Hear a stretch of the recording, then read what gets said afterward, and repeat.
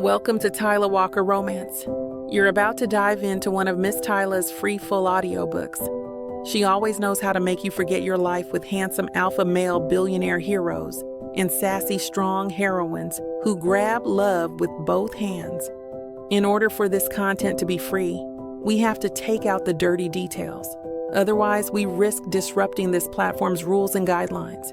Buy the unabridged version of any Tyla Walker audiobook from TylaWalker.com, and with code SAVE40, you can get 40% off any digital product at checkout. Take this moment to subscribe to the channel, and remember that liking and commenting is what makes these free full audiobooks possible. Thank you for choosing to treat yourself with Miss Tyla.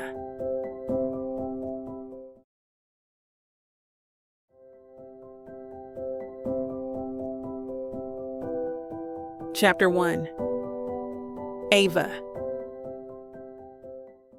The scent of burnt sugar and disappointment fills my kitchen as I stare at the blackened edges of what should have been my masterpiece. The caramelized pears, meant to crown my new signature pastry, are now scorched beyond salvation, victims of my divided attention and the ancient oven that has served Sweet Magnolia Bakery since opening day. "Damn it," I whisper, setting down the hot pan and flexing my fingers. The burn on my thumb throbs in time with my racing heart, a physical manifestation of the anxiety that's been my constant companion these past few months. I glance at the stack of unpaid invoices tucked beneath the register, the numbers growing more ominous with each passing week. The morning light streaming through the front windows catches on the delicate magnolia blossom, tattooed on my inner wrist, my personal reminder of resilience, and I absently trace its outline with my fingertip. My assistant Jazz bursts through the swinging door that separates the kitchen from the front of the bakery, her expression brightening as she balances a tray of freshly glazed lemon tarts. "These beauties are ready for the display case," she announces, her voice carrying the perpetual enthusiasm I've come to rely on. "And before you ask, yes, I doubled the batch like you wanted."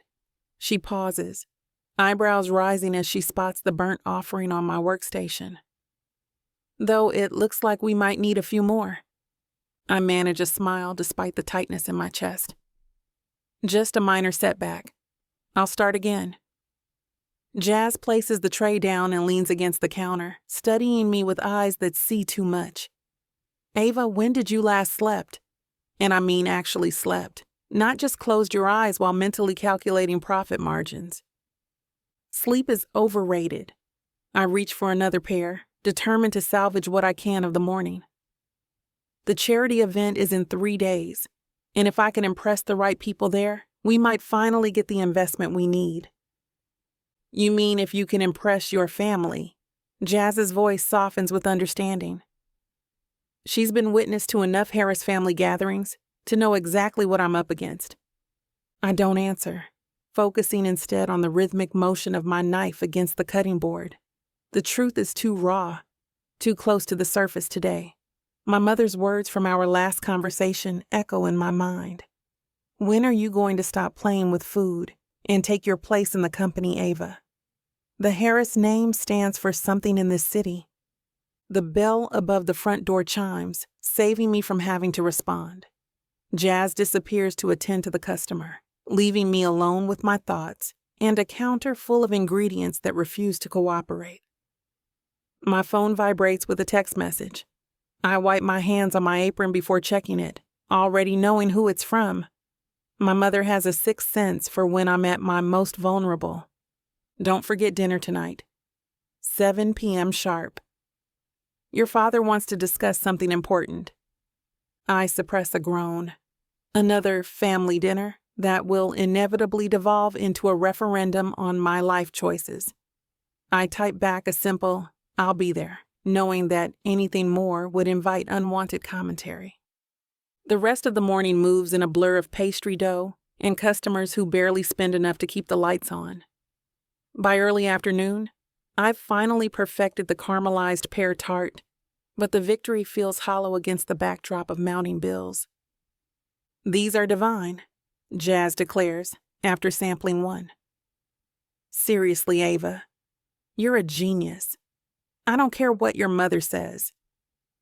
I smile despite myself. If only genius paid the rent. It will, Jazz insists, her faith in me unwavering. This will be the talk of the charity event. The Harris name might open doors, but your talent is what's going to walk through them. I wish I shared her confidence. My family name is both blessing and curse, opening doors while simultaneously making it harder for anyone to see me as anything but Marie Harris's wayward daughter. The Harris family estate sits like a crown jewel in Atlanta's most prestigious neighborhood, its sprawling grounds and white columns, a testament to old money and even older prejudices. I park my modest sedan, a deliberate choice that irritates my mother to no end, next to my brother's gleaming Tesla, and take a moment to collect myself. I'm not ashamed of Sweet Magnolia. I'm proud of what I've built, of every early morning and late night, of every recipe perfected through trial and error.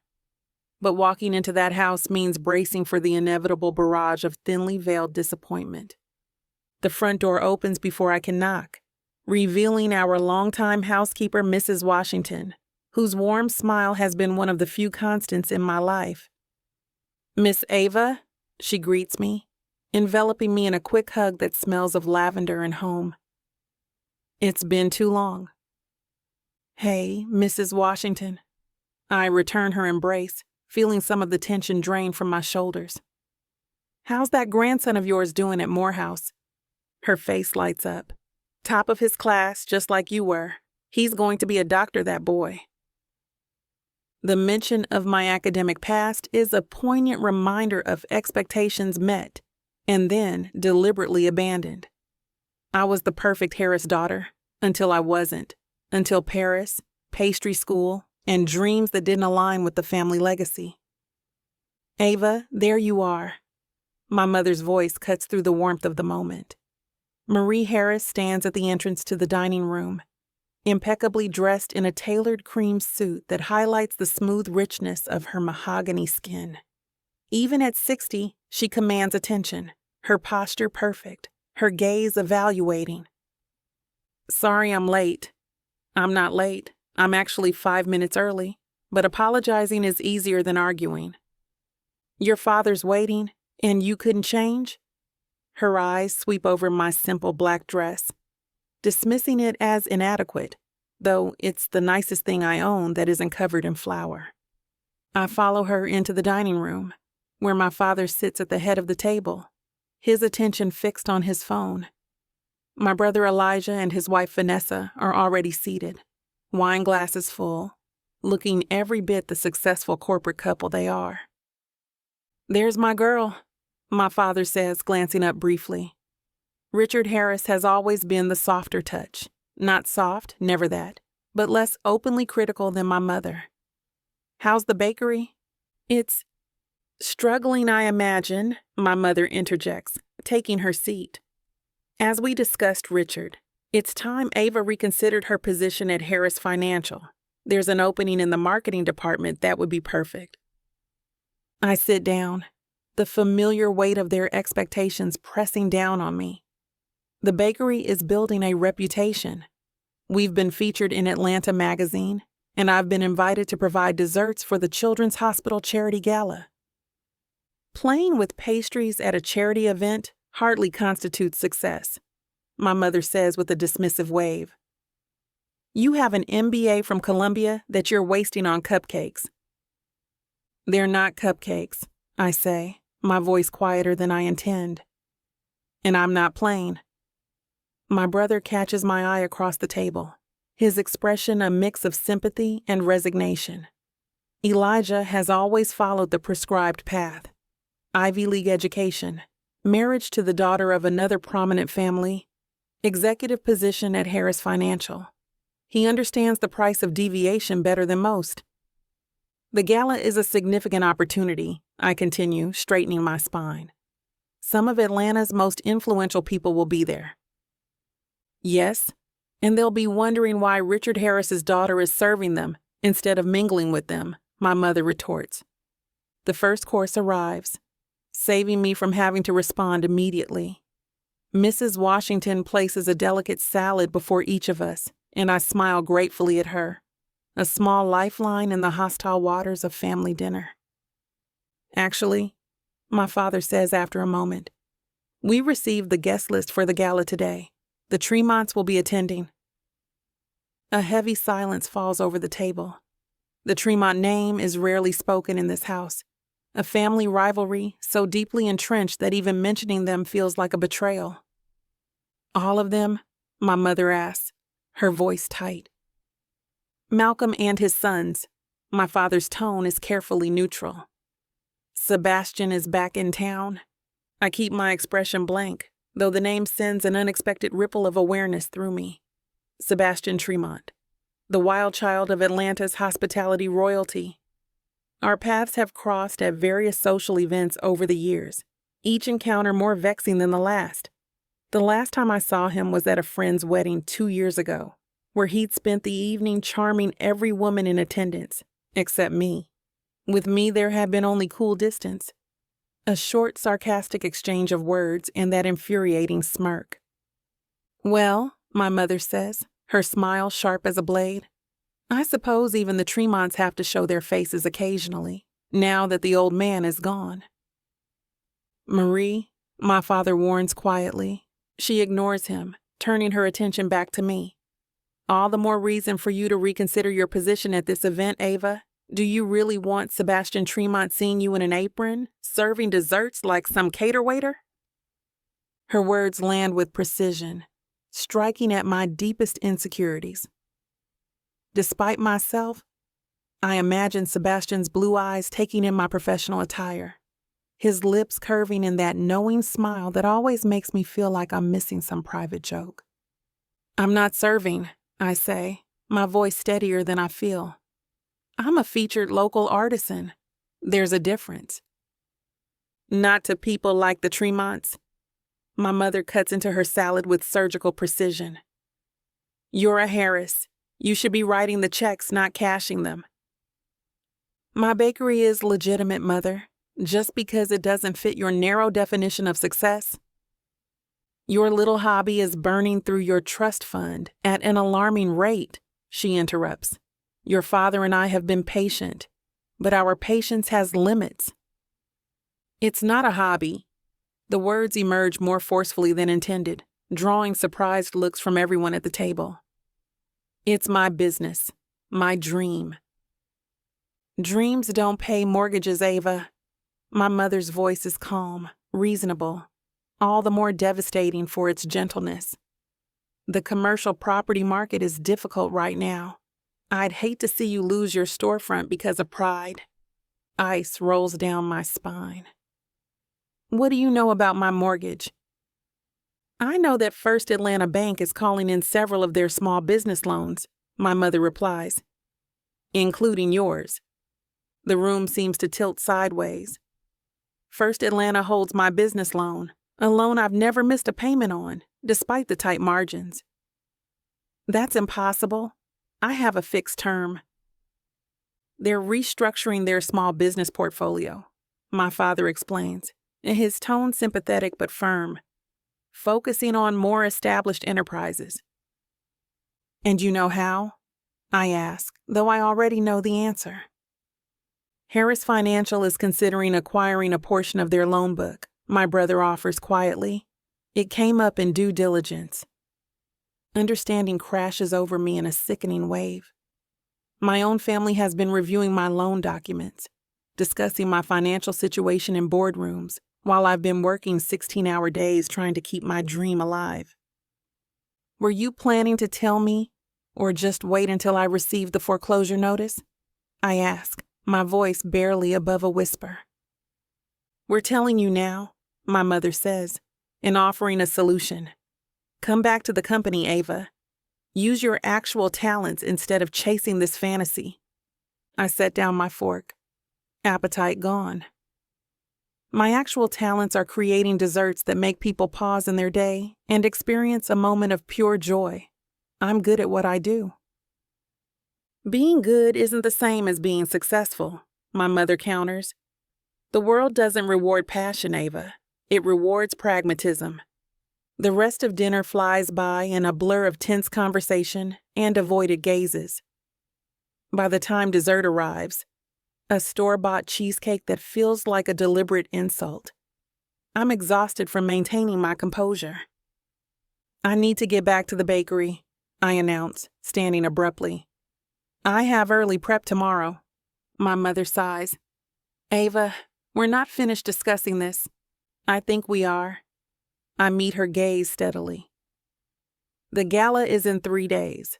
After that, we can talk about options. 3 days won't change the fundamental math, my father says gently. The bakery isn't sustainable. Then I'll have to find a way to make it sustainable. I turn to leave, then pause. And for the record, I'd rather serve dessert in an apron than sit in an office making myself miserable just to please you. The silence that follows me out is profound, broken only by the soft click of the front door as I close it behind me. In my car, I finally allow the tears I've been holding back to fall, my fingers automatically finding the magnolia tattoo on my wrist. Resilience, that's what the magnolia symbolizes. The ability to weather storms and still bloom. I take a deep breath, wiping away tears with my hand. 3 days until the gala. 3 days to save everything I've worked for. I turn the key in the ignition, determination hardening within me. My mother is wrong about many things, but she's right about one. The world doesn't reward passion alone. It rewards those who refuse to give up. Little does she know, I've never been more Harris-like than in my absolute refusal to surrender. Chapter 2. Sebastian.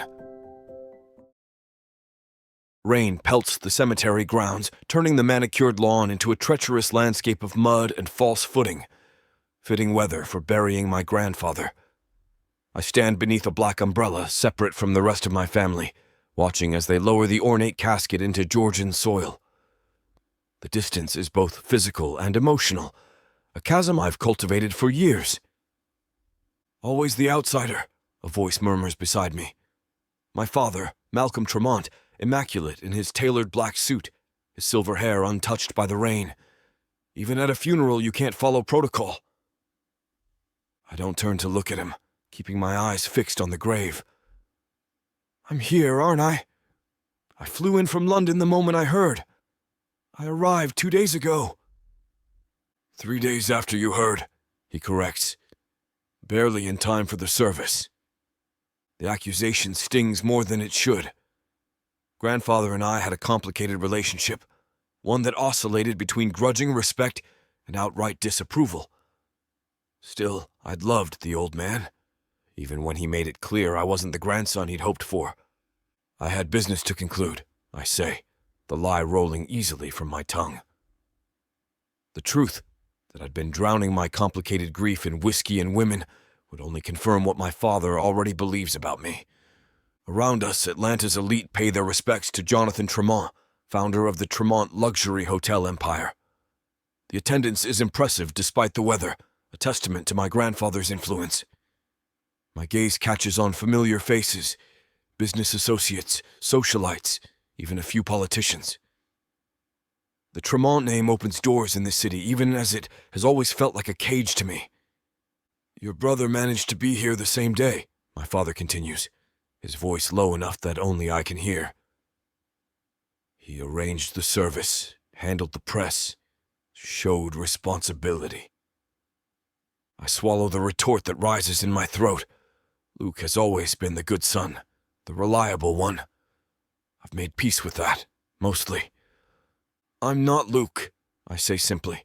My father's sigh carries a lifetime of disappointment. No, you're not. You're the eldest. The graveside service concludes, and the attendees begin drifting toward their cars, black umbrellas creating a somber parade across the cemetery.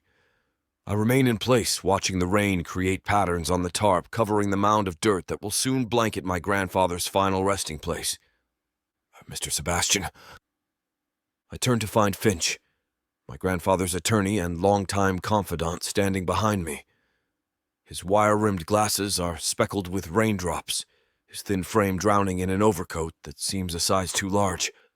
"The family is gathering at the mansion for the reading of the will," he informs me, his voice betraying nothing of what's to come. "Your presence is required." "Required," I repeat, tasting the word.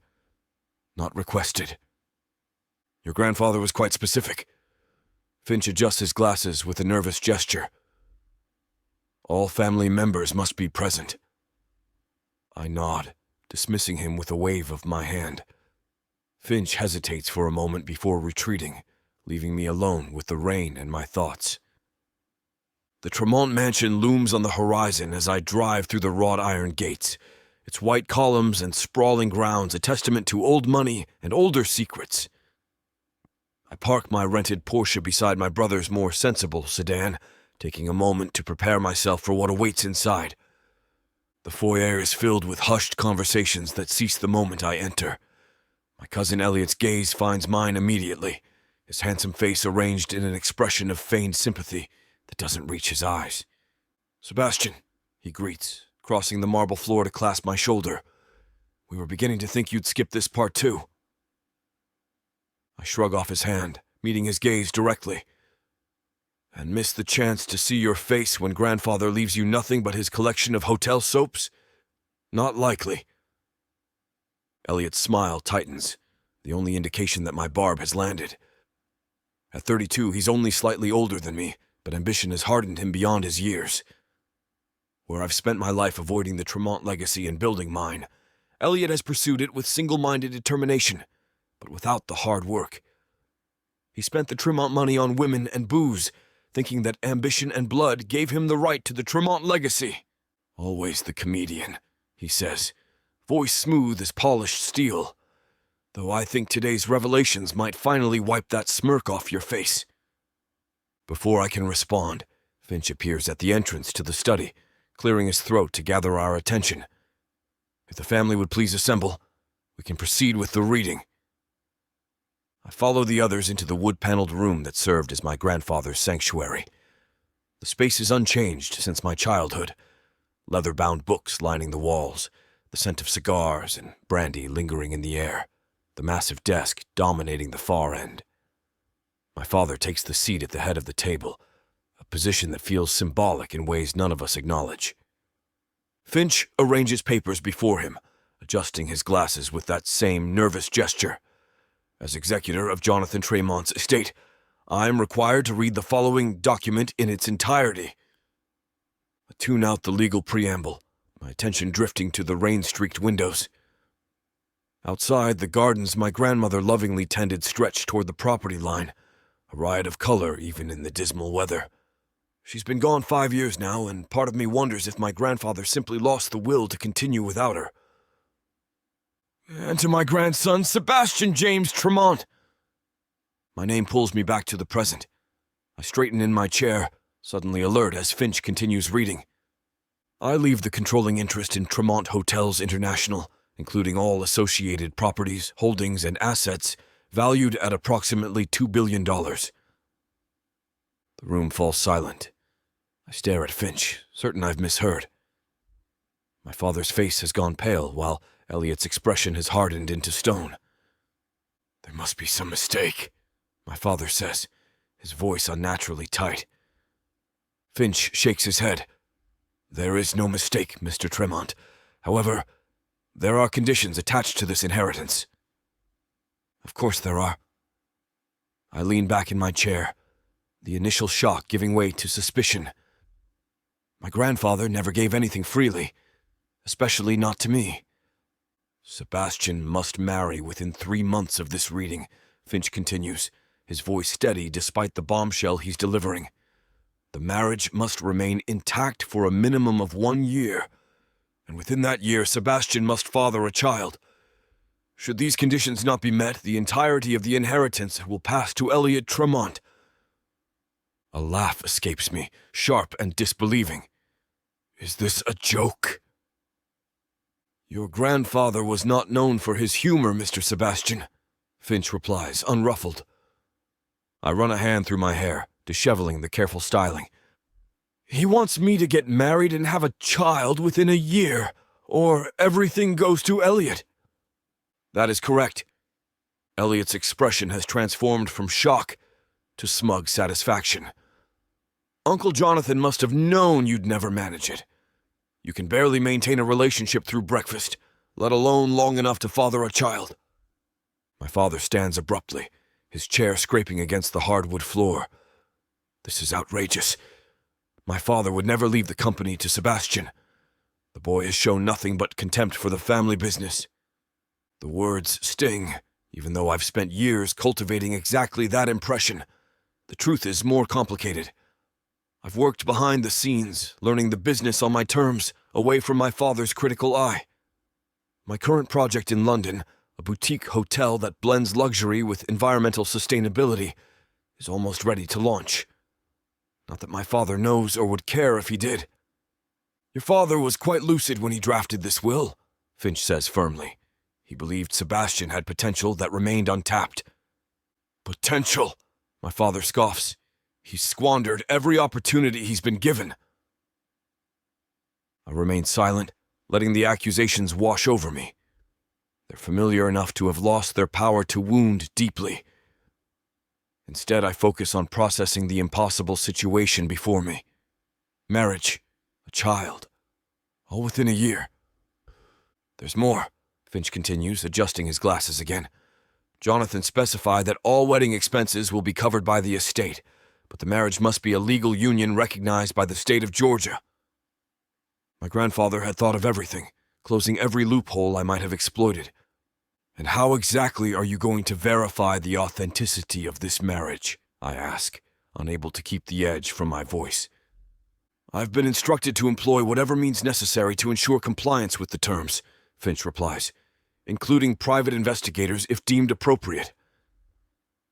The room erupts into arguments, my father and Elliot's voices rising above the others. I tune them out again, my mind racing through possibilities, each more absurd than the last. Who would agree to such an arrangement? Who could I trust not to take advantage? An image flashes in my mind, warm brown eyes flecked with gold, full lips curved in rare laughter, deep mahogany skin that seems to glow from within. Ava Harris, the one woman who has haunted my thoughts for years, always just out of reach. The memory of our last encounter surfaces unbidden. Her cool dismissal when I'd approached her at that wedding. The flash of disdain in those beautiful eyes. I'm not interested in being another notch on your bedpost, Tremont. The Harris-Tremont feud runs deep. Decades of business rivalries and personal slights creating a chasm I've never found a way to cross. But now desperation breeds inspiration. Ava needs something too. I'd heard through Atlanta's gossip mill that her bakery was struggling. The girl who defied her family's expectations to pursue her passion was now fighting to keep her dream alive. Perhaps we could help each other. Sebastian! My father's voice cuts through my thoughts.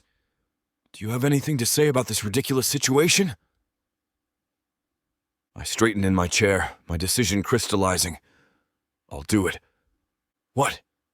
My father stares at me as if I've lost my mind. I'll meet grandfather's conditions.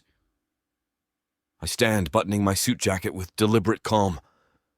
I'll find a wife, stay married for a year, and have a child. Elliot laughs, the sound sharp with disbelief. You're delusional. What woman would agree to such an arrangement?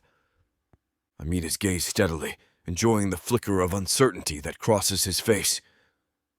I can be very persuasive when properly motivated.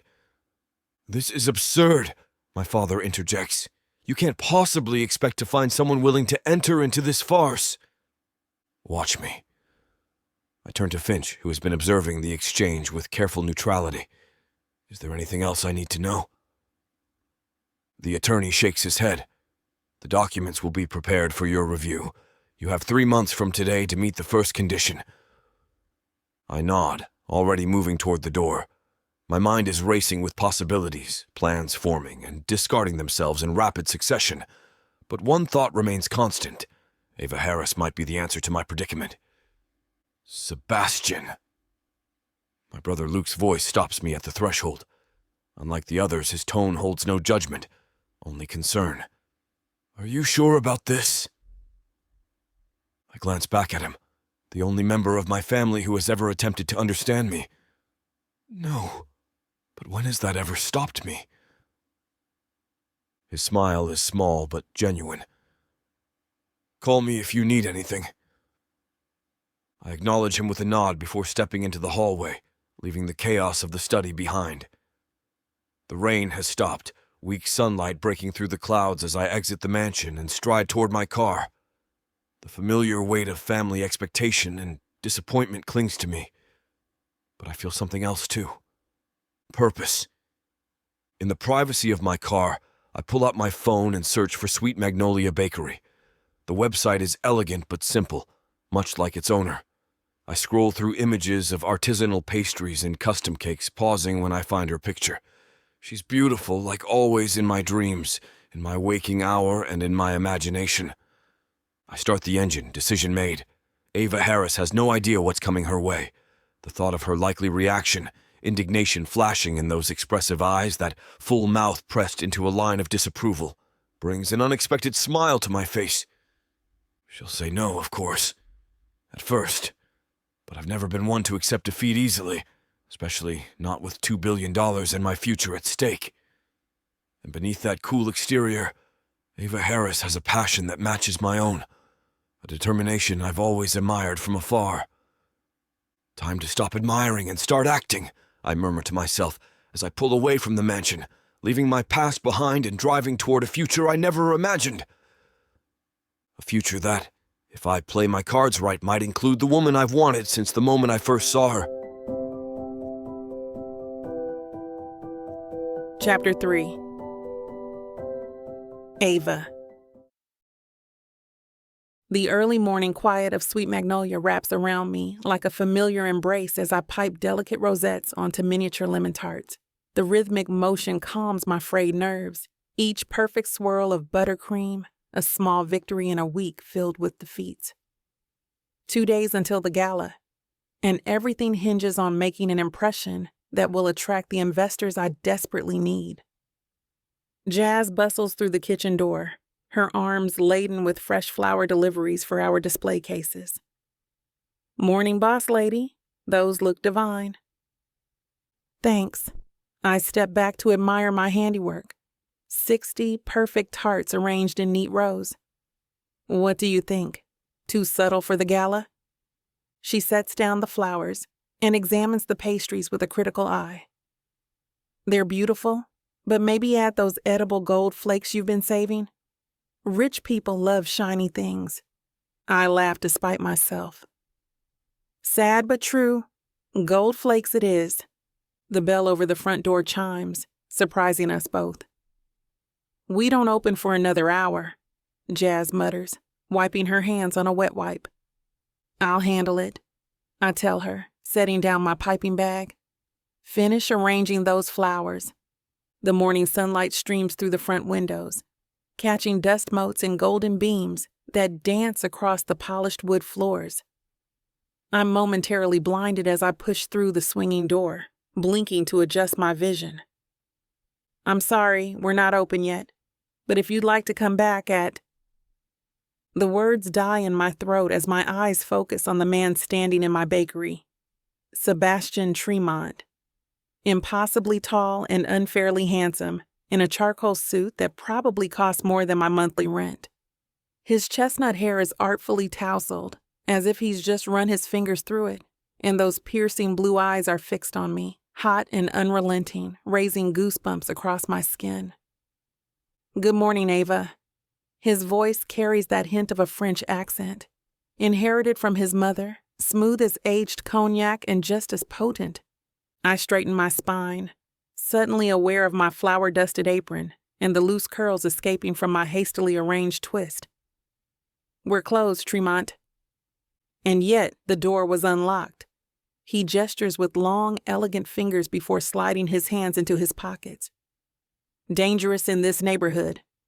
"What do you want?" I ask, not bothering to mask my impatience. The Harris-Tremont rivalry has been a fact of my life since childhood. Whispered warnings at family gatherings, Cautionary tales about trust and betrayal. Sebastian moves further into the space, his gaze sweeping over the vintage chandelier I restored myself. The mismatched antique tables I scoured flea markets to find. The hand-painted mural of magnolias along the back wall. Charming place. Very quaint. The word lands like an insult, though his tone remains neutral. If you came to critique my decor, you've wasted a trip. I have work to do. He turns to face me, those blue eyes suddenly serious. Actually, I came to propose a business arrangement. The Tremonts and Harrises don't do business together, I remind him, folding my arms across my chest. Family policy. Ah, yes, the great feud. A smile plays at the corners of his mouth, not quite reaching his eyes. Ancient history, wouldn't you say? Not according to my family. I move behind the counter, putting a physical barrier between us. Something about Sebastian Tremont has always unsettled me, a magnetic pull I refuse to acknowledge. So whatever you're selling, I'm not buying. What if I'm buying?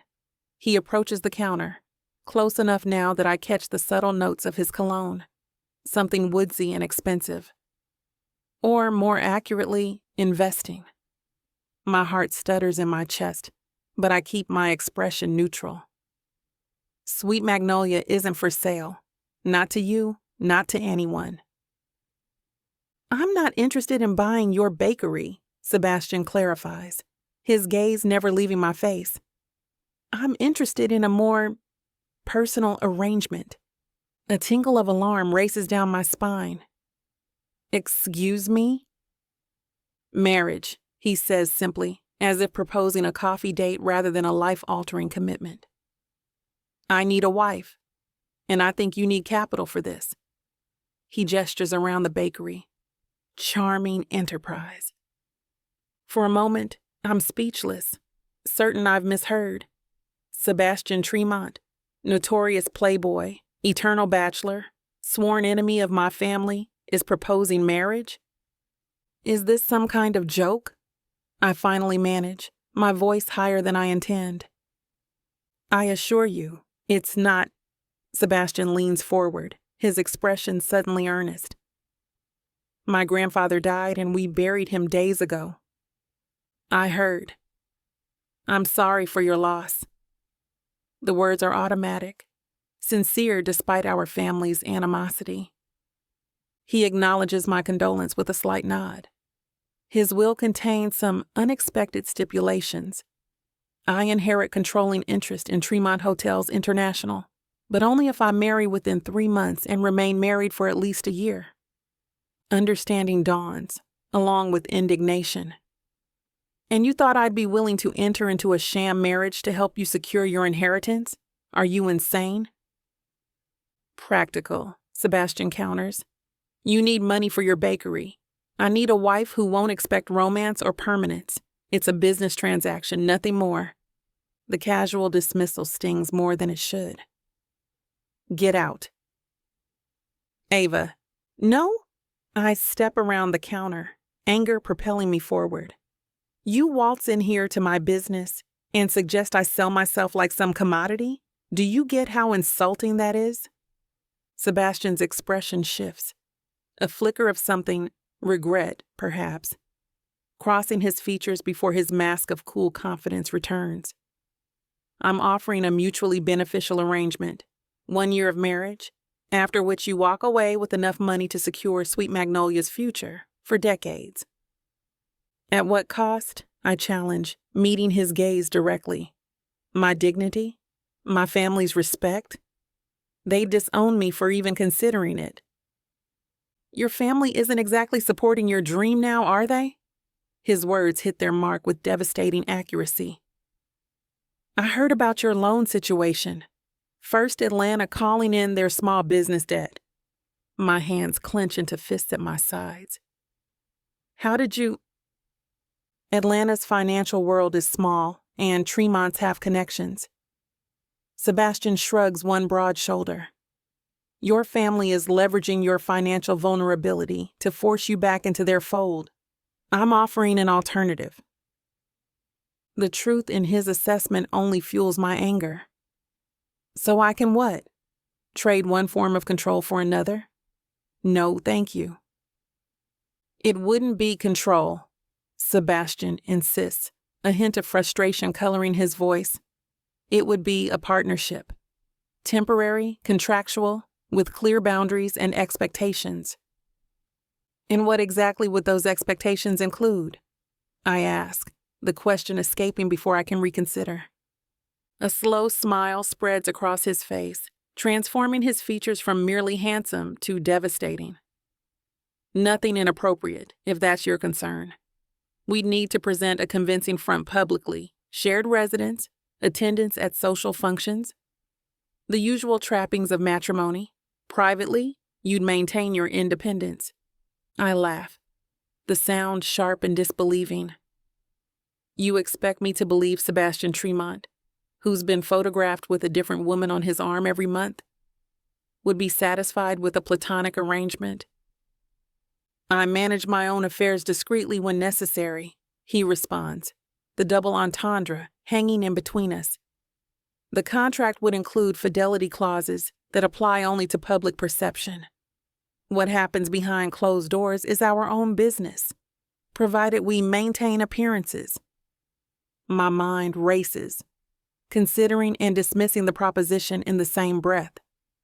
The financial security he's offering could save Sweet Magnolia, free me from my family's manipulation once and for all. But marrying a Tremont, even temporarily, would be the ultimate betrayal in my family's eyes. Why me? I ask suddenly. There must be dozens of women who jump at this opportunity without the complicated family dynamics. Sebastian's expression shifts, something unreadable flickering in his eyes. I need someone trustworthy, intelligent, and independent. Someone who understands business and won't develop unwanted attachments. And you think I fit that description? I know you do. His certainty is both flattering and unnerving. You've built this place from nothing, against your family's wishes. You're stubborn, principled, and completely uninterested in me romantically. The perfect candidate? The last part stings in ways I refuse to examine. You don't know me, Tremont. I know enough. Sebastian steps closer, close enough that I can see the faint stubble along his jaw, the tiny scar bisecting his left eyebrow. I know you're about to lose everything you've worked for. I know your family is using that vulnerability against you, and I know I'm offering a solution that benefits us both. My throat tightens with unwanted emotion, frustration, temptation, and a dangerous flicker of curiosity. The answer is no. Think about it, he presses. The gala is in 2 days. I'll be there, as will your family. Give me your answer then. I just gave you my answer, I insist, gesturing toward the door. Now please leave. I have work to do. Sebastian watches me, eyes lingering like he's reading a language only I speak. His gaze so penetrating I feel exposed, as if he can see past my defenses to the uncertainty beneath. Finally, he reaches into his jacket and withdraws a business card, placing it on the counter between us. When you change your mind, he says with maddening confidence, call this number, day or night. I won't change my mind. His smile is slow, knowing. We'll see. With that, he turns and walks toward the door, pausing with his hand on the handle. By the way, I've always admired your independence, Ava. It's rare to find someone who values their dreams more than their comfort. The compliment, unexpected and seemingly sincere, leaves me momentarily speechless. My mouth opens, but the words don't catch fast enough. Sebastian is gone, the tinkling bell signaling his departure. I stare at the space he occupied, my emotions a tangled mess of indignation, intrigue, and reluctant appreciation. The business card sits on the counter, innocent yet somehow threatening, a tangible reminder of the choice before me. Jazz burst through the kitchen door, her eyes wide with excitement. Was that Sebastian Tremont? The Sebastian Tremont? What was he doing here? Being insufferable, I mutter, snatching up the card and shoving it into my apron pocket before she can see it. He's even more gorgeous in person, Jazz continues, oblivious to my inner turmoil. Those eyes, and that accent. I bet he could read a grocery list and make it sound like poetry. He's a Tremont, I remind her, as much for my benefit as hers. Arrogant, entitled, and completely untrustworthy. Jazz studies my face, her excitement fading to curiosity. What did he want? Nothing important. The lie tastes bitter on my tongue. Just another rich guy thinking he can buy whatever catches his fancy. And you caught his fancy? Jazz waggles her eyebrows suggestively. Don't be ridiculous. I turn away, busying myself with rearranging the display case to hide the heat I can feel rising in my cheeks. There's nothing between me and Sebastian Tremont except mutual dislike and family history. Jazz makes a noncommittal noise, but mercifully drops the subject, returning to the kitchen to continue her work.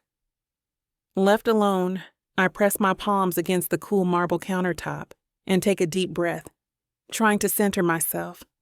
The bakery feels different somehow, as if Sebastian's presence has altered the air itself, leaving behind a lingering awareness I can't shake. I pull his card from my pocket, running my thumb over the embossed lettering. His private number handwritten on the back in a bold, assertive script. For one wild moment, I allow myself to imagine it. Financial freedom, my bakery secure, free from my family's constant pressure and disappointment. All for the small price of a temporary marriage to a man who represents everything I've been taught to distrust. Absolutely not. I whisper to the empty shop, tearing the card in half. The pieces flutter into the trash can beneath the register, a decisive rejection of his outrageous proposal. Yet even as I return to my kitchen, losing myself in the familiar rhythm of baking, Sebastian's words repeat in my mind. When you change your mind, call this number, day or night. His certainty is infuriating. His arrogance boundless. And yet, beneath my indignation lurks a treacherous thought. What if he's right? What if this absurd proposition is exactly what I need to save Sweet Magnolia and finally claim true independence? I push the thought away, focusing on the pastries before me with renewed determination. 2 days until the gala. 2 days to find another solution, another investor, another path forward that doesn't involve selling myself into a contractual marriage with Atlanta's most notorious bachelor. 2 days to prove Sebastian Tremont wrong when he assumed I would eventually say yes. The gold flakes shimmer as I sprinkle them over the lemon tarts, catching the light like tiny promises. But as beautiful as they are, I can't shake the feeling that they're merely decorative, not substantial enough to build a future on. Unlike the offer I just rejected. I reach for another tray, ignoring the phantom weight of the torn business card in the trash, the memory of those piercing blue eyes seeing too much, the lingering scent of his cologne that seems to have permeated my sanctuary. Focus, Ava, I whisper to myself, piping another perfect rosette. Just focus. But even as my hands create beauty from butter and sugar, my mind wanders to possibilities I shouldn't consider and a proposal I was right to refuse, wasn't I?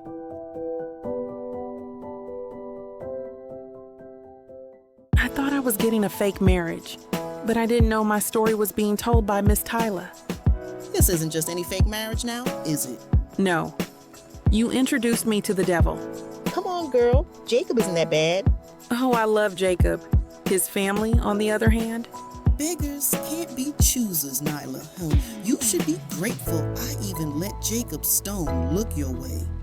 I just wanted to save my granddaddy. Is that so bad? Why couldn't you let this be a normal fake marriage? Instead, you put me in a twisty story filled with money, betrayal, power, and lies. Let's not forget love. That's what keeps me going. But not gonna lie, Miss Tyla. This story you got me in ain't the simple fake marriage happy ending I thought it would be. It's not. Where would be the fun in that? Treat yourself to Say Less, I Love You. New releases every Thursday, now with longer episodes. Or skip the wait and grab the full series bundle from TylaWalker.com for up to 85% off. Treat yourself with Miss Tyla.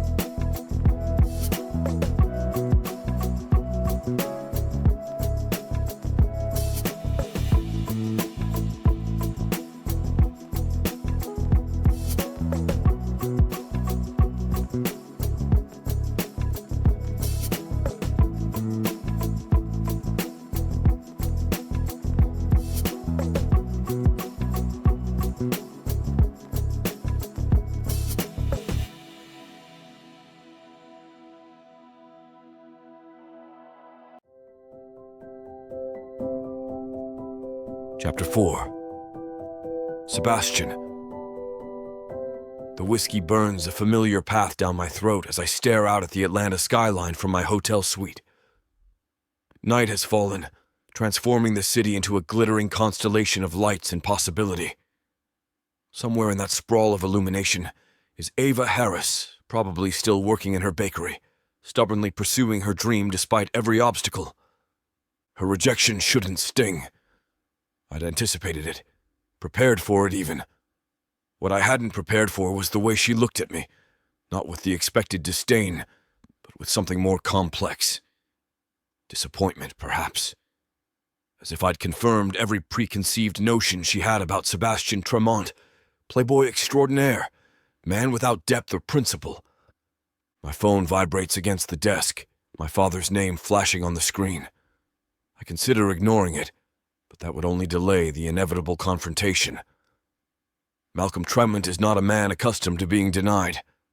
"Father," I answer, keeping my tone deliberately neutral. "Your presence is required at dinner tonight." Not a request, not even a proper greeting. Just a command, issued with the expectation of compliance. 8 o'clock. The house. I have plans. I don't. But the automatic resistance is hardwired after years of parental disappointment. Cancel them. My father's voice carries that particular note of authority that once had the power to make me fall in line. Elliot will be there. We need to discuss the situation. The situation. As if my inheritance of a multi-billion-dollar company is a minor inconvenience to be sordid at dinner. Fine. I swirl the remaining whiskey in my glass, watching the amber liquid catch the light. I'll be there. He disconnects without another word. No goodbye, no acknowledgement. Just the click of the call ending, leaving me with the ghost of a conversation and the certainty that tonight will be yet another exercise in familial warfare. I toss back the rest of my drink and move to the closet. Dinner at the Tremont Mansion requires armor, and mine comes in the form of a perfectly tailored Tom Ford suit, midnight blue with subtle pinstripes that cost more than some people's monthly salary. I select a crisp white shirt and a silk tie in a shade that almost exactly matches my eyes, a deliberate choice. My mother once told me my eyes were my best feature, the one physical trait I inherited from her. Wearing this tie to family gatherings is my private homage to the woman who provided the only real warmth in the Tremont household. As I dress, my mind returns to Ava, the way her dark eyes flashed with indignation at my proposal, the proud tilt of her chin as she showed me the door. I've watched her, admired her from a distance, her quiet determination, her refusal to bend to her family's expectations. What I didn't tell her this morning, what I couldn't tell her, was that she's been my impossible fantasy for years. Ava Harris, with her brilliant mind and stubborn pride, has occupied a corner of my thoughts for longer than I care to admit. The fact that she was forbidden, a Harris, only intensified the fascination. Now necessity has given me the perfect excuse to pursue her, but she sees only the surface, the convenient business arrangement, the mutual benefit. She doesn't know that when I proposed our temporary marriage, part of me was fulfilling a long-held wish, albeit in a twisted, contractual form. Pathetic, I mutter to my reflection as I adjust my tie. The man in the mirror looks successful, confident, untouchable.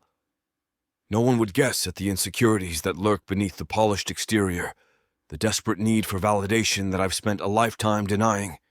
The drive to the Tremont Mansion takes me through Atlanta's most exclusive neighborhoods, past gated estates and manicured lawns that speak of old money and established power. The Harris estate is somewhere in this same enclave. Ava grew up just streets away from me, our childhoods unfolding in parallel, separated by an invisible boundary of family animosity. The security gate recognizes my car and swings open automatically, allowing me to drive up the long, winding driveway. Gravel crunches beneath my tires, the sound oddly comforting in its familiarity. Whatever else changes, this place remains the same. Imposing, beautiful, and cold as a tomb. I park beside Elliot's ostentatious Bentley, noting with grim amusement that he's positioned it directly in front of the entrance, as if marking his territory. My brother Luke's more modest Audi is tucked discreetly to the side, a reflection of his personality, present but never demanding attention. The front door opens before I can knock, revealing Michaels, our longtime butler, his expression as professionally neutral as ever.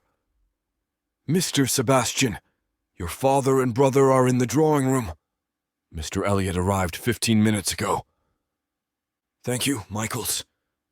I hand him my coat, noticing the slight softening around his eyes. Michaels has been with the family since before I was born, one of the few constants in a childhood marked by emotional absence. "How's the arthritis? Still giving you trouble?"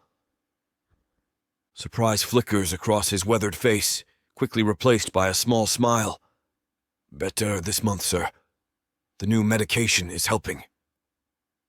This brief exchange of genuine human concern will likely be the warmest interaction I experience all evening. I steel myself as I move toward the drawing room, the sounds of conversation growing louder with each step.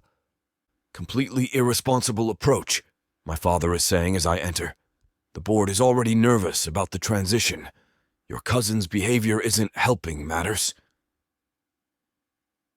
Elliot looks up from his whiskey, his expression shifting from attentive nephew to smug adversary as he spots me. "Speaking of the prodigal son..." My father turns, his silver hair catching the light from the crystal chandelier overhead. Malcolm Tremont, at 68, remains an imposing figure, tall, broad-shouldered, with eyes the color of a winter sky. Those eyes assess me now, finding fault in ways too numerous to articulate. You're late, he states, though I'm precisely on time. Traffic. I lie smoothly, crossing to the bar cart to pour myself a much-needed drink. Luke not joining us? He's finishing a call with Tokyo, my father replies. Some of us still attend to business responsibilities. The jab is so expected it barely registers. I take a deliberate sip of whiskey before responding. How fortunate that I'll soon have plenty of responsibilities to attend to myself. Elliot snorts into his glass. If you can find someone desperate enough to marry you within the next 3 months? No. I smile thinly. Don't project your romantic difficulties onto me, cousin. Some of us don't need to pay for companionship. A flush creeps up Elliot's neck, his knuckles whitening around his glass. The rumors about his arrangement with his last girlfriend, a model with expensive tastes and a convenient interest in middle-aged hotel executives, are apparently still a sore point. Enough, my father interrupts sharply. The situation is precarious enough without your childish sniping. What situation would that be, father? I ask, sinking into a leather armchair across from him. The one where grandfather left his company to me instead of you, or your protege here. The muscle in my father's jaw tightens, a telltale sign of his tightly controlled anger. The situation where the future of Tremont Hotels International hangs on your ability to maintain a committed relationship for longer than a weekend. Anyway, Elliot here isn't a better choice with his philandering. Elliot's face flush, and that almost made me laugh. I'm wounded. I place a hand over my heart in mock offense. You know my record is 11 days, nearly 2 full weeks of committed bliss. This isn't a joke, Sebastian. My father's voice drops to that dangerous register that once, long ago, had the power to make me flinch. This is our legacy. Your grandfather built this company from nothing, and I've spent my life expanding it. I won't watch you destroy it with your characteristic irresponsibility. The accusation hits me like a slap, familiar yet no less painful for its repetition. I maintain my expression of casual indifference, a mask perfected through years of similar encounters. I'm here. I can lead the Tremonts, Elliot inserts, but my father ignored him. I smirk, shaking my head. Does he really think my father will support him? It's like giving away the company if it's not in his direct line. Then you'll be relieved to know I'm taking the conditions quite seriously, I reply as Elliot tries to speak again, swirling the amber liquid in my glass. In fact, I've already identified a suitable candidate. Elliot straightens, his interest piqued. Who? He frowns. I smile, savoring the moment of control. Someone intelligent, independent, and completely uninterested in the Tremont fortune or name. The perfect temporary wife. Does this paragon have a name? My father asks, skepticism evident in every syllable. She does. I take another slow sip of whiskey, drawing out the revelation. Ava Harris. The reaction is immediate and gratifying. Elliot chokes on his drink, while my father goes perfectly still. The only indication of his shock is his eyes widening a fraction. Harris, he repeats, as if the name itself is distasteful. Richard Harris's daughter? The very same. I maintain an appearance of nonchalance, though my heart beats faster at even speaking her name. She owns a bakery downtown. Sweet Magnolia. I know who she is, my father says coldly. What I don't know is why you would propose such an alliance. The Harris family has been working against Tremont interests for decades. Exactly. I lean forward, warming to my argument. Which makes her perfect. No one would suspect a business arrangement between us. The surprise element of a Tremont-Harris union would create exactly the kind of public fascination that will make our marriage appear genuine. She'll never agree, Elliot interjects, recovering his composure. The Harris girl is as stubborn as her father, and twice as principled.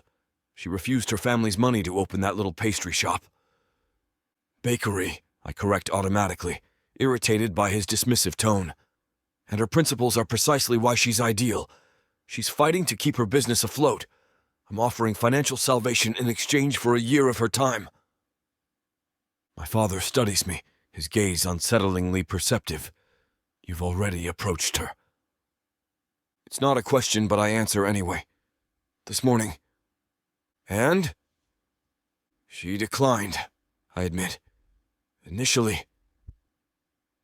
Elliot's triumphant laugh grates on my nerves. Of course she did. The mighty Sebastian Tremont, rejected by a baker. How the mighty have fallen. I resist the urge to remind him that Ava is not just a baker, but a successful entrepreneur with an MBA from Columbia. Instead, I maintain my composure, refusing to give him the satisfaction of seeing me ruffled. Her first refusal was expected, I explain calmly. She needed time to consider the proposal rationally without the shock of my sudden appearance. And you believe she'll reconsider? My father's tone makes it clear he finds this unlikely. I know she will. I project a confidence I don't entirely feel. The Harris family is pressuring her to abandon her bakery and return to their corporate fold. First Atlanta Bank is calling in her business loan, likely with Harris Financial's involvement. She's facing the loss of everything she's built. I'm offering an alternative. So your plan hinges on a woman desperate enough to marry you rather than lose her little shop? Elliot smirks. Not exactly the romantic foundation our conservative board members might hope for. The board doesn't need romance, I counter. They need stability and continuity. A marriage and the prospect of an heir provide that, regardless of the private arrangements behind it. It's enough that the public think it's romance, but we all know the insider deal. Who needs love anyway? My father rises, moving to the window that overlooks the immaculate gardens. His reflection in the glass is pensive, calculating. The Harris girl is intelligent. She'll want protections, guarantees. I'm prepared to offer them, I confirm. A detailed contract, generous financial compensation, complete autonomy over her business. She won't touch the Tremont money more than I allowed her. And if she still refuses? He asks, turning to face me. The possibility sends a cold thread of anxiety through me, though I'm careful not to show it. She won't. Your confidence is admirable if misplaced, my father says. But assuming you're right, assuming she agrees to this preposterous arrangement, what happens after the year is up? After she's given you the heir the will requires? I stumble over his words, forcing me to confront an aspect of the plan I've deliberately avoided examining too closely. A child. My child. With Ava. The contract will include provisions for that eventuality, I say carefully. Generous support, shared custody if she desires it. A Tremont heir raised half by Harris's. My father shakes his head, genuine dismay crossing his features. Your grandfather would turn in his grave. Grandfather is the one who created these conditions, I remind him sharply. He didn't specify who I should marry, only that I must. He likely assumed you'd choose someone appropriate, Elliot interjects. Not the daughter of our oldest business rivals. Appropriate like who, Elliot? One of your interchangeable models? Or perhaps someone from your mother's approved list of suitable socialites? Apparently she's on her 7th husband. I stand, my patience wearing thin. Grandfather left the company to me, not to father, not to you. My choice of wife is exactly that. The tension in the room crackles like static electricity. 3 generations of Tremont pride and stubbornness colliding in a perfect storm. The moment is broken by Luke's entrance, my younger brother oblivious to the charged atmosphere as he apologizes for his tardiness. Sorry about that, he says, making his way to the bar. The Tokyo team had concerns about... He pauses, finally registering the tension. What did I miss? Your brother's latest scheme to destroy the family legacy, my father says dryly. He intends to marry Ava Harris to secure his inheritance. Luke's eyebrows shoot up, but to his credit, he doesn't immediately dismiss the idea. Richard Harris's daughter? The one with the bakery? He turns to me, a question in his eyes. Have you already asked her? This morning, I confirm. She's considering it. She refused him flat out, Elliot corrects with undisguised glee, as any sane woman would. Luke ignores our cousin, his expression thoughtful. The gala is tomorrow night. She'll be there providing desserts, won't she? That might be your chance to make a better impression. I nod, grateful for his practical approach rather than immediate condemnation. That's the plan. A plan doomed to failure, Elliot declares, rising from his seat. But by all means, continue. The more spectacular your failure, the more secure my position becomes. Don't get too comfortable, cousin, I warn softly. I'm not finished yet. Gentlemen, my father interrupts, his tone final. Dinner is waiting. We will continue this discussion of Sebastian's strategy over the meal. The dining room is exactly as I remember it. Imposing, formal, designed to intimidate rather than welcome. Crystal glitters under chandelier light, silverware arranged with military precision beside fine china that has served generations of Tremonts. We take our places at the massive mahogany table, my father at the head, Elliot and Luke on one side, me alone on the other. The symbolism isn't lost on me. Dinner progresses with superficial conversation about business matters, the latest hotel acquisitions, stock prices, and board politics. I participate minimally, my mind occupied with plans for my next approach to Ava. The gala presents both opportunity and challenge. She'll be professionally occupied, her family will be present, and the public setting limits our privacy. But I need to make an impression, to demonstrate that my offer deserves serious consideration. Sebastian. My father's voice pulls me from my thoughts. Elliot raises a valid concern. Have you considered what this Harris alliance might do to our business relationships? Richard sits on the boards of companies that directly compete with our interests. I've considered everything, I reply, though in truth, the business implications had been secondary to my focus on Ava herself. A personal connection doesn't necessitate a business one. Many successful couples maintain separate professional lives.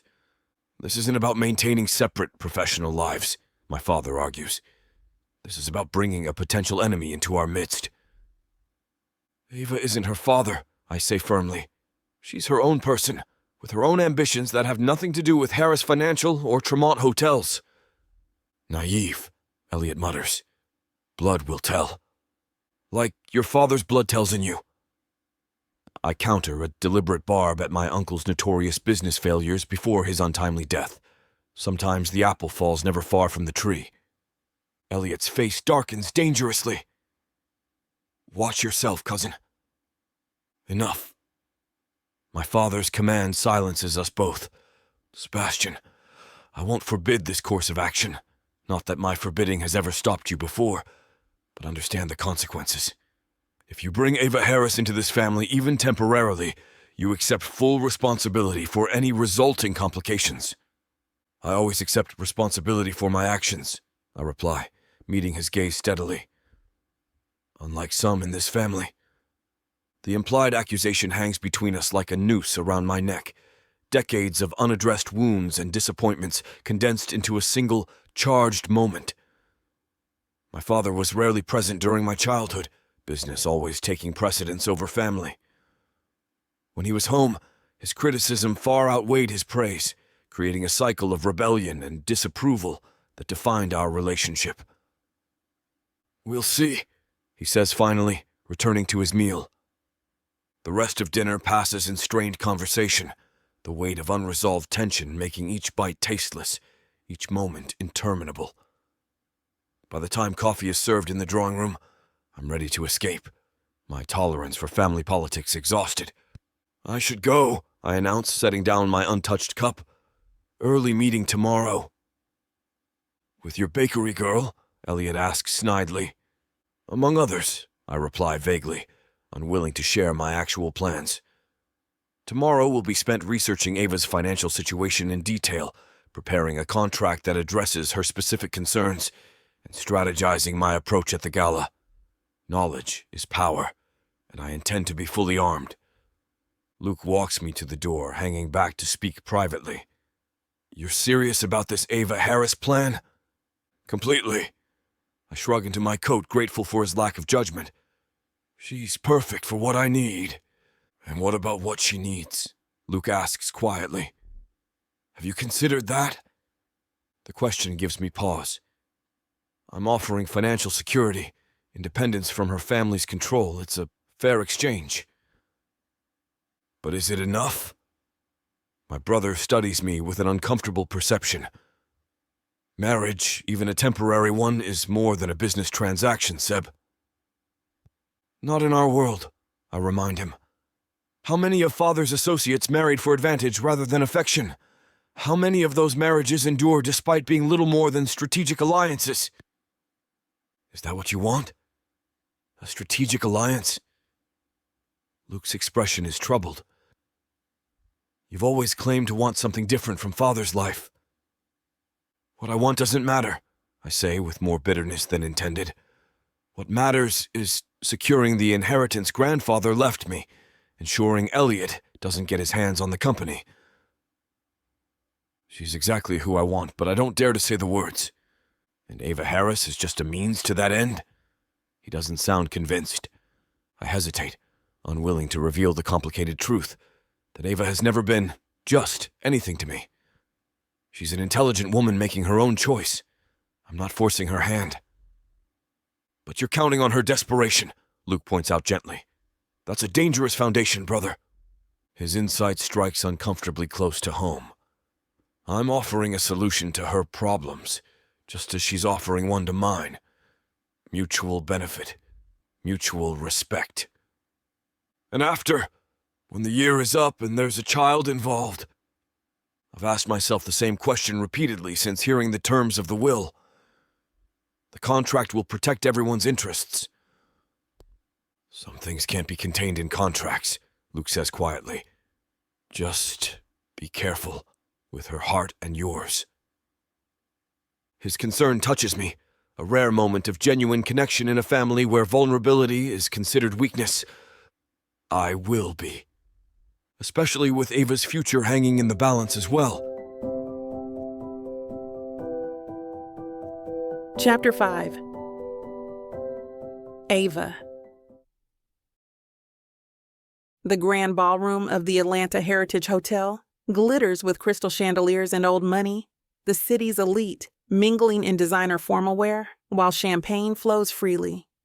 I adjust the display of caramelized pear tarts one last time, my hands steady despite the storm of anxiety raging inside me.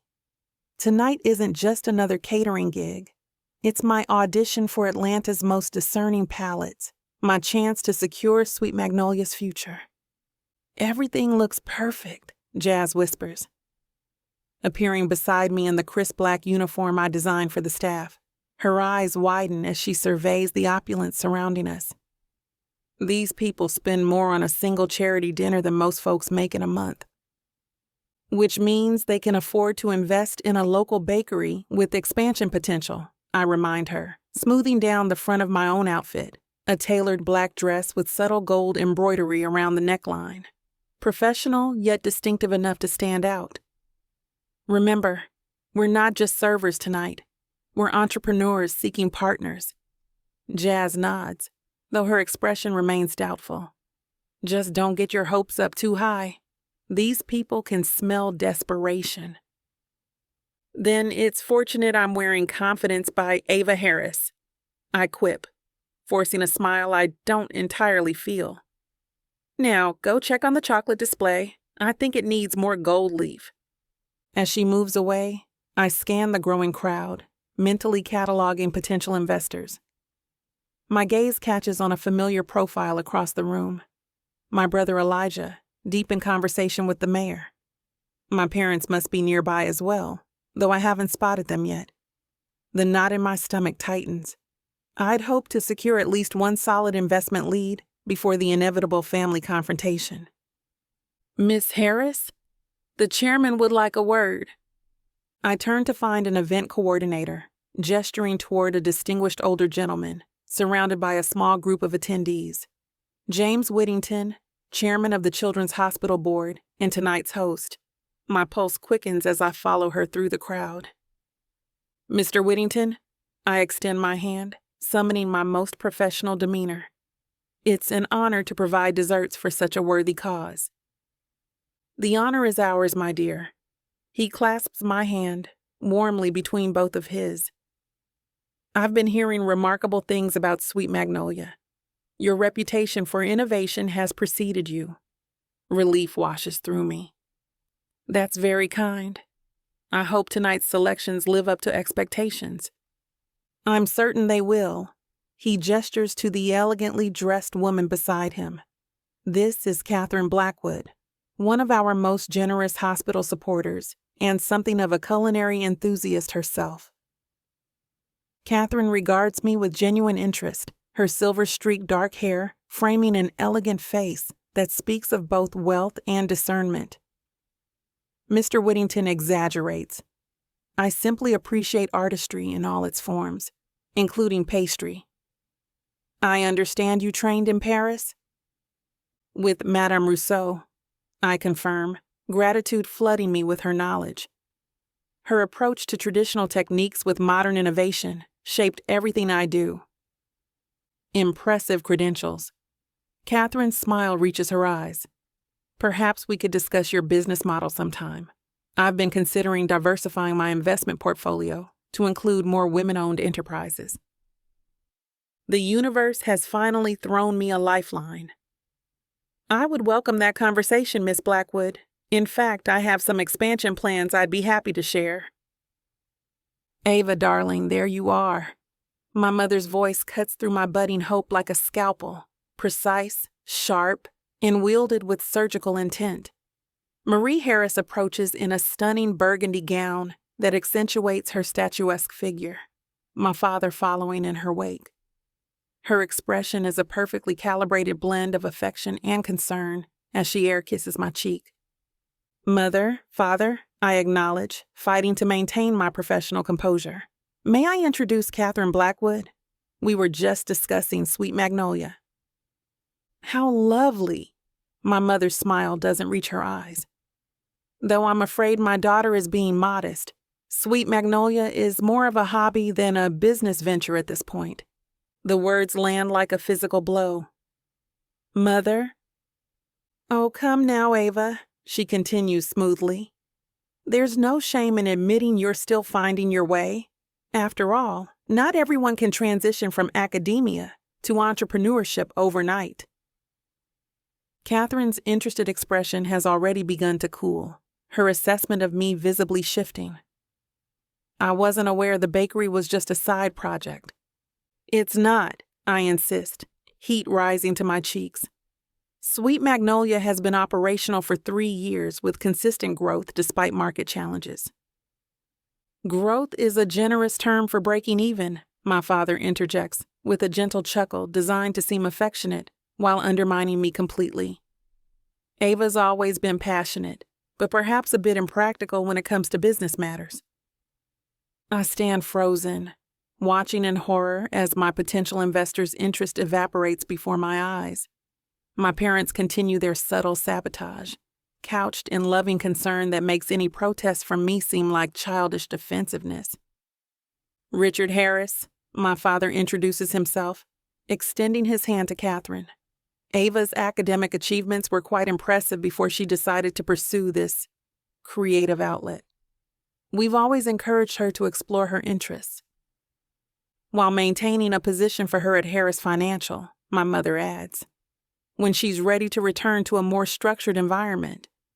Catherine nods politely, clearly reassessing the situation. It's admirable to support your daughter's exploration. We believe in letting our children learn from experience. My mother agrees, her voice dripping with false understanding, even when those experiences prove challenging. If you'll excuse me, I manage, my voice tight with suppressed emotion. I should check on the dessert service. I retreat before anyone can respond, my vision blurring as I navigate through the crowd. The bathroom offers temporary sanctuary, and I lock myself in a stall, pressing my forehead against the cool metal door as I struggle to regain composure. 3 deep breaths. That's all I allow myself before straightening my shoulders and reapplying my lipstick with hands that only slightly tremble. I've weathered family humiliation before. This is just another battle in a long war. When I return to the ballroom, Jazz intercepts me, her expression worried. "Everything okay? You look like you're about to commit justifiable homicide."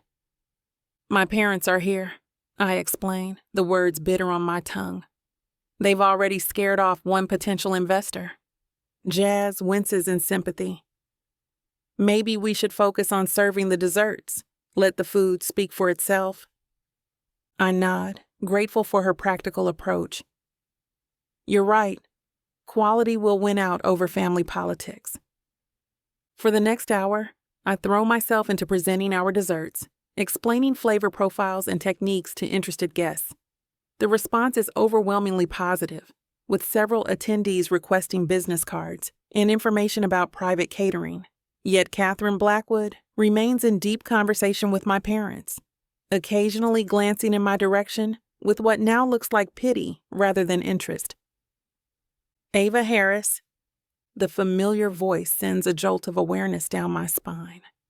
I turn to find Sebastian Tremont standing before me, devastatingly handsome, in a perfectly tailored tuxedo that accentuates his broad shoulders and lean frame. His blue eyes rake over me, setting off a chain reaction under my skin. "Mr. Tremont," I acknowledge coolly, acutely aware of the curious glances directed our way. A Harris and a Tremont in civil conversation. Is gossip worthy in Atlanta society? "Come to sample the competition's offerings?" His mouth curves in that infuriating half smile. "I've come to sample excellence. And from what I'm hearing, that's exactly what you're providing tonight." The unexpected compliment throws me off balance. "Thank you. May I?" He gestures to the display of lemon lavender macarons, each one a perfect pastel creation. I nod, watching as he selects one and takes a deliberate bite.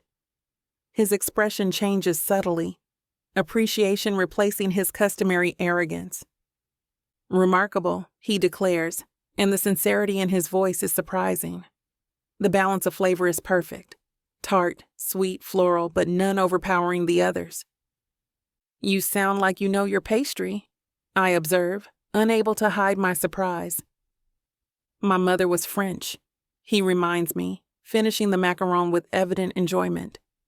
Appreciating fine food was considered as essential as breathing in our household, at least when she was alive.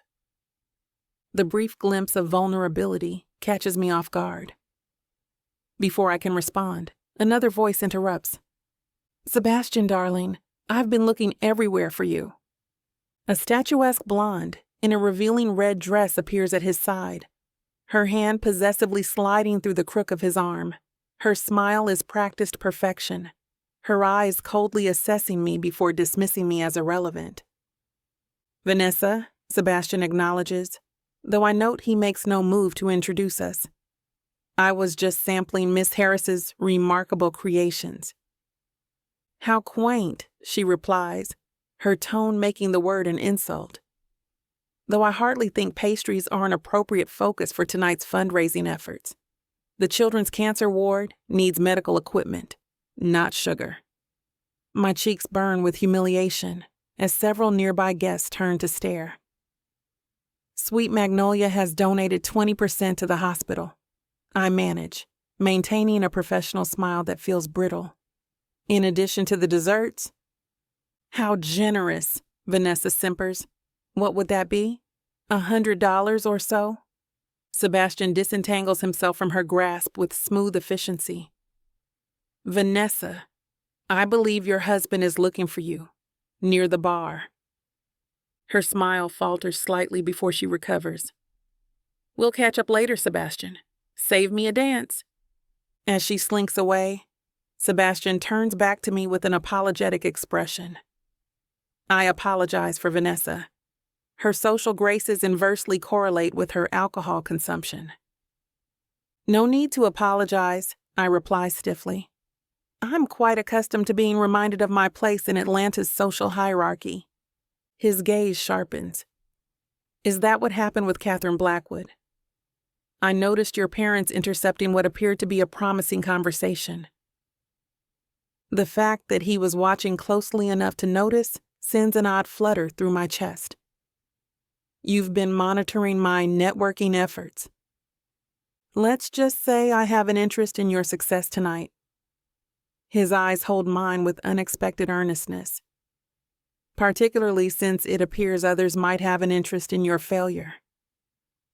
Before I can process this statement, a commotion near the main dessert table draws my attention. My heart sinks as I spot my mother gesturing emphatically to one of the catering staff, who looks increasingly distressed. Excuse me, I murmur, moving quickly toward the developing situation. I arrive just in time to hear my mother's voice, pitched to carry to nearby guests. Simply concerned about food safety standards. These tarts have been sitting out for quite some time in a warm room. The display was refreshed less than 20 minutes ago, Mrs. Harris, my assistant explains, visibly intimidated by my mother's authoritative presence. We follow all health department guidelines for temperature and serving time. Nevertheless, my mother insists, I would hate for any of our guests to experience discomfort. Perhaps it would be best to remove them as a precaution. That won't be necessary. I step forward, my voice steadier than I feel. Our desserts are prepared and served according to the strictest safety standards, Mother. As you well know, she turns to me with an expression of exaggerated concern. Darling, I'm only thinking of the guests. Your little bakery is still finding its footing with events of this scale. Several guests have paused their conversations to watch the unfolding drama. My father appears at my mother's side, his expression a perfect mask of paternal concern. Perhaps Ava's staff could simply replace this particular batch, he suggests in a reasonable tone that makes my objection seem petulant by comparison. Better safe than sorry when dealing with perishables. There's nothing wrong with these desserts, I insist, struggling to keep my voice even. They're fresh, properly stored, and completely safe for consumption.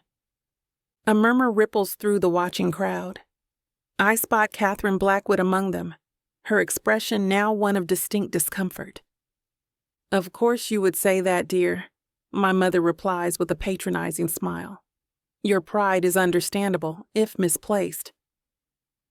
The public humiliation is complete, my professionalism questioned, my credibility undermined, all under the guise of parental concern. I stand frozen in mortification as whispers spread through the ballroom, my carefully constructed professional image crumbling before my eyes. If I may, a confident voice interjects. Sebastian steps forward, commanding attention with his mere presence. As someone who has sampled several of Miss Harris's creations tonight, I can personally attest to their exceptional quality and freshness. My mother's smile grows brittle. Sebastian Tremont, how unexpected to find you defending a Harris enterprise. Excellence transcends family rivalries, Mrs. Harris, he replies smoothly. And Sweet Magnolia exemplifies excellence in every bite I've tasted. He turned to the watching crowd, his charisma drawing all eyes.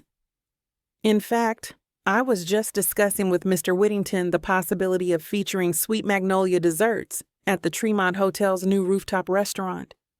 Quality of this caliber deserves a showcase worthy of its artistry.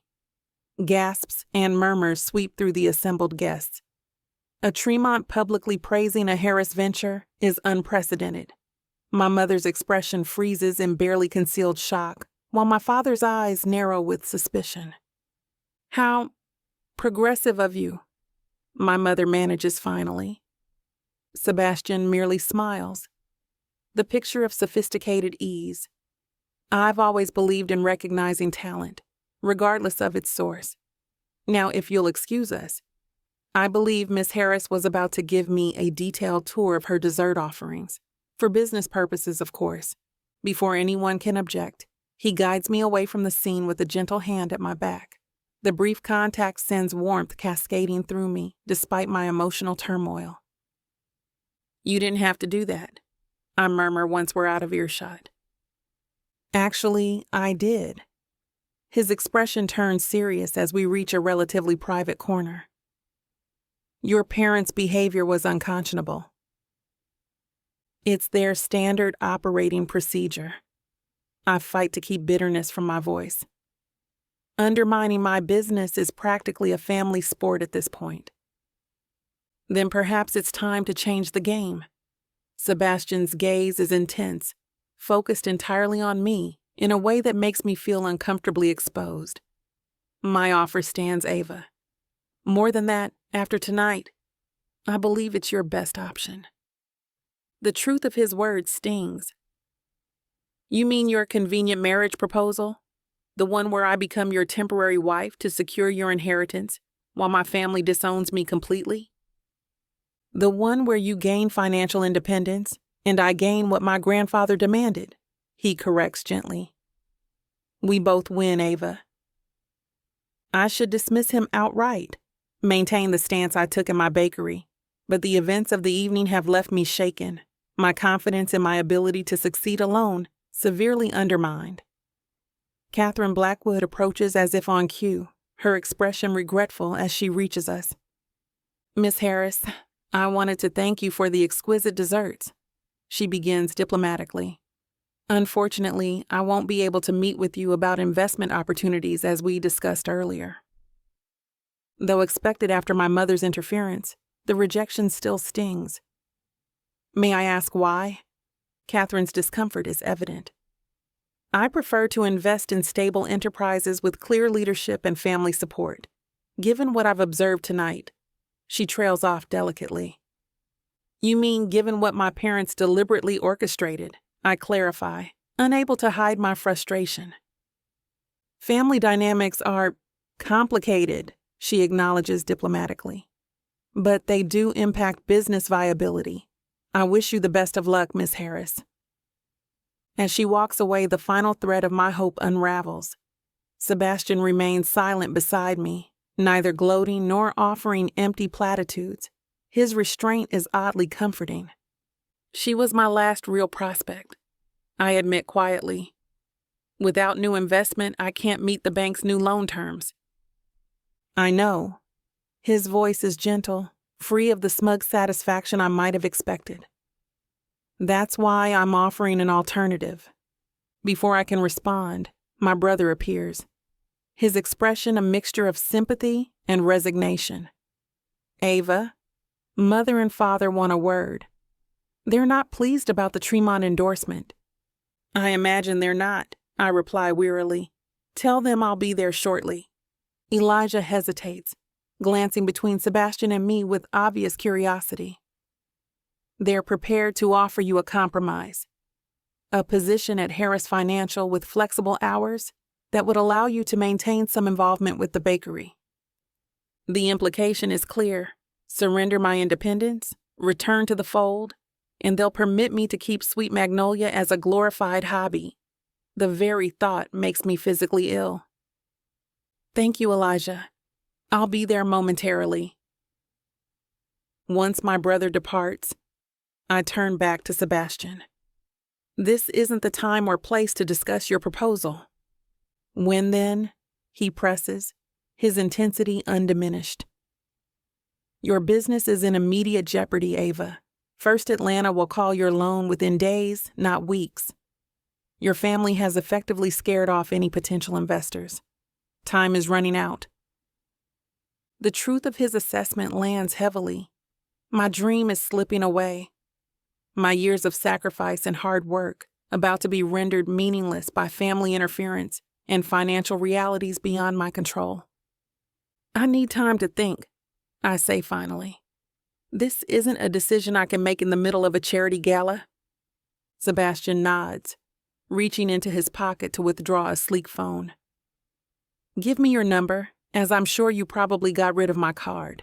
I'll call you tomorrow morning, and we can discuss specifics in detail." Privately, against my better judgment, I recite my number, watching as he programs it into his contacts. Our fingers brush as he returns the phone to his pocket, the brief contact sending an inexplicable shiver through me. Tomorrow, then, he confirms, his blue eyes holding mine. And Ava, for what it's worth, your desserts weren't just the best offerings at this event. They were among the finest I've tasted anywhere. Your talent deserves a platform, not sabotage. With that, he turns and walks away, leaving me with a curious mixture of dread and hope churning in my stomach. I watch his tall figure navigate through the crowd, commanding attention without effort, exuding the easy confidence of a man accustomed to getting what he wants. And what he wants, inexplicably, is me. The remainder of the evening moves by with forced smiles and mechanical responses. My parents' compromise is exactly as Elijah described, a cage disguised as an opportunity, a way to bring their wayward daughter back under control while allowing her to keep her little hobby as a consolation prize. By the time I return to my empty apartment, exhaustion and despair have settled deep in my bones. I kick off my heels and sink onto the couch, still in my event dress, too emotionally drained to even change. Sweet Magnolia, my dream, my passion, my declaration of independence, all of it teeters on the edge of extinction. My phone chimes with a text from Jazz. Despite the drama, we got 3 catering inquiries. Not investors, but better than nothing. You okay? I stare at the message, unable to formulate a response that doesn't sound pathetically defeated. 3 catering jobs won't save the bakery from First Atlanta's impending loan recall. Nothing short of a miracle, or a devil's bargain, can do that now. As if summoned by my thoughts, my phone rings, an unknown number lighting up the screen. My heart rate accelerates as I answer. Hello? Ava? Sebastian's voice fills the line, warm and certain. I know we agreed to talk tomorrow, but after watching your family's performance tonight, I thought you might appreciate hearing a friendly voice sooner rather than later. The unexpected thoughtfulness catches me off guard. That's considerate of you. Don't sound so surprised, he replies, a smile evident in his voice. I'm not entirely the villain your family makes me out to be. No, you're just the man proposing a sham marriage for mutual benefit, I counter, though there's less bite in my words than I intended. A pragmatic solution to our respective problems, he corrects. One that, after tonight, seems increasingly sensible. I close my eyes, exhaustion making it difficult to maintain my defenses. Why me, Sebastian? There must be dozens of women who would jump at the chance to be Mrs. Tremont, even temporarily. His pause is so long, I wonder if the call has dropped. When he finally speaks, his voice carries an unexpected vulnerability. Because I trust you, he says simply. Because you have as much to gain from this arrangement as I do, and because I believe we can work together without complications. The rationale is sound, logical, devoid of the emotional manipulation I've grown accustomed to from my family. Perhaps that's why I find myself considering it seriously for the first time. What exactly would this arrangement entail? I ask, surprising myself with the question. We can discuss details tomorrow, Sebastian replies, careful not to push too hard now that I've shown openness. Coffee at 10? I'll come to the bakery. Decision time. I can continue fighting a losing battle alone, surrender to my family's demands, or accept Sebastian's unorthodox proposal, a temporary marriage that would provide financial salvation at the cost of family approval. 10 is fine, I agree finally. But this is just a discussion, not a commitment. Of course. His tone lightens with what sounds like genuine relief. Get some rest, Ava. Tomorrow is a new day with new possibilities.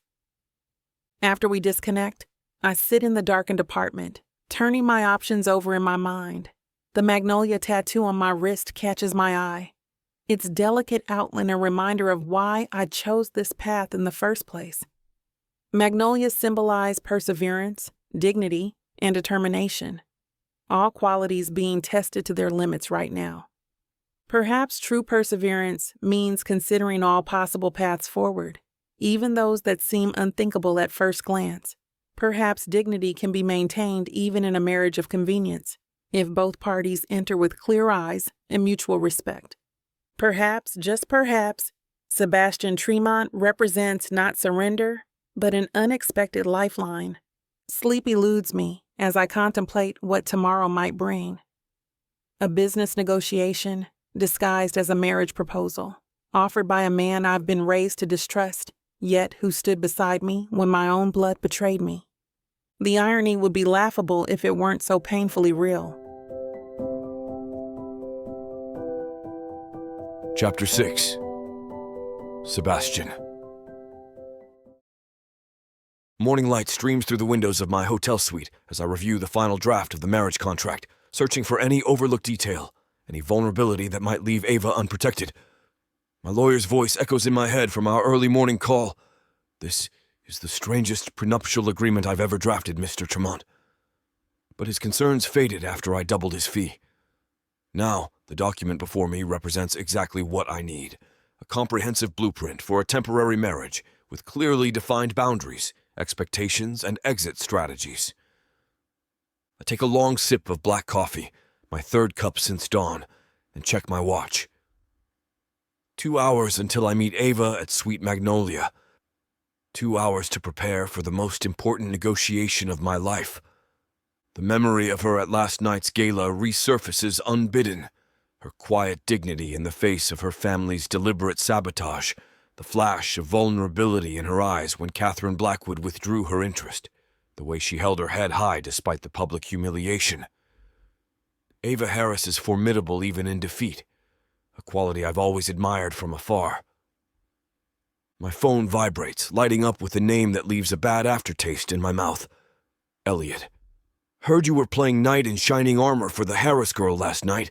Desperate much?" I delete the message without responding. Elliot's petty provocations aren't worth my energy, especially today. Instead, I return to the contract, paying particular attention to the financial provisions.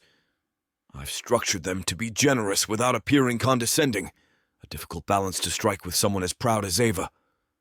The hotel phone rings, interrupting my concentration. "Mr. Tremont, there's a Mr. Luke Tremont asking for you in the lobby. Shall I send him up?" "Yes, thank you." My brother's unexpected visit is a welcome distraction from my circling thoughts.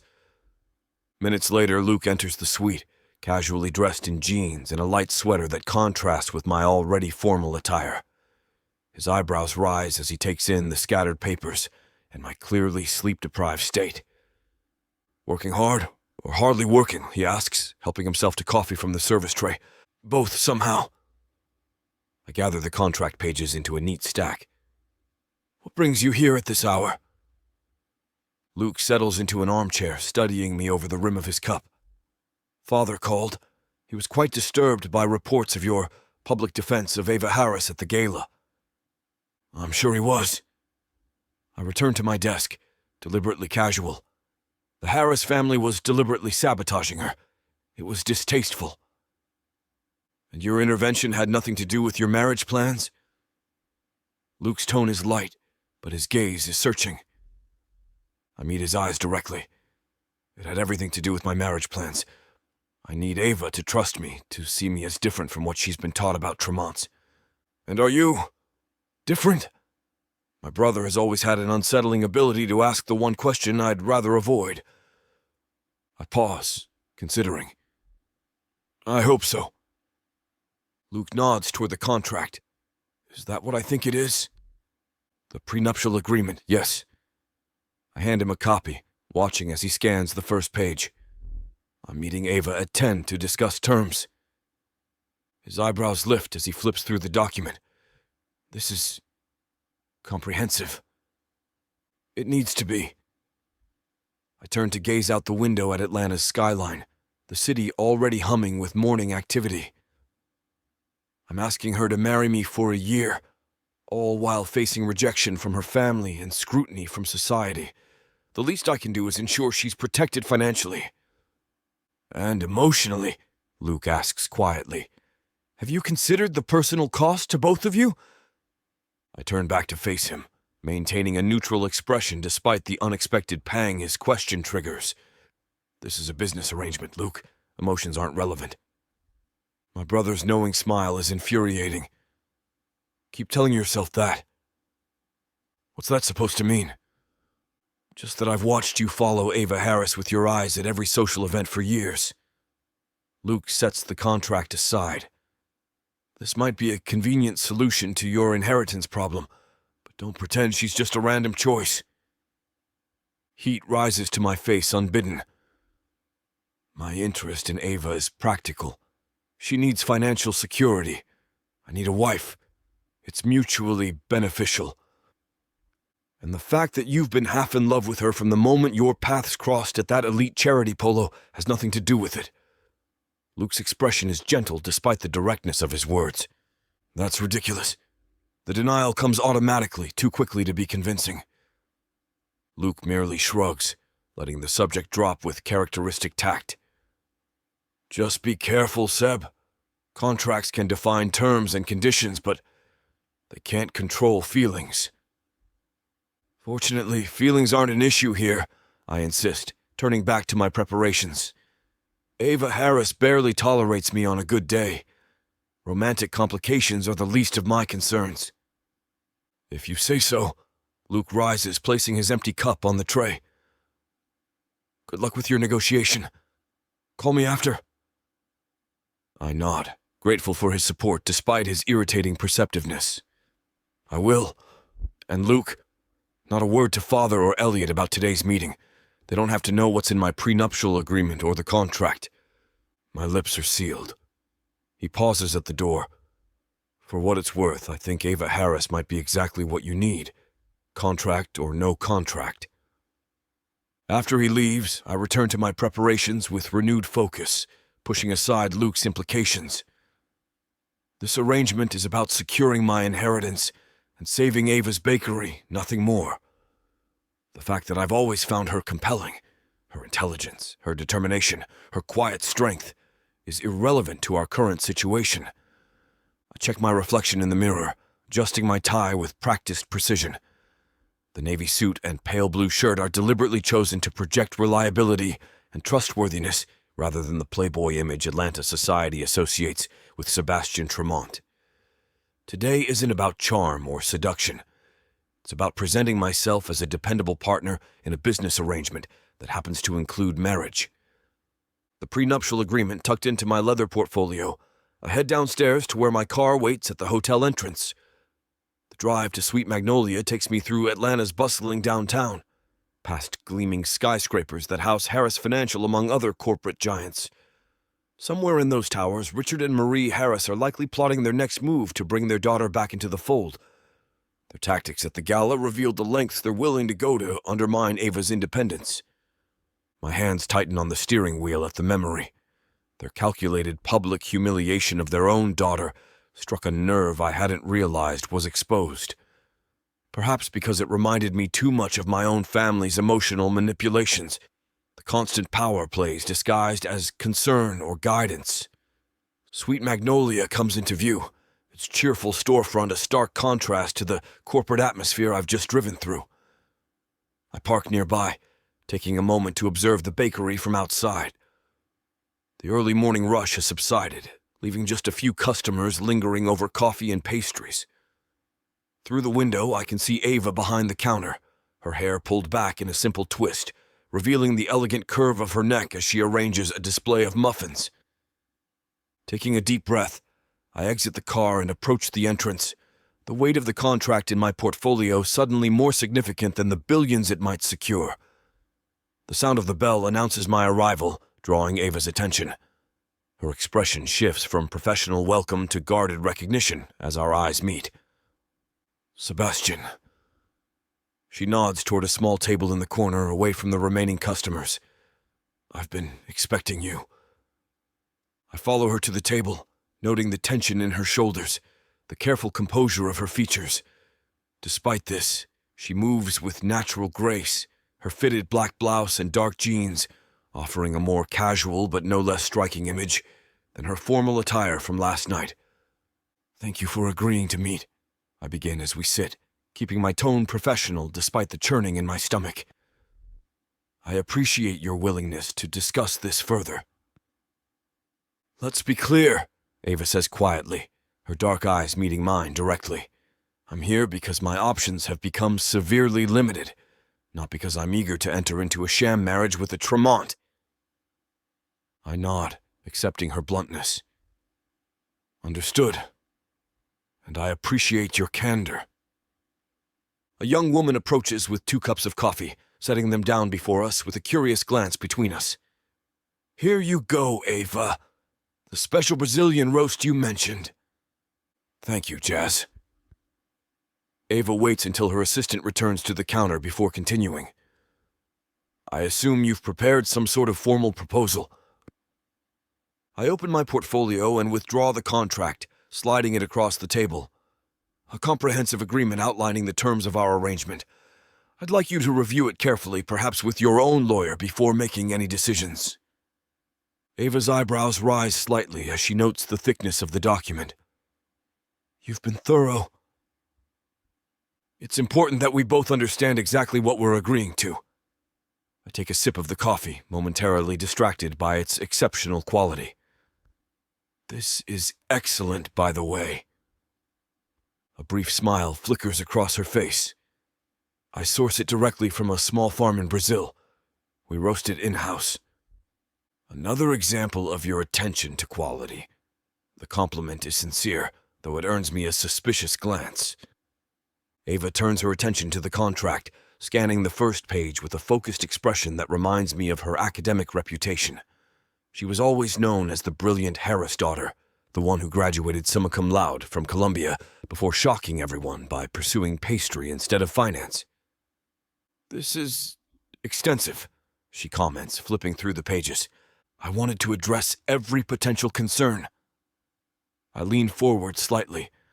"The key points are these. We marry within the next 2-4 weeks in a civil ceremony, followed by a small reception to satisfy public expectations. We live together in my apartment in Buckhead for appearance's sake, maintaining the public image of a genuine marriage for 1 year." Ava continues reading, her expression revealing nothing. "And financially, you receive an immediate payment of $500,000 upon signing the marriage certificate," I explain, keeping my voice low despite the relative privacy of our corner. "This amount is yours to keep regardless of how long the marriage lasts. It should be more than sufficient to clear your bank loan and provide operating capital for Sweet Magnolia." Her eyes widen slightly at the figure before her composure returns. "And what do you expect in return for such generosity?" "Your presence at necessary social and business functions as my wife. Maintenance of the public appearance of a genuine marriage for the full year." I keep my expression neutral, deliberately omitting the heir clause that forms the core of my grandfather's will requirements. The guilt of this omission twists in my stomach, but I push it aside. Telling her now would almost certainly end any chance of securing her agreement. "That's it?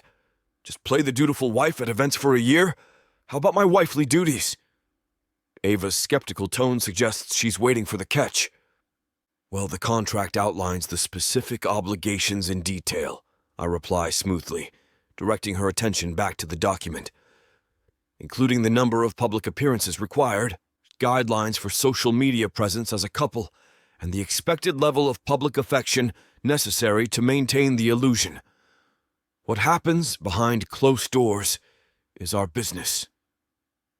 She studies me carefully, those perceptive dark eyes searching mine as if sensing something withheld.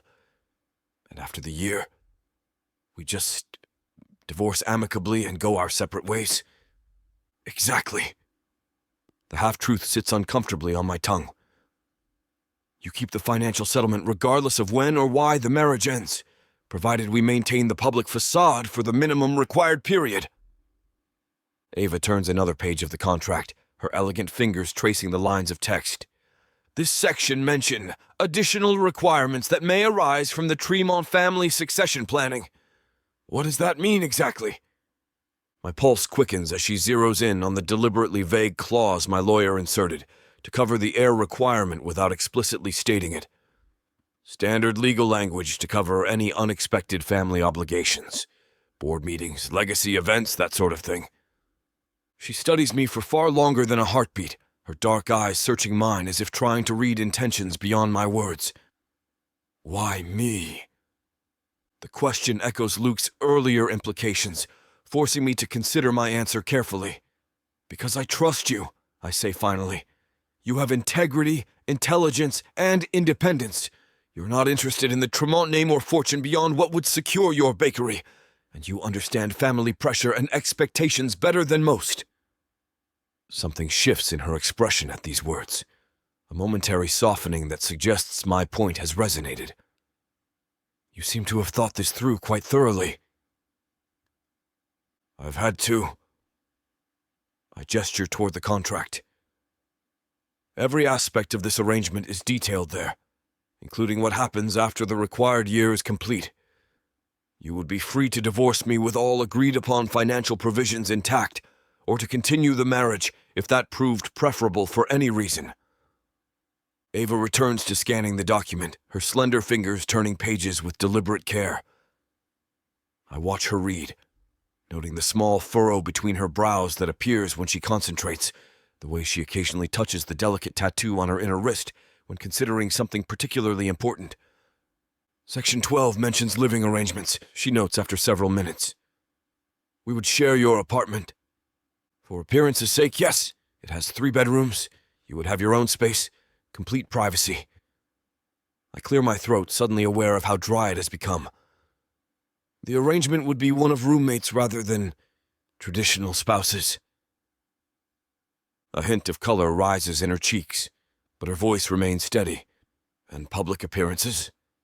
What exactly would that entail? Attendance at Tremont Hotel's functions, certain social events, family obligations when necessary. I take another sip of coffee, buying myself a moment to organize my thoughts. We would need to present a convincing image of a married couple, which would require some physical contact in public. Hand-holding, the occasional kiss for appearances. The blush on her cheeks deepens, but she maintains eye contact. And behind closed doors? Complete autonomy for both of us. I hold her gaze, wanting to be absolutely clear on this point. The contract includes a fidelity clause for public behavior only. Your private life remains your own, as does mine, provided we maintain discretion and the public image of our marriage. I see. She pauses, considering.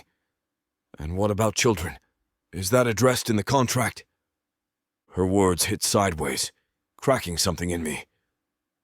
It's the very topic I've deliberately avoided. I keep my expression neutral with effort. The contract doesn't require children. This is strictly about meeting the 1-year marriage requirement in my grandfather's will. Foe.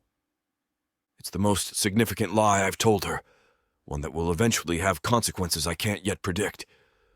But telling her now would ensure her rejection, and I can't risk that. Not with everything at stake. Ava studies me for another long moment before returning to the contract. And what about my bakery? Would I be able to continue operating Sweet Magnolia? Of course. I'm grateful for the shift to more practical matters. That's addressed in Section 20. You would retain complete ownership and control of your business. In fact, the contract includes provisions for expansion capital should you wish to pursue that during our marriage.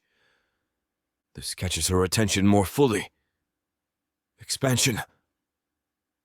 You mentioned once in an interview that you hope to eventually open a second location, I explain, pleased to see genuine interest replace her wariness. The funds would be available if and when you decide to pursue that goal. Ava leans back slightly, her expression thoughtful. You've done your research. I believe in being prepared. I don't mention the hours I've spent following her career from afar, reading every mention of Sweet Magnolia in local publications, noting her ambitions and challenges. That level of attention might seem less like preparation and more like obsession. She continues reviewing the contract in silence, occasionally pausing to ask clarifying questions about specific provisions. I answer each query with careful precision, aware that every detail matters in building the trust necessary for this arrangement to work. "Your family will be furious," she says finally, looking up from the document. "The Tremonts marrying a Harris?" "They'll adjust," I reply with more confidence than I feel. The inheritance is significant enough that they'll have little choice but to accept my decision. "And my family?" Ava's voice carries a hint of vulnerability she's clearly trying to suppress. "They'll see this as the ultimate betrayal."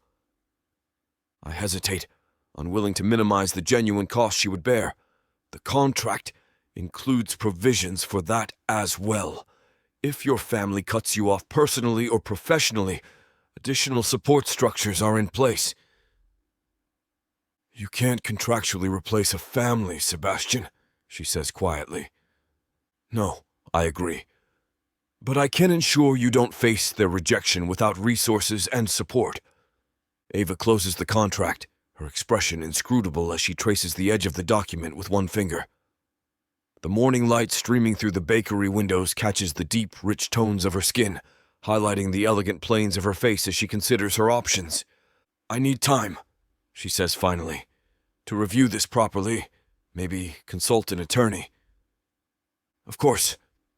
I slide a business card across the table. "My lawyer's contact information. He's available to answer any questions you or your attorney might have." She takes the card, her fingers brushing mine in a brief contact that sends an unexpected current through my arm. "How long do I have to decide?" "Ideally within the week," I admit. "The 3-month window for my grandfather's will is already running." Ava nods, gathering the contract and rising from her chair. "I'll review it today and get back to you." I stand as well, towering over her petite frame despite her natural dignity. "Thank you for considering this, Ava.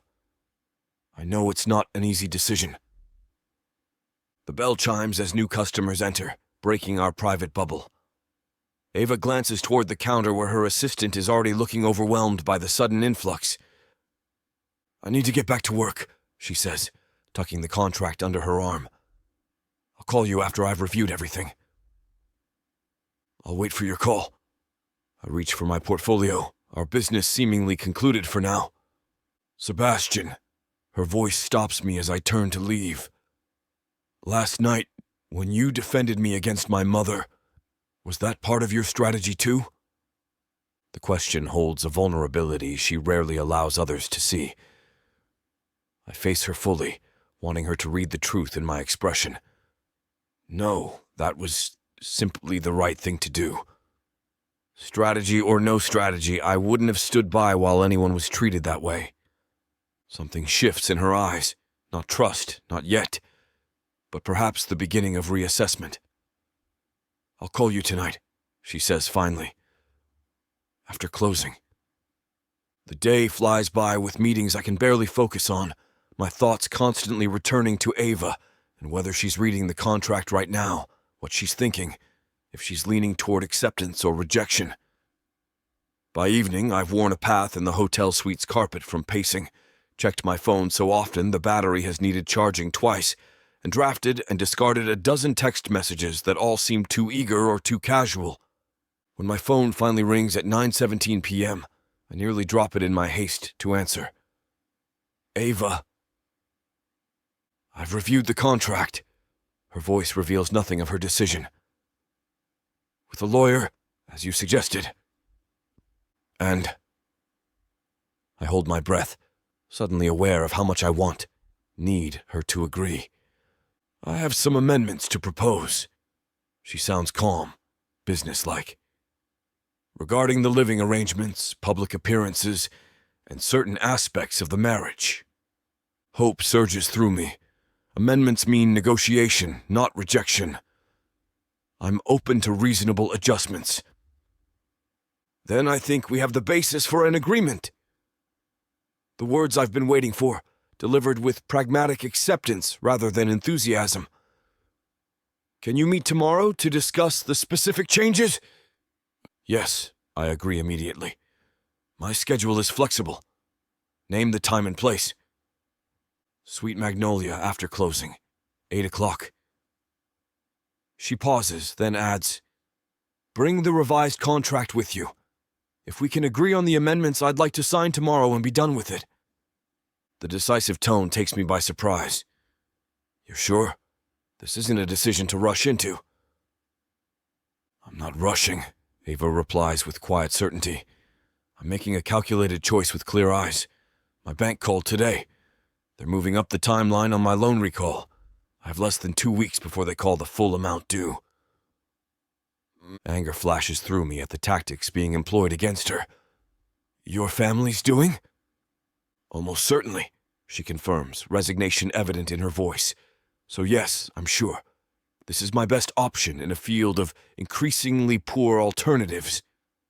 I'll have the contract revised and ready by tomorrow evening, I promise, already mentally listing the amendments she might request. Good. Another pause, longer this time. Sebastian? Yes. This doesn't mean I trust you, she says quietly, but I'm willing to try this arrangement, for both our sakes. After we disconnect, I stand motionless in the center of my hotel suite, the enormity of what's about to happen finally hitting me. Ava Harris has agreed to become my wife, all within the cold parameters of a legal contract that deliberately omits the most crucial requirement, a child. It should feel like victory, like the successful conclusion of a carefully executed strategy. Instead, I'm overwhelmed by a strange mixture of relief, anticipation, and guilt that grows heavier with each passing moment. The deception necessary to secure her agreement sits like lead in my stomach, a betrayal before our arrangement has even officially begun. I push the thought aside, focusing instead on the practical next steps. The contract amendments, the wedding arrangements, the public announcement that will shock Atlanta society and infuriate both our families. For now, I need to concentrate on solidifying our agreement before any hint of the heir clause can reach Ava through family gossip or media speculation. The fact that my heart races at the thought of Ava becoming my wife, even in name only, is an inconvenient complication I'll need to manage. Just as I'll need to manage the inevitable fallout when she eventually discovers what I've hidden from her. But that's a problem for another day. Today, I've secured what I needed. Ava's agreement to marry me. Everything else, including the guilt gnawing at my conscience, will have to wait. Chapter 7. Ava. You're seriously marrying Sebastian Tremont? Jazz stares at me across the bakery's stainless steel work table, her expression frozen somewhere between shock and awe. Like, actually marrying him? With a ring and a dress and everything? I continue piping macaronage onto the silicone baking mats, focusing on creating perfect circles, rather than meeting her disbelieving gaze. It's complicated. Complicated like quantum physics, or complicated like you're getting hitched to Atlanta's hottest bachelor, whose family has been feuding with your family since basically forever. The second one, I set down the piping bag and finally look up. It's a mutually beneficial arrangement. Jazz's eyebrows shoot toward her hairline. An arrangement. Who are you, the Duchess of Sweet Magnolia? Normal people don't have marriage arrangements. They have relationships. Well, I'm having an arrangement. I signed on the dotted line already after the adjustments on the contract days ago. The ring on my left hand catches the light as I reach for another piping bag, a 3-carat oval diamond in a platinum setting that Sebastian insisted was understated enough for daily wear.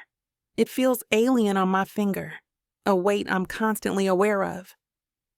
The press release goes out this afternoon. Press release? Jesus, Ava. Jazz rounds the table to stand beside me, her voice dropping to a concerned whisper, despite us being alone in the kitchen. Are you being blackmailed?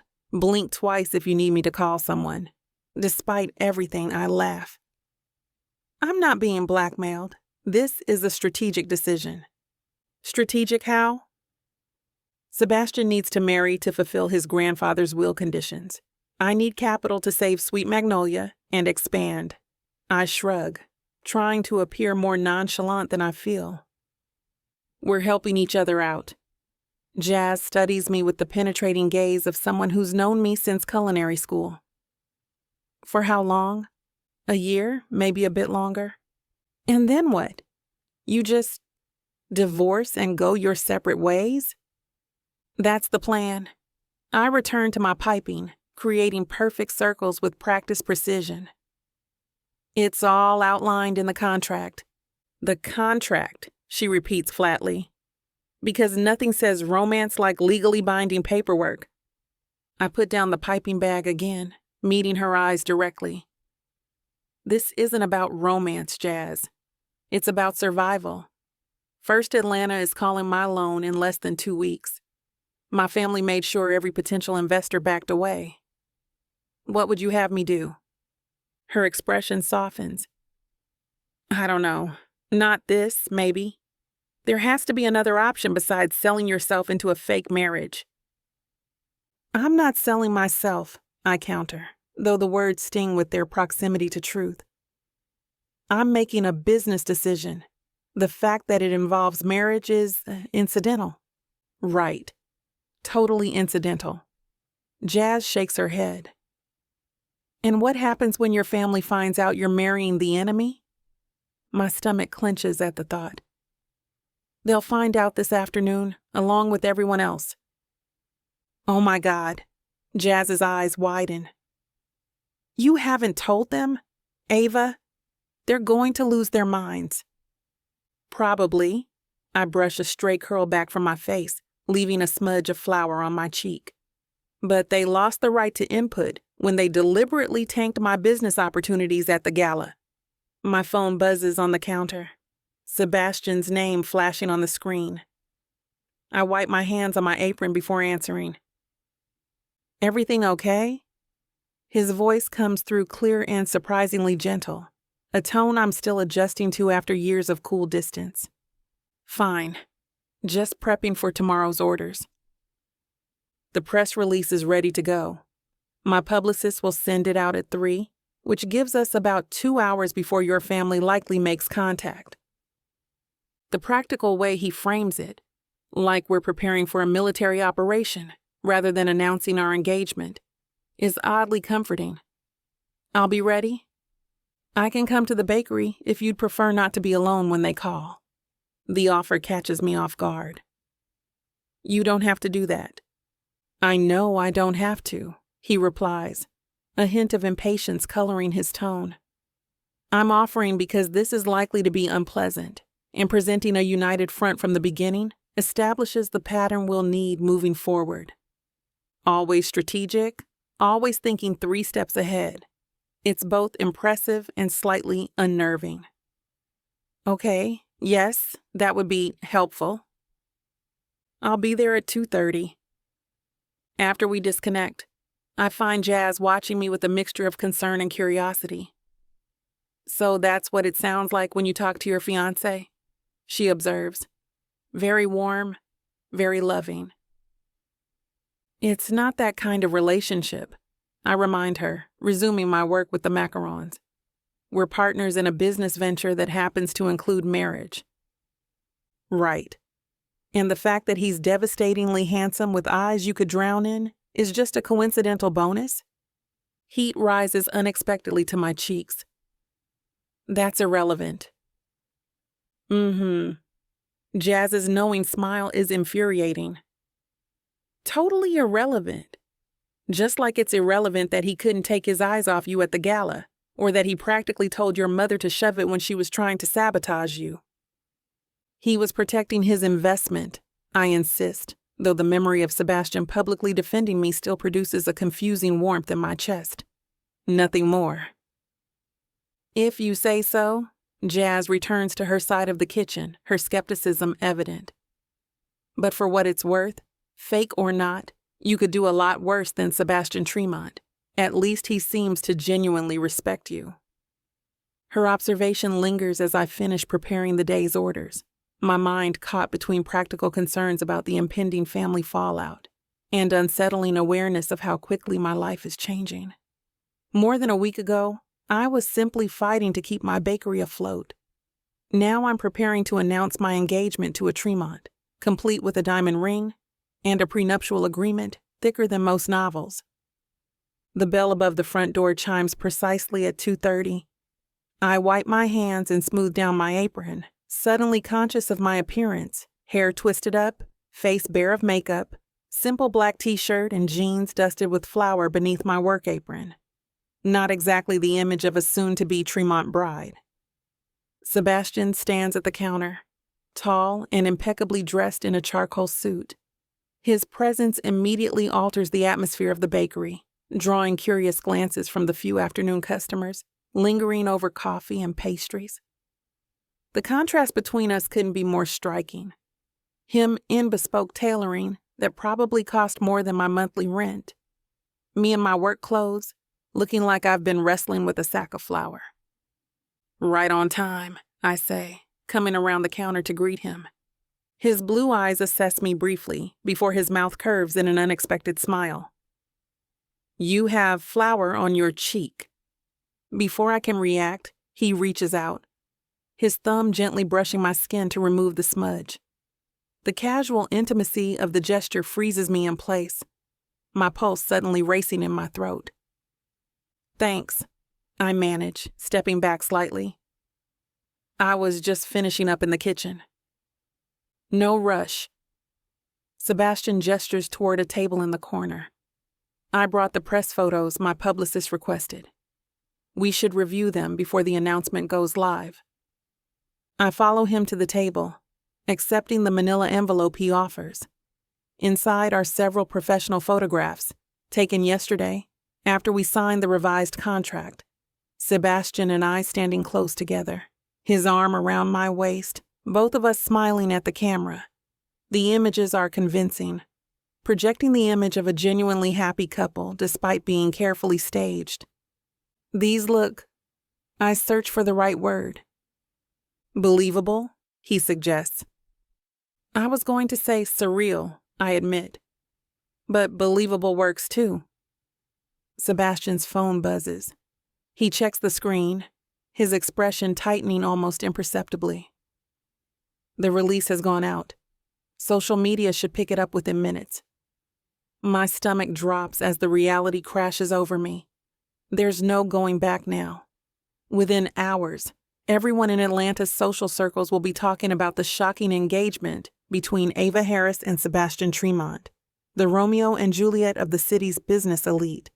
Except there's nothing romantic about our union, just cold practicality wrapped in a 3-carat diamond and legal documents. "I should warn Jazz," I say, rising from the table. "She'll need to be prepared for reporters possibly showing up." Sebastian nods, his attention on his phone as messages begin arriving in rapid succession. "My father's assistant just called. Apparently he wants to meet with me immediately." "Are you going to go?" "Not today." His gaze lifts to meet mine, surprisingly resolute.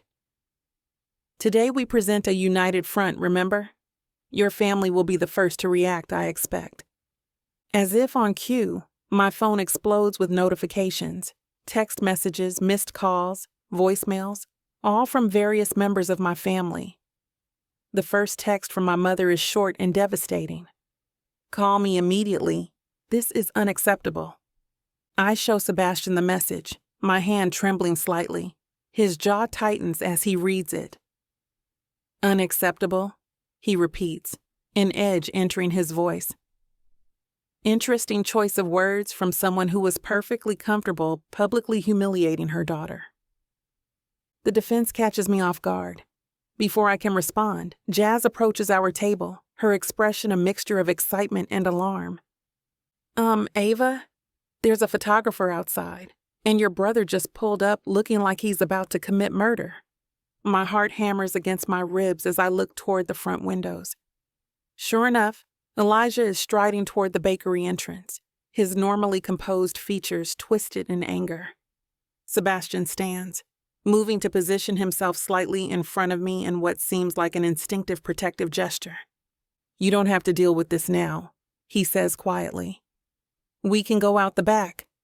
The offer is tempting, but running would only delay the inevitable. No, better to face it head on. The bell chimes aggressively as Elijah shoves the door open, his gaze locking on us immediately. The few remaining customers look up in surprise at his dramatic entrance. "Is this some kind of sick joke?" he demands, brandishing his phone with what I assume is the press release displayed on the screen. "You're engaged to Sebastian Tremont?" I step forward, squaring my shoulders despite the anxiety churning in my stomach. "It's not a joke, Elijah." "Then you've lost your mind." His voice rises, drawing more attention from the startled customers. "Do you know what you're doing to this family, to Father's business relationships?" "I'm not doing anything to the family," I reply, fighting to keep my voice steady. "I'm living my life." "By marrying a Tremont?" Elijah practically spits the name. "The same family that's been trying to undermine Harris Financial for decades. The same family whose patriarch tried to steal clients from Dad just last year." Sebastian steps forward, his expression calm, but his eyes cold. "I think this conversation would be better continued in private, don't you?" "I have nothing to say to you," Elijah snaps, turning back to me. "Mother and Father are waiting at the house. They expect you there immediately to explain yourself." "I don't answer to them anymore," I say, the words tasting of both freedom and fear. "And I don't appreciate you barging into my business making demands." "Your business?" Elijah laughs bitterly. "The one that's about to be foreclosed on? Is that why you're doing this? Selling yourself to a Tremont to save your little bakery?" The accusation lands like a blow to the head, all the more painful for the grain of truth it contains. Before I can respond, Sebastian steps closer to Elijah, his height and presence suddenly intimidating despite his controlled demeanor. "I suggest you moderate your tone when speaking to my fiancé," he says, his voice deceptively soft. "Regardless of your personal feelings about our engagement, Ava deserves your respect." "Respect?" Elijah scoffs.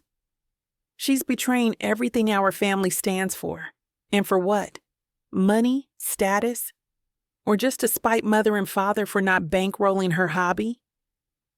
That's enough. I move to stand beside Sebastian, drawing strength from his steady presence. Sweet Magnolia is not a hobby, and my engagement to Sebastian is not your concern. Please leave. You're disrupting my business. Elijah looks between us, his expression a mixture of disgust and disbelief. "This isn't over, Ava. You have no idea what you're getting yourself into." "Actually, I do," I counter, lifting my chin. "I'm making choices without family manipulation or pressure. It feels surprisingly good." My brother's jaw tightens. "Mother and Father will be at your apartment tonight. I suggest you prepare better answers than the ones you've given me." With that, he turns and storms out, nearly colliding with a young woman entering the bakery. As the door closes behind him, I feel my knees weaken slightly. Sebastian's hand cups my back, steadying me with a touch so natural it's almost alarming. "You handled that well," he murmurs, guiding me back to our table as curious customers pretend not to stare. "Did I?" I sit down, the adrenaline leaving my system in a rush that makes me slightly dizzy. "It didn't feel like it." "You stood your ground," Sebastian observes, taking the seat opposite me. "That's what matters."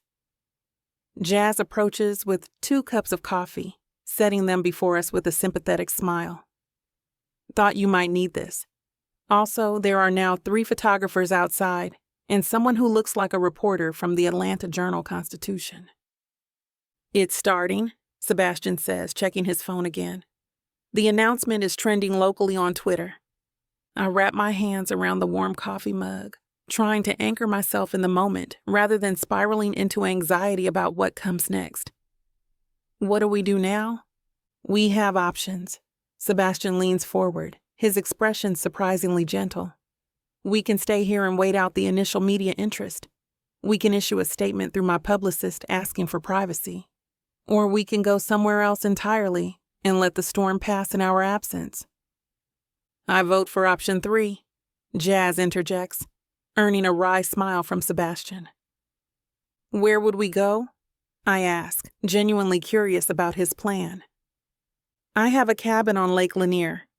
It's private, secure, and would give us a chance to discuss how we want to handle the families and the media going forward. The offer is tempting. An escape from the brewing storm, time to regroup and strategize, but running feels too much like admitting guilt or shame. I can't just abandon the bakery at the first sign of pressure. What about after closing? Sebastian suggests. We could leave then, return tomorrow morning before you open. The compromise is reasonable. Okay. After closing. Sebastian reaches across the table, his hand covering mine in what appears to the watching customers as an affectionate gesture. For what it's worth, I expected worse from your brother. The real challenge will be your parents. I know. The thought of facing my mother's cold fury and my father's disappointed disapproval makes my stomach clench. They'll bring up every insecurity, every doubt, every failure they've ever cataloged about me. Then perhaps we shouldn't give them the opportunity. Sebastian's thumb traces a small circle on the back of my hand, the casual intimacy oddly comforting despite its performative nature. Rather than meeting them on their terms at your apartment, invite them to dinner at my place tomorrow. Neutral territory on our schedule, with both of us present. The strategic approach is appealing. Changing the power dynamic. Exactly. His blue eyes hold mine, unexpectedly warm. We're partners in this, Ava. That means facing the families together from the beginning. Partners.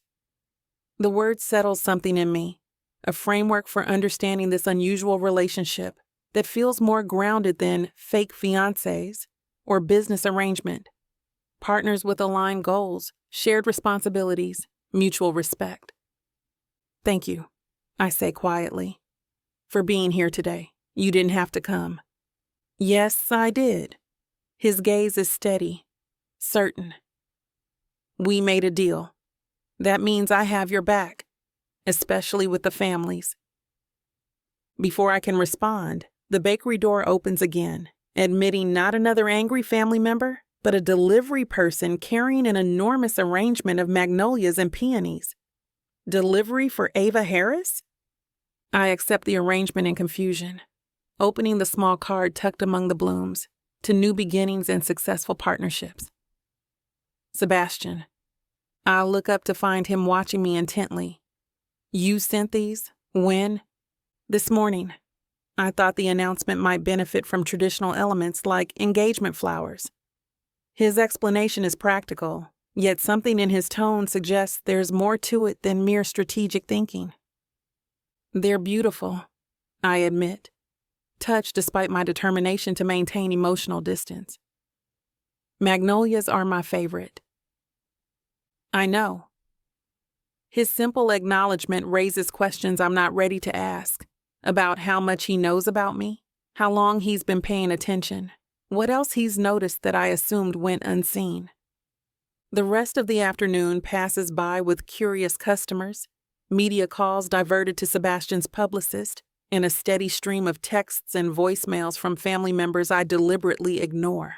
Sebastian remains at the bakery, occasionally taking calls outside but always returning to what has become our table in the corner. His presence is surprisingly unobtrusive. He works on his laptop while I handle the front counter, the picture of a supportive fiancé who's comfortable in his partner's workspace. It's all for show, I remind myself each time I catch him watching me with those perceptive blue eyes. The flowers, the supportive presence, the gentle hand at my back when a particularly persistent photographer tries to enter the bakery. All calculated elements of our public narrative. Yet when closing time finally arrives and we prepare to leave for his lake house, I find myself grateful for the pretense. Whatever his motivations, Sebastian has made this difficult day bearable, standing beside me as promised when it would have been easier to manage the announcement separately. "Ready?" he asks as I lock the bakery's front door, his car waiting at the curb with the engine running. I take one last look at Sweet Magnolia, the dream I've fought so hard to protect that I'm now entering a marriage of convenience to save it. Ready. As we drive away, my phone buzzes with yet another call from my mother. I silence it without answering, earning an approving glance from Sebastian. "They'll keep trying," he warns. "Your family isn't the type to accept defeat easily." "Neither am I," I reply, surprising myself with the firmness in my voice. "They taught me that at least." Sebastian's mouth curves in a genuine smile. "Then we're well matched in that regard. Well matched." The phrase lingers as we leave the city behind, heading toward the temporary sanctuary of his lake house. It's an odd thought that Sebastian Tremont and I might be well matched in any regard beyond our mutual desperation and complementary needs. Yet watching his profile in the fading light, his expression thoughtful as he navigates the highway with confident ease, I find myself wondering what else we might discover about each other in the year ahead. What other unexpected moments of connection might emerge from this strangest of partnerships? One thing is already clear. Sebastian Tremont is not exactly the man I thought I knew. Whether that's a comfort or a complication remains to be seen. You know that feeling when a book pulls you in, wraps around you, and refuses to let go? When the tension is so thick, you swear you can feel it? Welcome to 30 sinfully addictive romance audiobooks that will ruin your sleep. Wow, I wasn't ready for this. One chapter in, and I'm already hooked. Oh, you thought this was just another audiobook collection. No, sweetheart. This is the Dirty 30. Forbidden love, dangerous desires, billionaires with secrets, bad boys who bite back. And every last word is dripped in temptation. I thought I could just listen to one chapter before bed. Now it's 2 a.m. and I need answers. Need. So what are you waiting for? Click the link. Start listening. Let the Dirty 30 ruin you in the best way possible. Escape your life with Miss Tyla. Chapter 8. Sebastian. Are you sure about this? I adjust my tie in the mirror, watching Ava's reflection behind me as she fastens a pearl earring. Her elegant navy dress hugs her curves before flaring slightly at the knee, the color a perfect complement to her rich mahogany skin. We could still cancel. And look like we're hiding. Ava meets my gaze in the mirror, her chin lifting with that stubborn determination I've come to admire. Not a chance. Your father invited us to dinner. We're going to dinner. What she doesn't say is that this isn't just any dinner. It's the first time both our families will be in the same room since our engagement announcement a week ago. A strategic move by my father that feels more like a military maneuver than a social invitation. The Harris and Tremont families breaking bread together is unprecedented in Atlanta society. It's going to be brutal, I warn, turning to face her directly. My father won't be openly hostile, not his style. But Elliot will be looking for any opportunity to undermine us. And my mother will be passive-aggressive enough for both our families combined. Ava slips on her second earring, her hand steady despite the tension evident in her shoulders. I'm not naive, Sebastian. I know exactly what we're walking into. The calm pragmatism in her voice impresses me.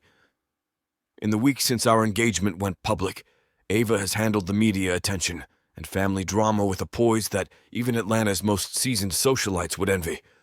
Our appearance at the Rothwell charity auction 3 days ago, our first public outing as a couple, had the society pages buzzing for days. "You look beautiful," I tell her, the compliment escaping before I can filter it through our usual business-like communication. "That dress is perfect for psychological warfare." Her lips curve in a genuine smile that transforms her already striking features. "Is that what we're calling family dinner now? In our families?" "Absolutely." I offer my arm with a theatrical flourish. "Shall we go to battle, then?" Ava slips her hand into the crook of my elbow, her touch warm through the fabric of my suit jacket. "Lead the way, General Tremont." The easy banter between us is new, a development of the past week as we've navigated our strange new reality together. Despite the contractual nature of our relationship, living together for 2 days in my Buckhead apartment has created an unexpected camaraderie, even if she hasn't officially moved in. We did it to get to know each other better, and it works for me because having her around makes my day. Ava is meticulous but not fussy, independent but considerate, and possesses a dry wit that often catches me off guard. She's nothing like the women I typically date, which is precisely why this arrangement works. The drive to my father's estate passes too quickly, tension building with each mile. As we approach the imposing gates, Ava's hand tightens almost imperceptibly on her evening bag. "Remember," I say as we pull into the circular driveway, "we're partners in this. Whatever happens in there, we present a united front." "Partners," she echoes, the word seeming to steady her. "Got it." Michaels greets us at the door with his usual professional detachment, though I catch the slight widening of his eyes as he takes in Ava beside me. "Mr. Sebastian, Miss Harris, the other guests are gathered in the drawing room." "Other guests?" I raise an eyebrow. "I thought this was family only." "Mr. Malcolm invited several additional people, sir. He said it would make the evening more balanced. Typical. My father has turned what was supposed to be a private family introduction into a public spectacle.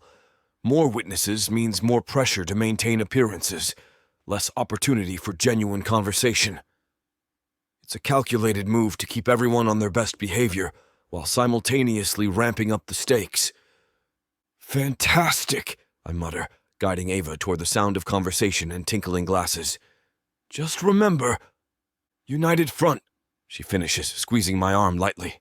"I've got your back if you've got mine." The simple assurance shouldn't affect me as strongly as it does. I've navigated Atlanta's social shark tank since childhood, yet having Ava beside me, facing these particular sharks together, feels unexpectedly significant. We pause at the entrance to the drawing room, taking in the scene before making our presence known. My father stands near the fireplace in conversation with Richard Harris, the two patriarchs maintaining a careful distance despite their proximity. My brother Luke chats with Ava's brother Elijah near the bar, both looking uncomfortable but determined to be civil. And holding court in the center of the room is Elliot, gesturing animatedly to a small circle that includes Marie Harris and several society fixtures known more for their gossip than their discretion.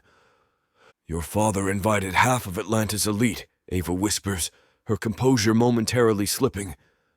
"Is that Diane Lockheed from the Journal-Constitution?" "And her husband is the state senator," I confirm grimly. "Like I said, psychological warfare." Before we can strategize further, my father spots us and raises his hand in greeting, drawing everyone's attention. "Sebastian, Ava, welcome." The room falls into that particular hush of anticipation that accompanies potential drama. All eyes track our entrance as I guide Ava forward with a protective hand at the small of her back. She moves with natural grace, her spine straight, her expression pleasantly neutral despite what must be churning anxiety. "Father." I nod in greeting before turning to Richard Harris with carefully measured politeness. "Mr. Harris, thank you for joining us this evening." Richard Harris is a distinguished man in his 60s, his dark skin bearing few signs of age beyond the silver at his temples. His expression is guarded but not openly hostile as he takes my measure. "Sebastian, Quite the surprise, this engagement of yours. The best things in life often are, I reply smoothly, feeling Ava tense slightly beside me. Though not as surprising as seeing Harris and Tremont sharing a drink after all these years. Indeed. Richard's gaze shifts to his daughter, softening fractionally. Ava. Dad. Her voice carries a complex mixture of defiance and longing that makes my chest tighten in unexpected sympathy. For all her claims of independence, Ava clearly feels the weight of her family's disapproval. Marie Harris approaches, her elegance as intimidating as her reputation suggests. In her tailored emerald dress and flawless makeup, she embodies old money and older expectations.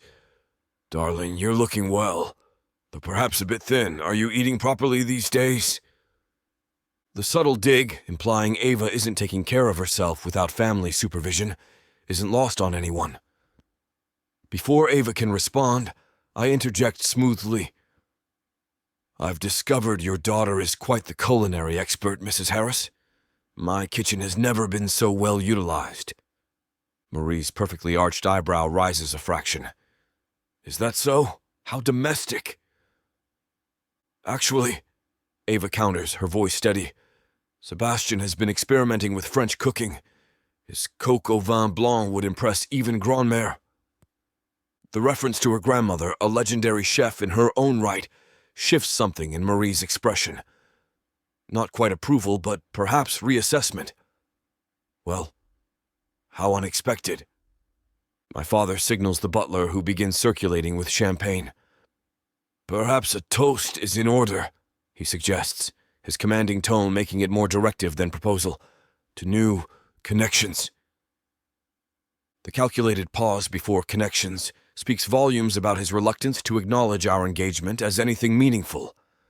I accept 2 glasses from the tray, handing one to Ava with deliberate attentiveness. To connections, I echo, raising my glass while maintaining eye contact with my father, and to love finding its way despite generations of misunderstanding.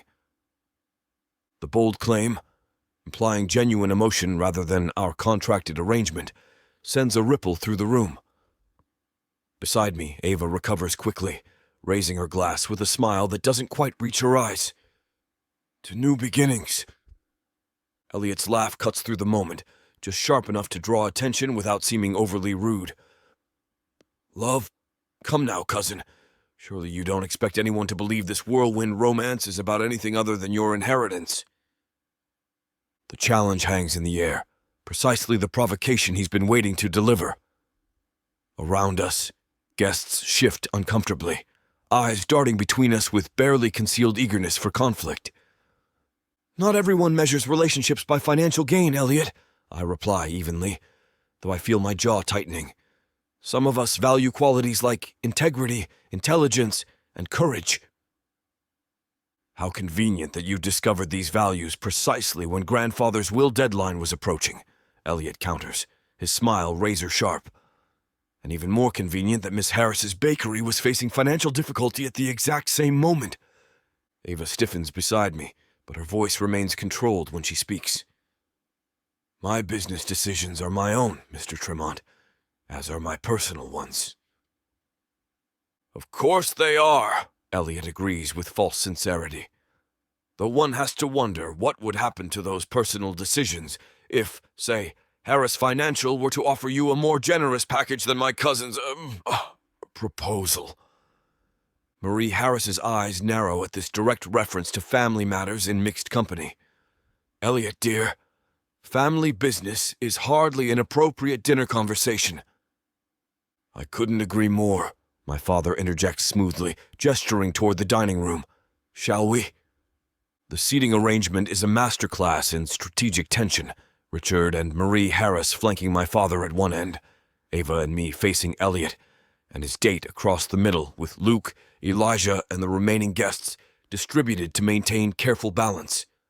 Close enough for conversation, distant enough to prevent true connection.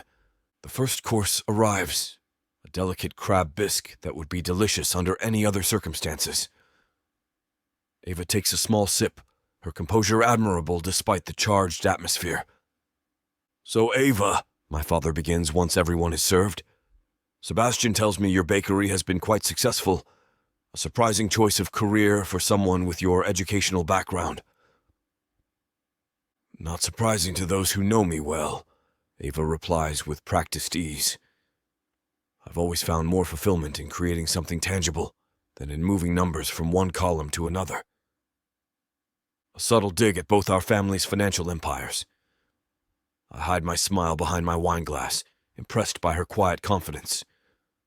Creating pastries is hardly comparable to building financial legacies that support hundreds of employees and their families, Elliot observes, his tone dripping condescension. Though I suppose there's something quaint about pursuing one's hobbies professionally. The dismissal of her life's work as a hobby is clearly calculated to wound.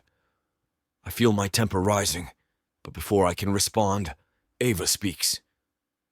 Sweet Magnolia employs 15 people, Mr. Tremont. 15 individuals who receive health benefits, paid leave, and profit sharing. We source ingredients from local farms and participate in community outreach programs for underprivileged youth interested in culinary arts. Her smile is diamond sharp. Small scale, certainly, but hardly inconsequential to those whose lives we touch.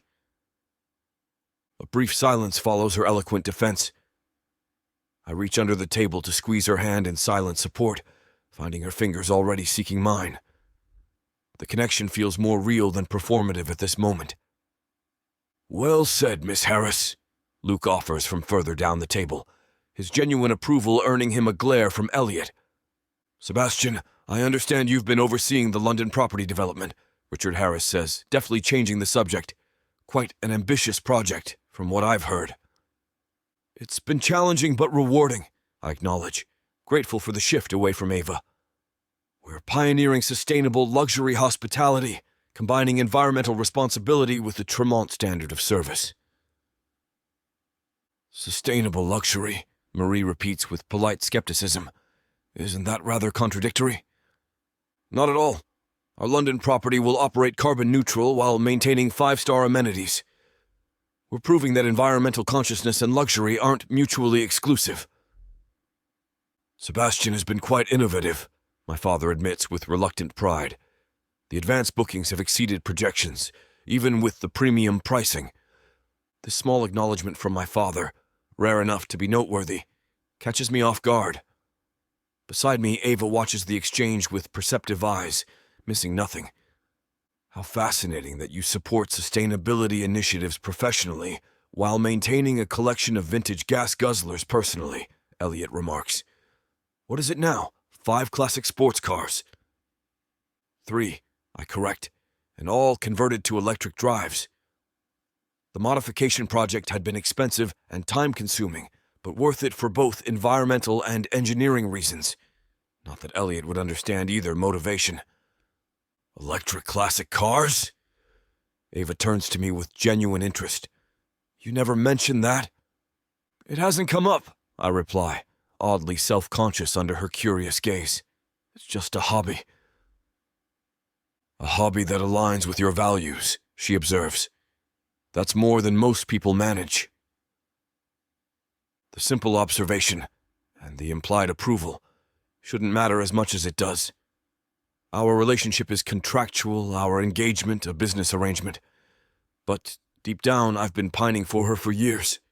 The conversation flows around various safe topics as the main course is served, politics and business carefully avoided in favor of recent charity events, upcoming social engagements, and neutral community developments.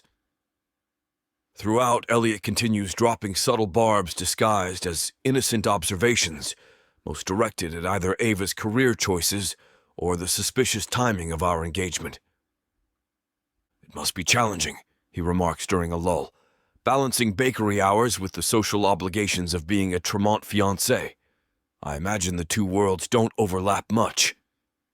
Actually, I interject before Ava can respond, Sweet Magnolia has secured the dessert catering for the Tremont Hotel's International Quarterly Board meeting next month. The board members specifically requested her work after sampling it at the Children's Hospital Gala. The announcement, one I'd planned to make privately to Ava later, earns me a startled glance from her and a sour look from Elliot. "How supportive of you," Elliot manages, his smile not reaching his eyes. Though one wonders about the appearance of favoritism. After all, there are numerous well-established catering companies with long-standing relationships with Tremont hotels. None producing work of Ava's caliber, I counter firmly. The decision was based solely on quality. Anyone who's tasted her creations would understand immediately. Sebastian has always had unique tastes, Elliot continues, his gaze sliding meaningfully between Ava and me, particularly when it comes to women, though this is certainly his most unexpected choice yet. The implication that Ava is somehow beneath Tremont standards sends a surge of genuine anger through me. "Careful, Elliot," I warn, my voice dropping despite my attempt to maintain composure. "I merely meant that your previous companions have been rather different in their professional aspirations," Elliot clarifies with false innocence. "Models, socialites, that Olympic equestrian, all with certain social compatibility with the Tremont lifestyle." "If by compatibility you mean vapid trophy status, then yes, I've changed my approach," I reply, the words sharper than intended. "I've discovered I prefer substance over society's narrow definition of status." Marie Harris's eyebrows rise at my vehemence, while my father studies me with unsettling intensity. Ava's hand finds mine beneath the table again, her touch both restraining and supportive. "An evolved perspective," Elliot acknowledges with a smirk, though one that coincidentally emerged just as grandfather's will deadline approached. "Remarkable timing." "Not as remarkable as your sudden interest in Tremont Hotel's operations after years of treating the company as your personal ATM," I counter, patience finally fraying. "Tell me, Elliot, when was the last time you actually contributed anything beyond spending the quarterly dividends? You have ambitions, but don't have substance. I hate to see the day the company falls into your hands." "Sebastian," my father warns quietly. "No, it's a fair question," Elliot replies, his composure slipping slightly. "Though perhaps we should also discuss your contributions. Disappearing to London for months at a time, rejecting every board position offered, maintaining that ridiculous, rebellious image well into your 30s. At least I attend the family functions and maintain appropriate relationships. If by appropriate you mean sleeping with the board members' daughters while simultaneously dating that PR director from our Singapore property, then I'll happily remain inappropriate," I fire back, feeling Ava's grip tighten in warning. An uncomfortable silence falls over the table. My father clears his throat, clearly preparing to intervene when Ava speaks. "I understand your flagship Paris property is planning renovations," she says to my father, her voice calm and controlled despite the tension vibrating through her. "Sebastian mentioned the design team is drawing inspiration from the original Belle Epoque elements. The graceful pivot, redirecting conversation while simultaneously demonstrating her knowledge of Tremont business, impresses even my father, who accepts the change of subject with visible relief. "Indeed. The property was once a private mansion owned by the Marquis de Lafayette's descendants," he elaborates, clearly more comfortable discussing business than family drama. "We're restoring elements that were covered during the 1970s renovations." As conversation cautiously resumes around less volatile topics, I lean slightly toward Ava. "Thank you," I murmur, too low for others to hear. Her response is equally quiet. "Partners, remember? Besides, I'd rather not see bloodshed before dessert." The small joke and the complicity it implies eases something in my chest. The remainder of dinner passes with carefully maintained civility, though Elliot's barbed comments continue, simply more obliquely delivered.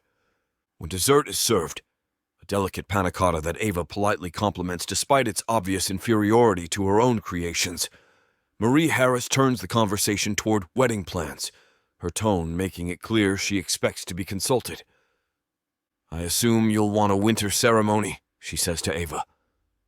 "The Harris women have traditionally married in December at St. Luke's." "Actually," Ava replies with remarkable composure, "we're planning something smaller and sooner. City Hall with just a few witnesses, followed by an intimate reception. Marie's expression freezes in what society columnists would call gracious disappointment, a look perfected by generations of Atlanta matriarchs. How modern of you. Practical, I correct gently. We'd prefer to focus on building our life together rather than orchestrating an event. Building a life together, Elliot repeats skeptically. How long have you two known each other? Really known each other, not just existed in the same social circles? Quality matters more than quantity, I reply evenly. Some people understand each other immediately, while others remain strangers after decades. Richard Harris studies me with unexpected intensity. And you believe you understand my daughter after a few weeks? The question feels like a test, one I'm not entirely prepared for. I glance at Ava, finding her watching me with equal curiosity. I understand enough, I say finally. I understand her determination, her integrity, her unwillingness to compromise her dreams for others' expectations. I understand that she values creation over acquisition, substance over appearance, and authenticity over conformity. Also, we've been moving in the same circle for years. I see her often. The words flow more easily than expected, more honest than our arrangement perhaps warrants. The rest comes with time we're committed to investing. Something shifts in Richard's expression. Not approval exactly, but perhaps reassessment. Beside him, Marie remains skeptical while my father watches the exchange with calculating eyes. Well articulated, Elliot drawls into the silence. Almost rehearsed, one might say. Some of us can express genuine sentiment without preparation, Elliot, I respond, my patience finally exhausted. Though I understand that might be a foreign concept to someone who views relationships purely as strategic assets. Sebastian, my father warns again, more firmly. No, Malcolm.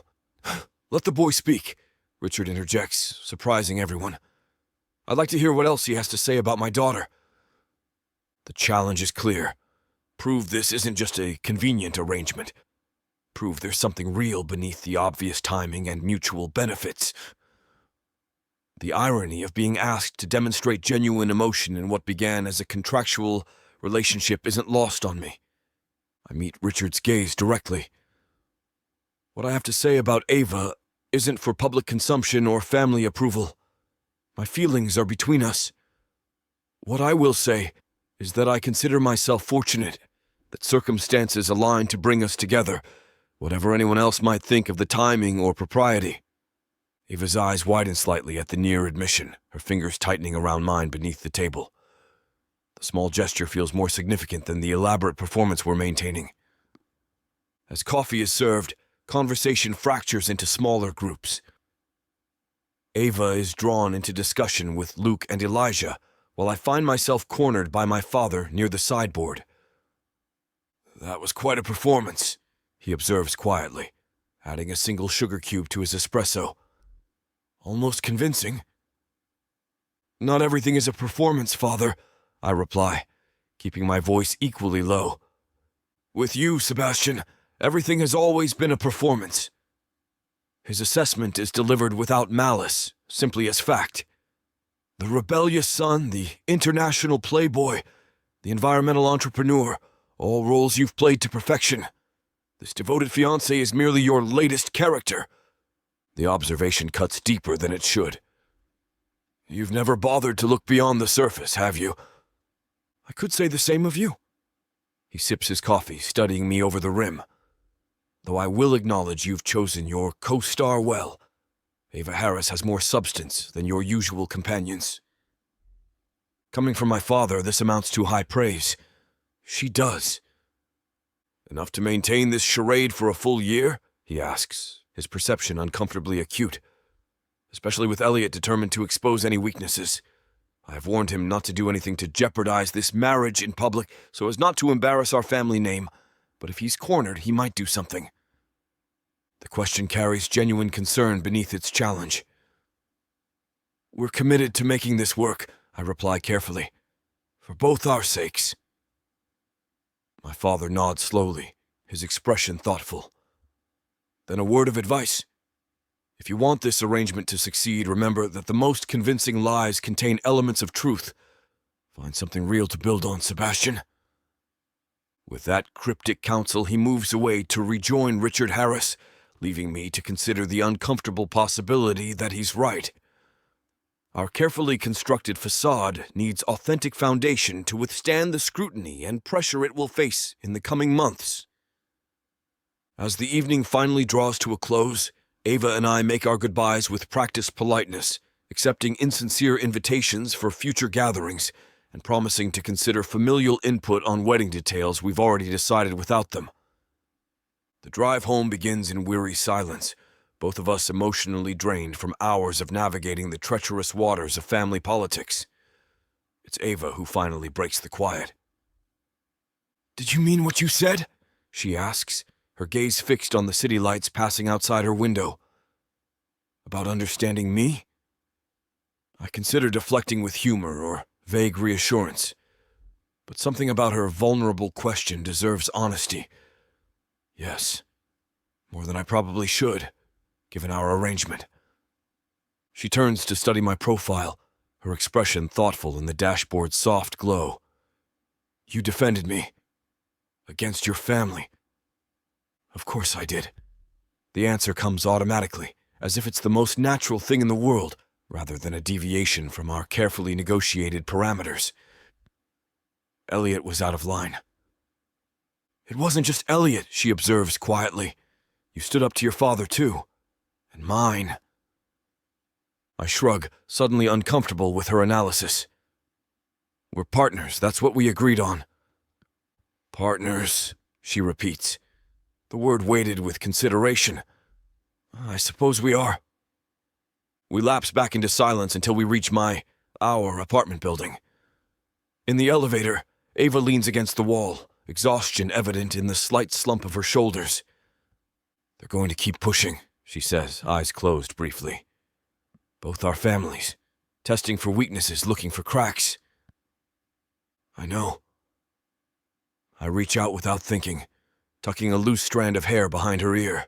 The casual intimacy surprises us both, my hand lingering a moment too long before I pull it back. But we held our ground tonight, together. The elevator doors open to our floor, and we step into the hallway side by side. At our door, Ava pauses, turning to face me fully. "Thank you," she says simply, "for having my back in there.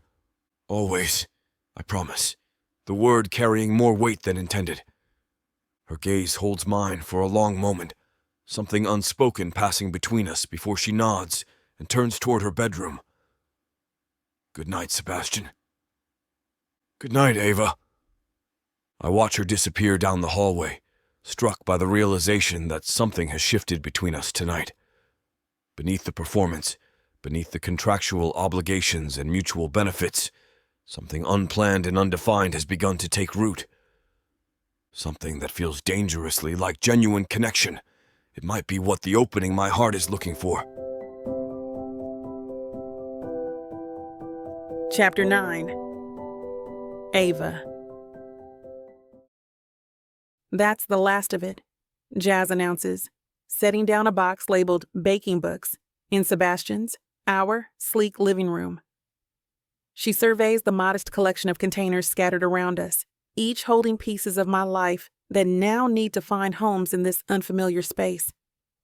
Gotta say, for someone who owns a bakery, you're surprisingly minimalist.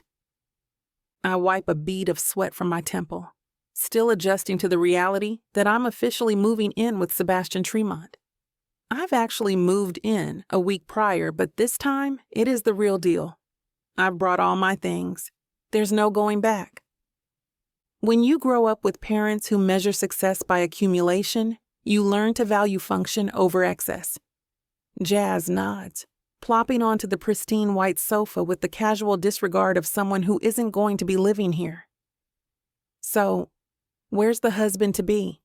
Shouldn't he be helping with the heavy lifting?"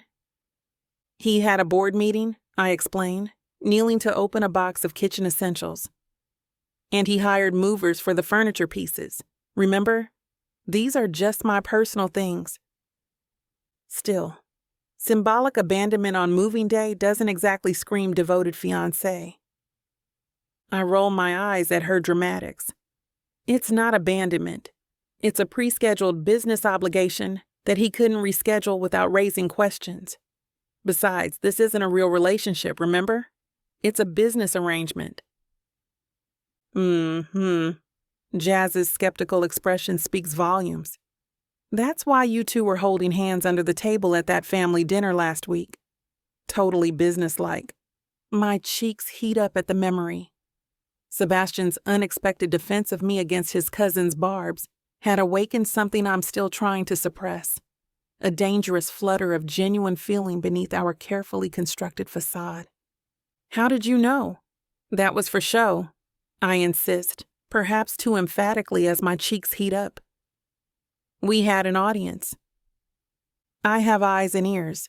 Also, under the table, Jazz raises a perfectly shaped eyebrow. Who exactly was your audience there? The dust bunnies? Before I can form a suitably dismissive response, the front door opens and Sebastian appears, looking unfairly handsome in a charcoal suit that emphasizes his sculpted body. His tie is loosened, and his chestnut hair slightly mussed, as if he's been running his fingers through it. A habit I've noticed emerges when he's stressed or deep in thought. Meeting ended early, he explains, surveying the boxes with mild surprise. I thought you'd have more. She's practically a minimalist, Jazz supplies helpfully, eyeing Sebastian with undisguised curiosity. Unlike some people whose closets could clothe a small nation. Sebastian's mouth quirks in that half smile that somehow manages to be both arrogant and self-deprecating. Fashion is armor in my world. Ava has more authentic weapons at her disposal. The unexpected compliment catches me off guard. Before I can respond, Jazz stands and grabs her purse. Well, my work here is done. You two lovebirds can handle the unpacking portion of this domestic adventure. You don't have to go, I protest, suddenly nervous at the prospect of being alone with Sebastian in what is now our shared space. Oh, but I do. Jazz winks at me with zero subtlety. Some of us have actual dates tonight, not contractually obligated cohabitation. She gives Sebastian a mock-serious look. Be good to my girl, Tremont. The Baker Mafia is watching you. After she leaves, an awkward silence descends. Sebastian loosens his tie further, removing it completely along with his suit jacket. The casual disrobing shouldn't affect me. It's perfectly innocent. Yet I find myself tracking the movement of his fingers as they unfasten his top button. I can help with the unpacking, he offers, rolling up his sleeves to reveal tanned forearms dusted with dark hair. Where would you like to start? You don't have to. Ava, his voice is gentle but firm. This is your home now, too. Let me help make it feel that way. Something about his earnest expression melts a bit of my resistance. Kitchen first? I brought some essential equipment that your bachelor kitchen was sorely lacking. His eyebrow raises. My kitchen is fully equipped. I had it professionally designed by someone who clearly never bakes. I lead the way to the gleaming kitchen with its marble countertops and high-end appliances. You have 3 different types of wine opener, but no proper rolling pin or pastry blender. I stand corrected. Sebastian follows, carrying the box of kitchen items. Though in my defense, I've never had complaints about my kitchen before. That's because your previous guests weren't interested in your kitchen capabilities. The words escape my lips before I can think about it, surprisingly sharp. Sebastian sets the box on the counter, studying me with those perceptive blue eyes. Jealous, Harris? Hardly, Tremont. I busy myself unpacking silicone spatulas and specialized piping tips, avoiding his gaze. Just stating facts. For the record, he says, leaning against the counter in a way that emphasizes his height. The kitchen was rarely a focal point of previous engagements. The implication hangs in the air between us, charged and uncomfortable. I've been carefully avoiding thinking about Sebastian's romantic history. His reputation as Atlanta's most eligible bachelor comes with certain assumptions about his personal life, assumptions I have no business dwelling on given our arrangement. "Where would you like these?" Sebastian asks, holding up a set of nesting mixing bowls, mercifully changing the subject. "Lower cabinet by the sink," I suggest, grateful for the shift. "If that works for you." "It's your kitchen too now." He crouches to arrange the bowls neatly. "Organize it however makes sense for you." "But you live here," I point out. "You have established systems." Sebastian straightens, his expression suddenly serious. "Ava, I want this arrangement to work, which means making genuine space for you, not just temporary accommodations. If my systems need adjusting, so be it." The sincerity in his voice catches me off guard. I'd expected tolerance, perhaps reluctant accommodation, but not this open embrace of change. "Thank you," I manage, turning back to my unpacking to hide the unexpected emotion his words trigger. We work in companionable silence for a while, finding homes for my collection of baking tools and specialized ingredients. Sebastian proves surprisingly adaptable, asking thoughtful questions about optimal placement and storage needs, rather than dictating terms in his own space. "You're good at this," I observe, as he efficiently reorganizes a cabinet to accommodate my collection of cake pans. "At what? Basic spatial organization?" His tone is light, teasing. "At compromise," I clarify. "I expected more resistance to having your space invaded." Sebastian pauses, considering. "I've lived alone for a long time. Probably too long." He closes the cabinet, turning to face me fully. Contrary to popular belief and family rumor, I'm not completely incapable of adaptation. There's something vulnerable in his admission that touches me unexpectedly. Before I can respond, my mobile pings with a text notification. I check it, grimacing at the message from my mother. "Your father and I are still waiting for an explanation regarding your hasty living arrangements and marriage. Family dinner, Sunday, 7 p.m. Non-negotiable." "Problem?" Sebastian asks, noticing my expression. "Just my mother, continuing her campaign of disapproval." I slip the phone back into my pocket. "Apparently we're expected for dinner on Sunday." She used the word non-negotiable. We've survived one family dinner. We can survive another. Sebastian's confidence would be more reassuring if I hadn't witnessed the tension coiled within him throughout that first dinner, despite his outward composure. "Easy for you to say? You don't have Marie Harris as a mother." "No, I have Malcolm Tremont as a father, which I assure you comes with its own unique joys." His dry tone makes me smile despite my irritation with my mother. "We'll handle it together, Ava. Partners, remember? Partners." The word has become something of a touchstone between us, a reminder of our agreement and mutual support. Strangely, it feels more genuine than fiancé or future husband, terms laden with romantic expectations our arrangement deliberately avoids.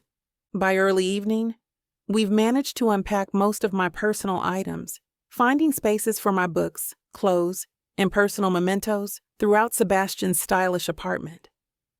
My bedroom, previously his guest room, now holds my clothes and a few treasured photographs, though it still feels more like a hotel than a personal space. "Hungry?" Sebastian asks as we finish arranging my collection of baking books on a previously half-empty bookshelf in the living room. My stomach answers with an embarrassing growl, making him laugh. I'll take that as a yes, delivery or cooking. After a day of moving, definitely delivery. Or, he counters, a challenge lighting his eyes. We could break in your newly organized kitchen, christen it properly. The suggestion shouldn't sound as intimate as it does. You can cook? Don't look so surprised, Harris. He feigns offense, hand to heart. I'm not completely domestically useless. Also, you praised my cooking at that family dinner. You lied to your mom. I grin, shrugging my shoulders. A girl's gotta do what she's gotta do. The evidence suggests otherwise, I tease, gesturing toward the kitchen. No rolling pin, remember? Because I don't bake. Cooking is a different matter entirely. He moves toward the refrigerator with surprising confidence. My mother made sure I could feed myself properly before she died. Said no son of hers would subsist on takeout and frozen meals. The casual mention of his mother, rarely referenced in our previous conversations, piques my interest. What was she like, your mother? Sebastian pauses, something vulnerable flickering across his expression before he masks it. Beautiful, fierce, uncompromising in her standards, but generous with her affection. He turns back to the refrigerator, perhaps to hide whatever emotions the question evoked. She'd have liked you. You can't possibly know that, I argue, though the suggestion warms me unexpectedly. I absolutely can. Sebastian emerges with an assortment of ingredients: chicken, fresh herbs, lemons. She appreciated authenticity and backbone. You have both in abundance. The compliment, delivered so matter-of-factly, catches me off guard. What are you making? He corrects, setting ingredients on the counter, are making coco vin blanc. You praised it last time in front of our families.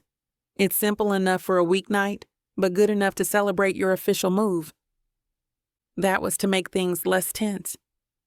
I didn't know this was a celebration, I say carefully, watching as he moves through the kitchen with unexpected competence.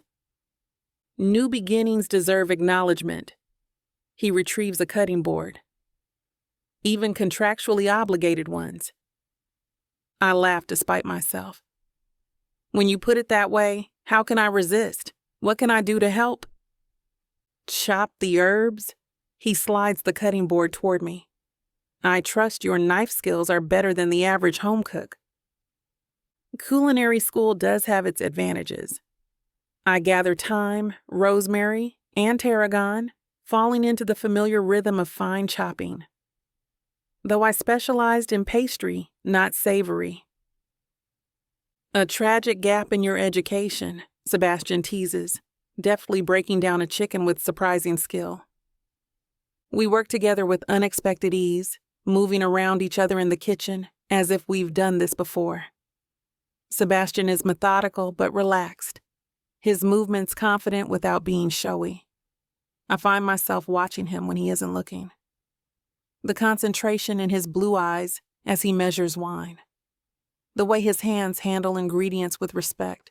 The slight smile that appears when something goes exactly as planned. This domestic side of Sebastian is entirely unexpected and dangerously appealing. Where did you learn to cook like this? I ask as he deglazes the pan with practiced ease. The aroma of wine and herbs filling the kitchen. Paris initially. My mother insisted. He adjusts the heat with a confident flick of his wrist. Then I picked up techniques here and there during my travels. Cooking is universal, a way to connect when language fails. That's surprisingly poetic coming from a corporate shark. Sebastian laughs, the sound warm and genuine. Don't tell anyone. I have a reputation to maintain. The easy banter between us feels natural, unforced. Nothing like the careful dance of our public appearances, or the contractual negotiations that formed our arrangement. This is something different, something I hadn't anticipated when signing that prenuptial agreement. Genuine compatibility. When the dish is finally ready, Sebastian plates it with an attention to detail that impresses even my professional eye. We carry our dinner to the dining table, along with the remainder of the wine used in cooking. This is incredible, I admit after the first bite. The flavor's complex and perfectly balanced. I'm genuinely shocked. Your faith in me is overwhelming, he replies dryly, though his eyes crinkle with pleasure at the compliment. In my defense, most bachelors your age can barely manage boxed mac and cheese. I'm not most bachelors. There's something in his tone that makes me look up from my plate. He's watching me with an expression I can't quite decipher. Those blue eyes more serious than our light conversation warrants. No, I agree softly. You're not? The moment stretches between us, charged with something I'm not ready to name. I break eye contact first, focusing on my food with unnecessary concentration. How are you feeling about the living arrangements? Sebastian asks after a moment, mercifully shifting to safer ground. Anything else you need to feel comfortable? I consider the question seriously. It's strange, living with someone after being on my own for so long. I'm not used to considering another person's needs or preferences. Same. Sebastian refills our wine glasses. Though I imagine it's harder for you, moving into my established space rather than us finding neutral territory together. It helps that your apartment is ridiculously large, I joke, deflecting the unexpected thoughtfulness of his observation. We could probably go days without crossing paths if we tried. Is that what you want? His question is gentle but direct. Minimal interaction? The truth is more complicated than I'm comfortable admitting. I think clear boundaries make sense, given the nature of our arrangement, but total avoidance seems counterproductive if we're trying to build a convincing public relationship. Sebastian nods, accepting my diplomatic answer. I've left a spare key on the entry table, along with the security codes and building access information. The building staff has been informed that you're moving in, though I kept the engagement announcement minimal to avoid gossip. They're probably wondering why I just informed them now when they kept seeing you since a few days ago. Thank you. The practical consideration touches me more than grand gestures would have. That was thoughtful. I'm occasionally capable of thoughtfulness, he replies with a self-deprecating smile, despite family reports to the contrary. After dinner, Sebastian insists on handling cleanup, while I unpack the last few boxes in my bedroom. I find myself lingering over personal mementos, photographs from culinary school, a pressed magnolia blossom from my grandmother's garden, small tokens of the journey that led me to Sweet Magnolia, and, unexpectedly, to this strange new chapter with Sebastian. When I emerge, the kitchen is spotless, and Sebastian has changed from his business attire into more casual clothes, well-worn jeans and a simple gray Henley that somehow manages to look devastatingly attractive on his tall frame. He's settled on the couch with a laptop, glasses perched on his nose, another unexpected detail I hadn't known about him. You wear glasses, I observe, oddly fascinated by this intimate revelation. Sebastian glances up, reaching to remove them self-consciously. Only for screen work, late at night? Contact lenses the rest of the time? No, don't. I stop myself, embarrassed by my reaction. I mean, you don't have to take them off. They look nice. A hint of color touches his cheeks, so subtle I might be imagining it. Thanks. Most women prefer contacts. Most women aren't married to you, I point out, then wince at my phrasing. Or, well, soon to be married. You know what I mean. I do. Sebastian replaces the glasses, studying me over the rims in a way that sends an unexpected shiver down my spine. Feel free to use whatever you need. TV, kitchen, office space. My home office is down the hall if you need privacy for bakery work. Thanks. I hesitate, suddenly uncertain in this new domestic reality. I think I'll just read for a while before bed. Sebastian nods, returning to his laptop. Good night, Ava. Sleep well.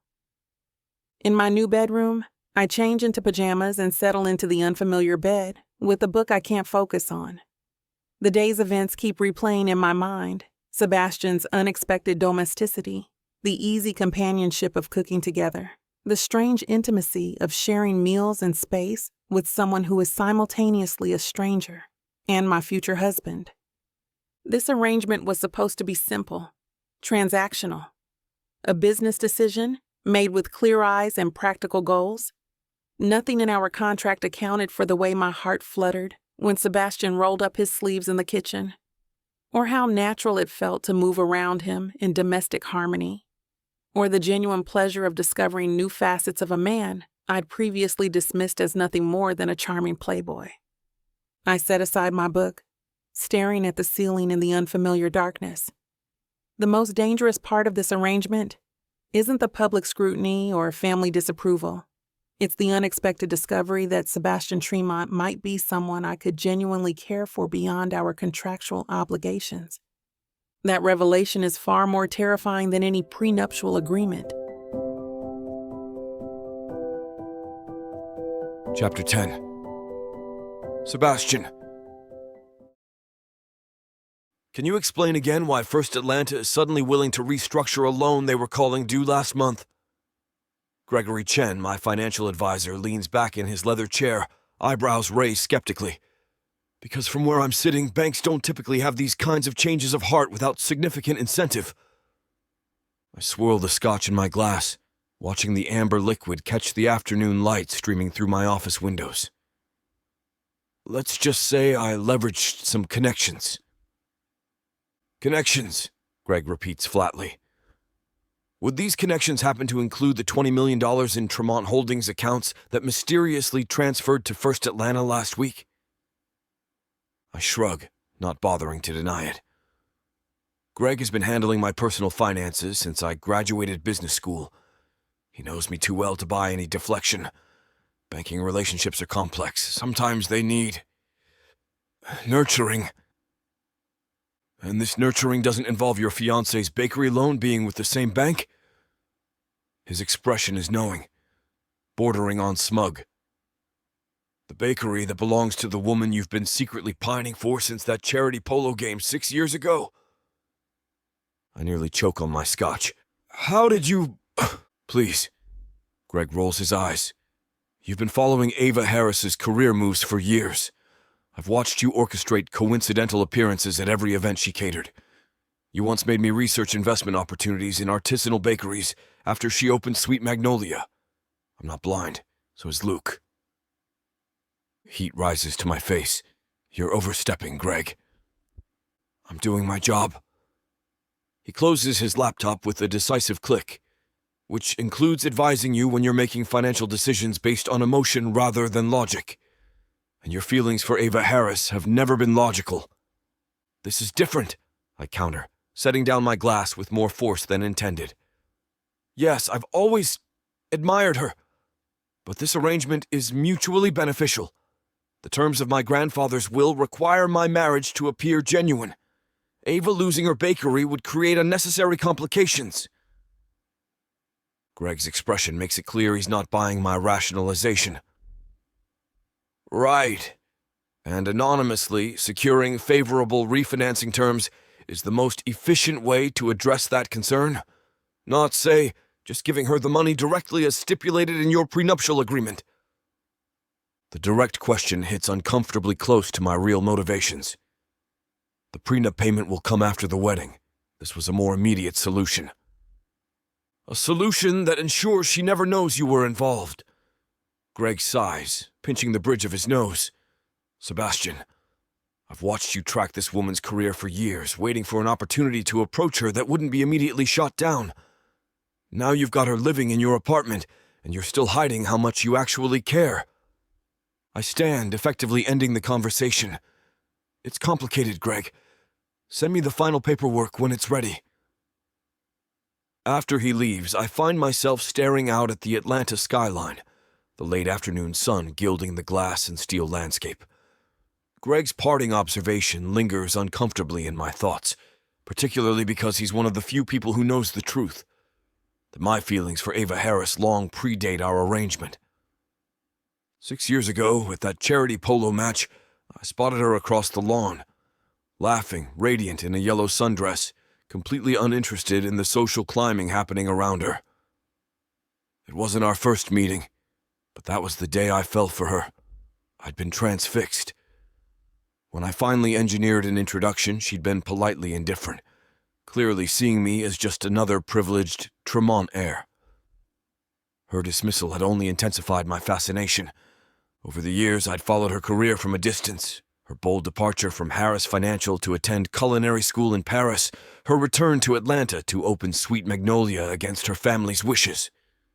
I'd made a point of attending events she catered, trying and failing to penetrate the cool reserve she maintained toward me. The Harris-Tremont feud made any genuine connection nearly impossible, until my grandfather's will created an opportunity I'd never expected. A reason to approach Ava with a proposition she might actually consider. I told myself it was purely practical, a convenient solution to our mutual problems. But Greg's right. My motivations have never been purely business where Ava Harris is concerned. The screen flashes with a text from Ava. Meeting with the bank manager went shockingly well. Loan restructured, much better terms. No idea why, but not questioning good fortune. Celebratory dinner tonight? The simple invitation shouldn't cause the warmth that spreads through my chest, but I've long since given up fighting my reactions to her. Absolutely. 7 p.m.? I can pick up champagne. Her response comes quickly. Perfect. I'll cook. Don't be late. I find myself smiling at my phone like a teenager with a crush. Except my feelings for Ava have matured beyond infatuation into something deeper and more complex over the years of watching her from afar. The knowledge that she's happy, that her bakery is secure, creates a satisfaction more profound than closing any business deal, and therein lies the danger. Every day, the line between contractual obligation and genuine feeling blurs further, complicated by my deliberate omission about the heir clause in my grandfather's will. It's been 3 weeks. Ava believes we simply need to remain married for a year. She has no idea that the inheritance, the entire basis for our arrangement, requires us to have a child. The guilt of this deception grows heavier each day, particularly as we settle into a comfortable partnership that feels increasingly real. But telling her now, after we've signed legal documents and publicly announced our engagement, would destroy whatever trust has developed between us. Worse, it would obliterate any chance of her ever returning the feelings I've harbored for years. I've boxed myself into a corner of my own making, with no ethical way out. Telling her the truth risks losing her entirely. Continuing the deception only deepens my guilt and makes the eventual revelation more devastating. My driver delivers me to Sweet Magnolia just before closing time. Through the window, I can see Ava behind the counter, her curls in a loose bun, a streak of flour on her cheek as she explains something to a customer with animated gestures. She's wearing the jade green blouse I commented on last week, the one that brings out the gold flecks in her dark eyes. The sight of her, passionate and vibrant in her element, creates a tightness in my chest I've felt countless times over the years whenever I've glimpsed her unexpectedly. I wait outside, not wanting to interrupt her final customer interactions. When the last patron leaves, I enter to the familiar chime of the bell above the door. Ava looks up, her expression shifting from professional politeness to something warmer when she sees me. "You're early," she observes, wiping her hands on a tissue.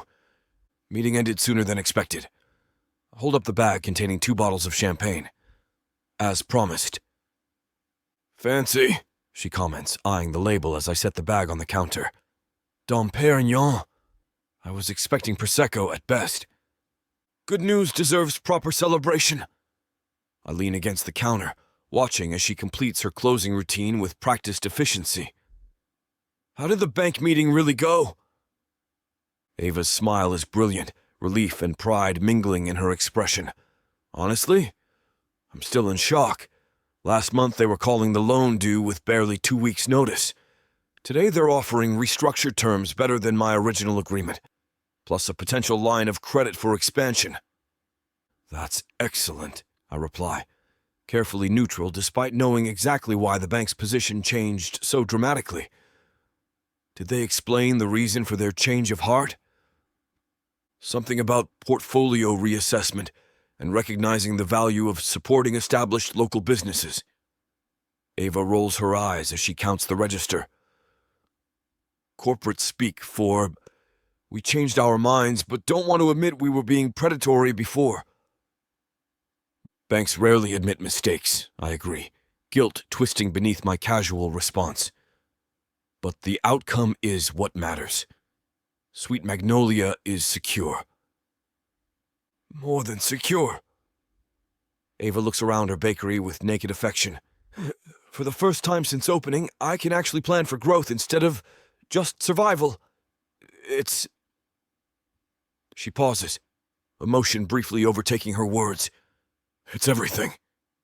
The genuine joy in her voice makes my deception simultaneously more worthwhile and more shameful. I've helped secure her dream while hiding the full truth of our arrangement. And I've hidden my true feelings for her. Feelings that have lingered for years behind a carefully maintained facade of casual acquaintance. I'm happy for you, I say, meaning it more than she could possibly know. Later, my phone vibrates with a message from Elliot. Interesting financial movements at First Atlanta. One might almost think you're securing your fiancé's loyalty beyond the prenup. Desperate much. The message confirms what I'd suspected. Elliot is watching my financial moves, looking for vulnerabilities or ammunition.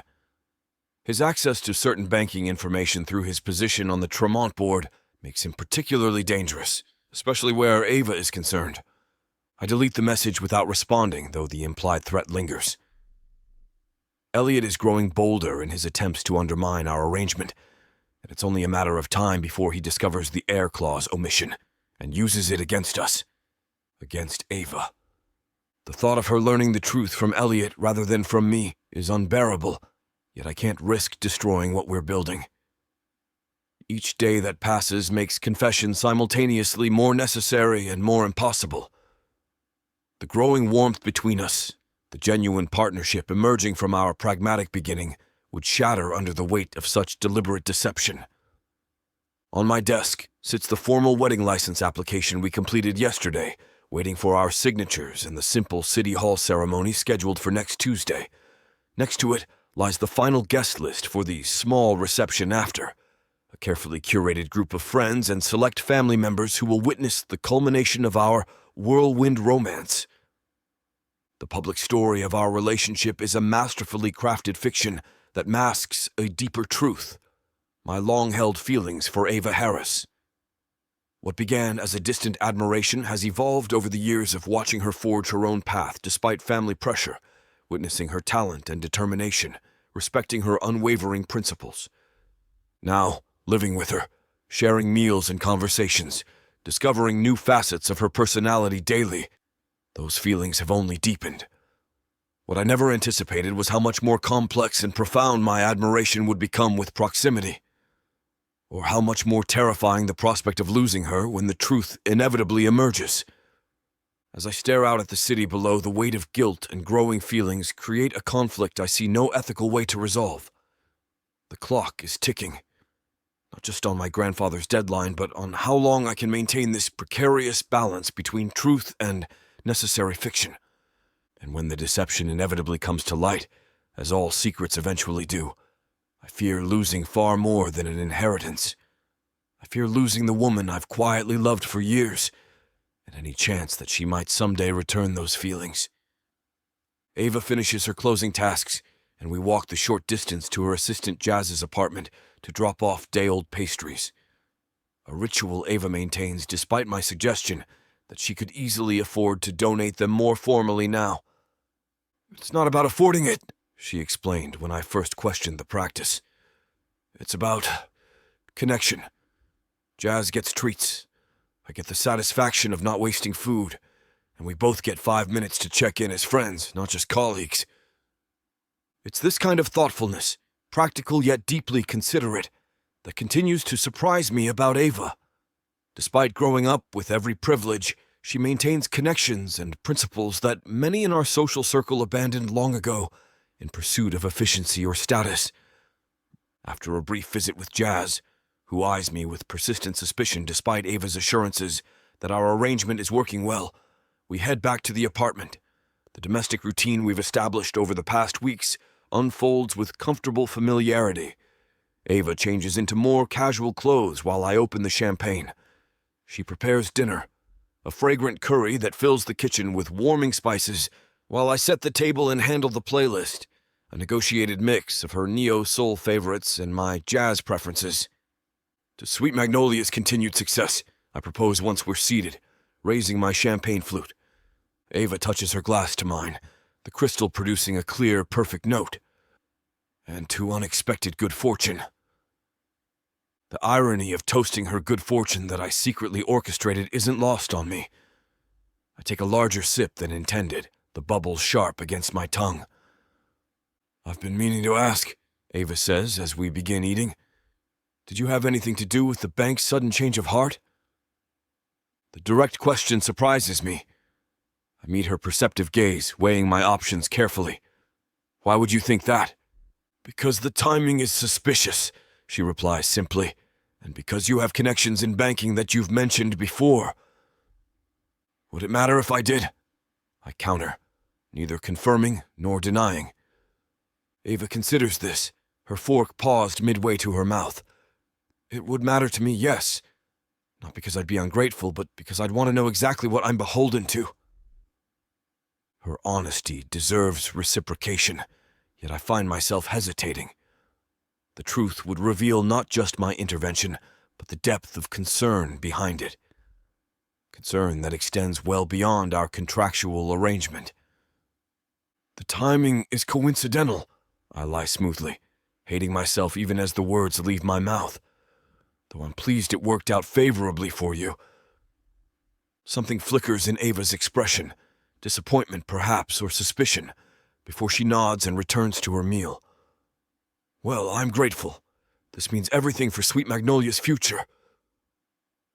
"You've built something remarkable," I tell her, this part entirely truthful. The bank finally recognized what was obvious to anyone paying attention. Her smile returns, warming her eyes. "Speaking of paying attention, did you see the write-up in Atlanta Magazine's food section? They called my bourbon pecan tart transcendent." "I did see that," I admit, not mentioning that I've set up Google alerts for any mention of Sweet Magnolia in the press. "The reviewer seemed particularly enchanted by your innovative flavor combinations. They also mentioned the bakery's surprising connection to the Tremont Hotel empire through owner Ava Harris's engagement to heir Sebastian Tremont." She quotes with a wry smile. "Apparently my baking skills are more noteworthy when associated with your family name." "That's their mistake," I reply, genuinely irritated on her behalf. "Your talent stands entirely on its own." Says the man who's literally buying my talent for his family's board meeting next month. She's teasing, but there's an undertone of something else in her voice. A reminder of the transactional nature of our relationship that now feels increasingly at odds with our daily reality. "The board specifically requested you after tasting your work at the gala," I remind her. "I merely facilitated what they already wanted." Ava studies me over the rim of her champagne glass. "You know, for someone who's supposedly the black sheep of the Tremont family, you're remarkably invested in the company's operations." The observation is uncomfortably perceptive. It's complicated. "Try me," she challenges. "We're supposed to be partners, remember? That works better with actual understanding." The opening is there. A perfect opportunity to be honest about at least one aspect of my life. I take a breath, deciding to offer this truth if not the one about the bank. "I've always cared about the company," I admit. "The rebellion was against my father's management style, not the business itself. My grandfather built something remarkable, a luxury brand with integrity at its core. My father's approach has been more aggressively profit-driven. Hence your sustainable luxury initiative in London," Ava deduces, connecting dots I didn't realize she'd been tracking. "You're trying to return to the original vision." Her understanding is startling in its accuracy. "Yes, exactly," The London property is my attempt to prove that luxury and responsibility aren't mutually exclusive, to the board, to my father, and to myself. That's why the inheritance matters so much, she says softly. It's not just about the money. It's about control of the company's direction. I nod, unable to articulate how profound her understanding feels, how rare it is to be seen so clearly. With controlling interest, I could implement changes throughout the organization, not just in isolated projects my father tolerates as my pet initiatives. And you need me to secure that control. There's no accusation in her tone, just calm acknowledgement of our arrangement's foundation. I do, I confirm. The words heavy with the weight of everything left unsaid. The Heir clause, my growing feelings, the increasingly blurred line between convenience and genuine partnership. Ava reaches across the table, her hand covering mine in a gesture that feels both comforting and intimate. Then we'll make it work. Partners, remember? The touch of her hand, warm and sure against mine, sends electricity up my arm. I turn my palm up, our fingers intertwining with a naturalness that belies our contractual beginning. Partners, I echo, the word feeling simultaneously true and incomplete. You think you can catch me? You think you can tame me? Oh, I know I can. And you know it too, baby. I gotta tell you, you're not the first to try. But don't worry, baby. I'll be the last. With sass like that, maybe I'll be the one that needs to tame you. Let's cut to the chase, big boy. What you selling me? Your appetite is big AF. I have just the thing that'll satisfy you. Oh, really? And what's that? Over 120 hours of romance audiobooks. Brought to you by Tyla Walker Romances in the Big AF audio bundle. 120 hours? That sounds amazing. Your knees won't work afterwards if I do my job right.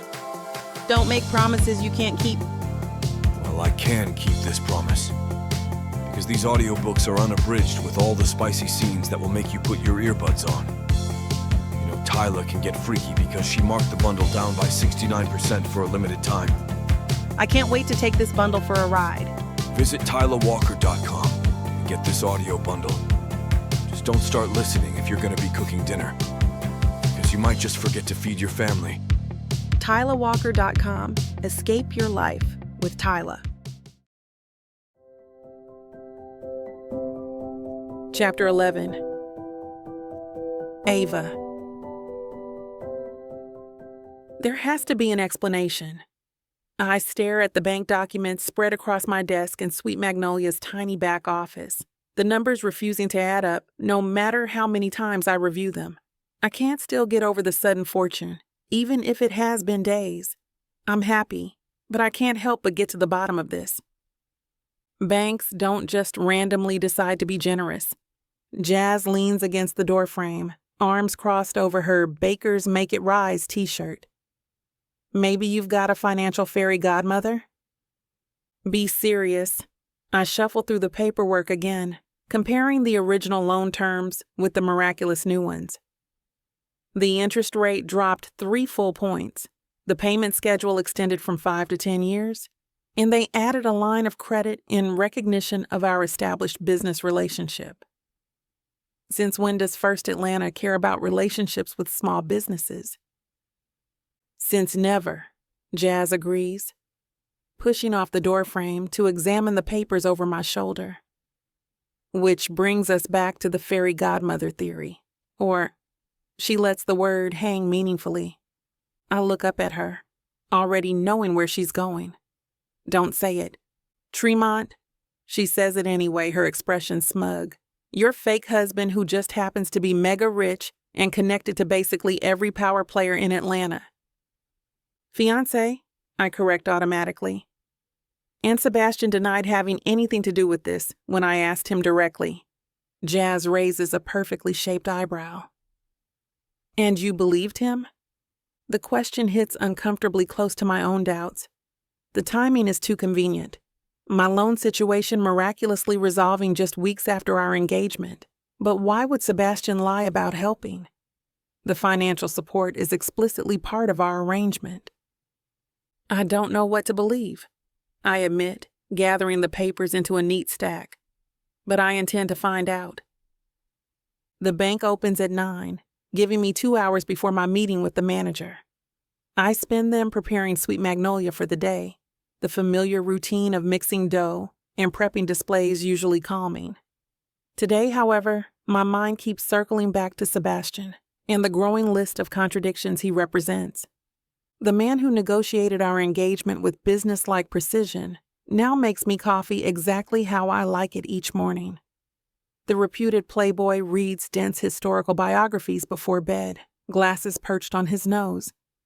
The supposedly selfish heir defended me against his own family without hesitation. And now, possibly, he saved my bakery while deliberately hiding his involvement. Why deny helping if he did? What purpose does secrecy serve? The questions follow me to First Atlanta's gleaming downtown headquarters, where I'm ushered into Kevin Dalton's office with a deference I've never experienced in previous visits. The bank manager, a middle-aged man whose Brooks Brothers suit can't quite disguise his expanding waistline, greets me with uncharacteristic warmth. "Miss Harris, wonderful to see you again. How's business at Sweet Magnolia?" "Thriving, thanks to the new loan terms," I reply, settling into the visitor's chair. "Which is actually why I'm here. I'd like to understand exactly how those terms came about." Kevin's smile falters slightly. "As I explained before, it was part of a portfolio reassessment." "Yes, you mentioned that. Very convenient timing." I lean forward, meeting his gaze directly. "Mr. Dalton, I appreciate the bank's reconsideration, but I need to know if external influences were involved." "External influences?" He shifts uncomfortably in his leather chair. "Did Sebastian Tremont contact you about my loan?" His eyes widening a little tells me everything before he even speaks. "Miss Harris, client confidentiality prevents me from discussing other customers' interactions with the bank." "I'm not asking about other customers. I'm asking if my fiancé intervened regarding my loan."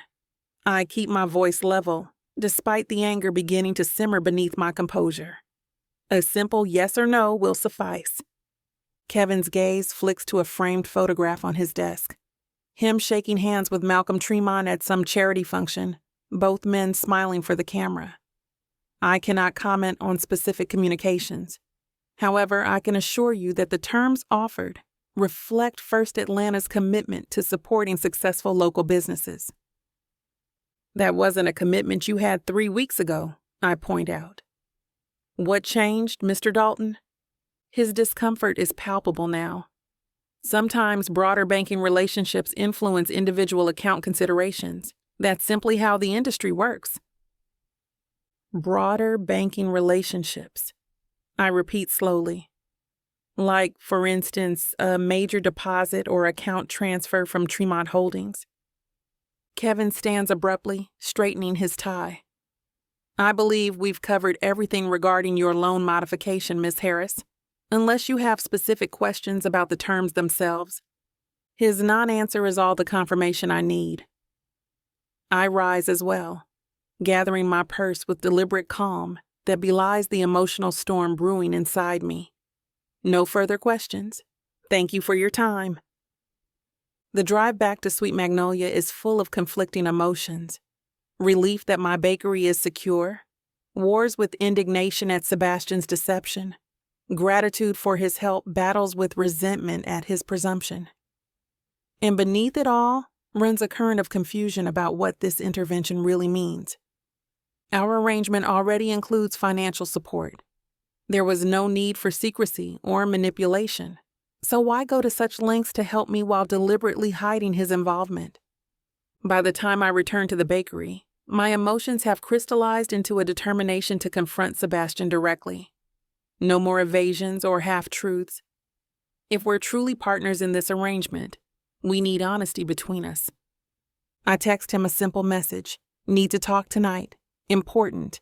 His response comes almost immediately. "Everything okay? I can leave work now if needed." The genuine concern in his message softens my anger slightly. "Not an emergency." after dinner. The rest of the day crawls by as I go through the motions of running the bakery, my mind constantly returning to the coming confrontation. What does it mean that Sebastian would go to such lengths to help me while denying any involvement? What other secrets might he be keeping? By the time I arrive at our apartment, and it has become our apartment with surprising speed, I've rehearsed a dozen different approaches. All scatter like leaves in the wind when Sebastian greets me at the door, his expression concerned, his normally immaculate appearance slightly rumpled from a long day at the office. "You're home," he says, relief evident in his voice. "I was getting worried." "I had errands after closing," I explain, moving past him into the apartment, buying time to gather my thoughts. "Have you eaten?" "Not yet. I ordered Thai when you texted you were on your way. Should be here in 20 minutes. Sebastian follows me to the kitchen, leaning against the counter as I pour myself a glass of water. "Want to tell me what's so important?" I turn to face him directly, deciding that straightforward is the only approach that makes sense. "I know about the bank, Sebastian." His expression shifts almost imperceptibly, a slight tightening around his eyes, a barely discernible tension in his shoulders. Anyone who didn't live with him might miss these subtle tells. I don't. "What about the bank?" he asks, his tone carefully neutral. "Don't." I set my glass down with more force than intended. "Don't insult my intelligence by continuing to deny it.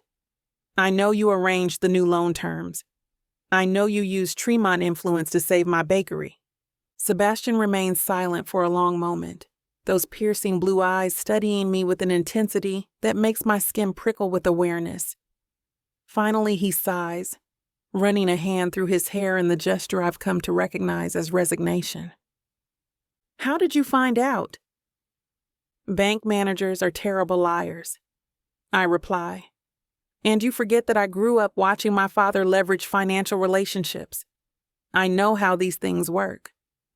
Sebastian moves to the wine rack, selecting a bottle with deliberate care. "Would you like a glass? I think this conversation might warrant it." "Sure."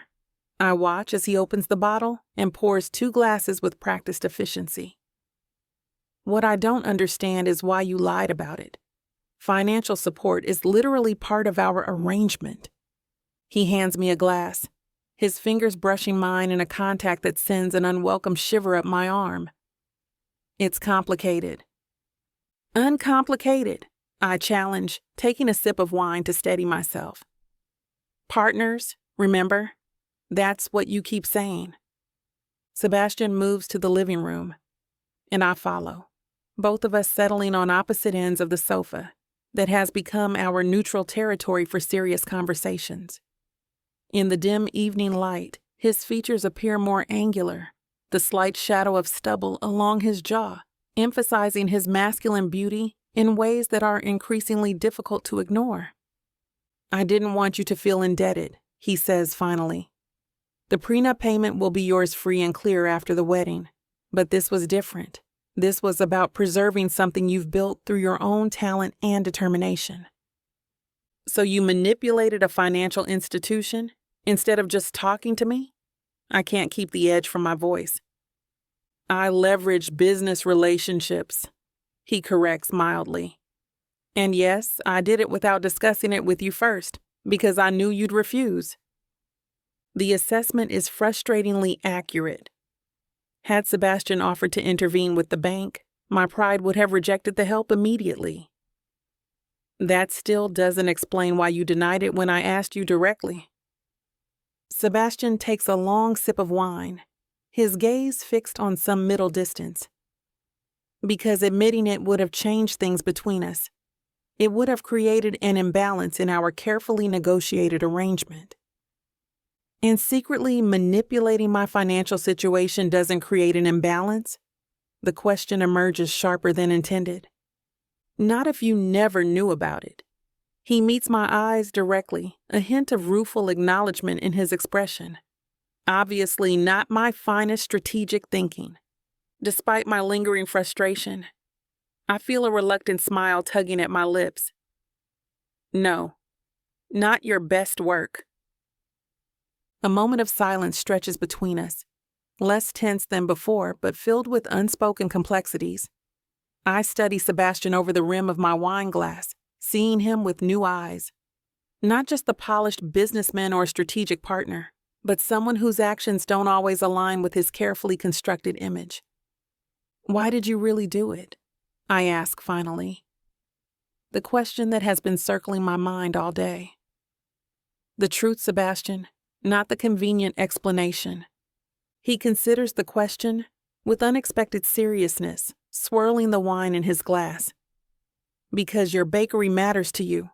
Because watching you lose something you've poured your heart into would have been... He pauses, searching for the right word. Unbearable. The simple honesty in his voice catches me off guard. Unbearable seems like a strong word for a business arrangement. Maybe our arrangement is becoming more complex than either of us anticipated. Sebastian's gaze holds mine, the intensity in those blue eyes making my breath catch. Is that such a terrible thing? The question lingers in the silence, thick with all the things we're not willing to acknowledge. Our living situation, our shared meals, our growing understanding of each other's habits and preferences, all creating something that feels increasingly unlike the contractual relationship we agreed upon. I don't have any idea, I admit finally. This was supposed to be straightforward. Financial security for me, inheritance for you. Clean and uncomplicated. Life rarely cooperates with our plans for simplicity. Sebastian sets his wine glass on the coffee table, turning to face me more directly. Does it bother you that I helped with the bank? I consider the question honestly, sorting through my complicated emotional response. Not the help itself. That was incredibly generous, and I am grateful. I pause, choosing my next words carefully. What bothers me is the deception. Partners should be honest with each other, even when the truth is complicated. Sebastian nods, accepting the implicit criticism. You're right. I should have been honest when you asked me directly. The simple acknowledgement, offered without defensiveness or justification, disarms me completely. I've spent a lifetime dealing with my family's emotional manipulations and half-truths. Sebastian's straightforward acceptance of responsibility is refreshingly unfamiliar. Thank you, I say quietly, for admitting it, and for helping Sweet Magnolia, even if your methods were questionable. His mouth curves in that half-smile that never fails to create a flutter in my chest. My methods are frequently questionable. It's part of my charm. Is that what we're calling it? Charm? I find myself smiling back, the tension between us dissolving into something warmer. Among other things, Sebastian reaches across the sofa, his hand covering mine in a gesture that feels both casual and significant. I'm sorry for lying to you, Ava. It won't happen again. The sincerity in his voice, combined with the warmth of his hand on mine, creates a dangerous melting sensation in my chest. This is precisely the complication our arrangement was designed to avoid. Genuine emotional connection beyond the parameters of our contract. I don't get to reply as the doorbell rings, announcing the arrival of our dinner. Sebastian gives my hand a gentle squeeze before rising to answer it, leaving me to gather my scattered thoughts. What is happening between us? The question follows me through dinner as our conversation shifts to safer topics. An upcoming charity auction we're expected to attend. Sebastian's progress on the London hotel project. A new pastry technique I'm experimenting with for the bakery. The ease between us is both comforting and unsettling. When did Sebastian Tremont, playboy extraordinaire, heir to a fortune built on luxury and excess, become someone whose company I genuinely enjoy? When did our contractual partnership begin evolving into something that feels disconcertingly like friendship, or possibly something more. After dinner, as we clean up together in a domestic routine that's become comfortably familiar, Sebastian pauses, dishcloth in hand. "I have a proposal." "Another one?" I quip, putting away the last of the containers. "The first hasn't even been formalized yet." His laugh, warm and genuine, sends an unexpected ripple of pleasure through me. A much simpler one, no lawyers required. He leans against the counter, the position emphasizing the lean strength of his body in ways I try not to notice. I'd like to see Sweet Magnolia in action. A full day from opening preparations to closing, if you're comfortable with it. The request surprises me. "You want to watch me bake?" "I want to understand what you've built," he clarifies. "What matters to you? If we're going to be partners, I should understand what drives you." The thoughtfulness behind the request touches me in unexpected ways. How many people in my life have actually wanted to understand what makes Sweet Magnolia special to me? Not my family, certainly, who've only ever seen it as a rebellious phase to be outgrown. Not even most of my friends, who support my choice, but don't necessarily comprehend the passion behind it. "Okay," I agree, surprising myself with how readily the answer comes. "But fair warning, opening prep starts at 4:30 a.m. Sebastian's eyebrows rise dramatically. "In the morning, as in before sunrise?" "That's generally when morning occurs, yes." I can't help laughing at his expression of genuine horror. "Having second thoughts already?" "Absolutely not," he counters, though his grimace suggests otherwise. "I'm nothing if not committed to thorough research."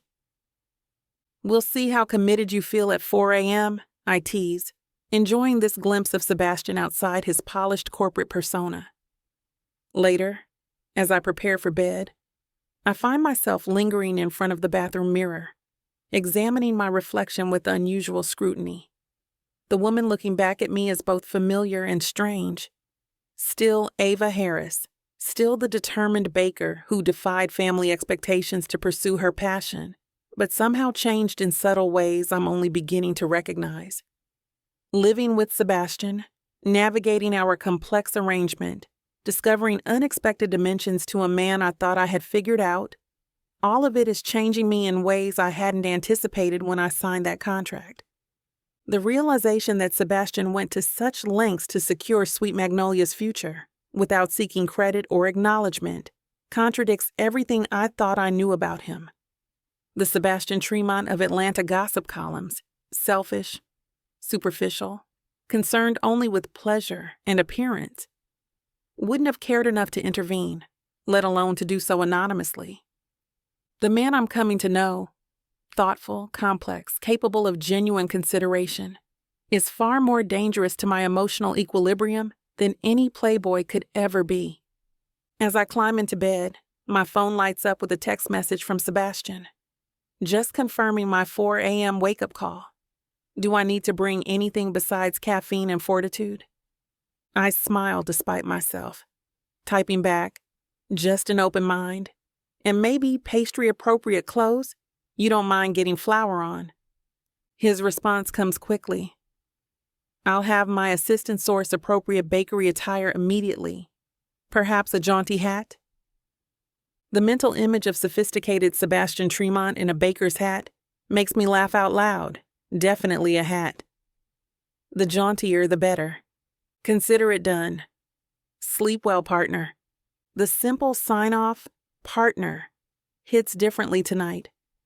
What began as a practical designation for our arrangement has evolved into something that feels increasingly meaningful. Partners who support each other's dreams, even secretly. Partners who can argue and reconcile honestly. Partners who seek to understand each other's passions. It's not what I signed up for when I agreed to marry Sebastian Tremont for mutual benefit. It's something both more complicated and more authentic. A relationship developing its own uncharted contours beyond the carefully defined boundaries of our prenuptial agreement. As I drift towards sleep, I realize I'm genuinely looking forward to showing Sebastian my world tomorrow. The early morning quiet of the bakery, the satisfaction of creating something beautiful and delicious from simple ingredients, the community Sweet Magnolia has built in its small corner of Atlanta. I want him to understand what matters to me, and that desire, more than anything else, signals a shift in our relationship I'm not quite ready to name. Chapter 12. Sebastian. The alarm pierces the darkness at 4 a.m., yanking me from sleep with brutal efficiency. For a disoriented moment, I forget why I've set it at this ungodly hour. Then I remember Ava. My promise to understand her world. I drag myself from bed, the hardwood floor cool beneath my feet as I stumble toward the shower. The water helps, though not enough to fully erase the surreal quality of being awake while the city sleeps. In my closet, I find the clothes I laid out last night, dark jeans and a simple button-down that won't look completely out of place in a bakery. Professional enough to maintain my dignity, casual enough for flour and whatever else Ava's world might throw at me. She's already in the kitchen when I emerge, looking impossibly alert in leggings and an oversized sweater, her curls pulled back in a messy bun that somehow manages to look both practical and alluring. 2 travel mugs of coffee wait on the counter. "You're actually up," she says, surprise evident in her voice. "I was convinced I'd have to drag you out of bed." "I always keep my promises," I reply, reaching for the coffee with undisguised need, though I reserve judgment on whether human beings should be conscious at this hour. Ava laughs, the sound warming me more effectively than the coffee. 4 a.m. is practically sleeping in for serious bakers. Some start at 2 or 3. Then I question their life choices even more severely. I take another deep swallow of coffee, studying her over the rim of my mug. Even at this hour, with minimal makeup and practical clothes, she's breathtaking. Her rich mahogany skin seeming to glow from within, her dark eyes bright with anticipation for the day ahead. The drive to Sweet Magnolia takes place in comfortable silence, the streets eerily empty as we make our way through Atlanta's sleeping cityscape. When we arrive, Ava unlocks the bakery with practiced efficiency, immediately moving to turn on lights and adjust the thermostat. "Welcome to the real Sweet Magnolia," she says, gesturing around the quiet space. Without customers or staff, the bakery feels more intimate, like being invited into a private sanctuary. This is where the magic happens before anyone else arrives. I follow her into the kitchen, a world of gleaming stainless steel and specialized equipment I can't begin to name. Ava moves through the space with the confident grace of someone in their element, turning on ovens, pulling ingredients from refrigerators, consulting a clipboard with what appears to be the day's production schedule. "So, what happens first?" I ask, feeling oddly out of place in this unfamiliar territory. I'm accustomed to boardrooms and luxury hotels, environments I can navigate with effortless authority. Here I'm completely at Ava's mercy. "First, you put this on." She hands me a navy blue apron with the Sweet Magnolia logo embroidered on the chest. "I had it made for you. Figured if you're going to experience bakery life, you should look the part. I doubt your assistant can find the jaunty hat." I laugh, the unexpected gesture catching me off guard. "You had this made for me. I had my assistant look for it last night, but couldn't find it." "I'm saving your assistant the trouble. Don't read too much into it," she says quickly, though a hint of color pains her ears, making it a bit obvious.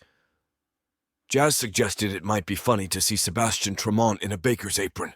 For posterity. Well, we can't disappoint Jazz." I slip the apron over my head, tying it around my waist with deliberate ceremony. How do I look? Bakery chic?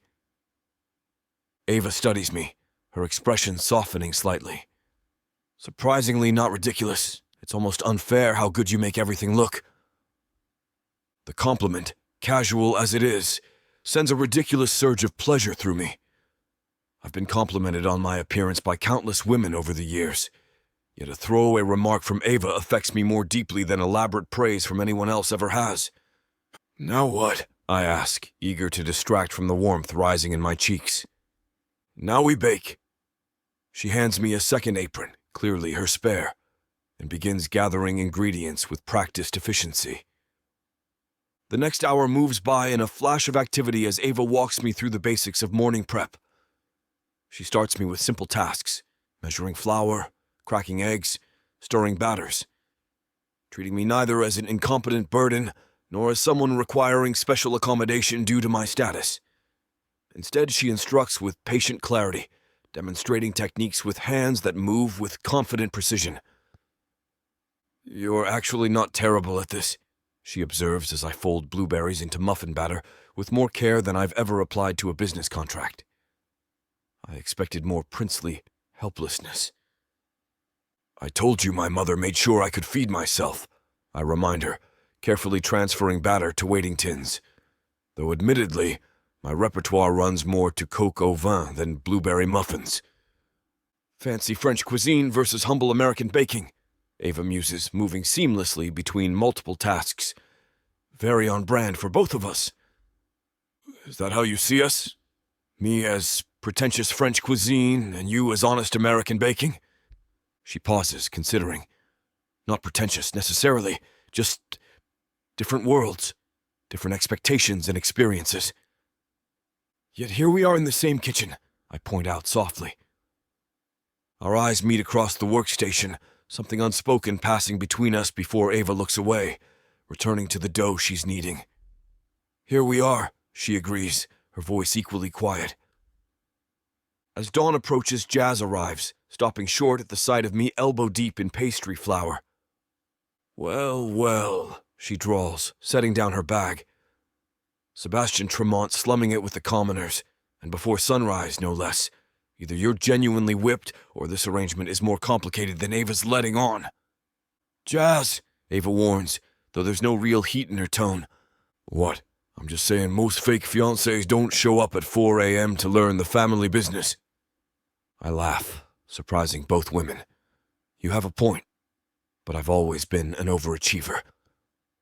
Jazz studies me with narrowed eyes, then nods as if reaching some private conclusion. "You're making the chocolate croissants today?"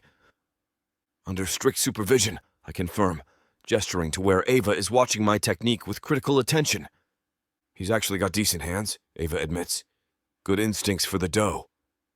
"I bet he does," Jazz murmurs, her suggestive tone making Ava roll her eyes. The morning proceeds at a relentless pace as more staff arrive, and Sweet Magnolia transforms from peaceful workspace to bustling production center. I find myself absorbed in the rhythms of the bakery, fascinated by the precision and creativity Ava brings to every aspect of her business. She's a natural leader, firm but kind with her staff, exacting in her standards but generous with praise when earned. This is a side of Ava I've glimpsed but never fully appreciated, the consummate professional passionate about her craft, respected by her team. Her MBA from Columbia is evident in how she manages inventory and workflow with analytical efficiency. Yet her artistic soul shows in the beautiful pastries she creates with seemingly effortless skill. When the doors open at 7, I retreat to a corner of the kitchen, content to observe as Ava shifts seamlessly between production and customer service. The parade of regular customers greeting her by name reveals another dimension of what she's built here. Not just a business, but a community. "Your regulars really love you," I comment during a brief lull, passing her a freshly cleaned tray. "They love the pastries," she demurs. "No, they love you," I insist. "I've been watching. They could get baked goods anywhere in Atlanta, but they come here for the connection. You remember their names, their orders, their stories." Ava looks away, though I catch the pleased smile she tries to hide. "It's just good business." "It's more than that," I persist. "It's what makes Sweet Magnolia special. Not just the quality of what you create, but the experience you provide." She glances up at me, genuine curiosity in her expression. "Is that your professional assessment as a hospitality expert?" "It is," I confirm, "and it's something many luxury hotels fail to achieve despite billions in resources. You can't buy authentic connections." Something in my tone must convey my sincerity because Ava's expression softens. Thank you. That means a lot, especially coming from someone who understands the business. The morning rush transitions into the steady rhythm of the day, and I find myself increasingly integrated into the bakery's workflow. By noon, I'm no longer just observing, but actively participating, restocking display cases, washing equipment, even occasionally interacting with customers when all staff are occupied. You're a natural, Jazz comments, watching as I arrange croissants in the display case with perhaps excessive attention to symmetry. Who knew billionaire hotel heirs had such domestic talents? I contain multitudes, I reply with mock solemnity. Jazz's knowing gaze shifts between me and Ava, who's helping a customer at the register. And some of those multitudes are clearly smitten with my boss. I freeze momentarily before recovering. We're engaged. Being smitten is part of the performance. Sure, the engagement's for show, Jazz agrees, her voice dropping to ensure only I can hear. But that look in your eyes when you watch her? That's not performance. That's the real deal. I don't even get a chance to reply something that neither confirms nor denies her uncomfortably accurate assessment. She pats my arm sympathetically. Your secret's safe with me, Tremont. Just don't hurt her, or I'll be forced to get creative with the industrial mixer. The threat, delivered with a cheerful smile, is somehow entirely convincing. By late afternoon, my muscles ache from unaccustomed labor, and a new respect for Ava's daily routine has firmly taken root. The physical demands of bakery work are considerable, yet she manages it all with apparent ease, moving through the day with energy that never seems to flag. Tired? Ava asks, finding me leaning against a counter during a rare quiet moment. Exhausted, I admit freely. How do you do this every day? You get used to it, she shrugs, and it helps when you love what you're doing. You really do love it, don't you? It's not really a question. I've seen the evidence throughout the day. The pride in her work, the joy in creating, the satisfaction in customers' appreciation. I do. She gazes around her domain, genuine affection in her expression. It's not what my family wanted for me, and it's certainly not as prestigious as running a hotel empire, but it's mine. I built this. It's impressive, I tell her honestly. More impressive than inheriting a family business, that's for certain. Ava studies me with unexpected perception. You didn't just inherit, though. That London project is your vision, isn't it? Your creation. Her recognition of my work, my own work father dismisses as a vanity project, catches me off guard. How did you know? The way you talk about it. It's the same way I talk about Sweet Magnolia. She smiles, the genuine warmth in her expression making my heart stutter. Creators recognize each other. The simple understanding in her words, the recognition of something essential about me that most people miss, creates a surge of emotion I struggle to contain. For years, I've watched Ava from afar, admiring her determination and independence. Now, standing in her kitchen, covered in flour and aching from honest work, I realize she sees me with equal clarity.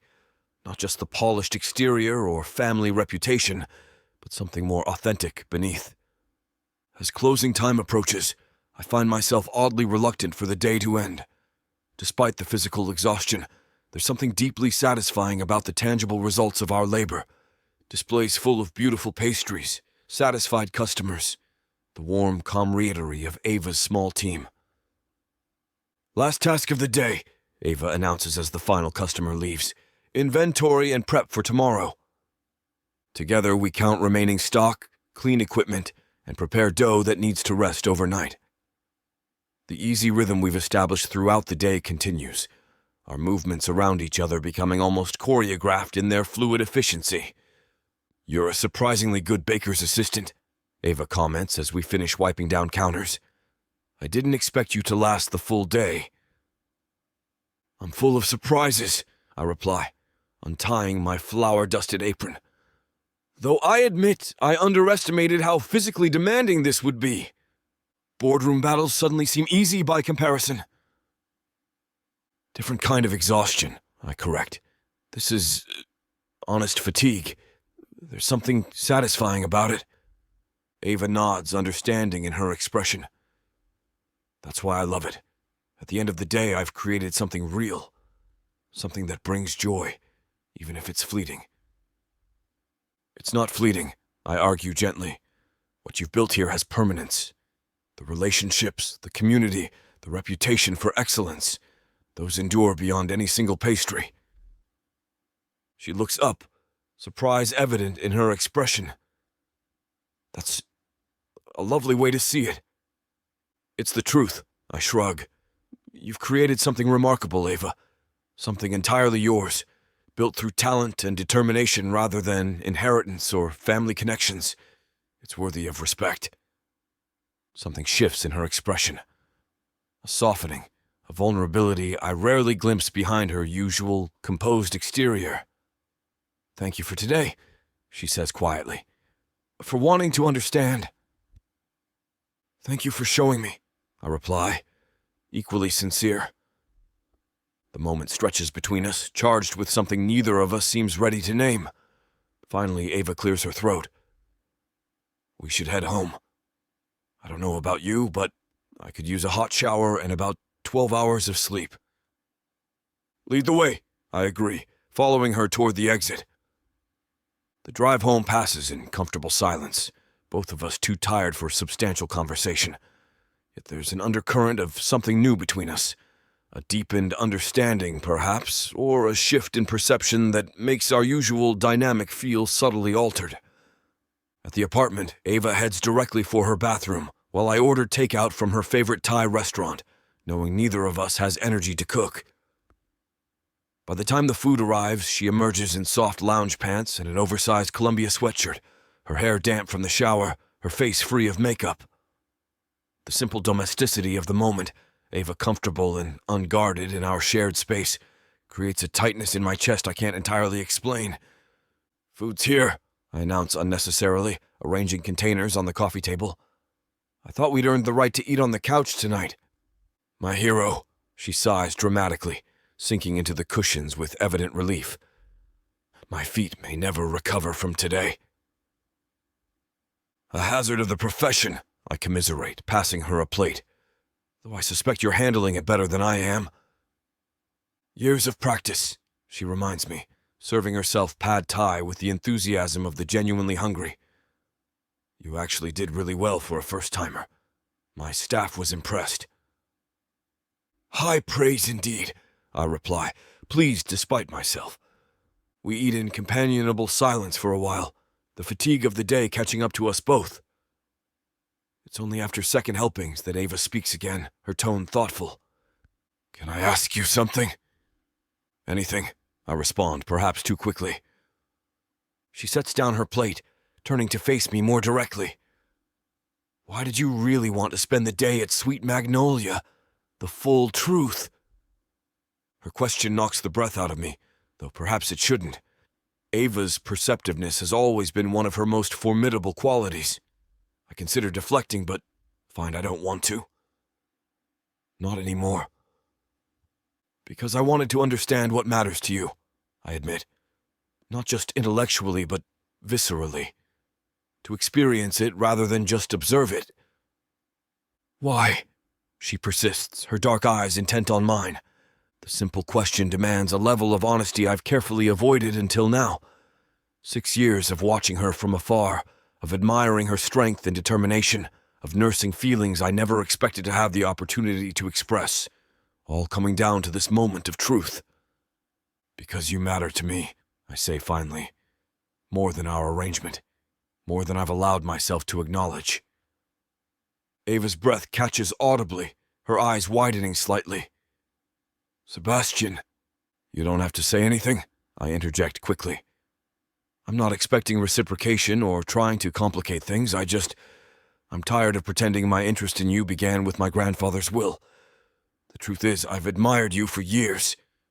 Years, she repeats, disbelief evident in her voice. Since that charity polo match.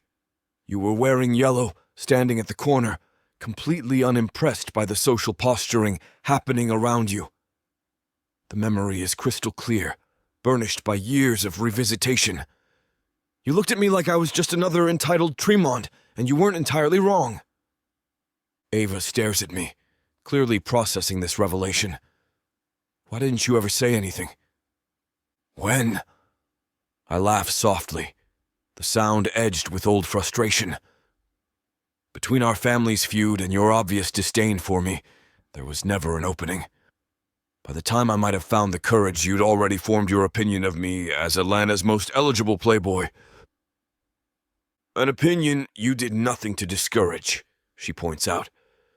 It was easier to live down to expectations than to risk rejection, I admit, especially from someone who mattered. The confession hangs between us, more revealing than I'd intended, yet somehow liberating in its honesty. Ava continues to study me, her expression unreadable. So today, she says slowly, at the bakery, that wasn't just about understanding our arrangement better. It was personal. Yes, I acknowledge simply, it was personal. She rises suddenly, moving toward the windows that overlook the city. For a long moment she stands in silence, her back to me, her reflection visible in the glass as she gazes outward. I remain on the couch, giving her space to process what must be an unexpected revelation. I don't know what to do with this information, she says finally, still facing the window. It changes things. It doesn't have to, I offer, though the words taste like ash. Our arrangement can continue exactly as planned. I've managed my feelings this long. Nothing has to change. Ava turns then, her expression intense as she regards me across the room. But it already has changed, hasn't it? Even before tonight.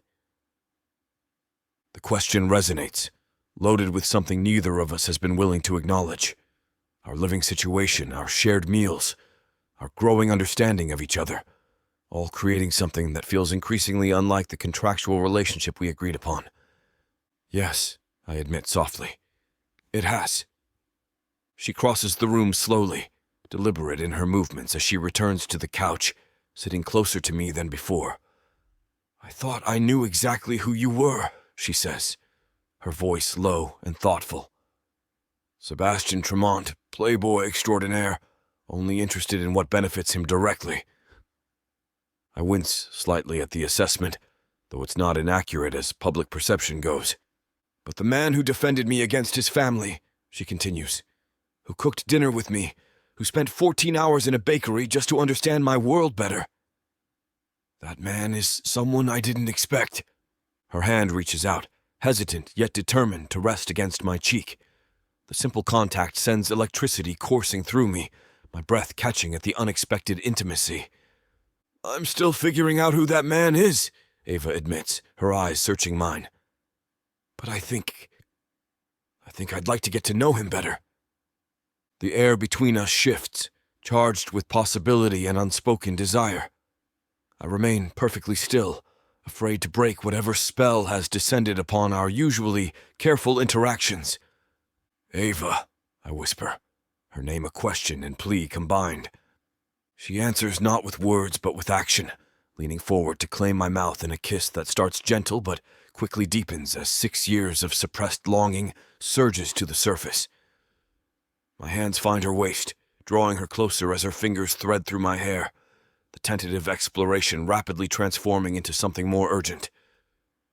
When we finally break apart, both breathing heavily, I search her face for any sign of regret or hesitation. Instead, I find desire mirroring my own, her eyes dark with want, her lips slightly parted as she catches her breath. Are you sure? I ask, needing her certainty before proceeding further. This wasn't part of our arrangement. I'm sure, she answers without hesitation. This isn't about the contract. This is about us. Whatever we're becoming. The distinction means everything.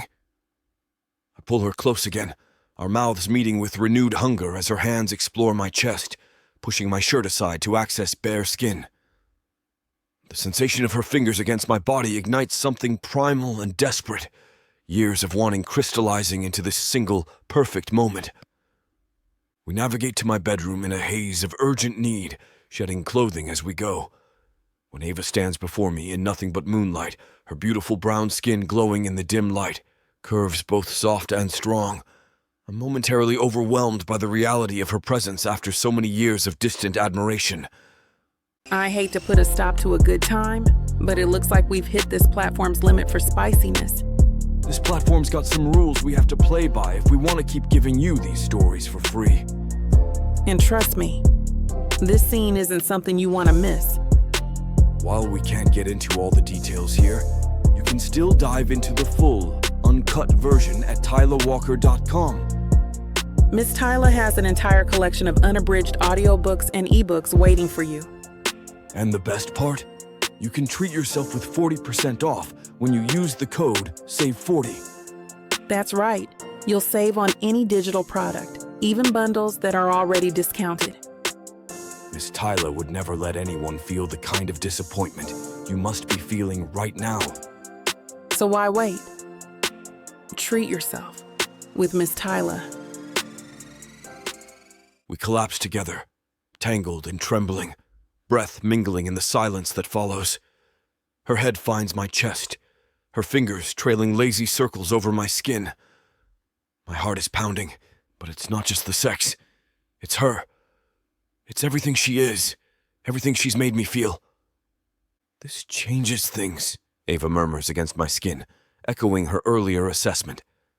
Yes, I agree, kissing her temple. Though perhaps it simply acknowledges what was already changing. She shifts to look up at me, her expression thoughtful in the dim light. Where do we go from here?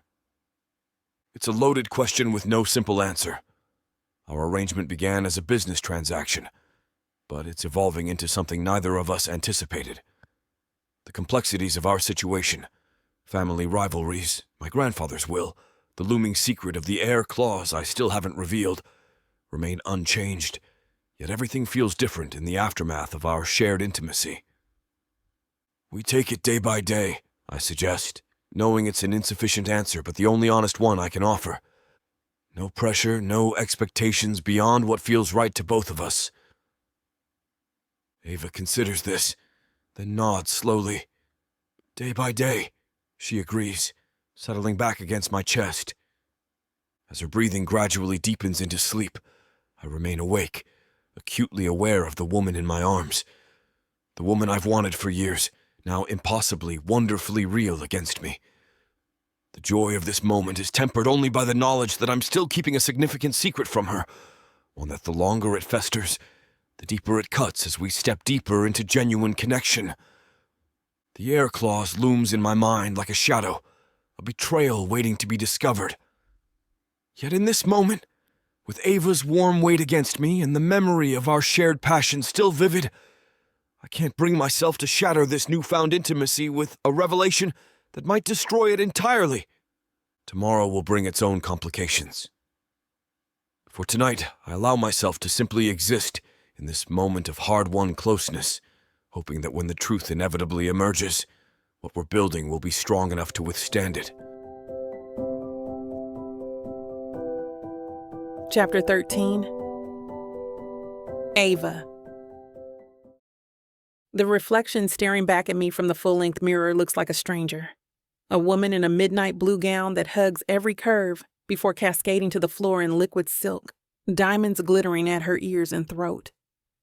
Hair swept into an elegant updo that showcases the graceful line of her neck. The woman in the mirror looks confident, sophisticated, every inch a Tremont bride-to-be. Inside, I'm a mess of contradictions. 3 days have passed since that night with Sebastian. 3 days of stolen glances across the breakfast table. Casual touches that feel anything but casual. Nights spent in his bed rather than my own. 3 days of something that feels dangerously like happiness, threatening the careful emotional boundaries I established when signing our contract. You look stunning. Sebastian appears in the doorway of my bedroom, already dressed in his tuxedo.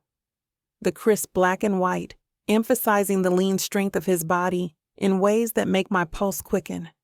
His blue eyes travel over me with unmistakable appreciation, his gaze lingering in ways that remind me vividly of how those same eyes watched me in the darkness of his bedroom. "You don't look so bad yourself," I manage, fighting the heat rising to my cheeks. After everything we've shared, it's ridiculous that a simple look can still affect me this way. Sebastian crosses the room, coming to stand behind me. In the mirror, we make a striking couple. His height and fair coloring are a perfect contrast to my curves and warm brown skin. His hands settle lightly on my shoulders, our reflected gazes meeting. "Nervous about tonight?"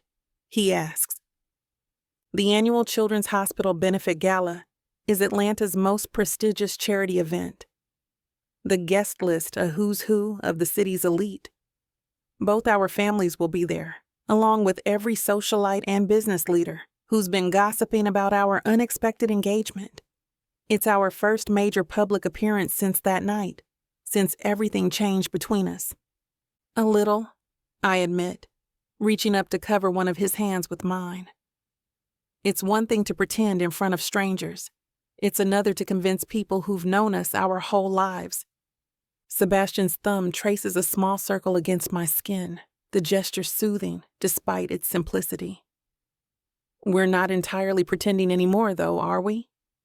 The question hangs between us, weighted with meaning neither of us has fully articulated. What are we now?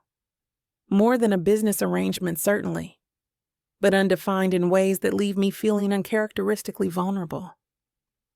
I don't know what we are, I answer honestly. And that's part of what makes tonight complicated. Sebastian turns me to face him, his expression serious as he tucks a stray curl behind my ear. "We're partners, Ava. Whatever else is evolving between us, that hasn't changed. I've got your back tonight, just like every night." The simple reassurance steadies me more than I want to admit. "Partners," I echo, finding comfort in the familiar designation. "I can work with that." His smile transforms his features from merely handsome to breathtaking. "Good. Now, shall we go dazzle Atlanta society and scandalize our families?" "Let's," I agree, accepting the arm he offers. The drive to the St. Regis passes in comfortable conversation, Sebastian briefing me on which board members and potential investors will be present, while I make mental notes of the connections that might benefit Sweet Magnolia. Despite the personal complications between us, our professional collaboration remains effortless, each of us bringing different strengths and networks to our partnership. Remember, the Henderson Foundation is looking for local businesses to support, Sebastian advises as we approach the hotel. Their focus this year is woman-owned enterprises with community involvement. Sweet Magnolia's outreach programs make you a perfect candidate. "You've done your homework?" I observe, touched by his attentiveness to my business interests. "Always." He squeezes my hand gently, though admittedly, talking business is easier than discussing other developments. The acknowledgement of our mutual avoidance brings a rueful smile to my lips. We should probably have that conversation at some point. "Probably," he agrees as the car stops at the entrance. "But not tonight. Tonight we focus on wowing the crowd and surviving family scrutiny." A red carpet stretches from the curb to the hotel entrance, photographers lining the sides to capture Atlanta's elite in their formal finery. Sebastian exits first, then offers his hand to help me from the car. The moment my heels touch the carpet, camera flashes erupt like lightning, voices calling our names from every direction. "Mr. Tremont? Miss Harris? Over here. Sebastian? Ava? Give us a smile." "When's the wedding date?" Sebastian's arm circles my waist, his body a solid presence beside me as we navigate the gauntlet. His practiced smile never wavers, though his voice drops to a whisper only I can hear. "Smile like you're thinking about us 3 days ago." Heat floods my cheeks at the memory his words evoke. Sebastian's mouth trailing down my body, my fingers tangled in his hair, the weight of him above me. The resulting smile must be convincing, because the camera flashes intensify. "That's perfect," he murmurs approvingly, "natural and radiant." "You're terrible," I whisper back, though I can't summon any real annoyance. "You love it," he returns confidently, guiding me toward the entrance. The ballroom beyond is a wonderland of crystal and champagne, Atlanta's wealthiest citizens draped in designer clothing and family jewels as they mingle beneath enormous chandeliers. I spot my family immediately, my parents holding court near the bar, my brother Elijah and his wife in conversation with the mayor. On the opposite side of the room, Malcolm Tremont surveys the crowd with regal detachment, while Elliot circulates with predatory charm. "Battle stations," Sebastian jokes, though the tension in his jaw betrays his awareness of the potential landmines ahead. "Shall we divide and conquer, or present a united front?" "United," I decide without hesitation. "They're less likely to attack when we're together." His fingers lace with mine, squeezing gently. United it is. We make a strategic circuit of the room, greeting board members and potential investors before either family can intercept us. Sebastian introduces me with obvious pride, highlighting my business accomplishments, rather than simply presenting me as his fiancée. I find myself watching him as he navigates these interactions. The genuine respect he shows to servers and security staff, the way he deflects attention from himself to showcase others' accomplishments, his quiet competence in environments that would intimidate most people. It's a side of Sebastian I'm still adjusting to, the thoughtful, perceptive man beneath the playboy facade I'd accepted as truth for so long. "Ava, darling," my mother's voice interrupts my thoughts, her perfectly manicured hand closing around my arm with a gentle but inescapable pressure. "I've been trying to catch your attention all evening." Marie Harris looks flawless as always. Her burgundy gown, complementing her rich brown skin, her silver-streaked hair swept into an elegant chignon that emphasizes her still youthful features. The diamonds at her throat and ears are Harris family heirlooms, silently advertising generations of wealth and status. "Mother," I greet her, leaning in for the obligatory air kiss. "You look beautiful tonight." "As do you," she returns, her gaze assessing my appearance with practiced efficiency. "Dior?" "Valentino," I correct, knowing the designer label will meet her approval, even if my choice to marry a Tremont doesn't. Her attention shifts to Sebastian, her smile cooling several degrees. "Sebastian, I see you've managed to convince my daughter to wear proper jewels for once. The necklace is lovely." "Ava doesn't need convincing to do anything, Marie," Sebastian replies smoothly. "She makes her own choices. I merely had the pleasure of selecting something worthy of her beauty." My hand rises unconsciously to touch the diamond pendant at my throat, Sebastian's gift, delivered this morning with a simple note, "For tonight and all the nights to come." The gesture had left me unexpectedly emotional, not because of the jewel's value, but because of the thoughtfulness behind them. "How progressive of you both," my mother comments, her tone making it clear she finds our dynamic puzzling rather than admirable. "Ava, I was hoping we might have a moment alone, woman to woman." Sebastian's hand tightens briefly around mine before he releases it. "I'll find us some champagne," he offers graciously. "Take your time." As he moves away, my mother leads me toward a relatively quiet corner, her expression transforming from social pleasantry to intense scrutiny once we're beyond easy earshot of others. "What are you doing, Ava?" she asks without preamble. "Attending a charity gala," I reply lightly. "Supporting children's health care, making small talk with Atlanta's elite, the usual Thursday night activities." "Don't be flippant." Her voice remains quiet but carries an edge of steel. "This charade with Sebastian Tremont has gone on long enough. Whatever point you're trying to make about independence or rebellion, surely you've made it by now." I take a measured breath, reminding myself that losing my temper would only validate her perception of me as emotionally immature. This isn't a charade or a rebellion, Mother. Sebastian and I are building a life together. Her eyebrows rise fractionally. A life? With a man whose reputation with women is legendary? Whose family has opposed Harris interests for generations? I raised you to be smarter than this, Ava. Perhaps you raised me to see beyond surface appearances and family prejudices. I counter, maintaining my composure despite the familiar sting of her disapproval. Sebastian is more than his reputation. My mother studies me closely, her gaze uncomfortably perceptive. You actually believe that, don't you?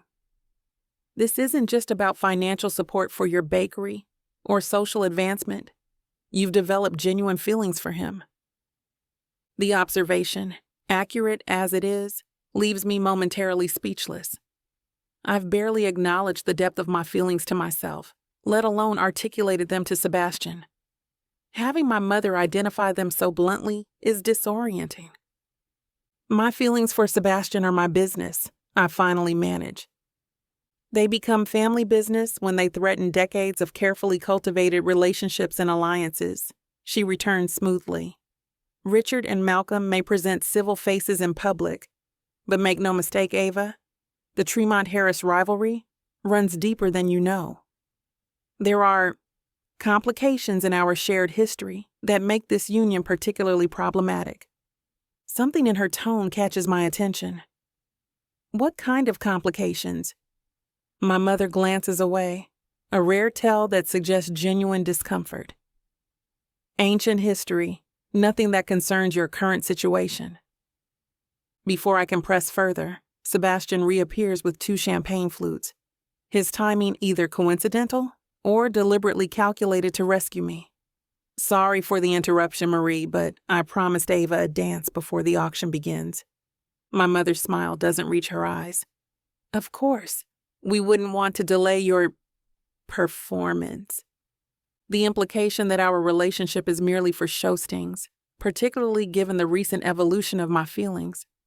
Sebastian's hand settles at the curve of my back, a warm presence that grounds me against my mother's subtle barbs. It was lovely catching up, Marie, he says with practiced charm. Perhaps we can all have dinner again soon. Get to know each other properly as family like we did last time. The suggestion clearly horrifies my mother, though her social training prevents her from showing it openly. How thoughtful. We'll have to check our schedules. The last dinner with my family was a disaster. I don't even want to recall how I couldn't swallow my food because of my mom's remarks. Fortunately, Sebastian has been very patient. As Sebastian guides me toward the dance floor, I release a breath I hadn't realized I was holding. That woman could give masterclasses in passive aggression. An art form in Southern society, he agrees, his hand remaining at my back as we navigate through clusters of guests. Are you okay? The genuine concern in his voice wraps around me like a warm blanket. I'm fine. Just the usual maternal disappointment, expertly delivered with a side of cryptic warnings. Cryptic warnings? Sebastian's eyebrows rise as we reach the dance floor. Something about complications in our family's shared history, I explain, as his arm wraps around my waist, drawing me into a proper dancing position. She didn't elaborate. A shadow crosses Sebastian's face briefly, before his expression returns to neutral. Interesting timing for mysterious family revelations. You think she's making it up to discourage me? I think Marie Harris is a formidable strategist who knows exactly which buttons to push, Sebastian replies diplomatically as he leads me into a graceful waltz. And I think she's realized there might be genuine feelings between us, which makes her more desperate to intervene. His assessment of my mother is surprisingly accurate, but it's his casual acknowledgement of genuine feeling that catches my attention. Before I can respond, he executes a perfect turn that has several nearby couples pausing to watch. You dance beautifully, I observe, momentarily distracted by our seamless movement across the floor. My mother insisted, Sebastian explains, his voice softening as it always does when mentioning her. She said a gentleman should never embarrass his partner on the dance floor. Wise woman, I murmur, allowing myself to relax into his lead. For several minutes, we simply dance. The tensions of family politics and undefined relationships temporarily suspended as we move together in perfect harmony. Sebastian is an exceptional partner, anticipating my movements before I make them. His strength and grace making me feel both secure and elegant in his arms. When the music ends, I'm almost disappointed to stop. Sebastian seems to sense this, his arm remaining around my waist as he guides me through French doors, leading to the hotel's garden terrace. The night air is pleasantly cool after the warmth of the ballroom, the garden illuminated by soft landscape lighting that creates pools of gold among the shadows. Needed some air? I ask as he leads me toward a small gazebo tucked among flowering shrubs. Needed a moment alone with you, he corrects, his voice dropping to that intimate register that sends warmth cascading through me. You were magnificent in there, Ava. Poised, brilliant, charming. Every eye in the room followed you. I think you're projecting. I laugh, though his praise warms me despite my attempted deflection. If anyone was commanding attention, it was you. We reached the gazebo, a white wooden structure draped with climbing roses that perfumed the night air. Sebastian gestures for me to sit on the cushioned bench, then surprises me by kneeling before me. What are you doing? I ask, confused by the seemingly romantic gesture. Being practical, he replies with a grin, lifting my foot. These heels are killing you, aren't they? You've been subtly shifting your weight all evening. The observation is embarrassingly accurate. The 5-inch Louboutins are exquisite but excruciating, a fact I thought I'd concealed successfully. How did you know? I notice everything about you, Sebastian says simply, as if this admission isn't devastating in its casual honesty. May I? At my nod, he gently removes first one shoe, then the other, setting them aside before taking my right foot in his hands. His fingers press into the arch with practiced skill, drawing an involuntary moan of relief from my lips. God, that feels amazing. I sigh, leaning back against the gazebo railing as he continues his impromptu massage. Years of dating women in impractical footwear finally paying off? Sebastian jokes, though his touch remains respectfully therapeutic, rather than sensual. These are gorgeous shoes, but they're instruments of torture. Beauty is pain, I quip, then wince as he finds a particularly tender spot. Though possibly not worth this much pain. Sebastian glances at the discarded heels, an impish light entering his eyes. I've always wondered how women walk in these things. They seem impossible. They practically are, I confirm. Years of practice, and still I'm counting the minutes until I can take them off. Let me try, he suggests suddenly, reaching for one delicate stiletto. I laugh at the absurdity of the image. Sebastian, you can't possibly wear my shoes. Your feet are twice the size of mine. Challenge accepted, he declares, already attempting to squeeze his foot into the red-soled pump. How hard can it be? The sight of sophisticated Sebastian Tremont, heir to a luxury hotel empire, impeccably dressed in a custom tuxedo, struggling to fit his foot into a woman's designer shoe, is so incongruous that laughter bubbles up from deep in my chest. This is ridiculous. I manage between giggles. You're going to break them. I'll buy you 10 more pairs, he promises, finally managing to balance on the shoe's edge. His heel hanging precariously over the back, he stands carefully, wobbling like a newborn giraffe. See? Grace personified. As if on cue, he teeters dramatically, pinwheeling his arms before catching himself on the gazebo railing. The expression of shocked indignation on his face only heightens my amusement, laughter overtaking me completely. "Oh my God," I gasp, tears of mirth gathering in my eyes.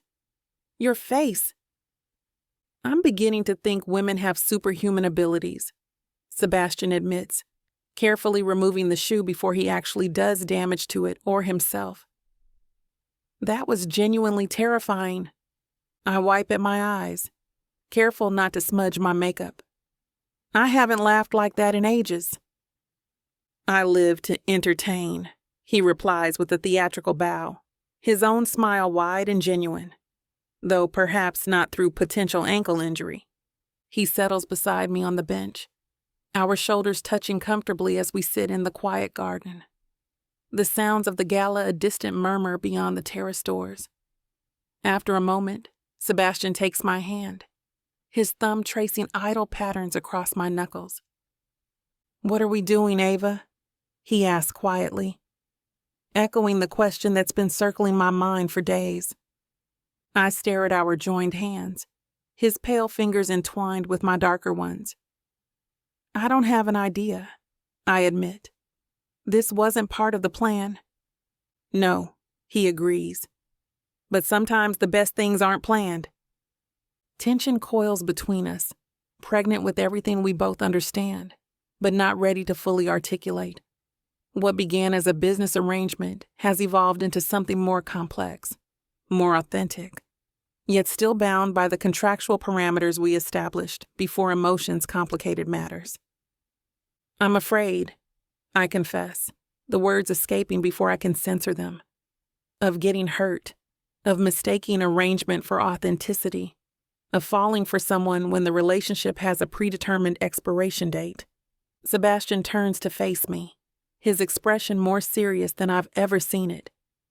What if there doesn't have to be an expiration date? What if what's developing between us is real enough to continue beyond the terms of our contract? The question sends my heart racing, hope and fear tangling in my chest.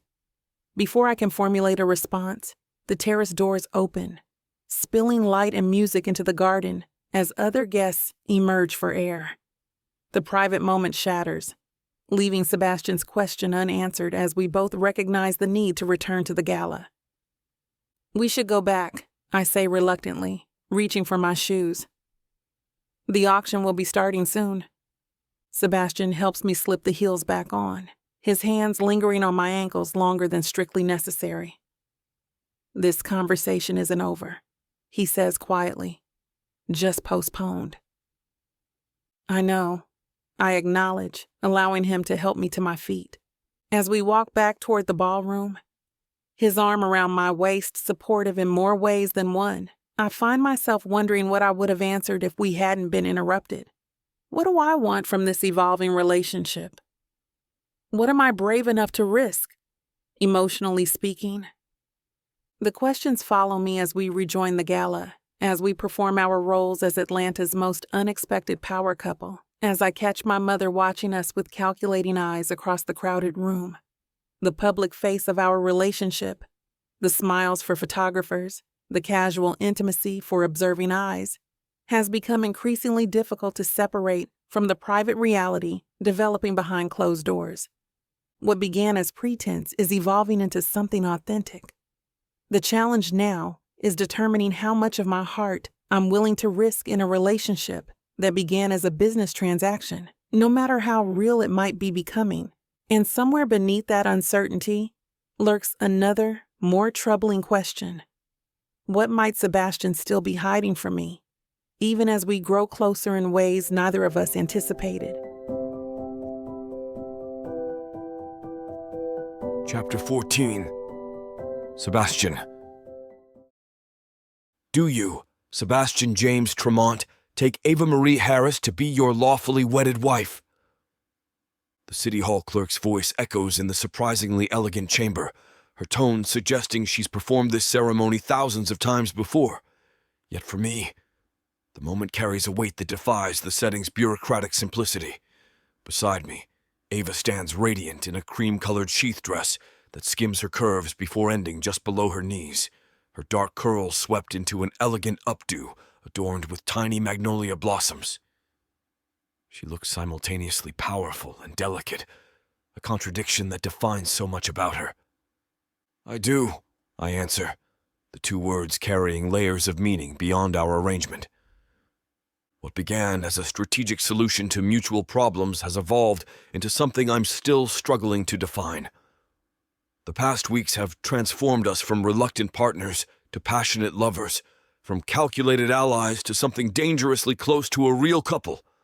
Every night spent in each other's arms, every shared breakfast conversation, every private joke and casual touch has blurred the lines of our original agreement.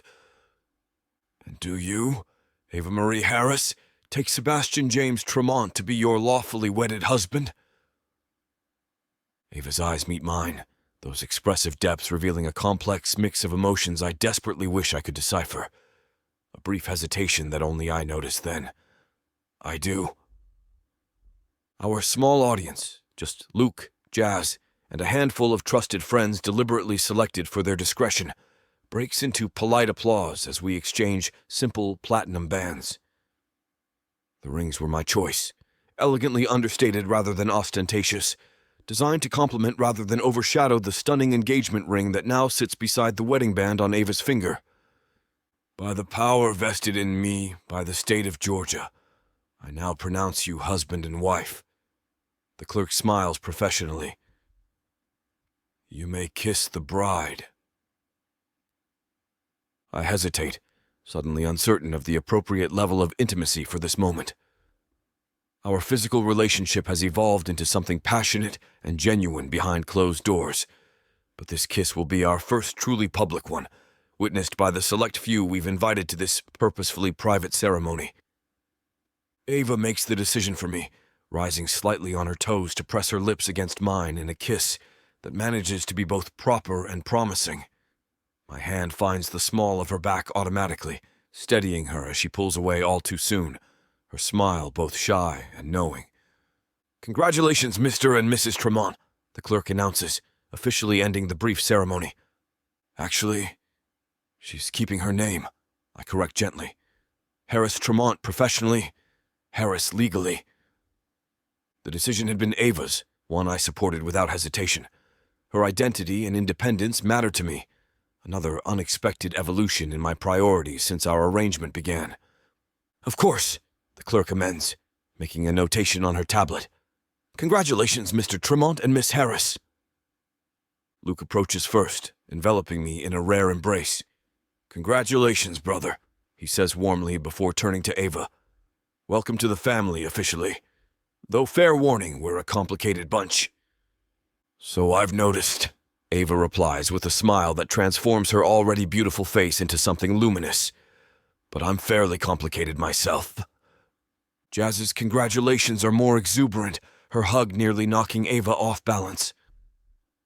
"Look at you, all legal and official," she teases. "The bakery staff will be devastated to lose their daily dose of Sebastian in an apron."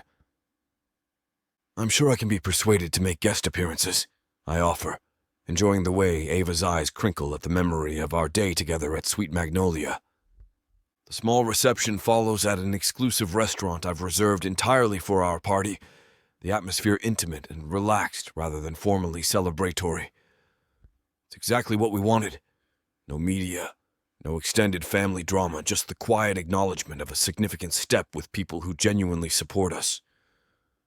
Throughout the afternoon, I find my gaze continually drawn to Ava as she laughs with Jazz or discusses business with one of my board members who's become a Sweet Magnolia regular. My wife. The term feels simultaneously foreign and right in ways I'm still processing. "You look happy," Luke observes, appearing at my side with fresh drinks. "Like, genuinely happy. It's a good look on you." Is that so unusual? I accept the whiskey with a grateful nod. "For you? Borderline miraculous."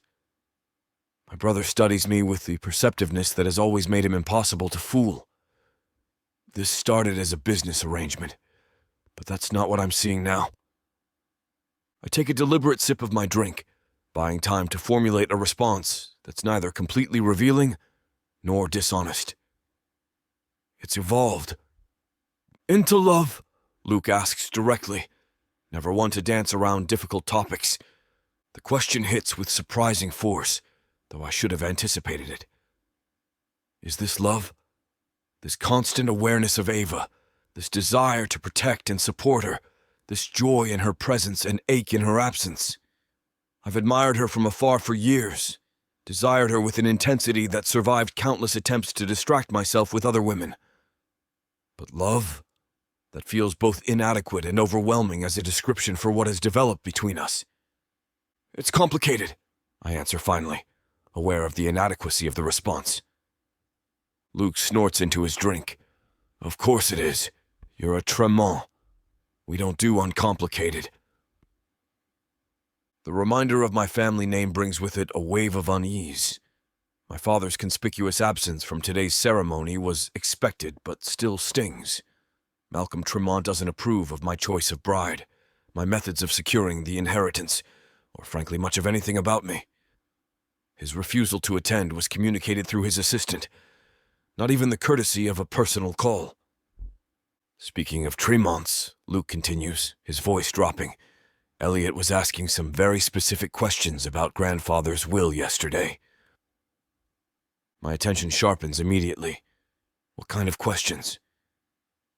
The kind that suggests he's looking for loopholes, specifically about the heir clause.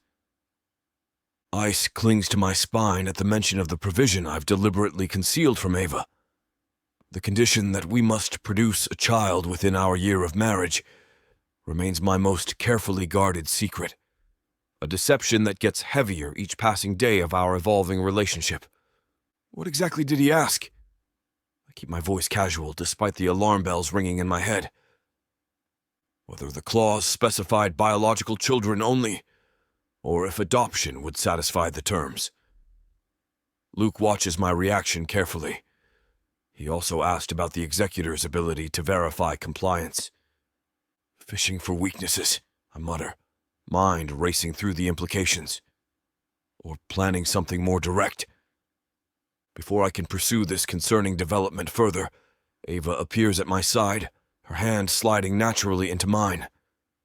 The warmth of her touch momentarily displaces my worry.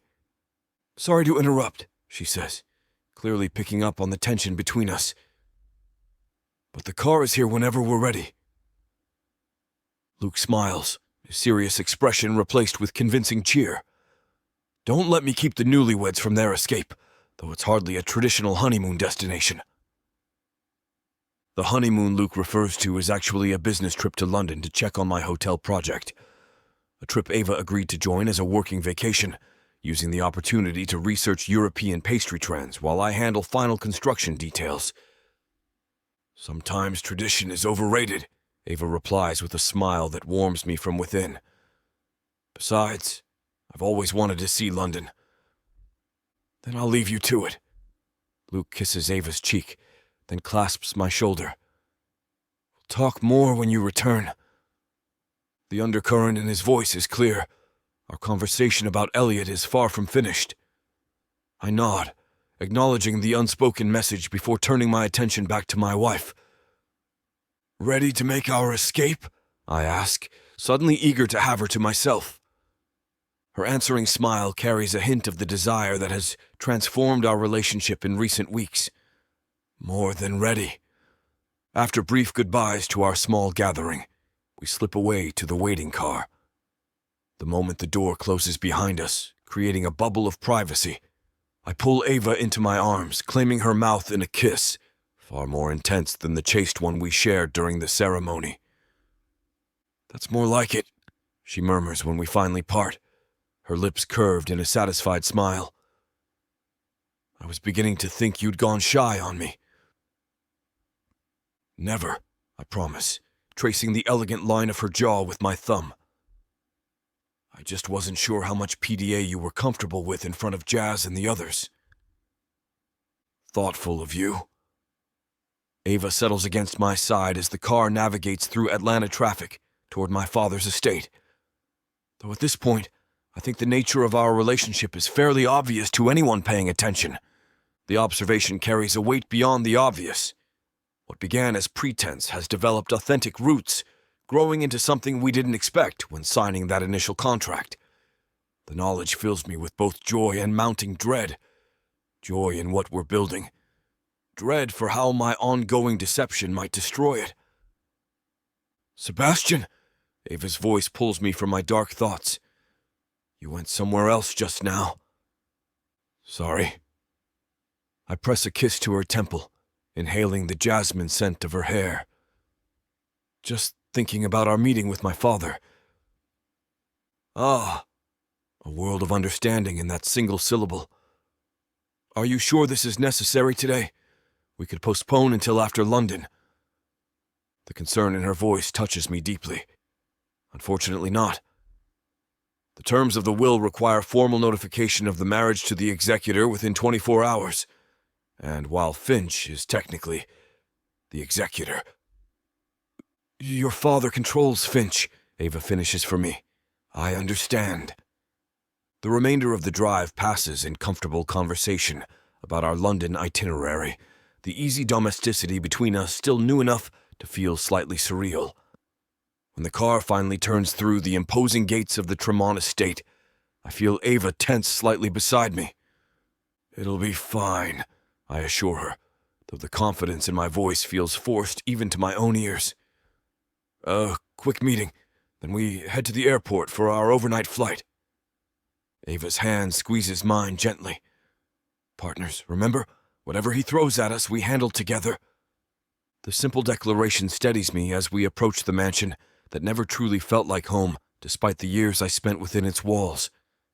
Michaels greets us at the door with his usual professional detachment, though I catch the slight nod of approval he directs toward Ava. Mr. Sebastian, Miss Harris, congratulations on your nuptials. His formal tone carries a warmth reserved for the rare few he genuinely respects. Mr. Malcolm is waiting in his study. Thank you, Michaels. I place a hand at the small of Ava's back, a gesture both protective and reassuring as we navigate the marble-floored hallway toward my father's domain. Malcolm Tremont stands as we enter, his imposing figure silhouetted against the floor-to-ceiling windows of his study. At 68, he remains a formidable presence, tall, broad-shouldered, his silver hair perfectly groomed, his bespoke suit impeccable.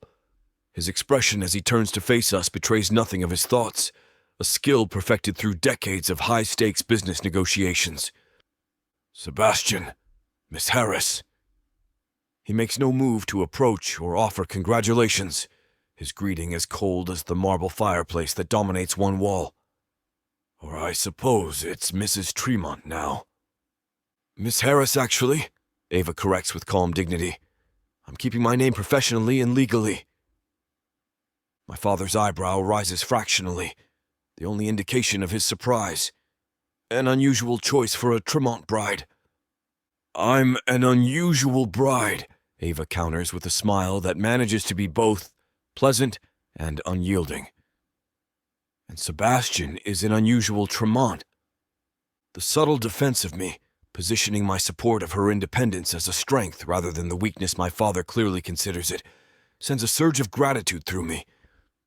Once again, Ava proves herself the perfect partner for navigating these treacherous family waters. Indeed, my father replies, gesturing toward the seating area. Please sit. This needn't take long. We settle on the leather sofa across from his armchair, the arrangement reminiscent of countless uncomfortable conversations throughout my childhood. I resist the urge to fidget like the boy I once was, instead placing my arm along the back of the sofa behind Ava in a subtly possessive gesture. I presume you have the documentation Finch requires, my father begins, all business as usual.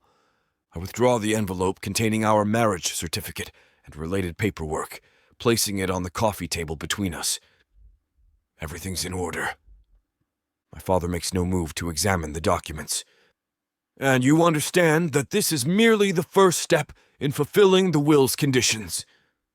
The marriage must remain intact for 1 full year, and there are additional requirements.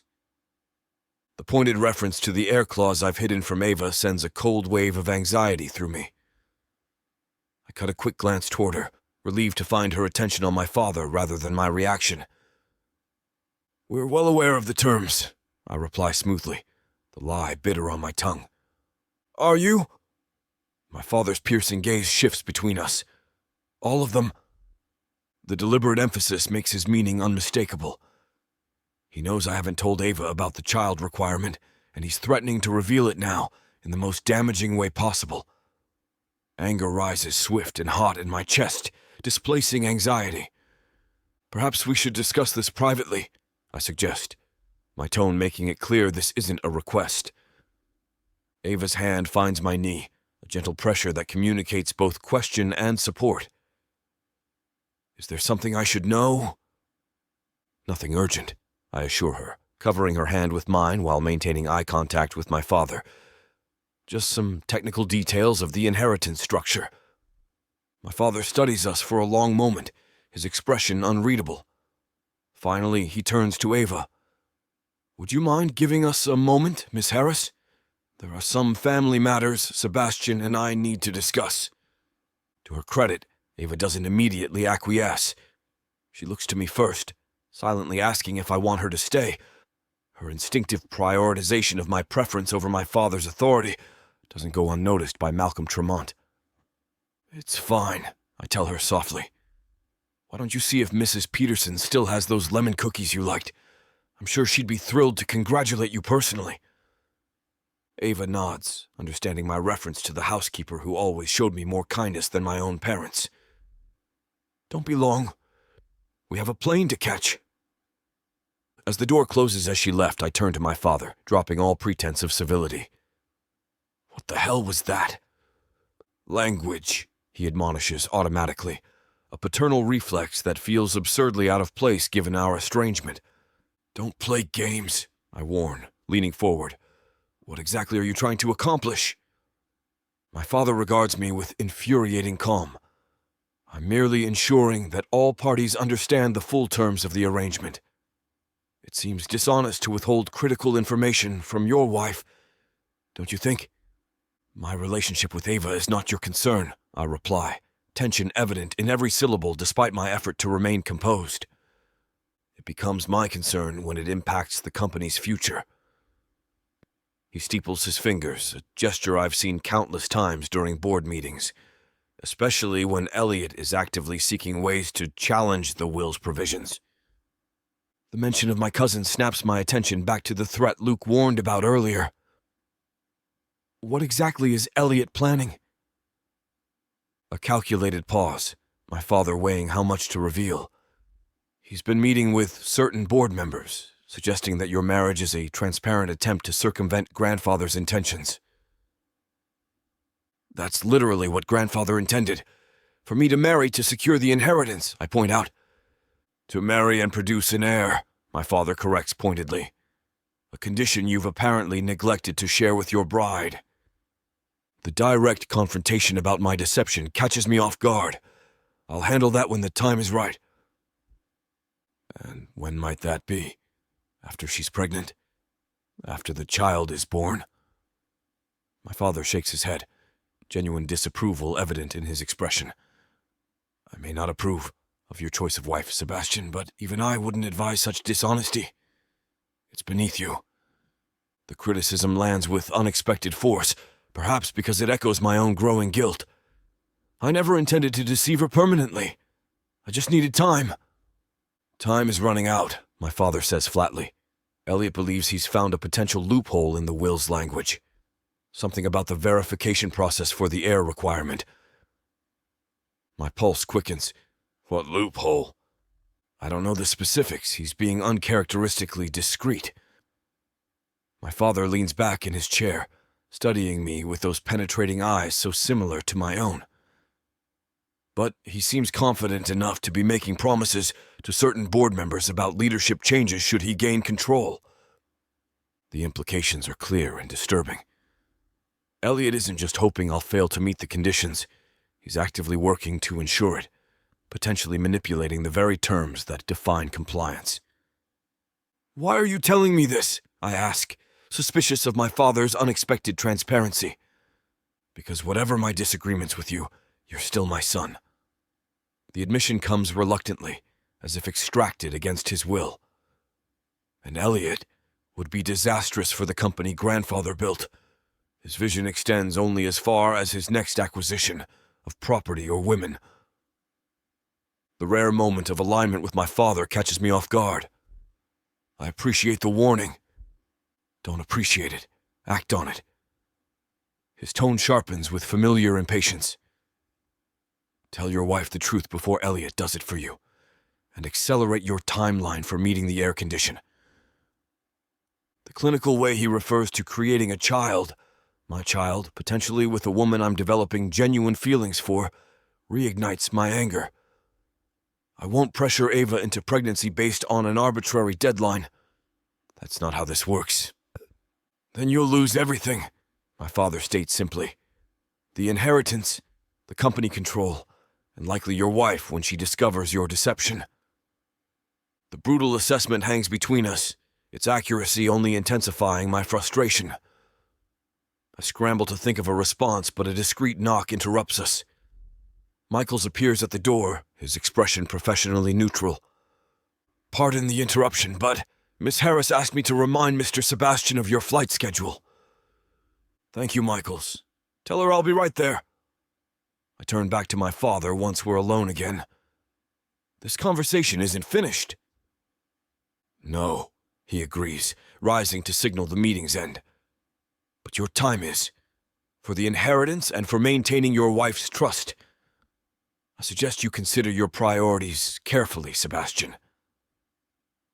The use of my full name rather than the diminutive Seb he employed throughout my childhood emphasizes the formality between us.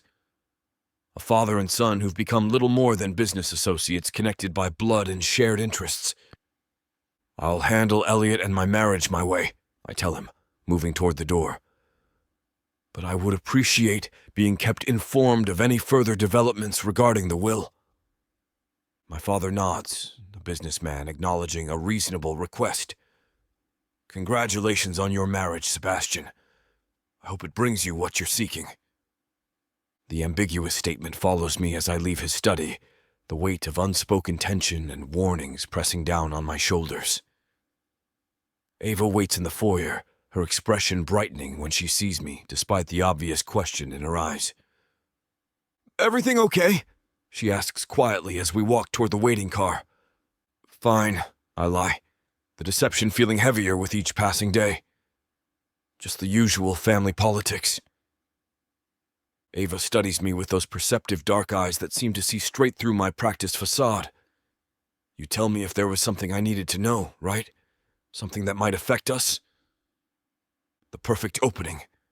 A direct invitation to confess the secret that corrodes my heart with every day of deception. I could tell her now. Explain the full terms of the inheritance. Trust in the connection we've built to weather the revelation. Instead, I take her hand, kissing her knuckles just above the wedding band that now marks her as my wife. Of course I would. Partners, right? The lie tastes like ash, bitter and choking. But the alternative, risking everything we've built, potentially losing her entirely, terrifies me more than I'm ready to admit, even to myself. As we settle into the car for the drive to the airport, Ava rests her head against my shoulder, a gesture of trust that intensifies my guilt. My father's warning echoes in my mind, along with Luke's concerns about Elliot's activities. The clock is ticking on both the inheritance requirements and my ability to maintain this deception. Sooner or later, the truth will emerge. And when it does, I may lose far more than a company inheritance. I may lose the woman who has somehow become essential to my happiness in ways I never anticipated when proposing our arrangement.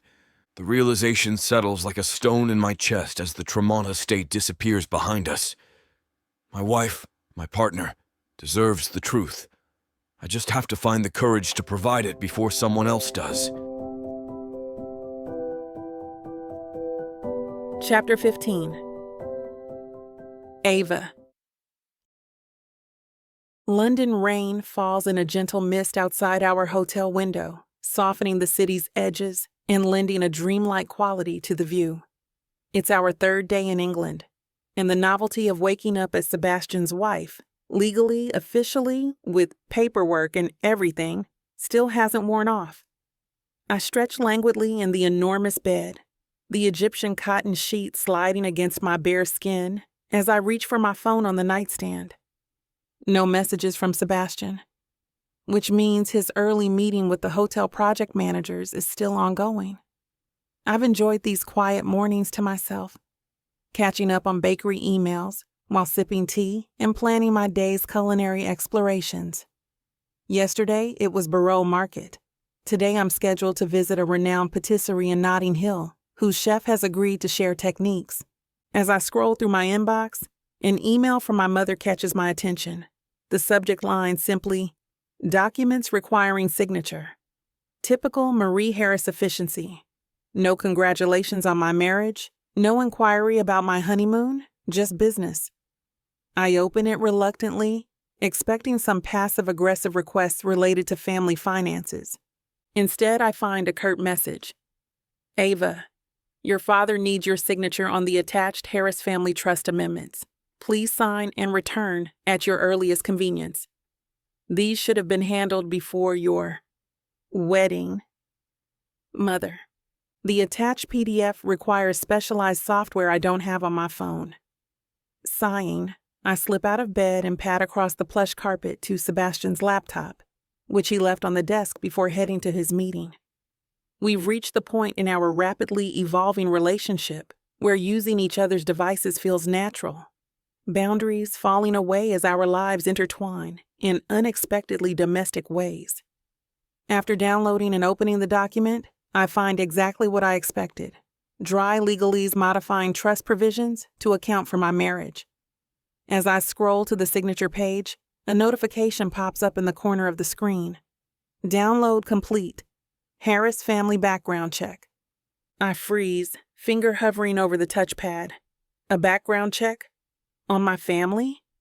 Why would Sebastian be investigating the Harrises when he's already married to one? Curiosity and unease battle briefly before curiosity wins.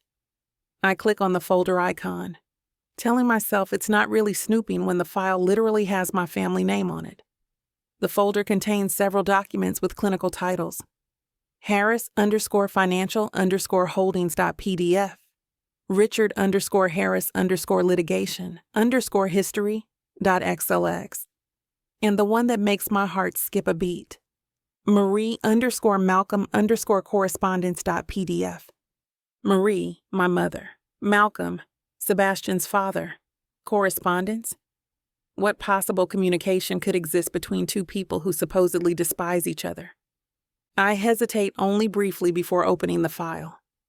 Inside is a collection of scanned letters and emails, meticulously organized and dated. The earliest is from over 30 years ago, the most recent from just before Sebastian's grandfather died.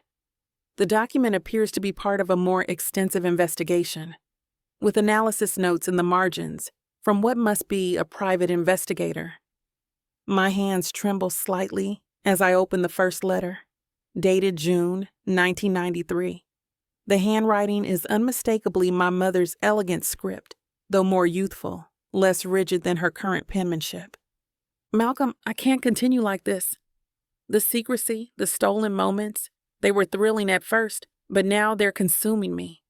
Richard suspects something. He mentioned your name at dinner last night in a way that made my blood run cold.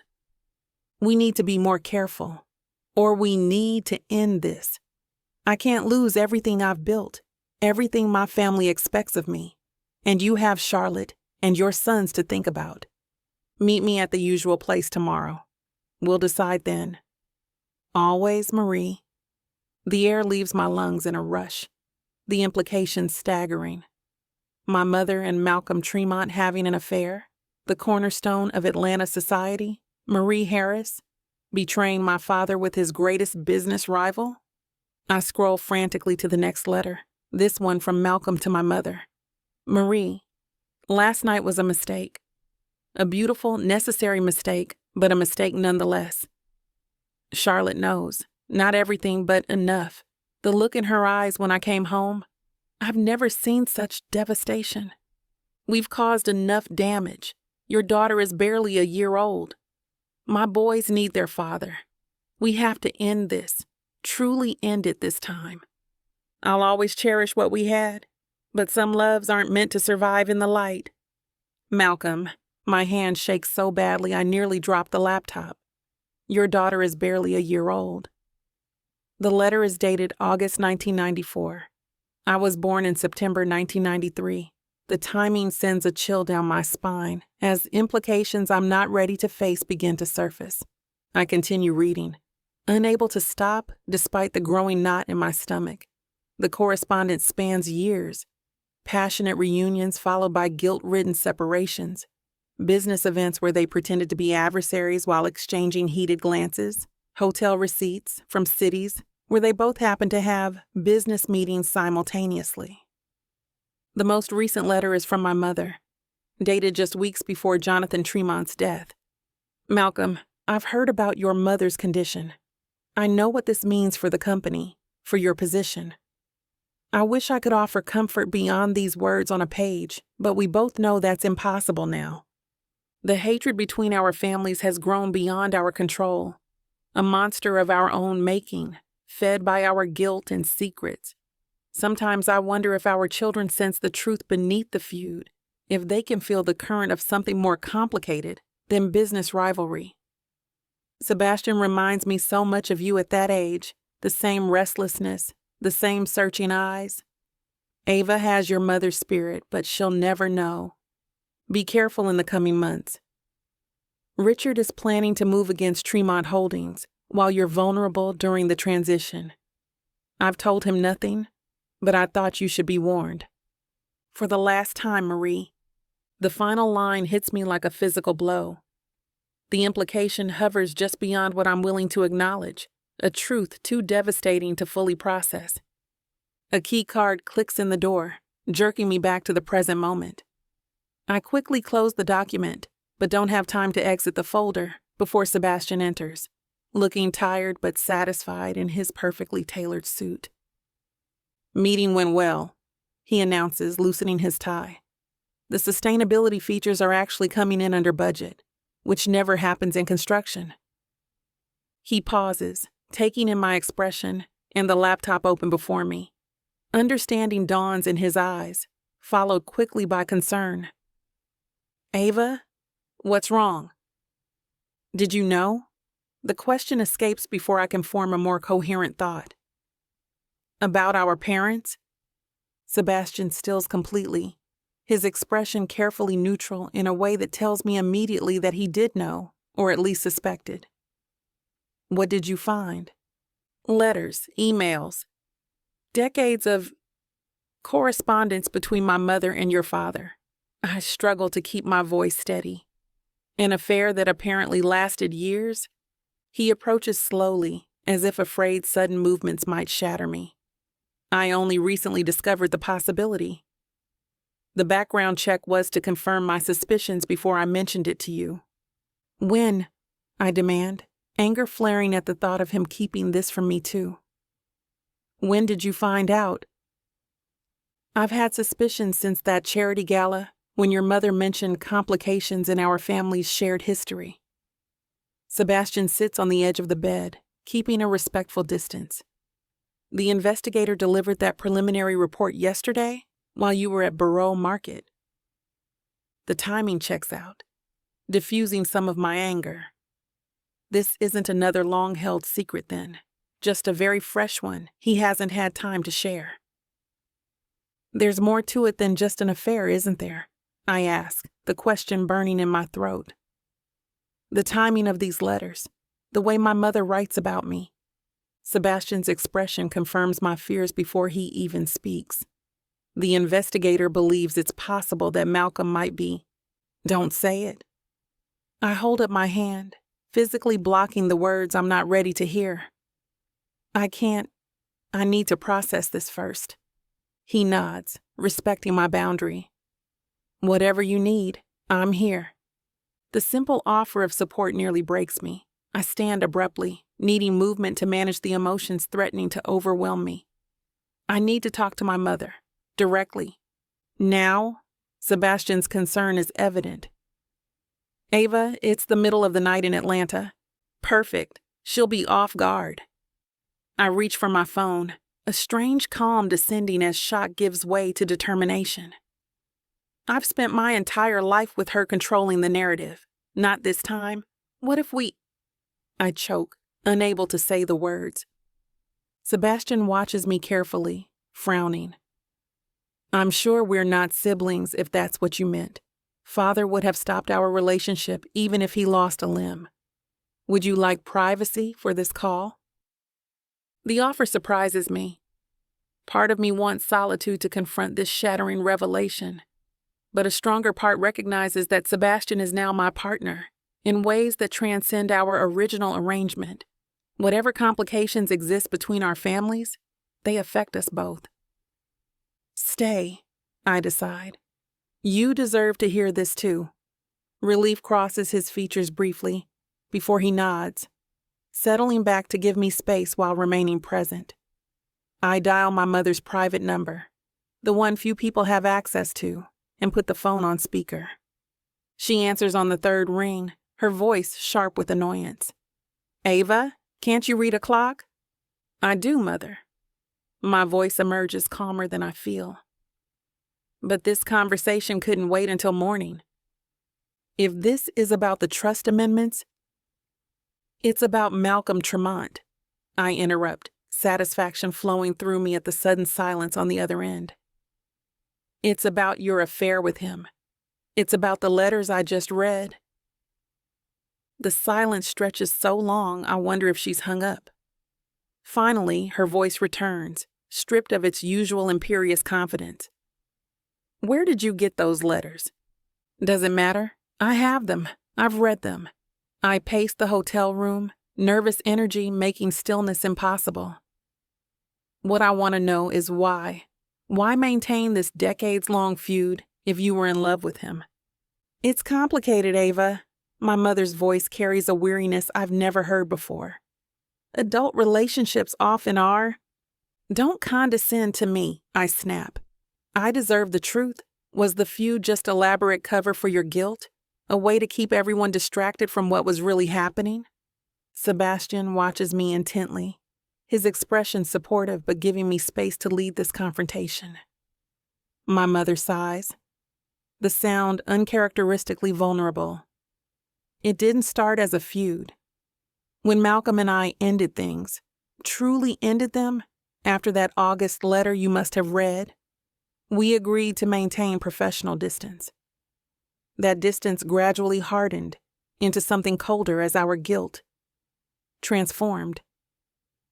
Transformed into what? Resentment, bitterness. The emotions you couldn't safely express towards someone you once loved, but were forced to see regularly in professional settings. Her voice grows distant, as if she's speaking more to herself than to me.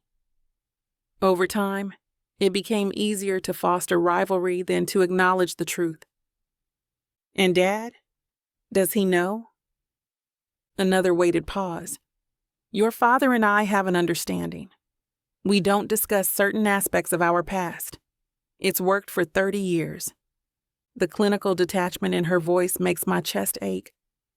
Is this what marriage means to my parents? Convenient arrangements and unspoken agreements. No wonder they found my passion for baking so incomprehensible. I've insisted on pursuing something that brings genuine joy rather than strategic advantage. There's one more question, Mother. I steady myself, finally ready to ask what I've been avoiding. Is Richard Harris my biological father? Sebastian tenses visibly across the room. This question affects him too. If Malcolm is my father, our relationship takes on dimensions neither of us anticipated when entering our arrangement. Yes, my mother's answer comes without hesitation. Richard is your father, Ava. Malcolm and I were careful, and the timing doesn't align with our indiscretions. I checked your DNA to make sure. Relief floods through me so powerfully my knees weaken, and I sink onto the edge of the bed. Sebastian's shoulders relax slightly as well, though his expression remains guarded. Then why write that I have Malcolm's mother's spirit? I press, not fully convinced. Because you do, my mother says simply. Isabella Tremont was fiercely independent, creative, unwilling to be confined by society's expectations. I saw those qualities in you from a young age. It was both admirable and terrifying.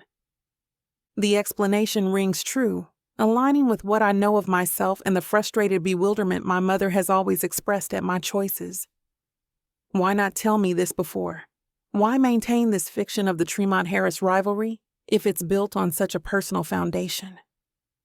Would knowing have made your life better, Ava? Or would it have burdened you with a complexity you didn't ask for?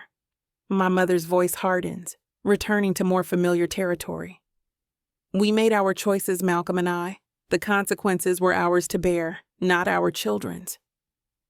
But those consequences shaped our lives anyway, I argue, thinking of how the feud influenced my perception of Sebastian for years. We've been acting out roles in a play without knowing the real script. Perhaps. She sounds tired now, the late hour and emotional weight of the conversation taking their toll. Is there anything else you need to know tonight, Ava? Or can the rest of this autopsy wait until you return from London? The dismissive phrasing reignites my anger. This isn't an autopsy, Mother. It's my life, my history that you've deliberately misrepresented.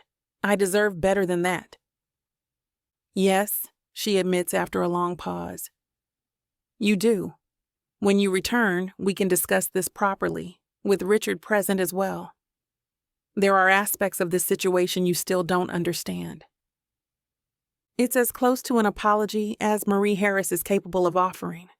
I accept it with a tired nod she can't see.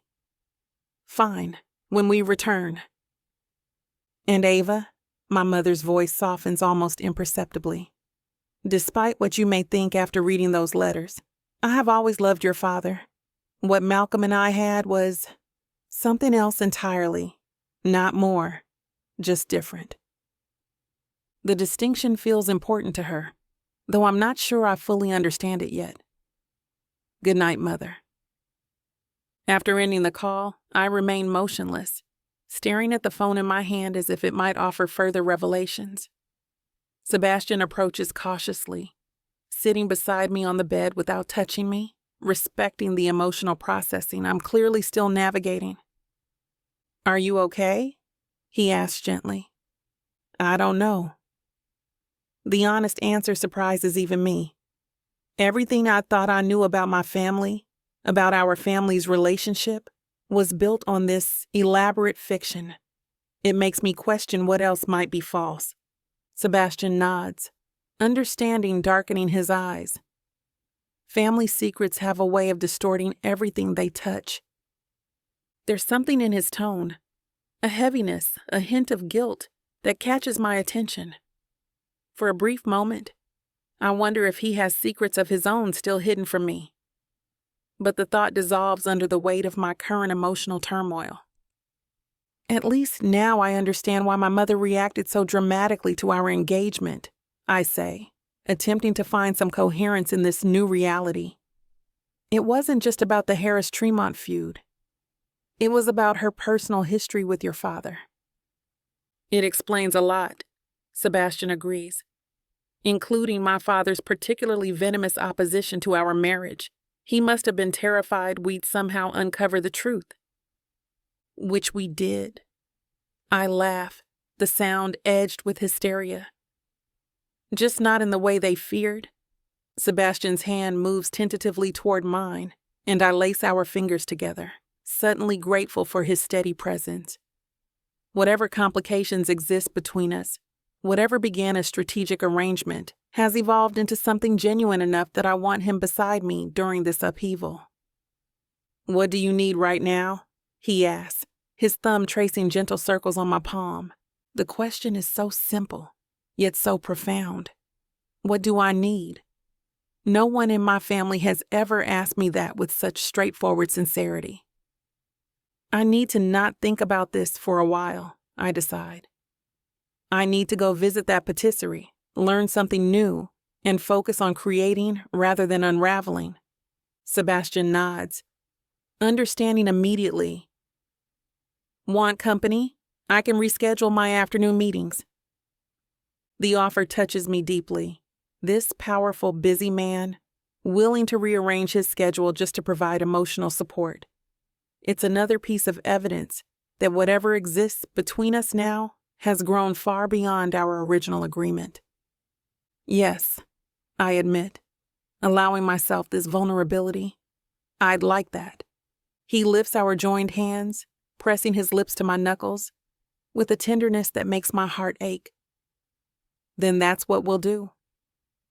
As we prepare to face the day, moving around each other with the comfortable familiarity of a real couple, I find myself watching Sebastian with new eyes, not as the playboy Tremont heir I once dismissed, nor as the convenient financial solution to my bakery problems, but as the man who has somehow become my genuine partner amid family chaos and long-buried secrets. For the first time since discovering those letters, I feel something like hope. If our parents' relationship could create decades of bitterness and rivalry, perhaps ours might build something better from the ashes of their mistakes. Something honest, something real. Even if it began with a business arrangement, neither of us expected to transform into genuine connection. Whatever comes next, whatever further revelations await when we return to Atlanta, I no longer want to face them alone. I want Sebastian beside me, his hand in mine, as we navigate the complicated legacy our families have created. Partners, in a way we didn't expect, but perhaps all the more valuable for its unexpected evolution. Chapter 16. Sebastian. Rain patters against the windows of our London hotel room, creating a gentle soundtrack for the charged silence between us. Ava sits cross-legged on the king-sized bed, surrounded by the handwritten letters we've spent the afternoon analyzing like literary detectives piecing together a decades-old mystery. Her curls have escaped their earlier neat arrangement, framing her face in a wild halo that somehow makes her look both younger and more vulnerable. The magnolia tattoo on her wrist peeks out from beneath her sleeve as she absently traces the edge of a particularly damning letter from my father. "It's strange," she says finally, breaking the silence that stretched between us since returning from the patisserie. "I've spent my whole life thinking the Harris-Tremont feud was about business rivalries and competing investments. Finding out it was actually about my mother and your father's affair feels like the ground beneath your feet just turned to quicksand," I suggest, understanding completely. My own world has been equally shaken by these revelations, though for different reasons. Ava nods, grateful for the articulation. "Exactly. Everything I thought was solid turned out to be a carefully constructed fiction." I move from the armchair to sit beside her on the bed, careful to maintain enough distance for her to feel comfortable while close enough to offer support. "Tell me what bothers you most about all this." She considers the question with the thoughtfulness that continues to impress me. Even in emotional turmoil, Ava Harris processes with clarity and depth. "The deception," she answers finally. "Not just that they had an affair, but that they transformed their personal guilt and resentment into this elaborate, fake rivalry that affected both our families for decades. Business opportunities lost, friendships prevented, all because they couldn't handle their own emotional fallout." Her insight cuts straight to the heart of the matter. They created a false narrative and forced everyone around them to live within it, I agree, including their children. Especially their children. Ava gathers the letters into a neat stack, a physical attempt to organize the emotional chaos they've created. "Do you realize we've spent our entire lives being puppets in their redemption drama? Every time my mother criticized your family, every time your father dismissed the Harrises as social climbers, it was all just elaborate theater to distract from their own actions." The weight of this truth settles heavily between us. My own reflections have been cycling through similar territory, though with an added dimension Ava doesn't yet know. My father's awareness of my feelings for her, feelings that apparently triggered uncomfortable recognition for him. "What was your father like when you were growing up?" Ava asks suddenly, her dark eyes searching mine with genuine curiosity. These letters show a passionate, conflicted man who seems nothing like the cold businessman I've encountered at charity events. The question catches me off guard. I rarely discuss my complicated relationship with Malcolm Tremont, especially the painful years following my mother's death, when his emotional absence left a gaping void in my childhood. Distant, I answer finally, deciding Ava deserves honesty after everything she's shared. Especially after my mother died. He buried himself in work, left most of the parenting to nannies and boarding schools. But these letters suggest he was capable of deep feeling, Ava persists, gesturing toward the stack between us. The way he writes to my mother. Perhaps losing both your mother as his lover and my mother to cancer burned out whatever capacity for emotional connection he had left. The insight forms as I speak it, a realization I've never fully articulated before. Or maybe he was always compartmentalized that way. Passion in private, ice in public. Ava's expression softens with understanding. That would explain a lot about you, too. What do you mean? I ask, though part of me already knows. The way you maintain that carefully controlled public image while being so different in private. Her observation is gentle but precise. The playboy facade that hides someone much more complex and thoughtful. Her perception pierces straight through defenses I've spent years constructing, leaving me momentarily speechless. When did Ava Harris, the woman I admired from afar for so long, begin to see me so clearly? I'm not sure that's a flattering comparison, I manage finally, considering what we now know about my father. I'm not comparing your actions to his, Ava clarifies. Just noting that the pattern of public versus private selves might be something you inherited or learned. The insight is uncomfortable yet illuminating. How much of my carefully constructed persona was modeled after the man I simultaneously resented and sought approval from? The question opens doors to self-reflection. I'm not entirely prepared to explore. The difference, I say instead, reaching for her hand almost without conscious thought, is that I'm determined not to repeat his mistakes. Her fingers intertwine with mine naturally, the simple contact grounding us both. What does that mean exactly? It means I refuse to let old patterns dictate our future. The conviction in my voice surprises even me. This feud ends with us, Ava. The cycle of deception and resentment stops with our generation. Her eyes widen slightly at my vehemence. That's easier said than done. These family dynamics have decades of momentum behind them. All the more reason to actively dismantle them. I squeeze her hand gently. We have an opportunity here to acknowledge the past without being imprisoned by it, to build something different moving forward. Something authentic, Ava murmurs, her gaze dropping to our joined hands. Though that would require complete honesty between us, wouldn't it? The question hits with unexpected force, guilt surging through me as I think of the air clause still hidden from her knowledge. The perfect opening presents itself. I could tell her now, explain the full truth of the inheritance requirements, trust in our growing connection to weather the revelation. Instead, I swallow hard, nodding without making the confession my conscience demands. Authenticity is the foundation of anything meaningful. The hypocrisy of my statement burns like acid, but the fear of losing her, especially now when we're forging a genuine connection from our arranged beginning, paralyzes my better instincts. Then no more secrets, Ava says, with a decisiveness that twists the knife of my guilt deeper. No more living in the shadows of our parents' mistakes. No more secrets, I echo, the promise a lie even as I speak it. We forge our own path. She takes her time, gaze sweeping over me with something in her expression, suggesting she senses my internal conflict without fully understanding its source. Rather than press further, she gathers the letters and places them on the nightstand before shifting closer to me on the bed.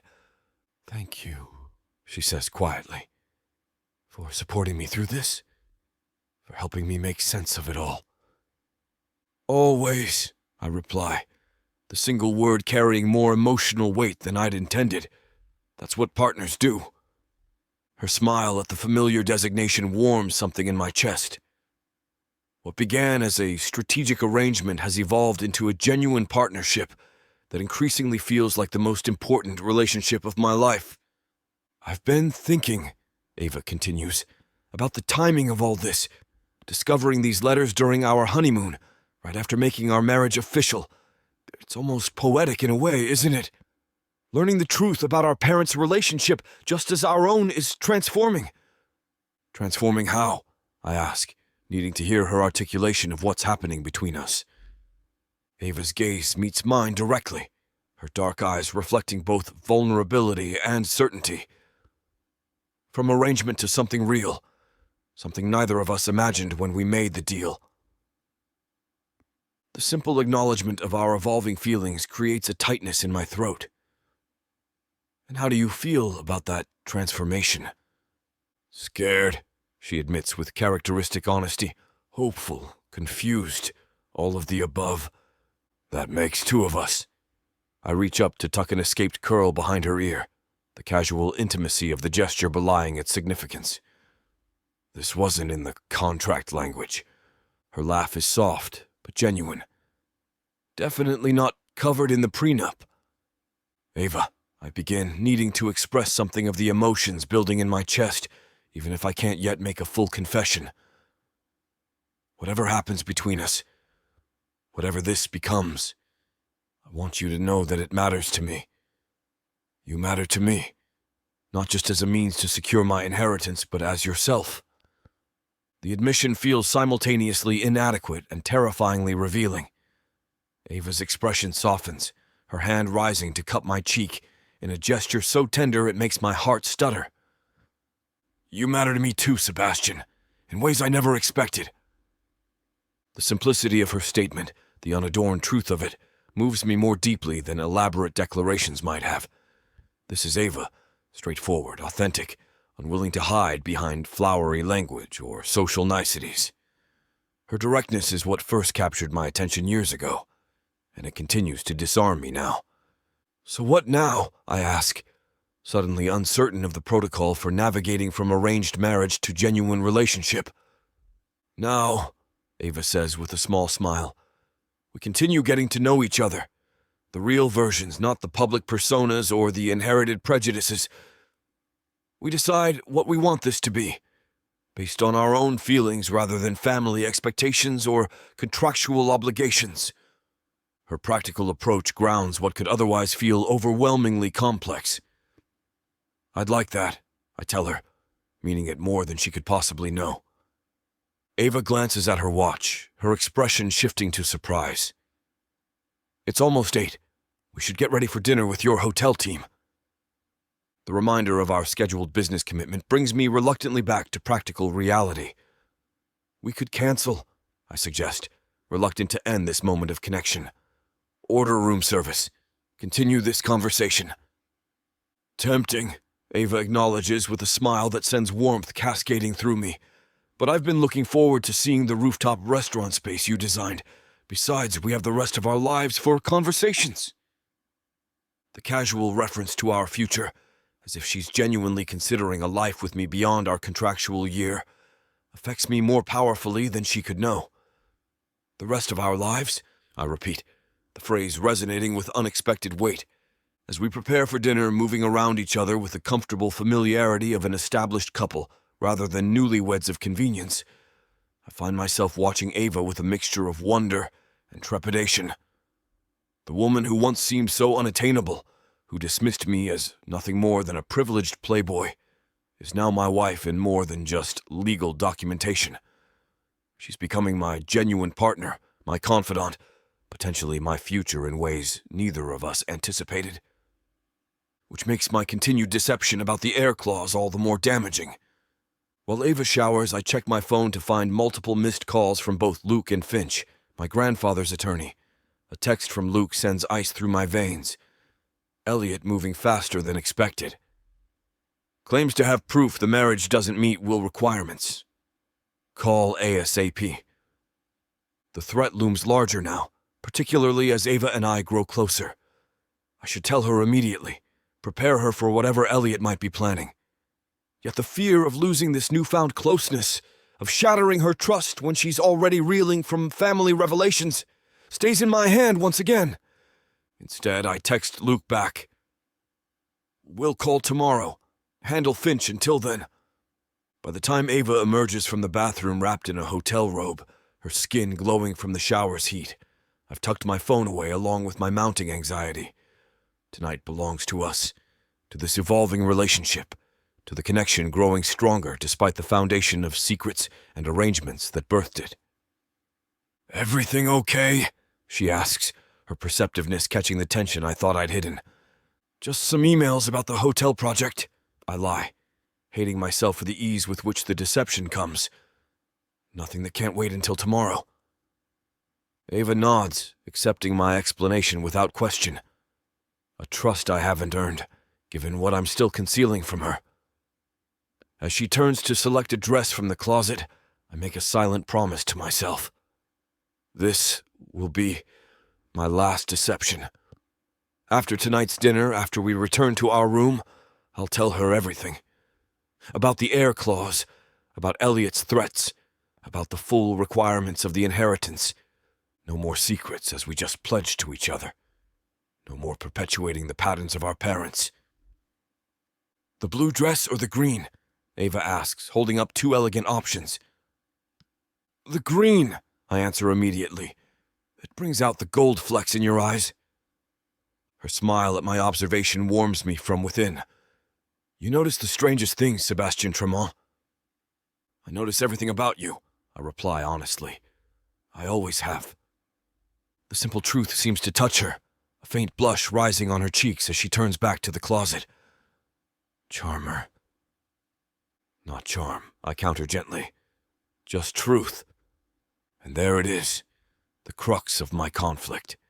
Truth has become precious between us, the foundation of whatever we're building from our arranged beginning. Yet I continue to withhold a crucial piece of that truth, jeopardizing everything even as I vow to protect it. As Ava dresses for dinner, her movements graceful and unself-conscious in my presence, I recommit to my decision. Tonight, after dinner, I'll tell her everything. I'll trust in what's growing between us to weather the revelation, to survive the breach of trust. I'll prove that I meant what I said about ending the cycle of deception our parents established. The heir clause, Elliot's threats, the full terms of the inheritance, all will be laid bare, whatever the consequences. Because Ava deserves the truth, and our relationship deserves the chance to be built on genuine foundation rather than convenient fictions. For now, though, I allow myself to simply appreciate the present moment. My beautiful wife preparing for an evening out, our shared understanding of our family's complex history, the genuine connection blossoming between us despite its contractual beginnings. "Ready?" Ava asks, stunning in the emerald dress that showcases the rich warmth of her skin and the elegant curves of her body. "With you?" I offer my arm, the formal gesture softened by the genuine smile I can't suppress. "Always." Chapter 17. Ava. Paris in spring should be illegal. The way sunlight dapples through newly budded trees along the Seine, how cafe chairs spill onto sidewalks filled with laughing patrons, the scent of fresh bread mingling with blooming flowers. It's almost offensive how beautiful it all is, especially when you're battling emotional whiplash from discovering your entire family history is built on lies. Yet here we are, Sebastian and I, strolling hand in hand along the river like any other couple enjoying an unexpected day of sunshine after yesterday's London rain. The train journey from London to Paris this morning was Sebastian's idea. A spontaneous detour before returning to Atlanta, supposedly for me to revisit the culinary school where I trained, but I suspect it's equally about postponing our return to reality. "Penny for your thoughts?" Sebastian says, squeezing my hand gently. The afternoon light catches on his chestnut hair, highlighting subtle auburn tones I've never noticed before. He's traded his usual business attire for dark jeans and a simple blue button-down that somehow manages to look both casual and expensive. Just thinking about how surreal this feels, I admit, gazing up at him. A month ago, we were negotiating contract terms. Now we're married and wandering Paris together like a real couple. His smile holds a hint of vulnerability I'm still getting used to seeing. We are a real couple, I point out. Legal documentation and everything. You know what I mean. Sebastian's thumb traces circles against my hand, the casual intimacy sending pleasant shivers up my arm. This isn't exactly what either of us pictured when signing those papers. Definitely not. I agree, though I can't help wondering what exactly did he picture. For me, our arrangement was supposed to be straightforward, financial security in exchange for a year of my life. Simple, transactional, emotionally uncomplicated. Nothing in that initial agreement prepared me for how I'd feel watching Sebastian defend me against his family, or the way my heart races when he looks at me like I'm something precious, or the bone-deep contentment of waking beside him each morning. Sebastian's phone chimes for what must be the 15th time today. He pulls it from his pocket, frowning at the screen before silencing it again without responding. That's the third time you've ignored a call in the past hour, I observe, unable to mask my concern. Is everything okay? Just Luke being overprotective, he dismisses, though something in his expression doesn't quite match the casual tone. Brother stuff. I've noticed this pattern. Sebastian checking his phone with increasing frequency, his brow furrowing briefly before he tucks both the device and whatever concerns it brings away, returning his attention to me with determined cheerfulness. Something's bothering him, something he's deliberately keeping from me despite our recent promise of honesty. But I don't want to push him. I trust him. You know, I say, making a spontaneous decision. I think we both need a proper break from the outside world. No phones, no emails, no family drama. Just us, enjoying Paris. Before he can protest, I pluck his phone from his hand with playful confidence, holding it just out of reach. Consider yourself officially on vacation, Mr. Tremont. Sebastian's surprise transforms into amusement, his eyes crinkling at the corners in that way that makes my heart stutter. Thievery, Mrs. Harris Tremont? I should report you to the gendarmes. You'd have to catch me first. I tuck his phone into my purse with exaggerated smugness, half expecting him to object or insist on its return. Instead, he laughs, a genuine, unguarded sound that I've heard more frequently in the past week than in all our previous interactions combined. You're right, he concedes, wrapping an arm around my waist to pull me closer. I've been distracted. Today should be about us, about Paris. Exactly. I lean into his embrace, relief washing through me at his willingness to set aside whatever's been consuming his attention. Where should we start? Sebastian considers for a moment, his blue eyes brightening with sudden inspiration. Have you ever been to Sainte-Chapelle? I shake my head. Despite spending a year in Paris for culinary school, my exploration of the city's cultural landmarks was limited by crushing workloads and limited funds. Then that's our first stop. Sebastian's expression transforms with boyish enthusiasm that makes him look younger, more carefree than I've ever seen him. Trust me, you'll love it. We make our way through the winding streets of Ile de la Cité, Sebastian's hand warm and steady against the small of my back as he guides me through crowded intersections. The casual possessiveness of his touch feels both protective and anchoring, as if he's making sure I won't disappear among the throngs of tourists. Sainte-Chapelle appears unassuming from the outside, but the moment we step through its doors, I understand Sebastian's excitement. Soaring stained glass windows transform sunlight into a kaleidoscope of jewel tones that dance across ancient stone. The effect is breathtaking, like standing inside a massive, illuminated jewel box. My mother brought me here when I was 10, Sebastian says quietly, his gaze tracking the colored light patterns across the floor. She loved Paris. Said it was the only city that understood the importance of beauty. The rare mention of his mother catches my attention. Sebastian rarely speaks of her, though her influence clearly shaped him in profound ways. She sounds like a remarkable woman. She was. His expression softens with memory. Passionate, artistic, completely unlike my father in almost every way. Their marriage was an unlikely pairing. Old French aristocracy meets American business ambition. Yet they made it work, I observe. Sebastian nods, his eyes still tracing the colored light. They did. Despite their differences, despite my father's complicated nature, they built something real together. The wistfulness in his voice touches something deep within me. Do you think that's possible for us? Building something real from such an unusual beginning? His gaze shifts to mine, intensity replacing nostalgia. I think we're already doing it, Ava. Day by day, choice by choice. The sincerity in his words creates a flutter in my chest that isn't caused by our surroundings and everything to do with the man standing beside me.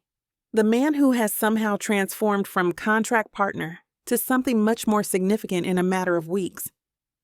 Come on, he says, offering his hand. Paris awaits. The rest of the afternoon unfolds like a dream sequence from someone else's life. A horse-drawn carriage ride through Montmartre, decadent chocolates from a tiny shop Sebastian insists makes the best truffles in Europe. A leisurely stroll through Luxembourg Gardens, where children sail miniature boats on the fountain pond. Throughout it all, Sebastian remains fully present, his attention never wavering, his phone forgotten in my purse as promised. At a small cafe tucked away from the main tourist areas, we linger over espresso and pastries that even my professional baker's palate must acknowledge are exceptional. Sebastian watches with evident pleasure as I dissect the technical aspects of an opera cake, his chin propped on his hand, blue eyes warm with affection.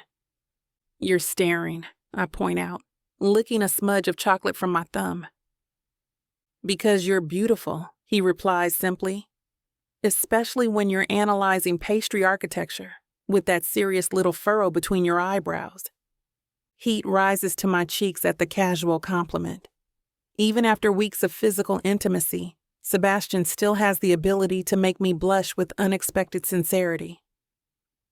Tell me more about your time studying here, he encourages, leaning back in his chair with relaxed interest. Was it everything you hoped it would be? The question opens a floodgate of memories, the grueling 18-hour days in training kitchens, the tyrannical chef instructors, the camaraderie forged through shared exhaustion and occasional triumph. Sebastian listens with genuine attention as I recount the journey that transformed me from business school graduate to pastry chef, his questions thoughtful and specific rather than perfunctory. Your parents must have been furious when you abandoned the MBA track for pastry school, he observes as our coffee cups are refilled. Furious doesn't begin to cover it. I laugh at the memory, though at the time it was anything but amusing. My mother didn't speak to me for 3 months. My father threatened to cut off my trust fund. But you did it anyway.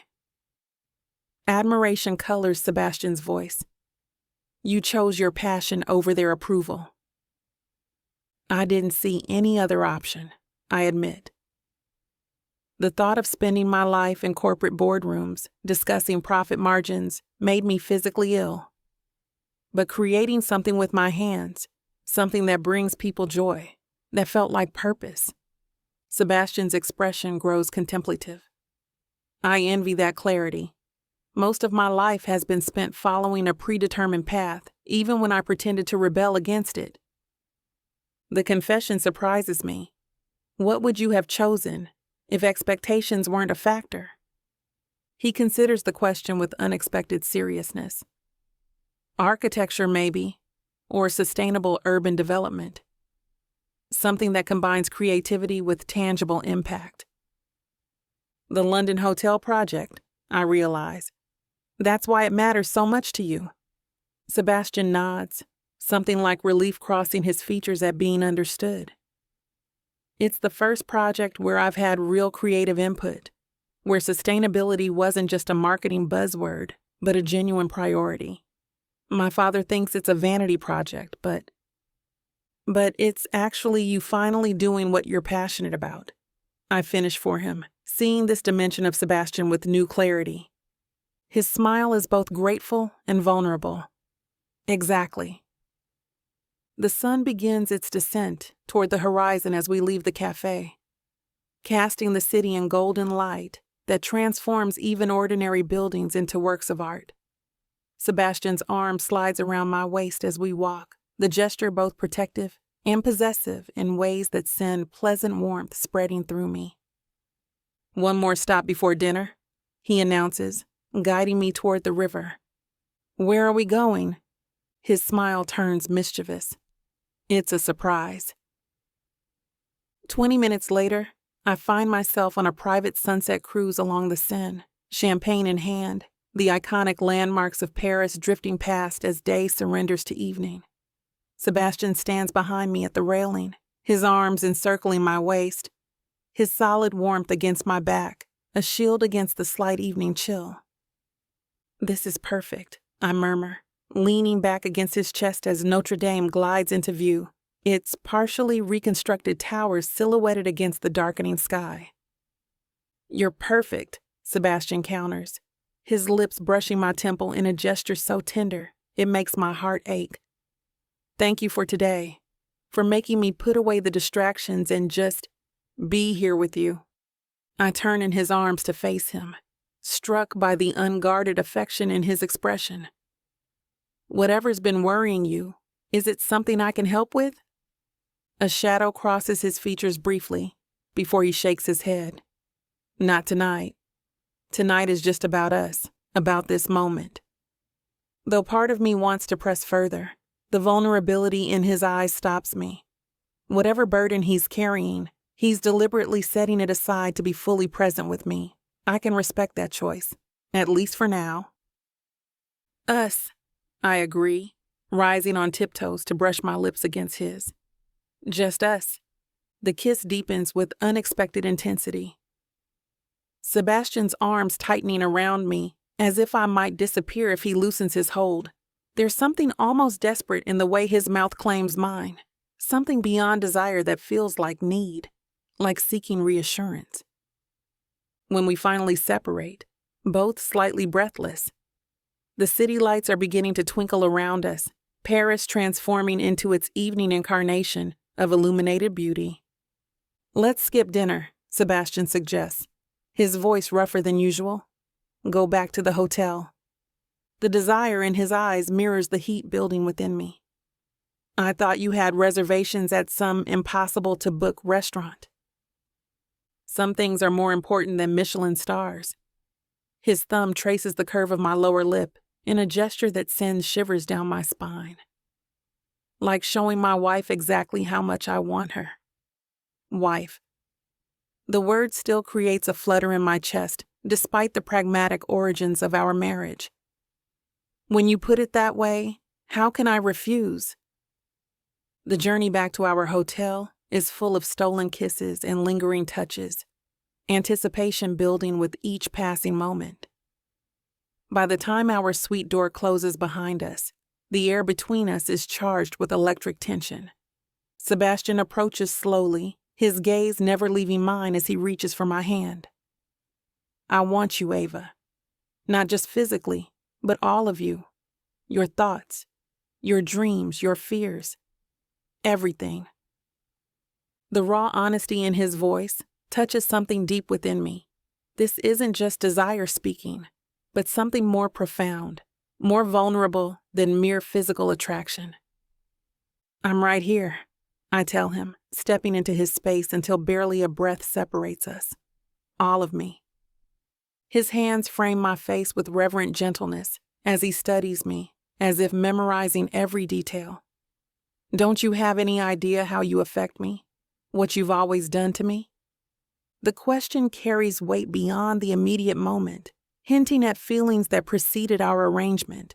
Before I can pursue this revelation, Sebastian's mouth claims mine in a kiss that starts gentle, but quickly deepens into something hungry and demanding. Unlike our first time together, which carried the urgency of long-denied attraction, this unfolds like a slow unraveling, a surrender, a love letter written in skin and gasps and whispered truths. Sebastian's fingers move with reverence as he undresses me, brushing against my skin like it might vanish if he touched too hard. He pushes the straps of my dress from my shoulders, and the silk slips down like falling water, pooling at my feet. "You're so beautiful," he breathes, his lips brushing my collarbone. His breath is hot, but his voice trembles. "Every part of you." I cup his face in my hands, feeling the stubble on his jaw, the soft give of his lips under my thumbs. "Then take me in like you mean it," I whisper. "No pretending, just us." I hate to put a stop to a good time, but it looks like we've hit this platform's limit for spiciness. This platform's got some rules we have to play by if we want to keep giving you these stories for free. And trust me, this scene isn't something you want to miss. While we can't get into all the details here, you can still dive into the full, uncut version at tylawalker.com. Miss Tyla has an entire collection of unabridged audiobooks and ebooks waiting for you. And the best part? You can treat yourself with 40% off when you use the code SAVE40. That's right. You'll save on any digital product, even bundles that are already discounted.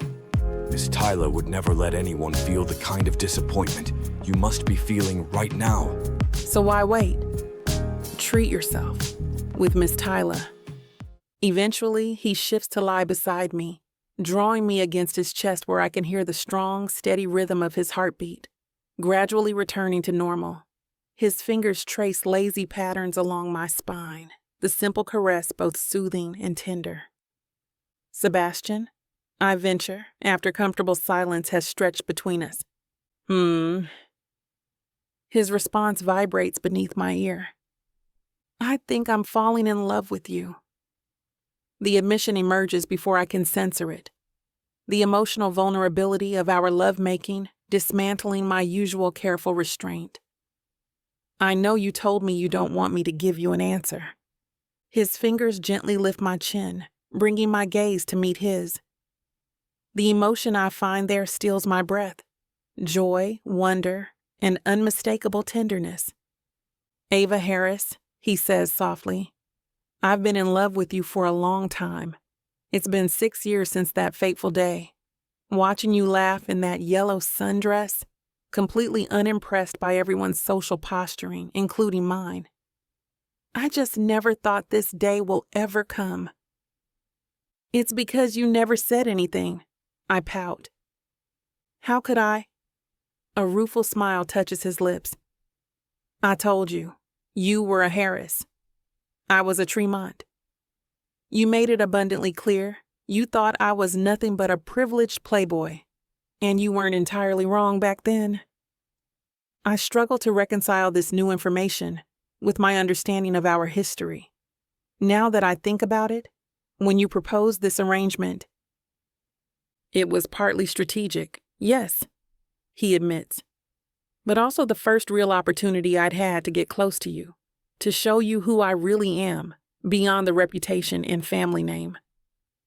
The pieces click together, illuminating our journey in a new light. That's why you've been so invested in making this work, in helping with the bakery, in supporting me against your family. Sebastian's thumb traces the curve of my cheek with gentle reverence. I would have done those things anyway, because they were right.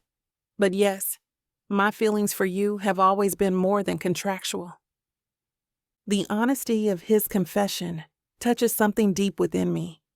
Whatever began as arrangement has transformed into genuine connection, transcending the practical terms that brought us together. "So what happens now?" I ask, both thrilled and terrified by the vulnerability of our new understanding. "Now," Sebastian says, drawing me closer, "we continue building something real together, day by day, choice by choice, if that's what you want. The question echoes between us, weighted with possibility. This wasn't what either of us signed up for when negotiating contract terms and prenuptial agreements. Yet somehow, amid family secrets and practical arrangements, genuine love has taken root. It is, I whisper against his lips. It's exactly what I want. As Sebastian's arms tighten around me, as his kiss seals our new understanding, I allow myself to imagine a future beyond our contractual year, a future where arrangement gives way to authentic partnership, where two people from feuding families build something entirely their own from the ashes of their parents' mistakes. For tonight, at least, that future feels not just possible, but inevitable, as natural as the city of light spreading beneath our window, as real as the man holding me in his arms, as if he never intends to let go. Chapter 18. Sebastian. Atlanta greets our return with oppressive humidity and endless voicemails. The difference is like heaven and earth after spending a blissful week in Paris. The moment our plane touches down, my phone erupts with notifications. 23 missed calls, 47 unread emails, and a series of increasingly urgent texts from Luke, Finch, and my father. Beside me, Ava stirs from her in-flight nap, her head lifting from my shoulder as she blinks away sleep. "Welcome home, Mr. and Mrs. Tremont," the flight attendant announces as we taxi toward the gate, the formal address still strange to my ears despite the wedding bands we now wear. Ava's hand finds mine, her fingers interlacing with practiced ease. "Back to reality," she murmurs, oblivious to the storm of notifications threatening to explode my phone. The device buzzes again in my pocket. Another call, another problem demanding attention. "Not quite yet," I reply, lifting her hand to press a kiss against her knuckles. "We still have the drive home." The smile she gives me, open, trusting, utterly devoid of suspicion, twists the knife of guilt deeper into my chest. Paris changed things between us. Her confession of growing feelings, my confession, the intensity of our connection, all of it has transformed our arrangement into something genuine and precious. Something I'm terrified of losing when the truth inevitably emerges. Because it will emerge. The Heir clause can't remain hidden forever, not with Elliot actively searching for ways to exploit it, not with the inheritance deadline looming closer each day.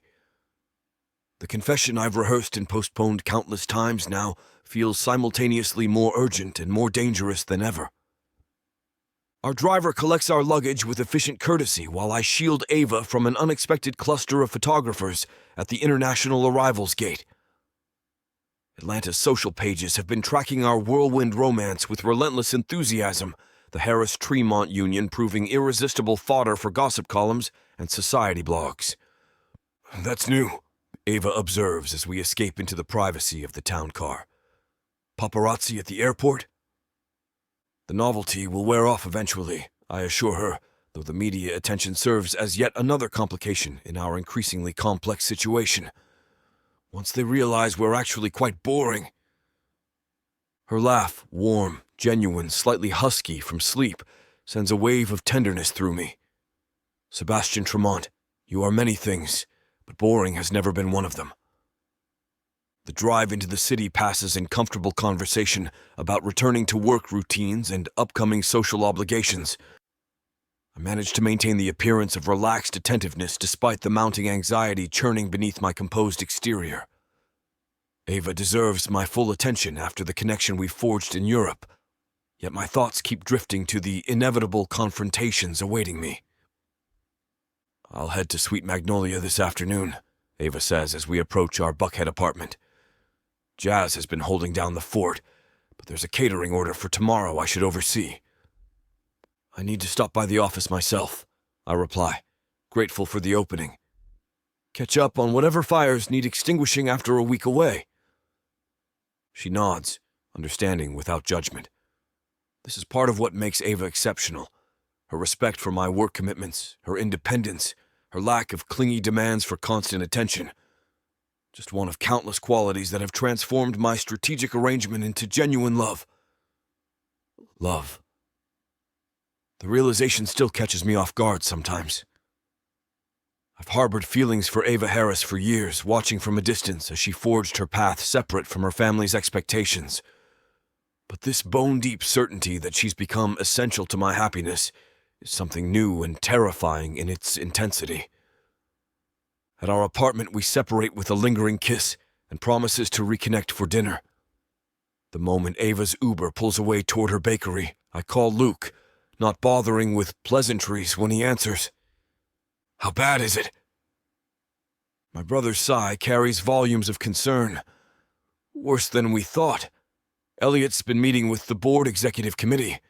He claims to have evidence that your marriage doesn't satisfy the will's requirements." "What evidence?" I demand, pacing the living room that still holds lingering traces of Ava's presence, her coffee mug on the side table, her sweater draped over a chair, the subtle scent of her jasmine perfume in the air. "He's being strategic with the details," Luke explains, "but he's scheduled a formal challenge in 1 or 2 weeks. You need to get ahead of this, Seb." "I know," I acknowledge, the weight of impending disaster pressing down on my shoulders. "I'm handling it." "Are you?" My brother's question carries no judgment, only genuine concern. "Because handling it means telling Ava the truth before Elliot does it for you." The statement lands like a physical blow, though it's nothing I haven't told myself repeatedly. I'm going to tell her. Tonight. "You said that in Paris," Luke reminds me gently, "and in London before that." "This time I mean it," I insist, though the conviction in my voice sounds hollow even to my own ears. I just need to approach it the right way. After ending the call, I spend the drive to my office mentally rehearsing various confessions, each scenario ending with Ava's justifiable anger and potential departure. By the time I reach the Tremont corporate headquarters downtown, my stomach is twisted in knots of anxiety and dread. The office atmosphere shifts noticeably as I step off the elevator. Conversations pause, gazes dart away. An unmistakable tension permeates the executive floor. My assistant rises from her desk with obvious relief, a stack of messages clutched in her hand. "Mr. Tremont, welcome back. Your father called 3 times this morning. Mr. Finch has requested an urgent meeting, and the executive committee." "Hold all calls except from my wife," I interrupt, the protective instinct to shield Ava from this chaos overwhelming all other considerations. "Reschedule everything except Finch for tomorrow." She nods, professional efficiency masking whatever curiosity she must feel about the unusual directive. "Of course. And shall I tell your cousin you're unavailable as well? He's been waiting in your office for nearly an hour." My steps falter momentarily before I compose myself. "No, I'll handle Elliot personally." The sight of my cousin lounging in my chair, feet propped on my desk with deliberate disrespect, sends a surge of anger through me. Elliot looks up as I enter, his handsome features arranged in an expression of false sympathy that doesn't reach his calculating eyes. "The prodigal nephew returns," he drawls, making no move to vacate my seat. "How was the honeymoon? Productive, I hope?" The double meaning isn't lost on me. I close the door with deliberate calm, refusing to give him the satisfaction of visible agitation. "What do you want, Elliot?" "Just checking in on my favorite cousin." He swings his legs off my desk, standing with theatrical slowness. "Making sure you're fully aware of what's happening while you've been playing tourist with your contractual bride." "I'm aware you've been manipulating board members and preparing a challenge to the will," I reply evenly, maintaining my position by the door rather than approaching the desk. Distance feels necessary when every instinct urges me to physically remove him from my space. "What I don't understand is why you're so determined to burn bridges. When this fails, and it will fail, there's no coming back from it." Elliot's smile sharpens, predatory and confident. "That's where you're wrong, Sebastian. This won't fail because I have something you don't." "And what's that?" "Compliance with the actual terms of grandfather's will. He moves around the desk, closing the distance between us with measured steps. You see, while you've been lying to your wife about the heir requirement, I've been researching exactly how that requirement is verified. Ice slides down my spine as Elliot continues, his voice dropping to a confidential murmur despite us being alone in the office. The will doesn't just require marriage and a child, Sebastian. It specifies that the child must be conceived in the first year of marriage, verified by medical documentation. Not just born, conceived. His smile widens at whatever expression crosses my face. Tick-tock, cousin. You're already 3 months in with no baby on the way. And from what I understand, your wife doesn't even know she's supposed to be trying. It's over for you no matter what you do. Can you make her get pregnant immediately and give birth prematurely? It's mine. Grandfather gave you an impossible task. He hates you. The calculated cruelty of his approach momentarily robs me of speech. When I finally find my voice, it emerges dangerously quiet, and all my focus is on his statement about my wife. Stay away from Ava. Or what? Elliot challenges, clearly enjoying my discomfort. You'll tell her yourself? We both know you won't. You've had multiple opportunities and you've chosen deception every time, because deep down, you know she'll walk away when she learns the truth, and then you lose everything. The company, the inheritance, and the woman you've apparently developed genuine feelings for. How inconvenient for you. His assessment strikes too close to my own fears to dismiss. You don't know Ava. I don't need to know her, Elliot counters. I just need to know you. And your history of avoiding difficult conversations in favor of easier paths. It's your defining characteristic, Sebastian, taking shortcuts while pretending to take the high road. Before I can respond, my phone vibrates with an incoming text. Ava's name flashes on the screen with a message that momentarily distracts me from Elliot's psychological warfare, leaving bakery early. Planning a surprise for tonight. Don't work too late. Something in my expression must reveal the sender, because Elliot's smile turns knowing. The little wife checking in? How domestic. Does she have any idea she married a man who's been lying to her from day one? Get out, I say quietly, the calm in my voice belying the storm raging within. Whatever game you're playing, whatever challenge you're mounting, handle it through proper channels. But if you come near Ava or attempt to contact her directly, I will destroy you. Elliot studies me deeply, something like genuine surprise flickering across his features. You actually love her, he realizes, the observation carrying a note of disbelief. Oh, Sebastian, that makes this so much more interesting than I anticipated. He moves toward the door, pausing with his hand on the knob. You have until the next board meeting. I will let you know the exact date, cousin. Either tell her yourself, or I'll ensure she learns the truth with the kind of spectacle that would make the tabloids drool. Your choice. The silence after his departure feels oppressive, charged with the weight of impending disaster. I sink into my chair, the leather still warm from Elliot's unwelcome occupation, and bury my face in my hands. 7 days. 7 days to confess a deception that grows more damaging with each passing moment of silence. The rest of the afternoon passes in a blur of meetings and phone calls, my attention fractured between corporate obligations and personal dread. By the time I leave the office, darkness has fallen over Atlanta, the city lights blurring through the windshield as my driver navigates evening traffic. My phone chimes with another text from Ava. Home waiting for you. Hurry before dinner gets cold. The simple message, laden with domestic normalcy, sends another wave of conflicting emotions crashing through me. This is what I've wanted for years. Ava Harris in my life, in my home, caring enough to prepare dinner and send casual texts about our shared evening.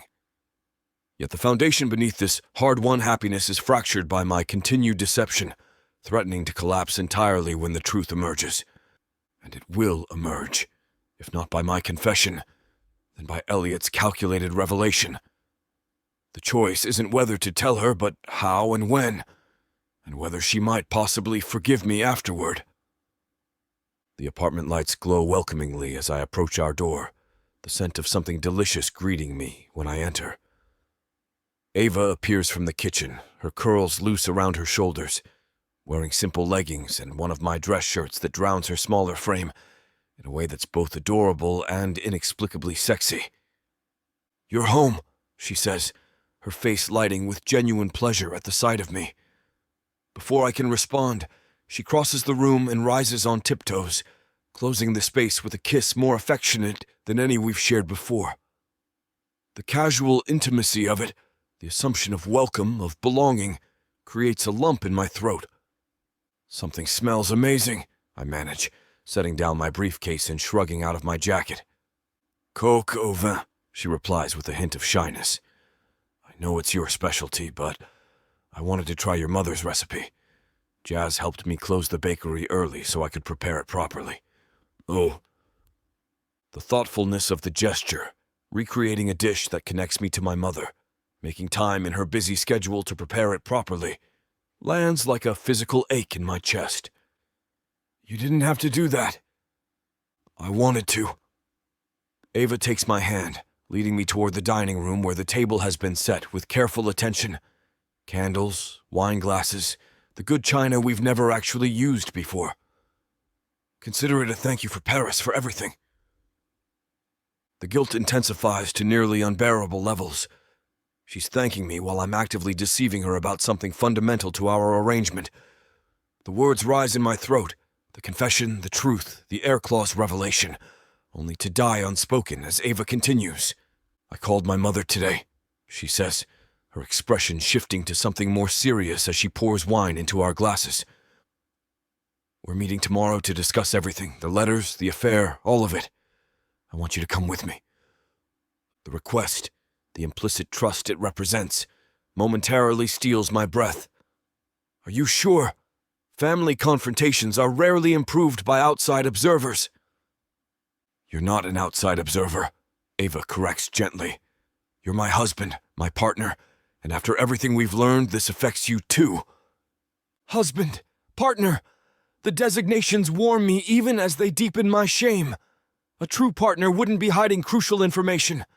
A worthy husband wouldn't be allowing his wife to face family confrontations without full knowledge of her situation. "Of course I'll come," I agree, unable to deny her anything in the face of such trust. "Whatever you need." Her smile, radiant, grateful, utterly trusting, twists the knife deeper. "Thank you. It means a lot, having you beside me for this." Throughout dinner, Ava shares stories from her day at the bakery, her renewed enthusiasm for expansion plans now that financial pressures have eased, her ideas for potential new product lines.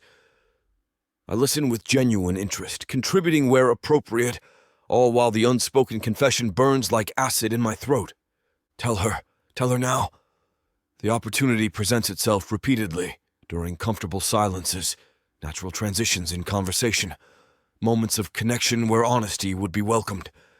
Yet each time, I falter, the words remaining unspoken as fear overwhelms good intentions. Fear of losing her. Fear of shattering this precious, genuine connection we've built from calculated beginnings. Fear of proving Elliot right about my character and choices. After dinner, as we clean up together in the easy domesticity we've developed, Ava's phone rings. She glances at the screen with a small frown. It's Jazz. She never calls this late unless it's important. "Take it," I encourage, grateful for the momentary reprieve from my internal struggle. "I'll finish here." Ava steps onto the balcony for privacy, leaving me alone with mounting anxiety and dirty dishes. By the time she returns, her expression has shifted to concerned determination. "Everything okay?" I ask, drying my hands on a kitchen towel. "One of our major suppliers just canceled our standing order," she explains, the furrow between her brows deepening. "The same supplier who's worked with us since opening day. Apparently, they've received a better offer from a larger client who doesn't want to share their services. The timing is too suspicious to be coincidental. Let me guess. Tremont Hotel subsidiary?" Ava's eyes widen slightly. "How did you know?" "Elliot," I explain, anger flaring anew at my cousin's tactics. He's escalating his attacks. First the board challenge, now targeting your business. Board challenge? Ava's gaze sharpens with concern. What board challenge? You didn't mention anything about problems with the board. The slip triggers internal panic, my mind racing for a plausible explanation that doesn't reveal the full truth. Just some questions about the inheritance terms. Nothing for you to worry about. Her expression makes it clear the evasion hasn't gone unnoticed. Sebastian, we agreed. No more secrets. If Elliot is causing problems that affect us both, I need to know. The opening presents itself again. The perfect opportunity to come clean, to explain everything before Elliot can weaponize the truth against us. I take a deep breath, steeling myself for the confession that could potentially end everything we've built. You're right, I begin, heart hammering against my ribs. There's something I haven't told you about the inheritance requirements, something important. Ava's phone rings again, interrupting the moment with jarring electronic persistence. She glances at the screen with obvious frustration. It's Jazz again. I should take this. The supplier situation could seriously impact tomorrow's orders. Of course, I agree, relief and disappointment warring within me as the moment passes. We can talk after. She steps away to take the call, and I find myself both grateful for and resentful of the interruption.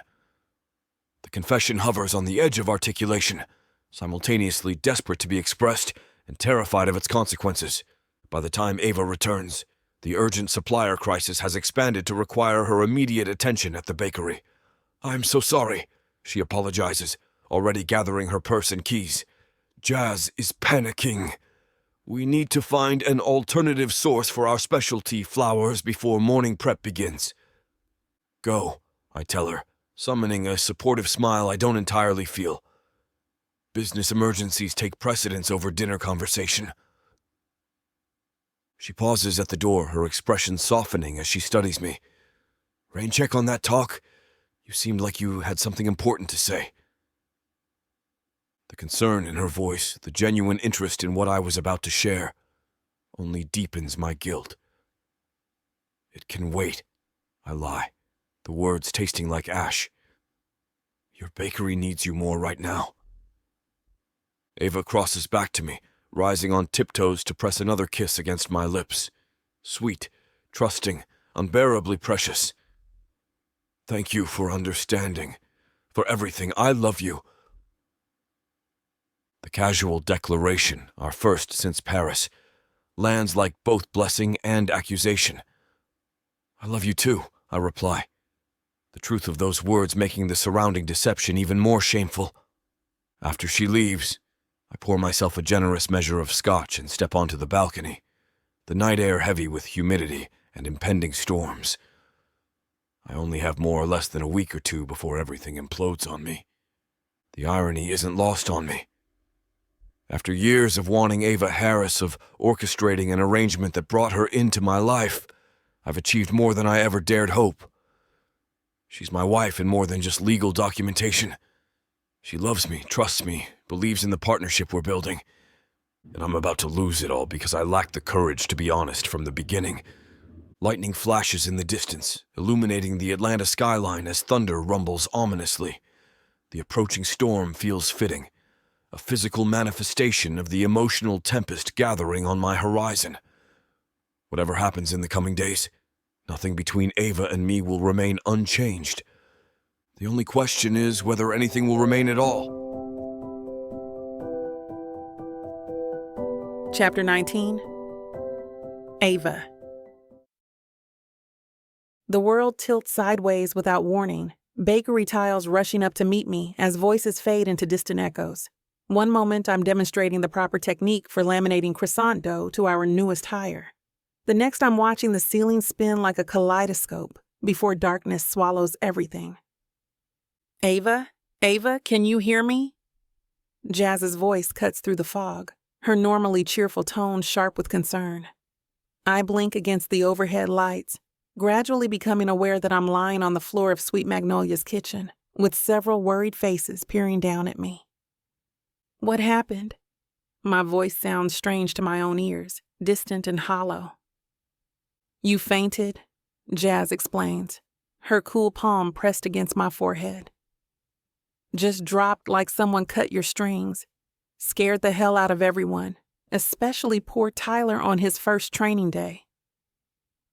I tried to sit up, only to have the room tilt dangerously again. Sorry, just got a little lightheaded. A little lightheaded doesn't usually involve face planting onto bakery tiles. Jazz's attempt at humor doesn't disguise her concern. Have you eaten anything? The question gives me pause. Between the supply chain crisis Elliot engineered, developing new recipes to accommodate substitute ingredients, and managing the expanded catering orders that followed our European trip publicity, I've barely had time to breathe, let alone eat regularly. I had coffee this morning, I offer weakly. Jazz rolls her eyes, the gesture somehow managing to convey both exasperation and affection.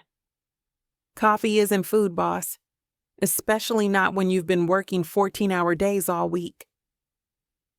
With careful assistance, I make it to the small office chair, where Jazz presses a glass of orange juice into my hands. Drink this, all of it, doctor's orders. Since when are you a doctor? I challenge, though I obediently sip the sweet liquid. Since my best friend started passing out in her own kitchen. She studies me with the narrowed eyes, her vibrant box braids framing a face creased with concern. This isn't just about skipping breakfast, is it? You've been off all week. The observation hits uncomfortably close to home. I have been feeling strange lately, unusually tired, occasionally queasy, emotional at unexpected moments. I'd attributed it to jet lag and stress from the supplier crisis, but the worried expression on Jazz's face suggests something more serious. I'm fine, I insist, though the weakness in my voice undermines the assertion. Just overtired. Jazz's skeptical hum speaks volumes. And the throwing up I heard in the bathroom yesterday morning, also just overtired? My cheeks flame up at being caught in the lie. It was probably something I ate, or something you created. Jazz leans closer, lowering her voice so the curious staff members can't overhear. When was your last period, Ava? The question hits me like a physical blow, my mind racing backward through weeks blurred by travel, work, and the emotional whirlwind of my evolving relationship with Sebastian. I'm not sure. Before London, I think, or way before that. So you're weeks late. Jazz's expression shifts from concern to meaningful intensity. Considering how regular you usually are, and your recent European honeymoon with your very attentive husband. The implication lands with seismic force, triggering a cascade of mental calculations. Sebastian and I have been intimate regularly since that first night at the bakery, more so during our time in Europe. We've been careful, mostly. But there were moments of spontaneity, particularly in Paris. That's not possible, I whisper, though uncertainty creeps into my voice. We've used protection. Which is effective what? 97% of the time? Jazz raises an eyebrow. Those other 3% of people don't just disappear into the void, sweetie. My hands tremble slightly around the juice glass. You think I'm pregnant? I think you need to take a test before you pass out again and give Tyler permanent trauma on his first week. Jazz squeezes my shoulder gently. There's a drugstore 3 doors down. I can go right now. The rational part of my brain attempts to dismiss the possibility. It's too soon, too unexpected, too complicated given everything else happening in our lives.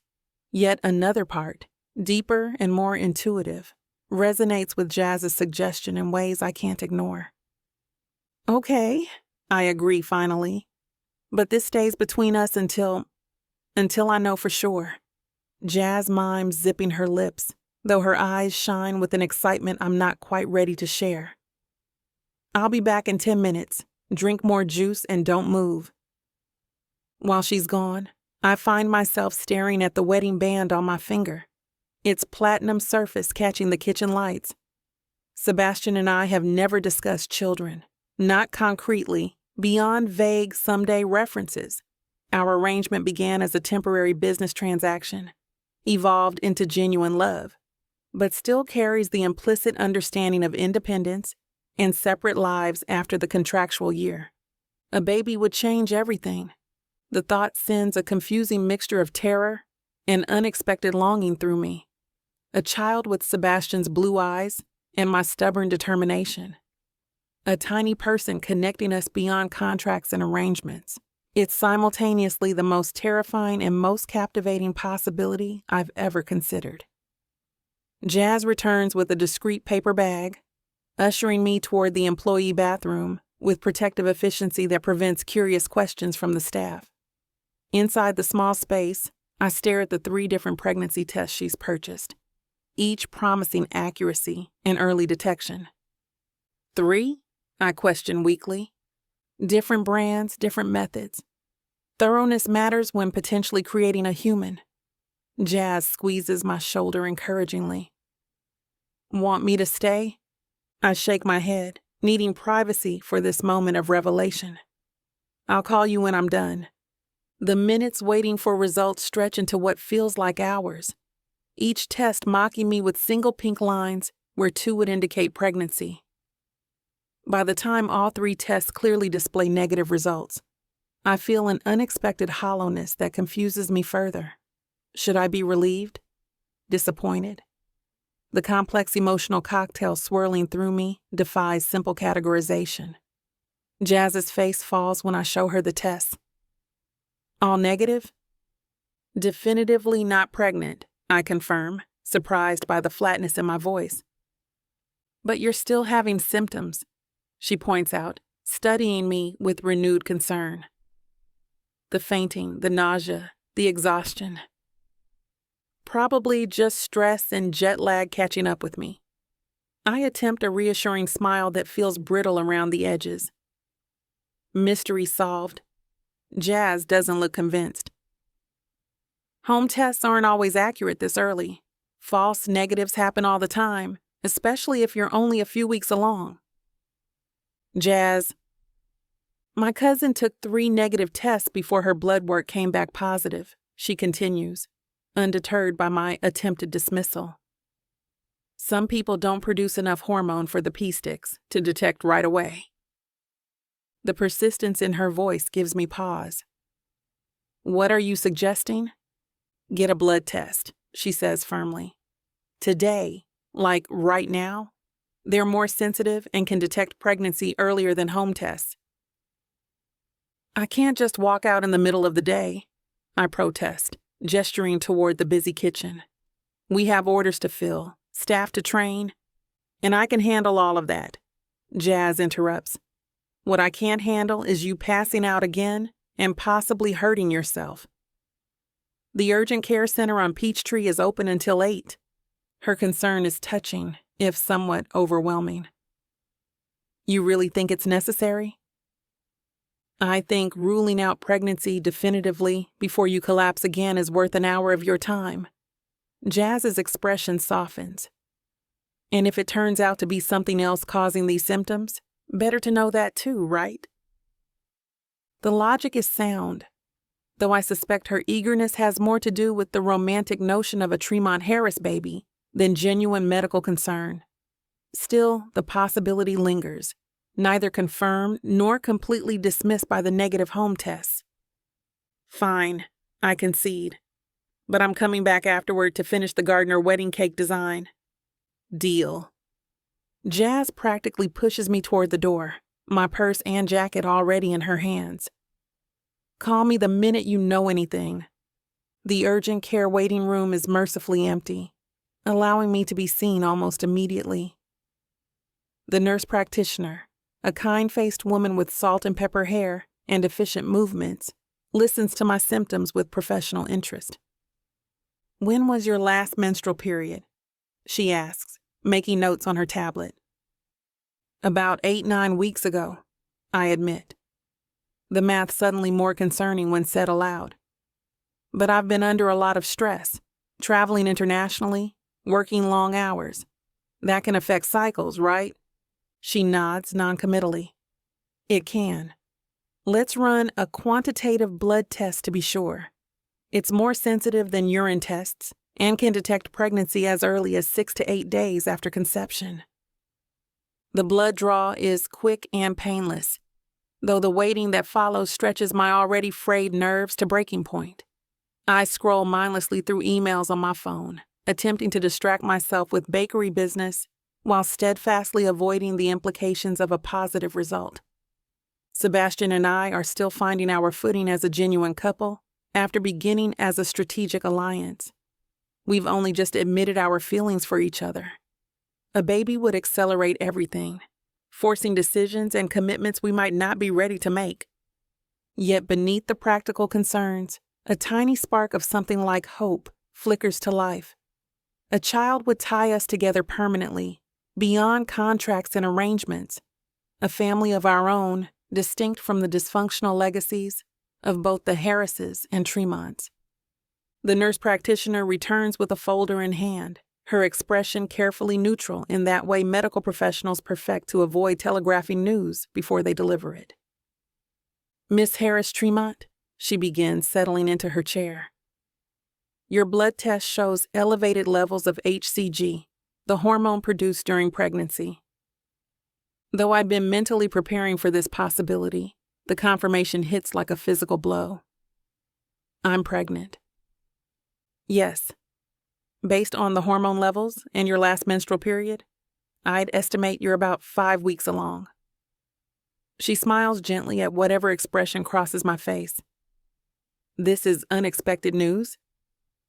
Very, I manage, my voice sounding distant to my own ears. The home tests were negative. That happens sometimes, especially this early.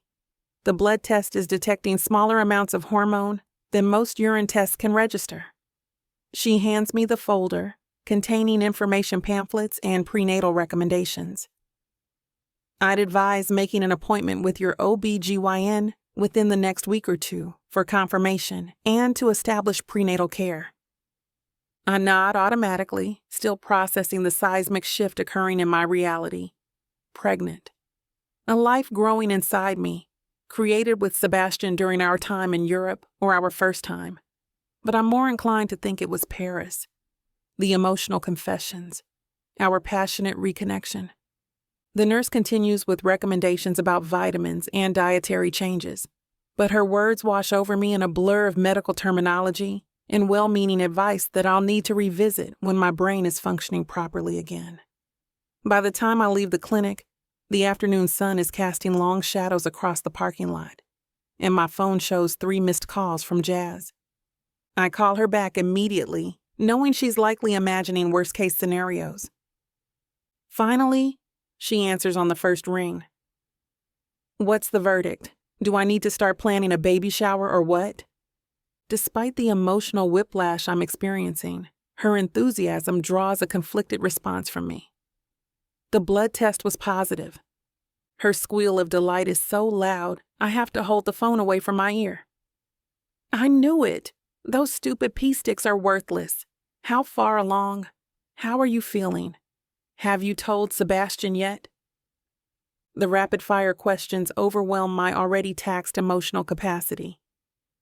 About 4-5 weeks, alternating between terrified and excited, and no, I haven't told him yet. Why not? This is huge news. Call him right now? I can't, I say firmly, surprising myself with the conviction in my voice. Not yet. What do you mean, not yet? He's your husband. The father. I slide into my car, gripping the steering wheel as I try to articulate the complex emotions swirling through me. Jazz, something's been off with Sebastian lately. He's been stressed, distracted, like he's hiding something. And tonight, I need time to process this myself first. But, please, I interrupt. I need you to keep this between us for now, just for a few days until I figure out what's going on with him. Can you do that for me? There's a long pause before Jazz sighs. Fine, but Ava, secrets have a way of coming out, especially ones this big. Don't wait too long. After ending the call, I sit in my car watching pedestrians pass by, each caught in their own life dramas, none aware that my entire world has just shifted on its axis. Pregnant. The word echoes in my mind, simultaneously terrifying and exhilarating. Sebastian and I created a life together. Whatever began as strategic arrangement has produced the most permanent connection possible between two people. The implications are overwhelming. The future suddenly both more concrete and more uncertain than ever before. Rather than returning to Sweet Magnolia as planned, I find myself driving toward our apartment, needing the privacy of familiar space to sort through my churning emotions. Jazz will understand.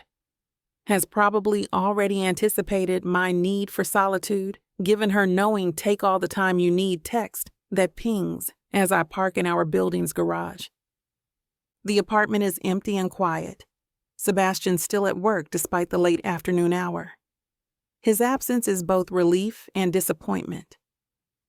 I need time to process alone, yet part of me wants nothing more than to share this monumental news immediately. To see his reaction. To know whether he'll receive it with joy or apprehension. But something holds me back. The way he's been checking his phone constantly, the tension in his shoulders when he thinks I'm not looking, the cryptic phone calls he takes in another room, all signs that something significant is troubling him. Until I understand what's happening, I can't add this complication to whatever burden he's already carrying. In our bedroom, I stand before the full-length mirror, studying my reflection with new awareness. My body appears unchanged. The same curves, the same smooth brown skin, the same woman I've always been. Yet everything has changed. Inside me, cells are dividing and multiplying, creating tiny organs and systems that will eventually become our child. Our child. The thought sends fresh waves of emotion crashing through me. My palm drifts instinctively to my belly, connecting physically with the abstract knowledge of the life growing within. "Hello in there," I whisper, feeling simultaneously ridiculous and profound. "I just found out about you. Your daddy doesn't know yet." I need to find the right time to tell him. The one-sided conversation helps anchor me, transforming clinical medical facts into emotional reality. This isn't just elevated hormone levels and prenatal vitamins. This is a baby, our baby, a tiny person who will have Sebastian's smile or my eyes, or some perfect blend of us both. As evening approaches, I hear Sebastian's key in the lock earlier than expected. I quickly compose myself, tucking the prenatal pamphlets into my nightstand drawer and checking my appearance for any telltale signs of the day's revelations. "Ava," he calls, and I can hear the exhaustion in his voice. I find him in the living room, loosening his tie with movements that speak of bone-deep weariness. Despite everything, my heart clenches at the sight of him, the shadows under his eyes more pronounced, the tension in his jaw that suggests grinding teeth and sleepless nights. "You're home early," I observe, crossing to him and sliding my arms around his waist. He melts into the embrace, some of the tension leaving his body as he holds me close. I couldn't concentrate. Kept thinking about you. About me? I pull back to study his face, searching for clues to his troubled state. "Always about you," he murmurs, kissing my forehead. "How was your day? Jazz said you weren't feeling well earlier." My heart skips at the mention. Of course Jazz would have covered for my absence, but I hadn't expected her to mention my fainting spell. Just pushed myself too hard, skipped breakfast and paid for it. Sebastian's frown deepens. His hands coming up to frame my face with a gentle concern. "You need to take better care of yourself. I know the supplier situation has been stressful, but your health comes first." The irony of his words, given the secret I'm harboring, almost makes me confess right then. But something in his expression, a shadow of his own secrets perhaps, keeps me silent. I'm fine, I assure him instead. Just need to remember to eat regular meals. His stare stays, sharp and searching. Those perceptive blue eyes searching mine as if he can read the truth I'm hiding. Are you sure that's all? You seem different somehow. My heart races at his observation. Different how? I don't know. His thumb traces my cheekbone with absent tenderness. Just a feeling, like something's changed. Everything has changed. I want to tell him. We created a life together. You're going to be a father. But the words stick in my throat, held back by the matching shadows in his eyes. The weight of whatever he's not telling me. We should talk, he says suddenly, his expression shifting to something almost determined. There's something I need to tell you, something important. My stomach clenches with a mixture of anticipation and dread. What is it? Before he can answer, his phone rings, the specific ringtone he's assigned to his brother. Sebastian's jaw tightens as he glances at the screen. I should take this, he says apologetically. Luke's been dealing with some family business? Of course, I agree, though disappointment wars with relief at the interruption. Whatever he was about to reveal, I'm not sure I'm ready to hear it. Not with my own secret weighing so heavily. Sebastian steps onto the balcony for privacy, leaving me alone with my racing thoughts.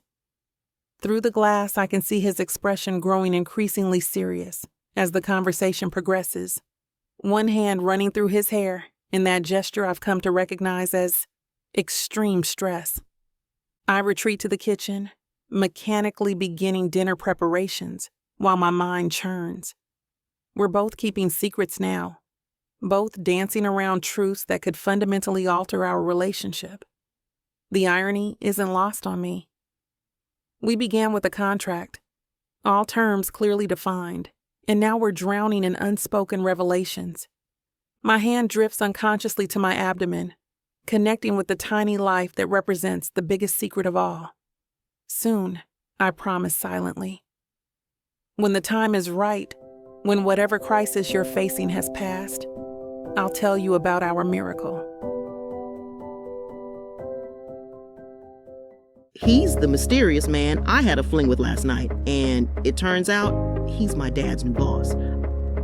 I was getting IVF, but the donor came in and wanted his stuff back. It was too late. Now we're stuck together and I'm having his baby. Ready to dive into a world where passion meets intrigue, where love knows no bounds. If I don't find a woman to marry in the next 24 hours, then my entire company is going to be taken from me. There's only one woman I can ask, but she hates me because I ruined her father. Introducing the Escape Your Life with Romance Book Bundle by Amazon best-selling author Tyla Walker, a collection of 100 standalone romances that promised to sweep you off your feet. And the best part? Get 90% off on the whole bundle, baby. For $99.99, you'll get over 800 hours of pure romance with strong alpha males and sassy women who don't back down. They can pass all the tariffs they want, ladies. But you won't find this deal for 100 audiobooks for less than $1 each anywhere else. 90 cents per book for all the dirty fun I can handle? How could I say no to that? Visit TylaWalker.com to grab this bundle today. Get ready to escape your life with Miss Tyla.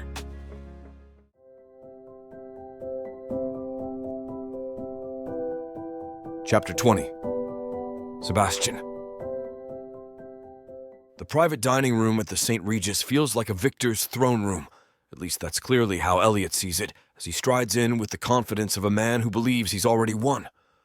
I arrive early, choosing the power position with my back to the window, though the gesture feels hollow given what we both know. The inheritance is slipping through my fingers with each passing day. My phone lights up with a chat from Ava.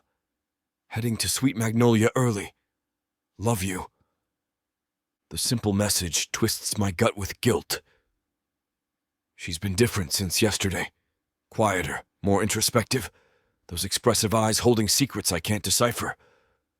The way she'd looked at me last night, like she was on the verge of revealing something important before pulling back. It's been haunting me all morning. Cousin. Elliot's voice drips with satisfaction as he enters, impeccably dressed in a Tom Ford suit that probably cost more than most people's monthly salary. Thank you for agreeing to meet. I thought we should discuss the transition plans. Transition plans? I keep my voice level despite the rage simmering beneath. Come now, Sebastian. He settles into the chair across from me with the air of a king claiming his throne.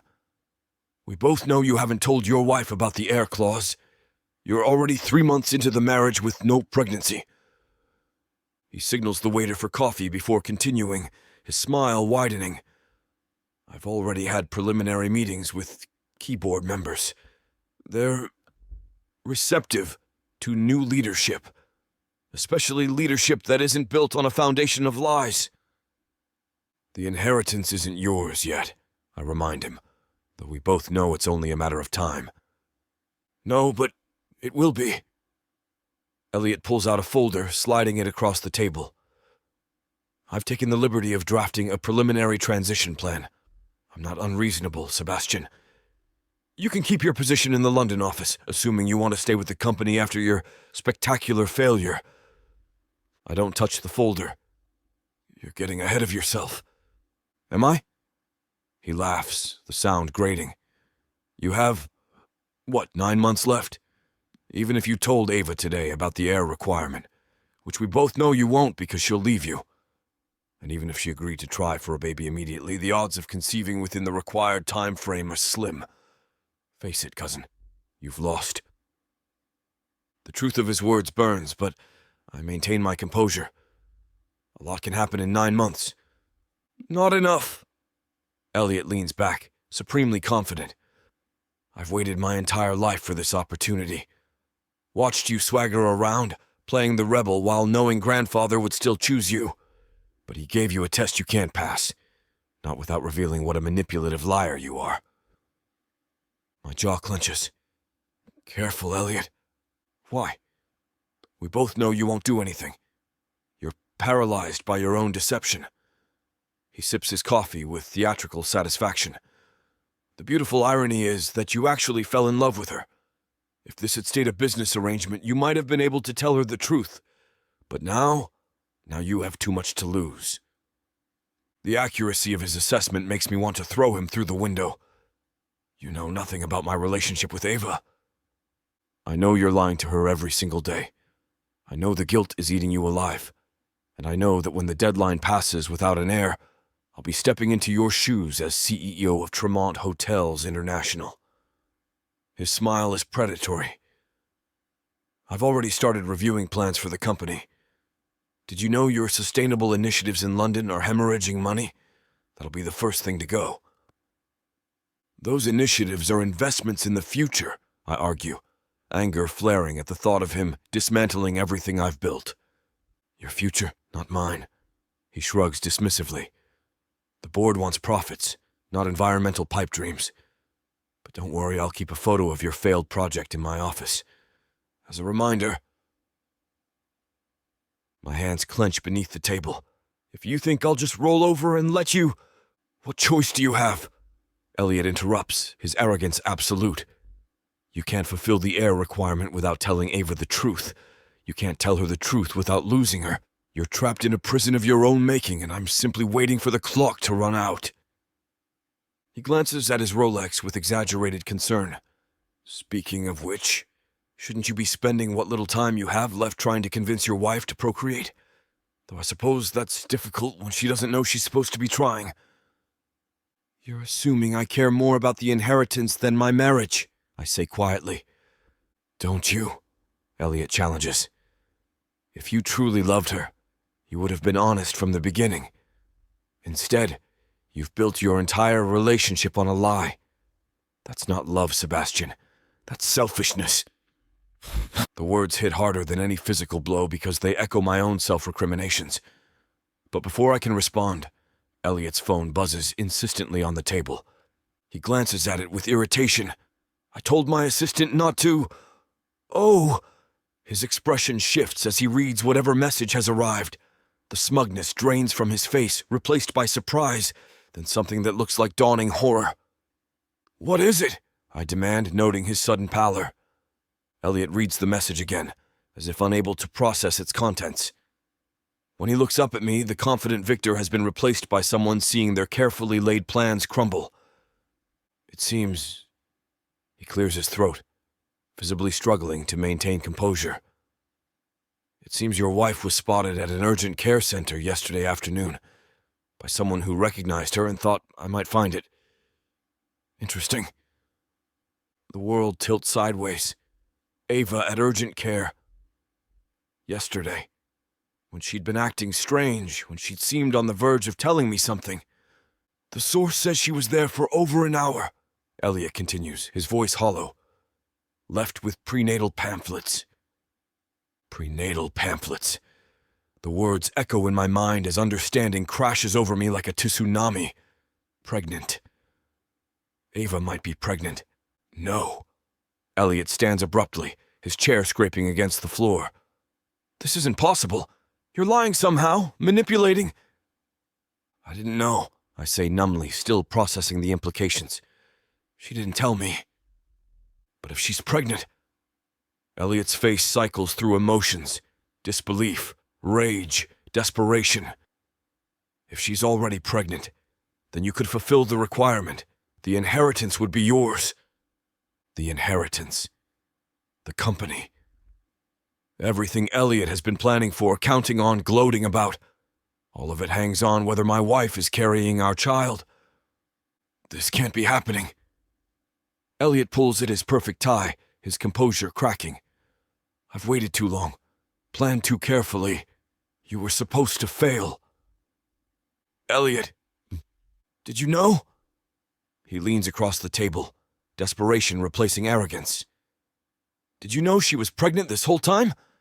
Were you playing me?" "I told you I didn't know." But even as I speak, my mind races through the implications. If Ava is pregnant, if we're having a baby, then everything changes. The inheritance would be secured. Elliot's plans would crumble. But more importantly, so much more importantly, I'm going to be a father. "I need confirmation," Elliot mutters, already typing on his phone. "Urgent care visits don't mean anything definitive. She could have been there for anything." "You had someone following my wife?" Rage cuts through my shock as the full violation registers. "I have people everywhere," Elliot says distractedly, still typing furiously. "And right now they're going to find out exactly what's happening with your wife's medical condition." That's when I snap. I'm over the table before conscious thought catches up, my hands reaching for his throat. Elliot's eyes widen in shock as I slam him against the wall, his phone clattering to the floor. "You've been having Ava followed? Spying on her?" "It's called due diligence," he gasps, clawing at my hands. "The inheritance." "I don't give a damn about the inheritance." The words rip from my throat, surprising us both with their vehemence. "You stay away from my wife. You stay away from her medical information, her bakery, her life. Do you understand me?" "Sebastian! Stop!" Luke's voice cuts through my rage as strong arms wrap around me from behind, hauling me back. "What the hell is going on?" I struggle against my brother's hold, fury making me wild. "He's been having Ava followed, investigating her private medical information. Because she might be pregnant," Elliot shouts from a safe distance, his perfect composure shattered. "She might be pregnant, and that ruins everything." "Get out," Luke orders, still restraining me.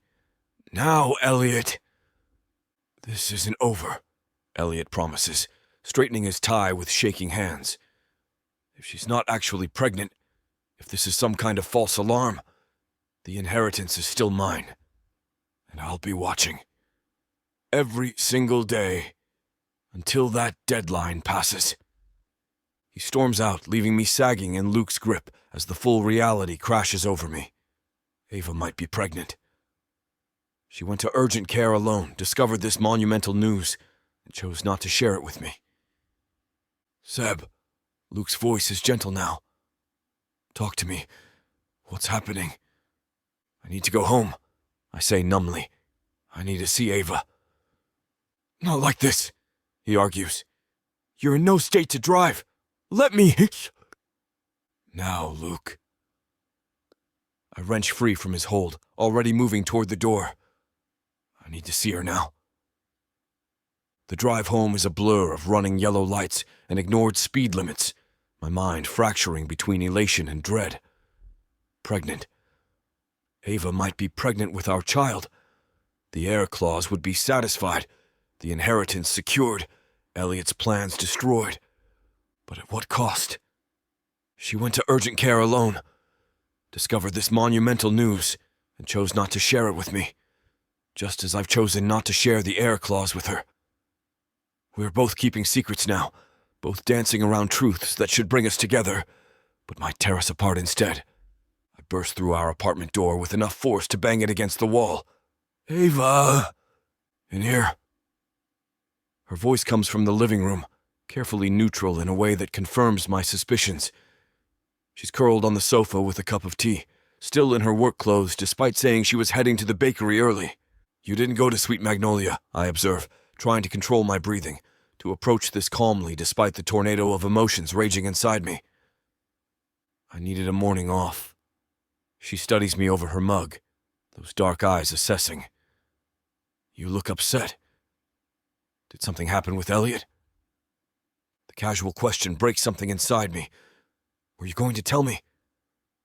Her expression shifts minutely, a tightening around her eyes that reveals she knows exactly what I'm asking.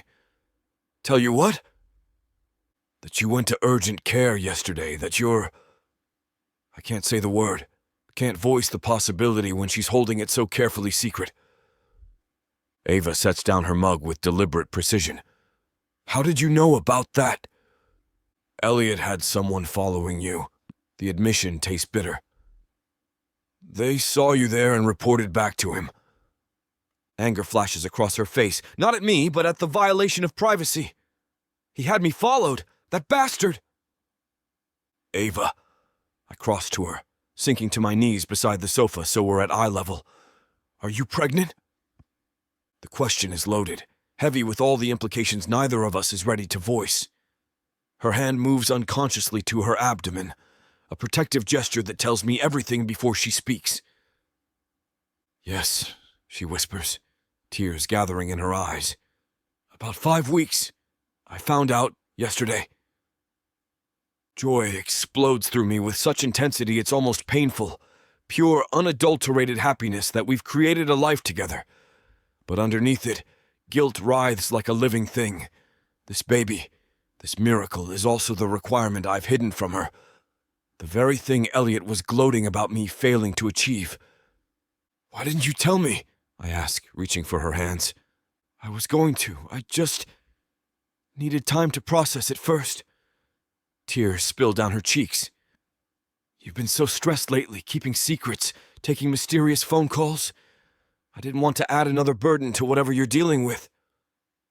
The accusation in her words, gentle but unmistakable, sends guilt crashing through my joy. She's right. I have been keeping secrets, terrible secrets that make her small omission pale in comparison. You could never be a burden, I tell her fervently, pulling her into my arms. This baby, our baby, it's a miracle. I'm so happy, Ava. You have no idea how happy. She melts into my embrace, but I can feel the question she's not asking. The secrets we're both still holding. The baby changes everything. It secures the inheritance, destroys Elliot's plans, saves the company. But it also makes my deception so much worse. When she learns about the heir clause, she'll think I only care about this baby as a requirement, not the miracle it truly is. I love you, she whispers against my neck. Both of you. I love you too, I reply, the words fervent with truth even as they're shadowed by deception. More than you could possibly know. Elliot's threats feel different now, more desperate, more dangerous.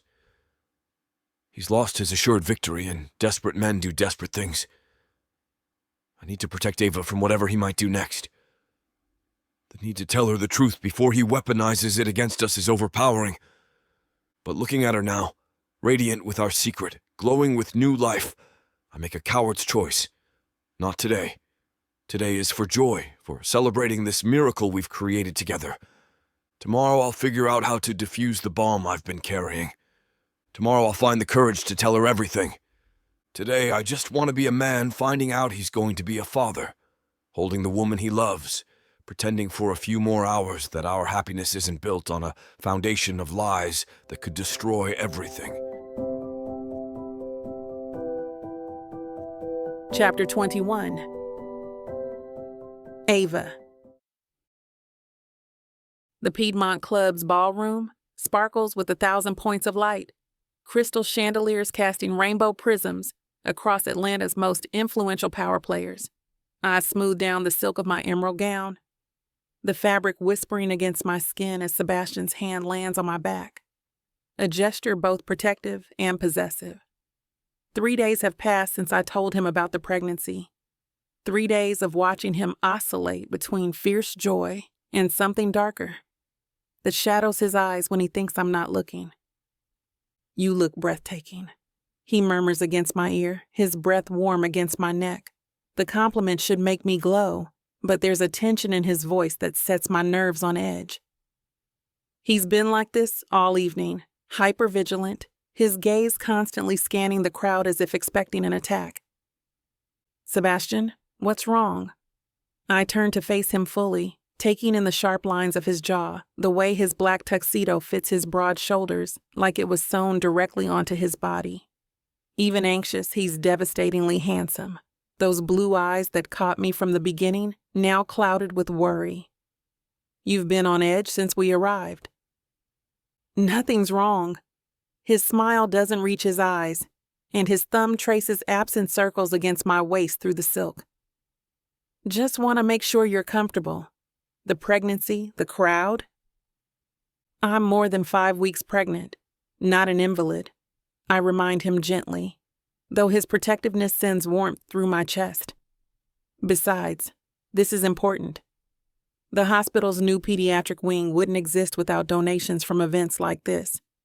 The Children's Hospital Starlight Gala is one of Atlanta's premier charity events, and my presence as a vendor isn't just about Sweet Magnolia anymore. As Sebastian Tremont's wife, I'm expected to navigate these waters as a patron, not just a baker. The transformation still feels surreal, like I'm playing dress-up in someone else's life. Mrs. Tremont.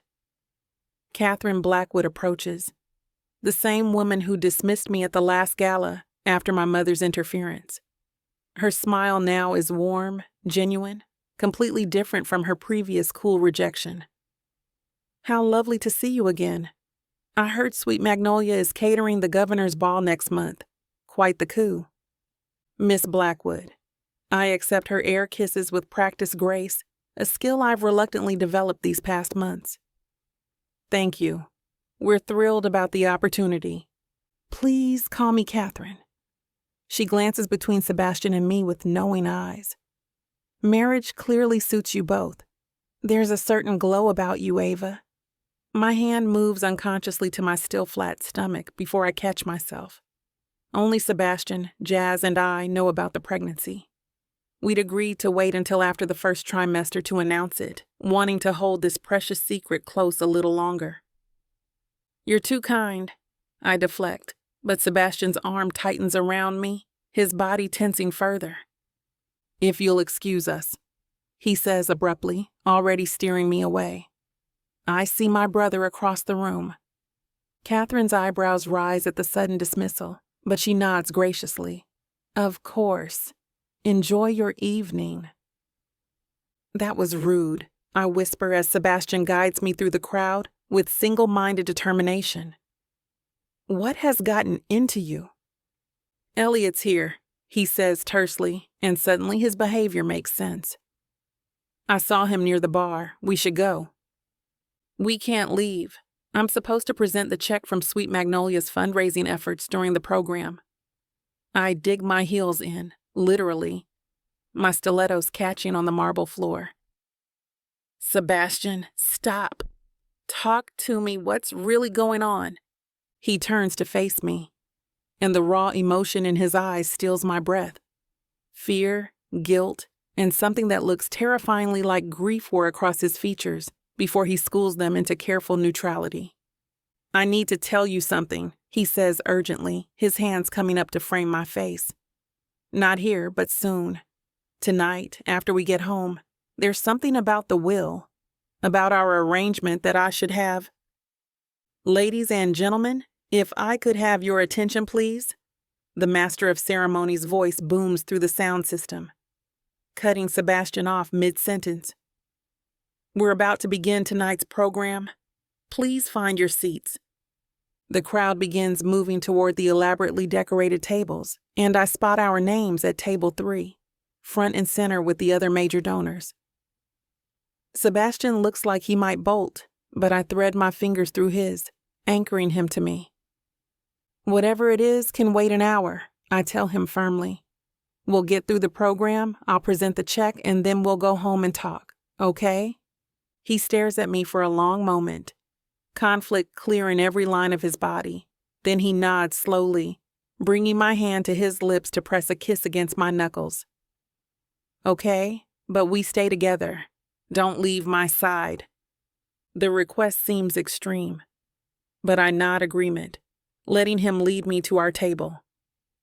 Luke is already there with his date, an elegant brunette who works in their legal department. He stands as we approach, pulling out my chair with old-fashioned courtesy. Ava, you look stunning as always, he says warmly, but his eyes are on Sebastian, carrying on some silent conversation I can't interpret. Everything all right?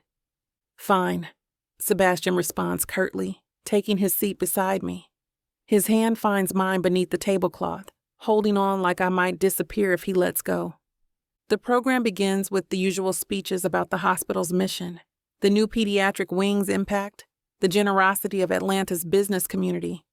I try to focus, aware that I'll be called up soon, but Sebastian's tension is infectious. He keeps glancing toward the bar area, his jaw clenched so tight, I worry he'll crack a tooth. And now, the MC announces with flourish, we have a special presentation from one of our newest corporate sponsors. Please welcome Elliot Tremont to the stage. My blood turns to ice as Sebastian's cousin strides confidently to the podium. Elliot looks every inch the polished executive in his perfectly tailored tuxedo, his smile bright and predatory as he adjusts the microphone. Sebastian has gone rigid beside me, his grip on my hand almost painful. Thank you for that warm welcome, Elliot begins smoothly. The Tremont family has always been committed to giving back to our community, and tonight, I have a very special announcement to make. We need to leave, Sebastian whispers urgently. Now, Ava, please. But I'm frozen, watching Elliot with growing dread. There's something in his expression, a malicious satisfaction that makes my stomach churn beyond morning sickness. As many of you know, Elliot continues, his gaze finding our table with laser precision. The Tremont family recently experienced a significant transition with the passing of our beloved patriarch, Jonathan Tremont. His will contained some interesting provisions for succession. Don't listen to him, Sebastian pleads, but his voice sounds distant, muffled by the roaring in my ears. You see, Elliot's smile widens, shark-like and victorious. My grandfather was a traditional man with traditional values. He believed the Tremont legacy should pass to a married man, with heirs to carry on the family name. Very specific requirements, actually. The room has gone quiet, hundreds of Atlanta's elite sensing blood in the water. My heart pounds so hard I can feel it in my throat. my free hand moving instinctively to my abdomen where our secret grows. My cousin Sebastian took these requirements very seriously. Elliot continues, each word precise and devastating. So seriously, in fact, that he entered into a contracted marriage with the lovely Ava Harris. A business arrangement, you might say. She needed money for her struggling bakery. He needed a wife to secure his inheritance. Quite practical, really. Gasps ripple through the crowd. The room spins slightly and I grip the edge of the table to steady myself. This can't be happening. Not here. Not like this. But here's where it gets really interesting, Elliot says, clearly savoring the moment. The will didn't just require marriage, it required an heir, conceived within the first year. A detail my cousin apparently forgot to mention to his contractual bride when they were negotiating terms. The words hit me like physical blows. Heir, conceived within the year. I turned to look at Sebastian, needing to see denial in his face, needing him to stand up and call Elliot a liar. But what I find there destroys me. His face has gone pale, his eyes filled with anguish and guilt so profound it confirms every horrible word. No, I whisper, the word barely audible. Of course. Elliot continues relentlessly. Imagine my surprise when I learned that Mrs. Tremont was spotted at an urgent care facility just this week. One can only assume she's recently discovered her pregnancy. How convenient for my cousin's inheritance prospects. Though one has to wonder if she knew she was obligated to produce an heir when she signed that prenuptial agreement. The room erupts in shocked whispers, but all I can hear is the shattering of my own heart. Everything makes sense now. Sebastian's urgency about our physical relationship, his over-the-top joy about the pregnancy, the guilt that's been eating at him. Ava, Sebastian says desperately, reaching for me, but I wrench away from his touch like it burns. Is it true? My voice comes out stronger than I feel, cutting through the chaos around us. Is what he's saying true? Sebastian's silence is answer enough. I stand abruptly, my chair scraping against the floor. The room tilts dangerously, and for a moment I think I might faint again, but fury keeps me upright. Pure, clean rage that burns through the humiliation and heartbreak. Ava, please. Sebastian stands too, his hand reaching for me. Let me explain. It's not what you think. Don't touch me. The words come out sharp enough to cut, and he flinches like I've slapped him. Don't you dare touch me. I'm moving before I realize it, pushing through the crowd of gaping faces and whispered speculation. Someone calls my name, maybe Luke, maybe Jazz who was working the dessert station, but I can't stop. If I stop, I'll shatter completely, and I refuse to give them that satisfaction. The bathroom door swings shut behind me with a bang, and I barely make it to a stall before the nausea hits. Whether it's morning sickness or emotional devastation, I can't tell. Maybe both. I kneel on the cold marble, my beautiful dress pooling around me like spilled emerald paint, and let my body purge the poison of this revelation. When the heaving finally stops, I sit back against the stall wall, trembling. My mind races through every moment of our relationship, recontextualizing everything through this new horrible lens. The swift proposal after his grandfather's death, his insistence on consummating our arrangement, the joy in his eyes when I told him about the pregnancy. Was any of it real? The bathroom door opens, and I tense, expecting Sebastian. But it's Jazz who appears, her face creased with concern as she hands me a damp towel through the stall door. Oh, honey, she says softly. I'm so sorry. That was... God, Ava, I can't believe he did that to you. I'm such an idiot, I say, accepting the towel and pressing it to my burning face. I actually thought he loved me. I thought we were real. How could he lie to me this way? Maybe it was real, Jazz suggests carefully. He told you he loved you for years. It doesn't matter. I push myself to my feet, my legs shaky but functional. He lied to me. Every single day he stared me in the eye and lied. He allowed me to fall for him, knowing I was just a means to an end. A broodmare for the Tremont legacy. The word makes me think of the life growing inside me, and fresh tears spring to my eyes. This baby, conceived in what I thought was love, but was actually calculation, the heir Sebastian needed to secure his billions. "What are you going to do?" Jazz asks as I exit the stall and move to the mirrors. My reflection is a disaster. Mascara streaks down my cheeks, my carefully styled hair disheveled, my lips swollen from crying. I look exactly like what I am, a woman whose world just imploded in the most public way possible. "I don't know," I reply, reaching for paper towels to clean the worst of the damage. "I can't think about it right now. I just need to get out of here." "I'll drive you," Jazz offers immediately. "My car's in the staff lot." I nod, grateful beyond words for her steady presence. Can you get my purse from the table?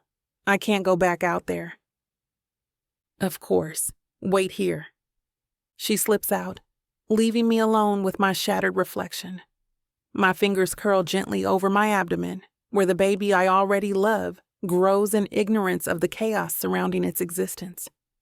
"I'm so sorry, little one," I whisper. "You deserve better than this, better than lies and contracts and public humiliation." The door bursts open again, but this time it's Sebastian, his face wild with desperation. "Ava, please, you have to let me explain." "Get out." My voice is ice, colder than I knew I was capable of. "This is the women's bathroom, and you're not welcome here." "I love you," he murmurs desperately, taking a step closer. Yes, there was a contract. Yes, I should have told you about the heir requirement, but what we have is real. What I feel for you is real. Real? I laugh. The sound bitter and broken. Was it real when you made love to me, knowing you were using my body to secure your inheritance?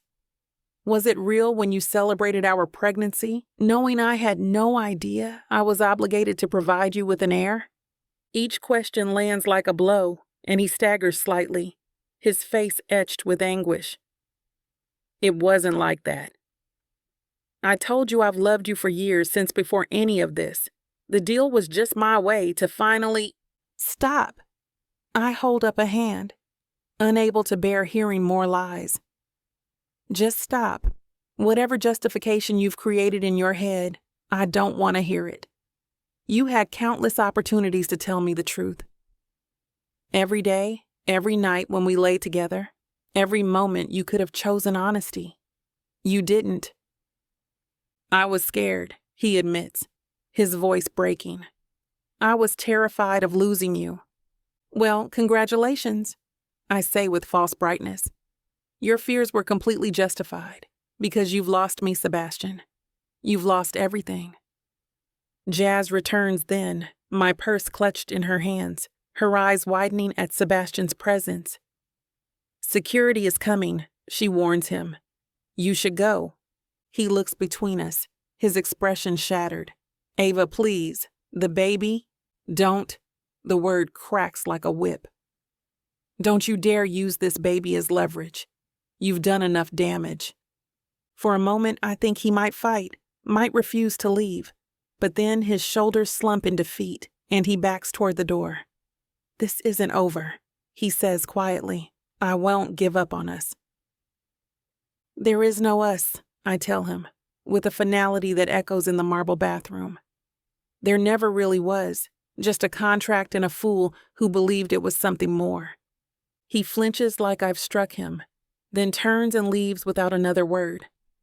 The door swings shut behind him, with a soft whoosh, and I finally let myself collapse against Jazz, the sobs coming in waves that threaten to drown me.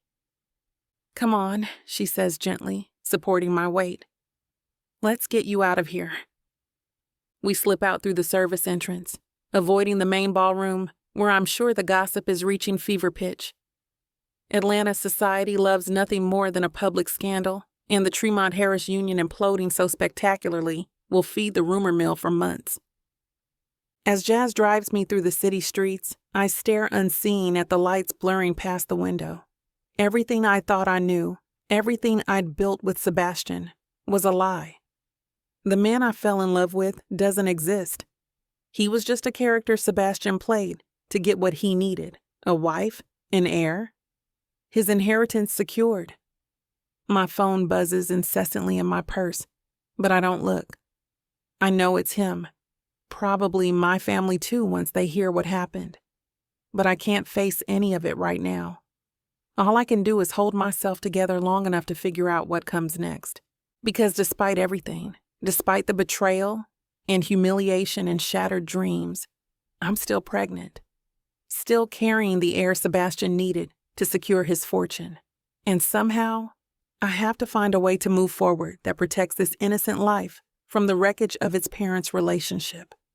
The Atlanta skyline glitters in the distance, beautiful and cold as diamonds, like the ring still on my finger, like the promises Sebastian made, like the love I thought we shared. All of it beautiful, all of it false, all of it broken beyond repair. Chapter 22. Sebastian. I stand frozen outside, her words still ringing in my ears. There is no us. There never really was. Each syllable cuts deeper than any physical wound could, because I know I'm the architect of this destruction. I built this house of cards with my own hands, and now I'm watching it collapse, taking the only woman I've ever truly loved with it. Sir, you need to move. A security guard appears in the doorway, his expression professionally neutral despite the circus occurring in the ballroom behind him. You're blocking the entrance. I nod numbly, forcing my feet to move. The hallway outside buzzes with excited whispers as guests cluster in small groups, their eyes tracking my movement with predatory interest. Atlanta's elite love nothing more than watching one of their own fall from grace, and tonight they're getting a front-row seat to the Tremont dynasty imploding. Rage builds in my chest with each step back toward the ballroom, a volcanic fury directed at one person. Elliot, who chose the cruelest possible moment to detonate the bomb I'd been desperately trying to defuse. He didn't just expose my deception, he humiliated Ava in front of hundreds of people and turned our private pain into public entertainment. I find him exactly where I expect, holding court near the bar with a cluster of board members and society mavens hanging on his every word. His face is flushed with triumph, gesturing animatedly as he spins his narrative. The sight of his smug satisfaction while my world burns ignites something primal in me. You jerk, I growl, shouldering through his audience to grab him by his designer lapels. You couldn't resist, could you? You had to destroy her publicly. Elliot's eyes widen briefly before his smile returns, sharp and satisfied. I told you I'd reveal the truth if you didn't. You had your chance, Sebastian. Multiple chances. You chose deception instead. You chose cruelty, I counter, my grip tightening on his jacket. You could have come to me privately, could have handled this with even a shred of human decency, but no. You had to turn it into a spectacle. Mr. Tremont, please. One of the board members, Harold Ashford, attempts to intervene. This is hardly the place. No, Harold, this is exactly the place, I say, not releasing Elliot. Since my cousin decided to air our family business publicly, let's give everyone the full show. I shove Elliot back and he stumbles slightly, his polished facade cracking. Good. I want him rattled. I want him to feel a fraction of the devastation he's caused. You want to talk about the will? About requirements and contracts? My voice carries across the ballroom, drawing more spectators like moths to flame. Let's talk about why you're really here, Elliot. Let's discuss your desperation when you discovered Ava's pregnancy. His face darkens. Don't try to deflect. You thought you'd won, I continue, circling him like a predator. You were so certain I'd failed to meet the requirements that you'd already started planning your takeover. Board meetings behind my back. Promises to dismantle everything I've built. Gloating about how you'd finally get what you deserved. Gasps ripple through the growing crowd.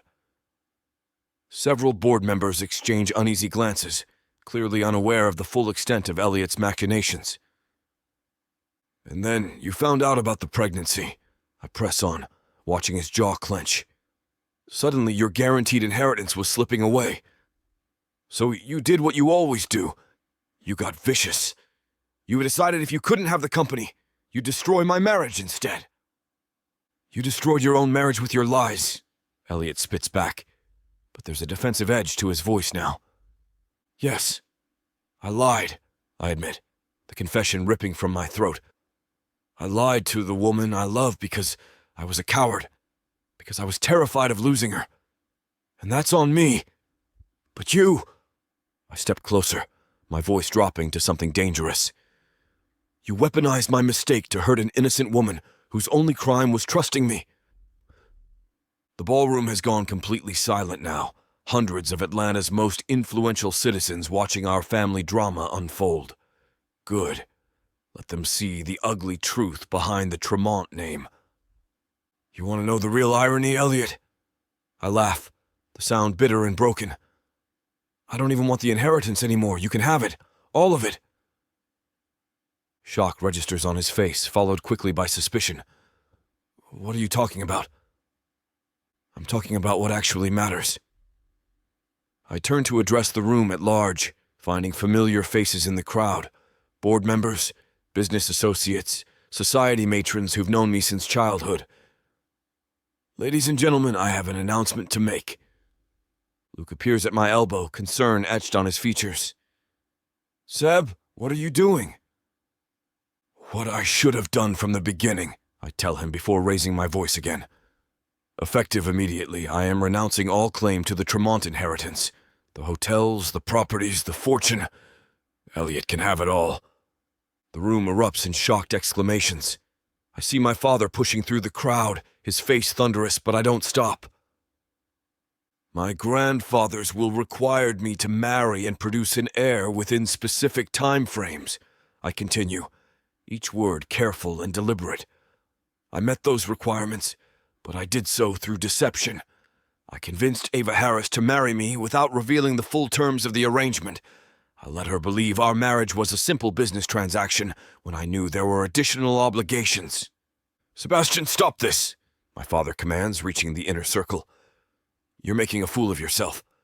No, I'm finally being honest. I meet his gaze steadily. Something this family has never been particularly good at. I turn back to the crowd, seeking one face in particular, but knowing she's long gone.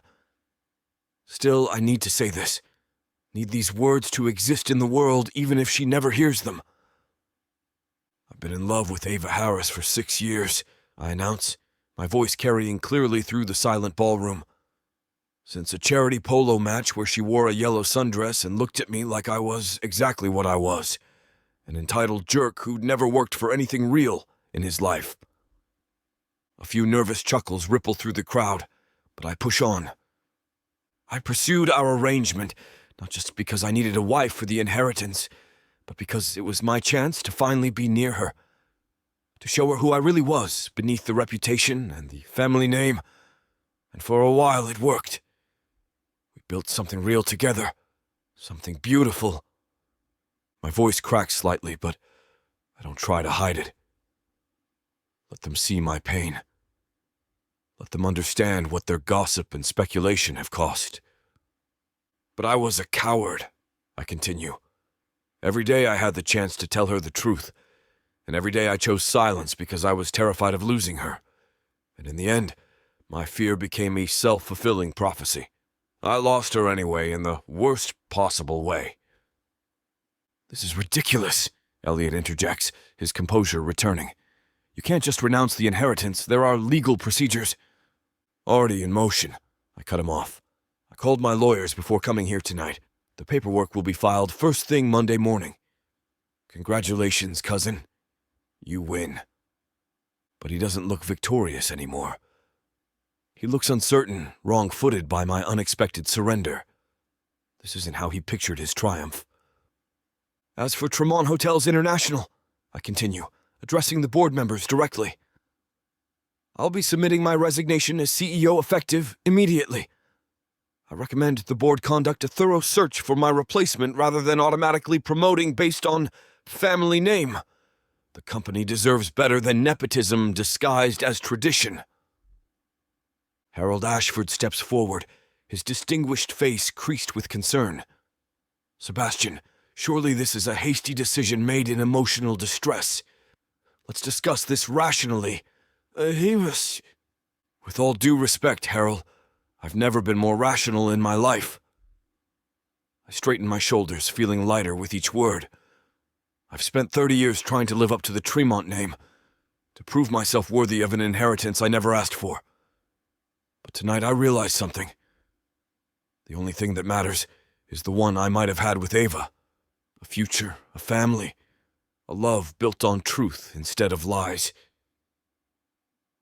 Pretty words, Elliot says, but his voice lacks its earlier venom. But they won't bring her back. You saw her face. She'll never forgive you.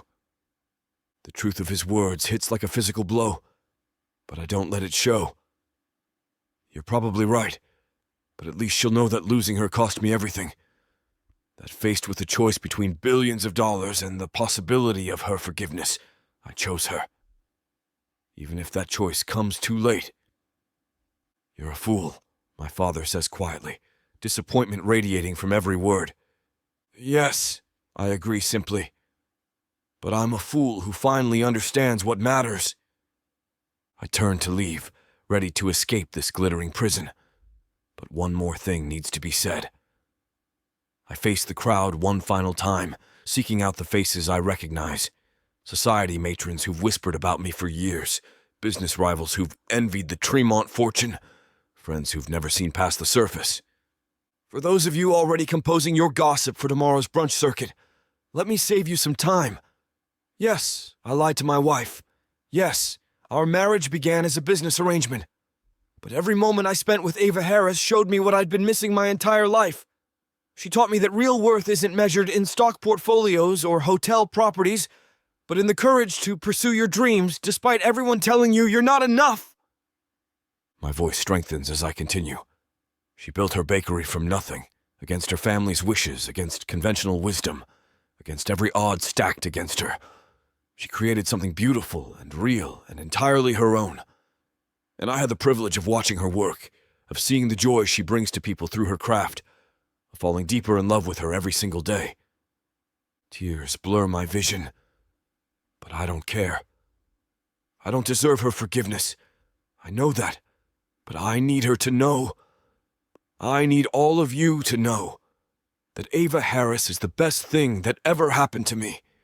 Not because she fulfilled some requirement in a will, not because our marriage secured my inheritance, but because she saw through my carefully constructed facades to the man I could be.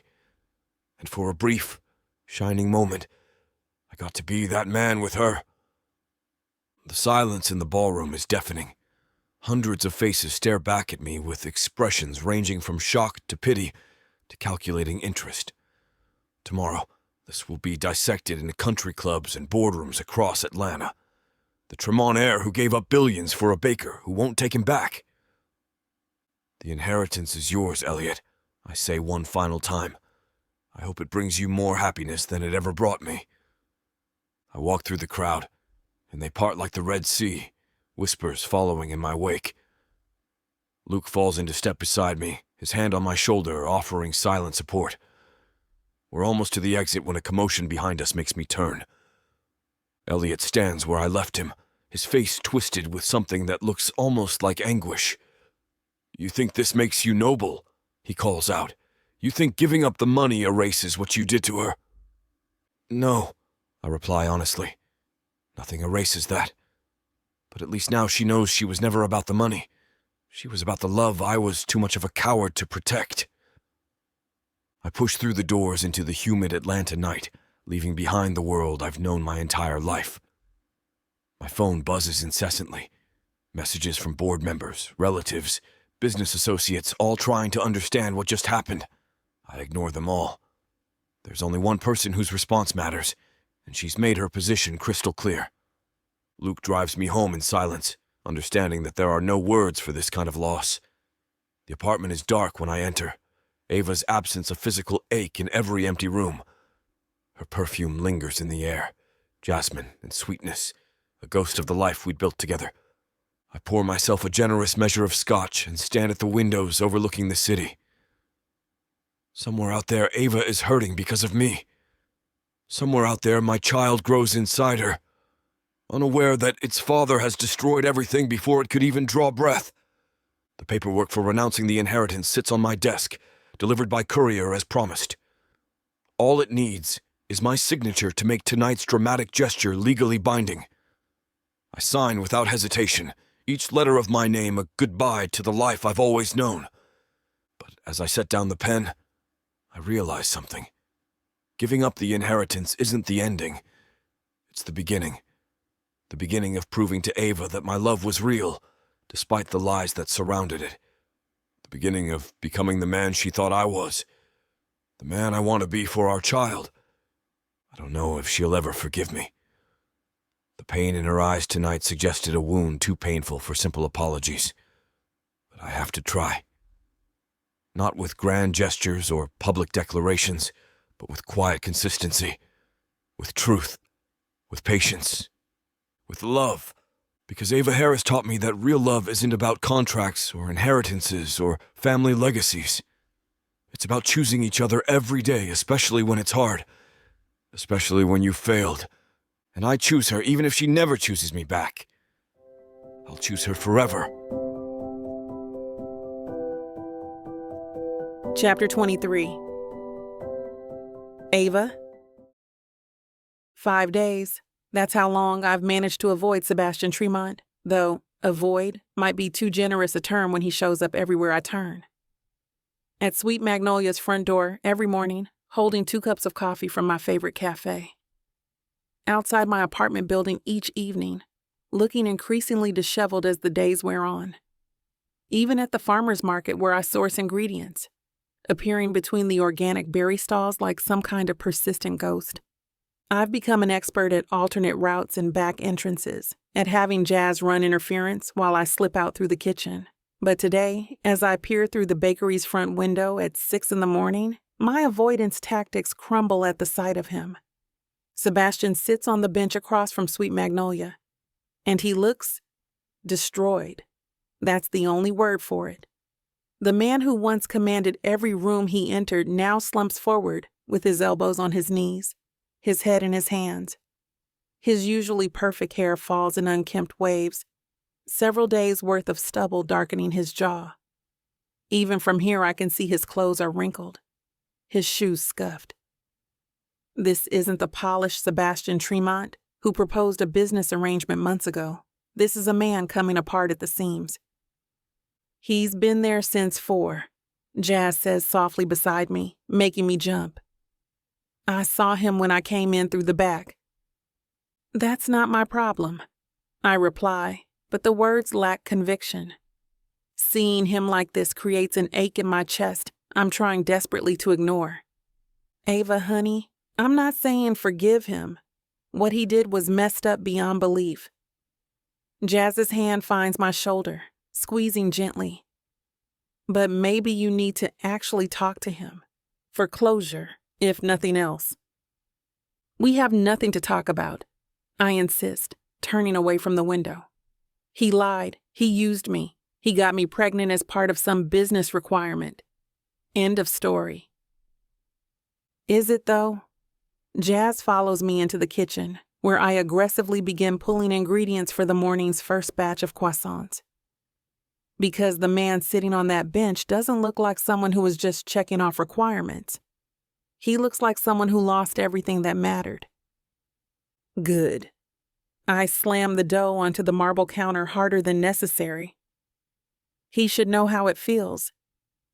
But even as I say it, the image of Sebastian's defeated posture haunts me.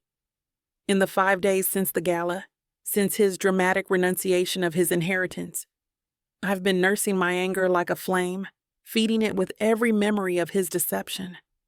It's easier than acknowledging the other emotions swirling beneath, the persistent love that won't die despite his betrayal, the worry about what giving up billions means for his future, the complicated grief for what we'd built together.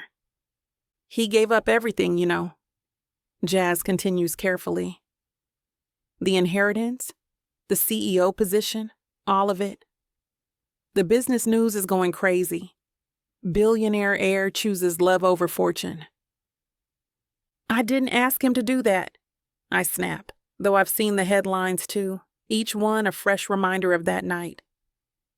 Grand gestures don't erase lies. No, they don't, Jazz agrees.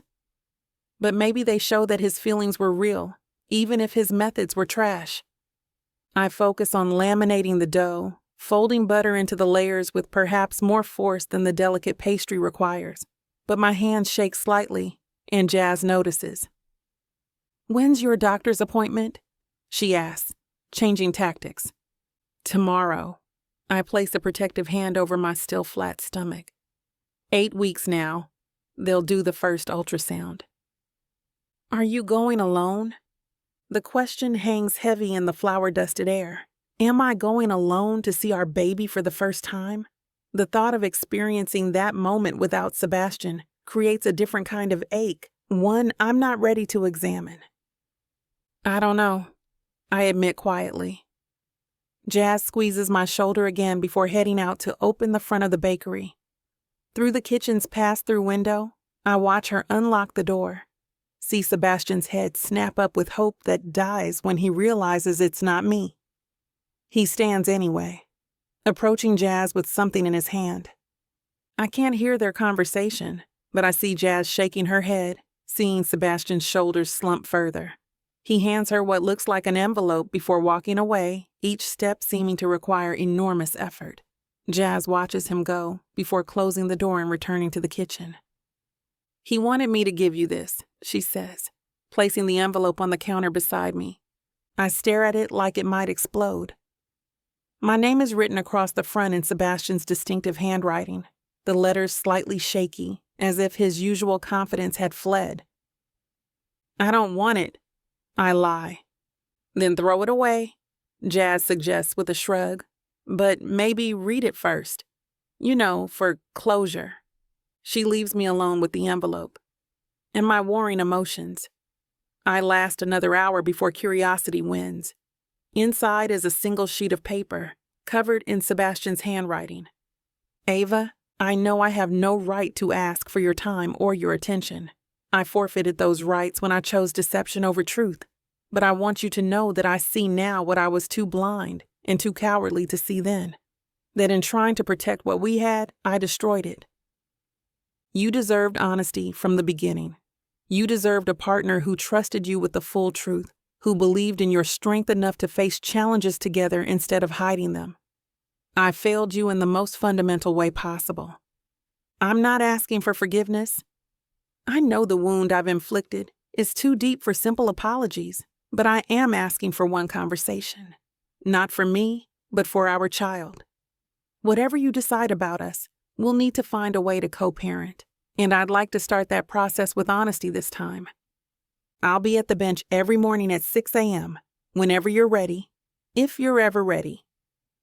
All my love, which was always real, even when surrounded by lies, Sebastian.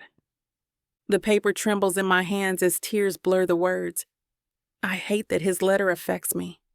I hate that beneath my anger lives a persistent pull toward him. I hate that I miss him with an intensity that makes it hard to breathe.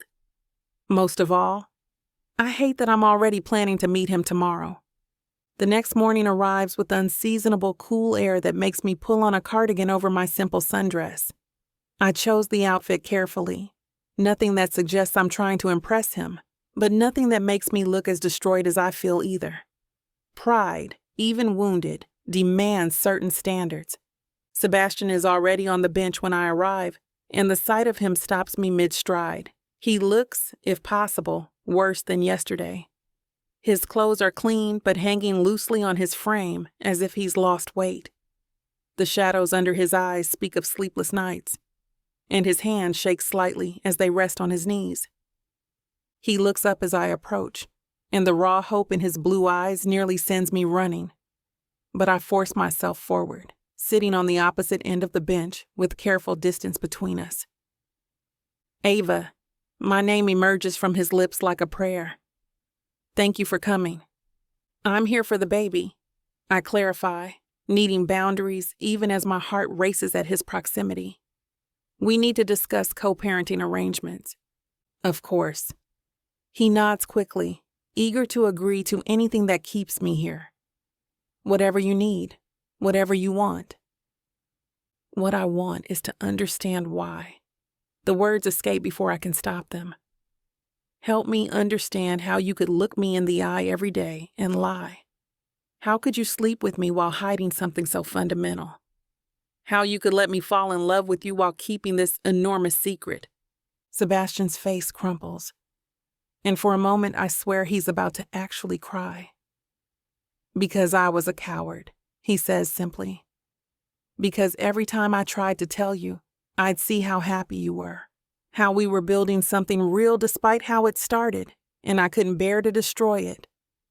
So you let Elliot do it instead. The bitterness in my voice could strip paint. No. He shakes his head vehemently. I was going to tell you at the gala. I was trying to tell you when the program started. I know that sounds convenient now, but it's the truth. The truth. I laugh, but there's no humor in it. Do you even know what that is anymore? I know I love you, he whispers, and the simple certainty in his voice makes my chest tight. I know I've loved you since that polo match 6 years ago. I know the arrangement was just an excuse to finally be near you. I know that every moment we spent together was real for me, even if it was built on a foundation of lies. Pretty words. I echo Elliot's dismissal from that night. But they don't change what you did. No, they don't.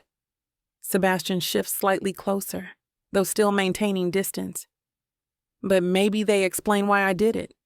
I'm not asking you to forgive me, Ava. I'm just asking you to believe that my feelings were real. Are real. I study his face, searching for any sign of deception, but find only exhaustion and pain that mirrors my own. You gave up your inheritance. It meant nothing without you. The words are matter of fact, as if walking away from billions is perfectly reasonable. Elliot thinks I was trying to make some grand gesture, but the truth is simpler. Faced with choosing between that money and even the smallest chance of your forgiveness, there was no choice at all. I didn't ask you to do that. I repeat my protest from days ago. I know. You've never asked me for anything you couldn't earn yourself. It's one of the 1,000 things I love about you. His hand moves slightly on the bench, as if he wants to reach for me, but thinks better of it.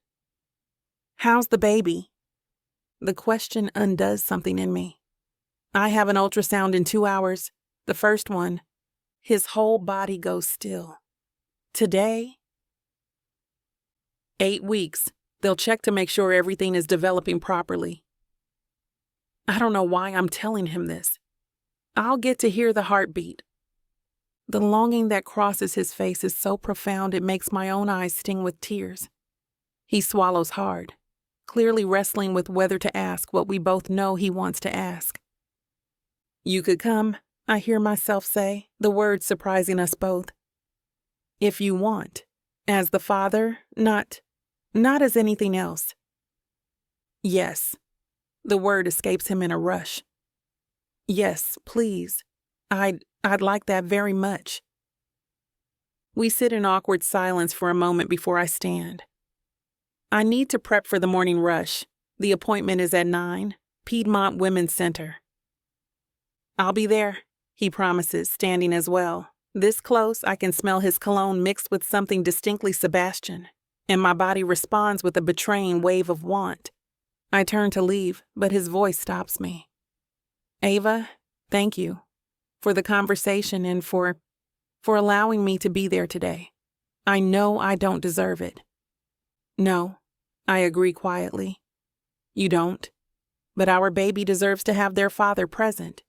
Even if their parents are... I trail off, unable to define what we are now. Complicated, Sebastian supplies with a sad smile.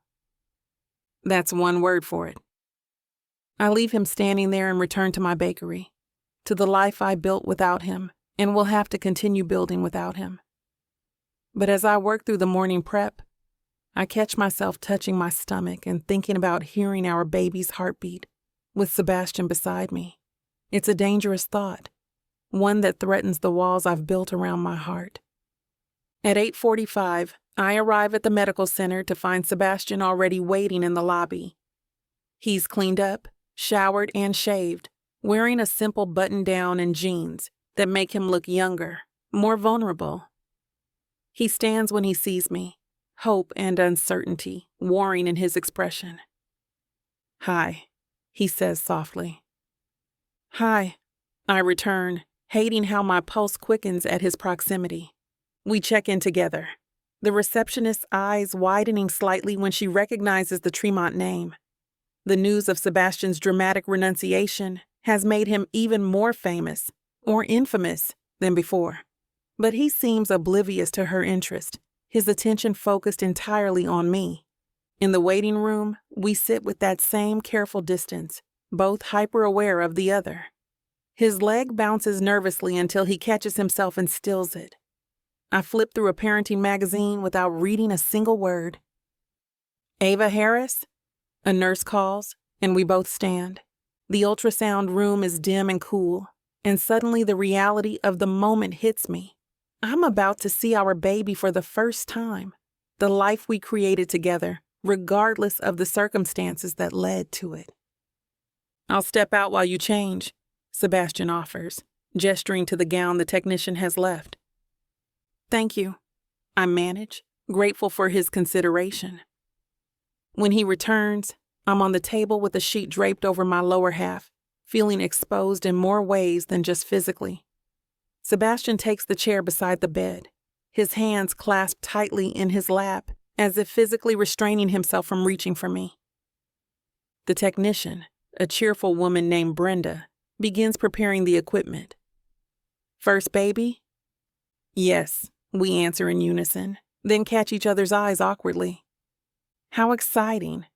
Dad, you can come closer if you want. You'll see better from here." Sebastian looks to me for permission, and I nod slightly. He scoots the chair closer, near enough that I can feel his warmth, smell that intoxicating cologne. "This will be a little cold," Brenda warns, before squirting gel on my still flat stomach. The wand presses against my skin, and suddenly the screen fills with grainy images I can't quite interpret. Brenda moves the wand around, clicking and measuring, her expression focused. "There we go," she says finally, her voice warm with satisfaction. "See that little flutter? That's your baby's heartbeat." The sound fills the room, rapid and strong, like a hummingbird's wings. My vision blurs with tears as the reality hits me. That's our baby, real and alive and growing inside me. "Oh my God," Sebastian breathes, and when I glance at him, tears are streaming down his face. That's our baby." "Measuring perfectly at 8 weeks and 2 days, Brenda confirms. "Strong heartbeat at 168 beats per minute. Would you like pictures?" "Yes," we say together again, and this time Sebastian's hand finds mine, squeezing gently. I should pull away. I should maintain the boundaries I've set, but in this moment, with our child's heartbeat filling the room, I can't let go. We leave with a strip of ultrasound photos, the first pictures of our baby. Outside the medical center, we stand awkwardly, both unsure how to navigate this new dynamic. "Thank you," Sebastian says again, his voice rough with emotion, "for letting me be there. It was..." He stops, seemingly overwhelmed. "I know," I admit softly, because I do know. Hearing that heartbeat changed something fundamental, made this pregnancy real in a way it hadn't been before. "Can I..." He hesitates, then forges ahead. Can I walk you back to the bakery, just to talk about the baby, about what comes next? I should say no. Every self-protective instinct screams at me to walk away, to maintain the walls I've built. But the vulnerability in his eyes, the echo of our baby's heartbeat still ringing in my ears, weakens my resolve. Okay, I agree, just to talk. We walk slowly through the morning sunshine, both clutching our copies of the ultrasound photos. Sebastian keeps stealing glances at his, wonder written across his features. I've been reading, he says suddenly. Baby books, pregnancy guides, everything I can find. Did you know that at 8 weeks, the baby is the size of a raspberry, and they're already moving, even though you can't feel it yet? Despite everything, his enthusiasm makes me smile. I didn't know you were researching. I want to be prepared. I want to be the father this baby deserves. Even if... He trails off, but I hear the unspoken words. Even if there's no forgiveness in your heart for me. Even if we're not together. Sebastian, I start, then stop, unsure what I want to say. I know, he says quietly. I know you can't forgive me. I know I destroyed everything, but I'll make sure I'll be here for our child. Whatever you need, however you want to structure it, I'll follow your lead. We've reached the bakery, and I can see Jazz through the window, pretending not to watch us. The morning rush is starting, and I should go in, return to my life, my routines. But something keeps me standing here with Sebastian. I loved you, I tell him, the past tense hanging heavy between us. Despite all my better judgment, despite the baggage between our families, I fell completely in love with you, and you broke my heart in the most public, humiliating way possible. I know, he whispers, pain etched in every line of his face. I'm so sorry, Ava. If I could go back. But you can't. I cut him off gently. We can't undo what's done. We can only figure out how to move forward. How do we do that? He looks lost, this man who once commanded boardrooms and billion-dollar deals. I don't know, I reply, biting my lower lip. But for now, we focus on the baby. We can figure out co-parenting, set up schedules, make decisions together about their future. As for us, I take a shaky breath. I need time. I need space to figure out if I can ever trust you again. I understand. He nods quickly. Whatever you need, however long it takes. It might never be, I warn him. You need to be prepared for that possibility. I'm not giving up hope, he says simply. But I'll respect your boundaries. I'll be the co-parent you need me to be, nothing more unless you decide otherwise. I nod, not trusting my voice. The urge to step into his arms, to let him hold me like he used to, is almost overwhelming. But the wound is still too fresh, the betrayal too deep. I should go, I manage finally. Ava? His voice stops me at the door. Would it be okay if I texted you, just about baby things? I'd like to know how you're feeling if you need anything. I consider this, then nod. Just about the baby. Just about the baby, he agrees. I escape into the bakery.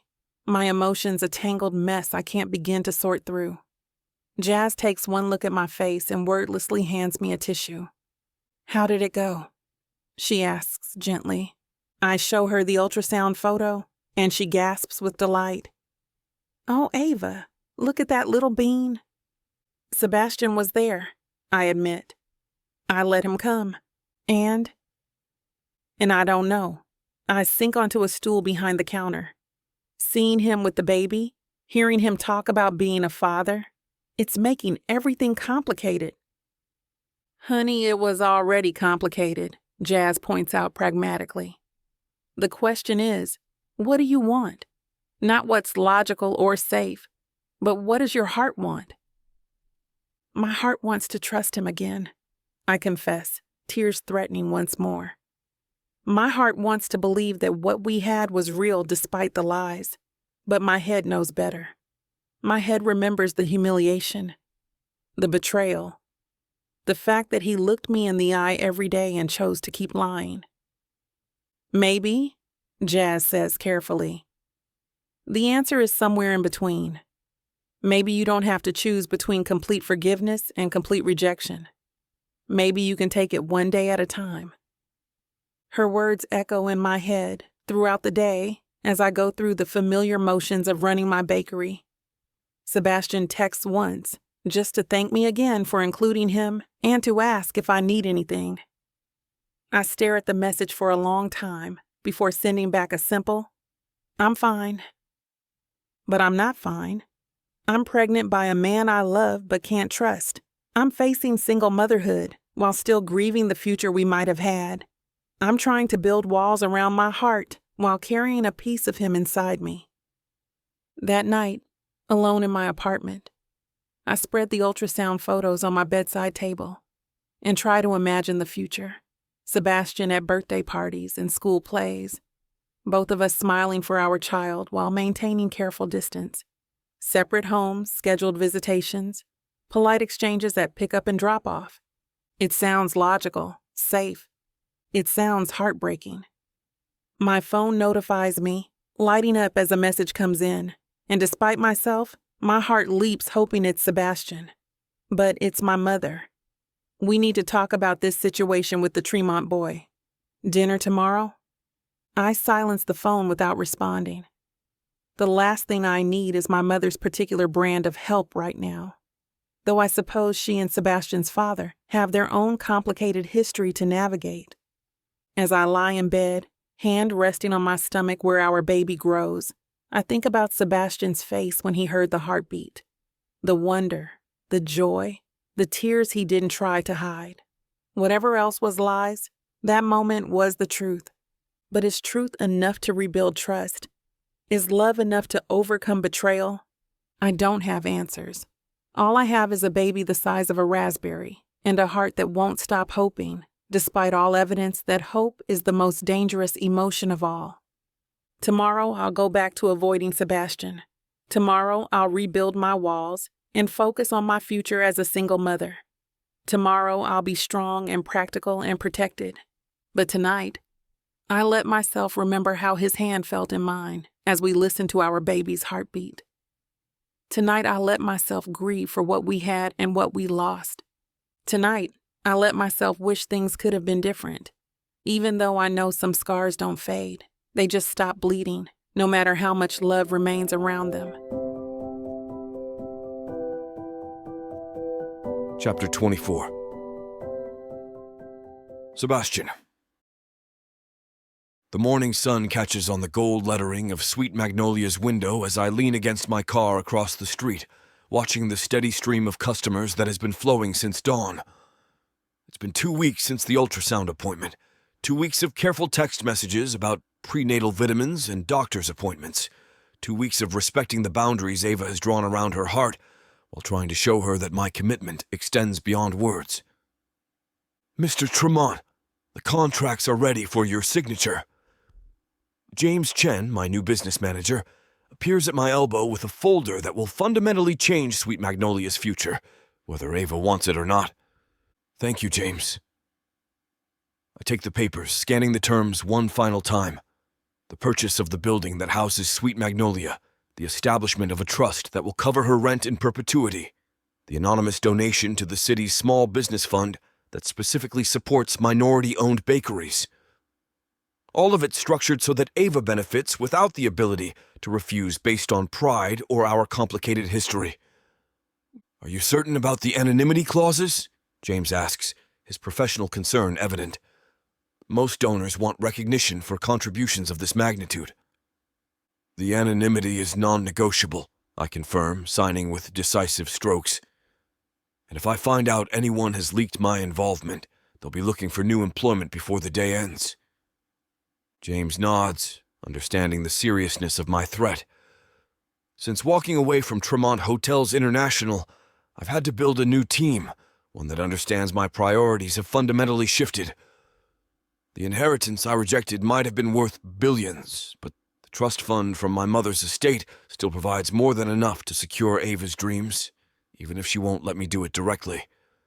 The food critic from Atlanta magazine will be at Sweet Magnolia for lunch today, James continues, consulting his tablet.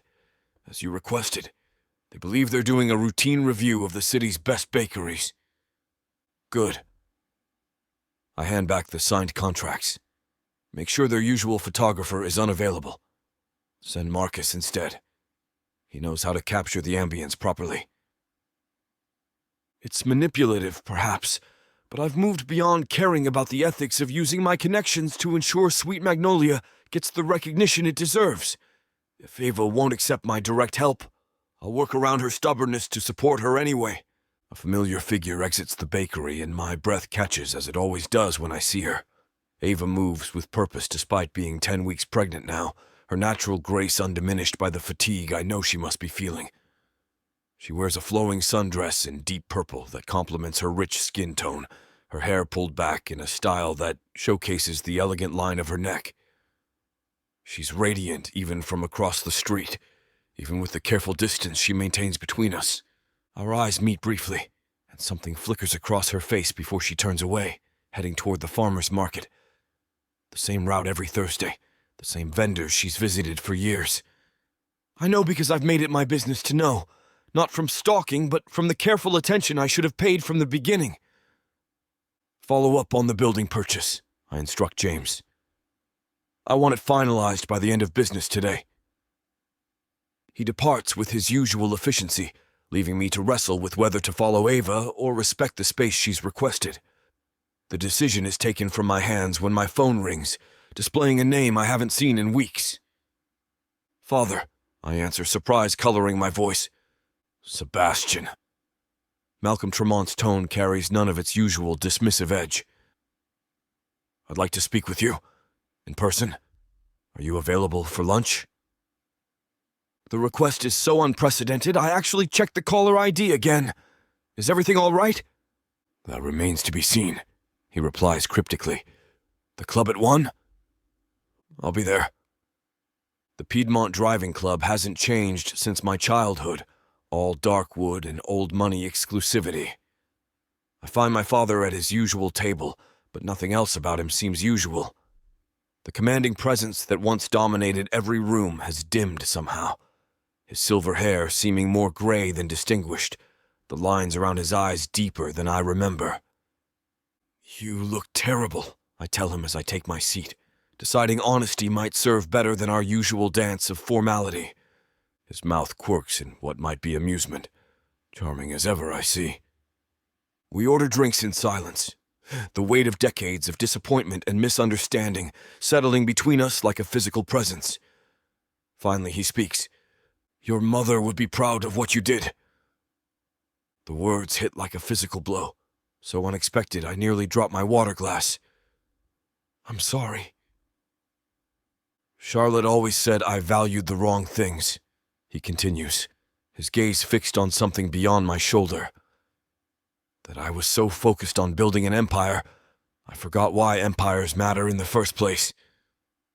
Dad, I start, but he waves me silent. I've been thinking about your grandparents lately. Not Jonathan, but Isabella. Your grandmother. His expression softens with memory. She was a baker, you know, before she married into the Tremont family. This piece of family history is new to me. I didn't know that.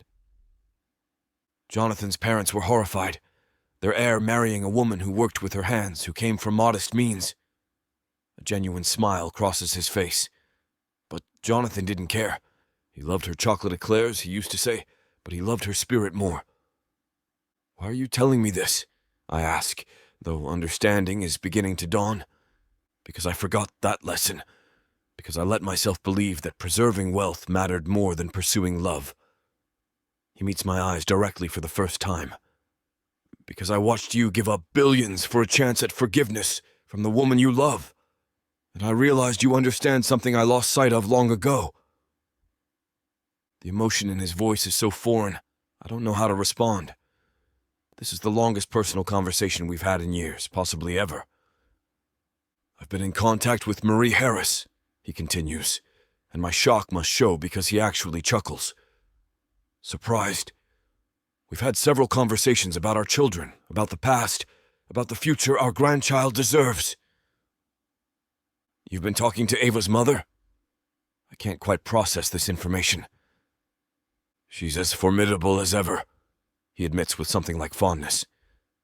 But we both agree that our history shouldn't define our children's future, or our grandchild's. Does Ava know? I ask, thinking of how she might react to our parents' newfound communication. Not yet. Marie wants to approach her carefully, given everything that's happened. He pauses, seeming to weigh his words. How is she? Ava? Pregnant, angry, justified in both. I take a sip of water, organizing my thoughts. I hurt her badly, Dad. I don't know if she'll ever forgive me. But you're trying? Every day. The words come out more raw than intended. I'm trying to show her that my feelings were real, even if my methods were deceptive. I'm trying to be the man she deserves, even if she never takes me back. My father nods slowly, understanding in his eyes that I've never seen before. That's all any of us can do. Try to be better than we were. Is that what this is? A gesture between us. You trying to be better? Perhaps. He signals for the check, though we've barely touched our meals. I have made many mistakes, Sebastian. With you, with your brother, with my marriage, I can't undo them, but I can try to avoid repeating them with the next generation. The next generation, I repeat, thinking of the ultrasound photo I carry in my wallet. My child. My grandchild, he corrects gently, who deserves better than the legacy of feuds and deception we've created. Marie and I agree on that much, at least. As we stand to leave, he does something unprecedented. He embraces me. Not the formal, perfunctory gesture of family photographs, but a real embrace that speaks of regret and hope, and the possibility of something better. Your mother would be proud, he repeats against my shoulder. And despite my many failures as a father, I'm proud too. I return to Sweet Magnolia in a daze, my world reshaping itself once again. My father's approval, so long sought and never granted, feels surreal now that I have it. But as I watch Ava through the window, arranging pastries with the focused attention she brings to everything, I realize his approval matters less than hers. The only validation I need is from the woman whose trust I shattered. The lunch rush is ending when I notice a commotion near the bakery's entrance. A man in an expensive suit is gesturing aggressively at Jazz, who stands her ground despite his obvious attempts at intimidation. Without thinking, I'm across the street and through the door. Is there a problem here? I ask, recognizing the man as Thomas Whitfield, a developer known for aggressive tactics in acquiring properties. His eyes narrow as he recognizes me. Mr. Tremont. I heard you'd fallen from grace. Shame about the inheritance. Not really, I reply easily, positioning myself between him and Jazz. Now what business do you have here? Just discussing a generous offer for this location with the staff, Whitfield says with a smile that doesn't reach his eyes. Though I should really be talking to the owner about the reality of her situation. What reality would that be? Ava's voice cuts through the tension as she emerges from the kitchen, flour dusting her arms, steel in her expression. Whitfield's smile widens. The reality that your rent triples next month when the building sells. The new owners are very interested in maximizing their investment. I watch the color drain from Ava's face, watch her hands move protectively to her stomach in a gesture that's become habitual. The building sale. Of course. I should have anticipated other sharks would circle once they sensed vulnerability. Actually, I interject smoothly, that won't be happening. The building sold this morning to a preservation trust dedicated to maintaining local businesses. Sweet Magnolia's rent is locked in for the next 99 years. Whitfield's expression shifts from smug to suspicious. What preservation trust? I haven't heard of any such sale. The Isabella Tremont Foundation, I reply, the name coming to me in a flash of inspiration. Name for my grandmother. The paperwork was finalized an hour ago. It's not technically a lie. The paperwork is indeed finalized, though I'll need to call James immediately to update the trust's name. But seeing the relief that floods Ava's face makes any necessary adjustments worthwhile. This isn't over, Whitfield warns, but he's already backing toward the door. There are other ways to acquire properties. Not this one, I state with finality. Not ever. He leaves with a last venomous glare, and I turn to find Ava staring at me with an unreadable expression. Jazz has discreetly retreated to the kitchen, leaving us alone among the afternoon sunlight and the scent of fresh bread. You bought my building? Her voice is carefully neutral.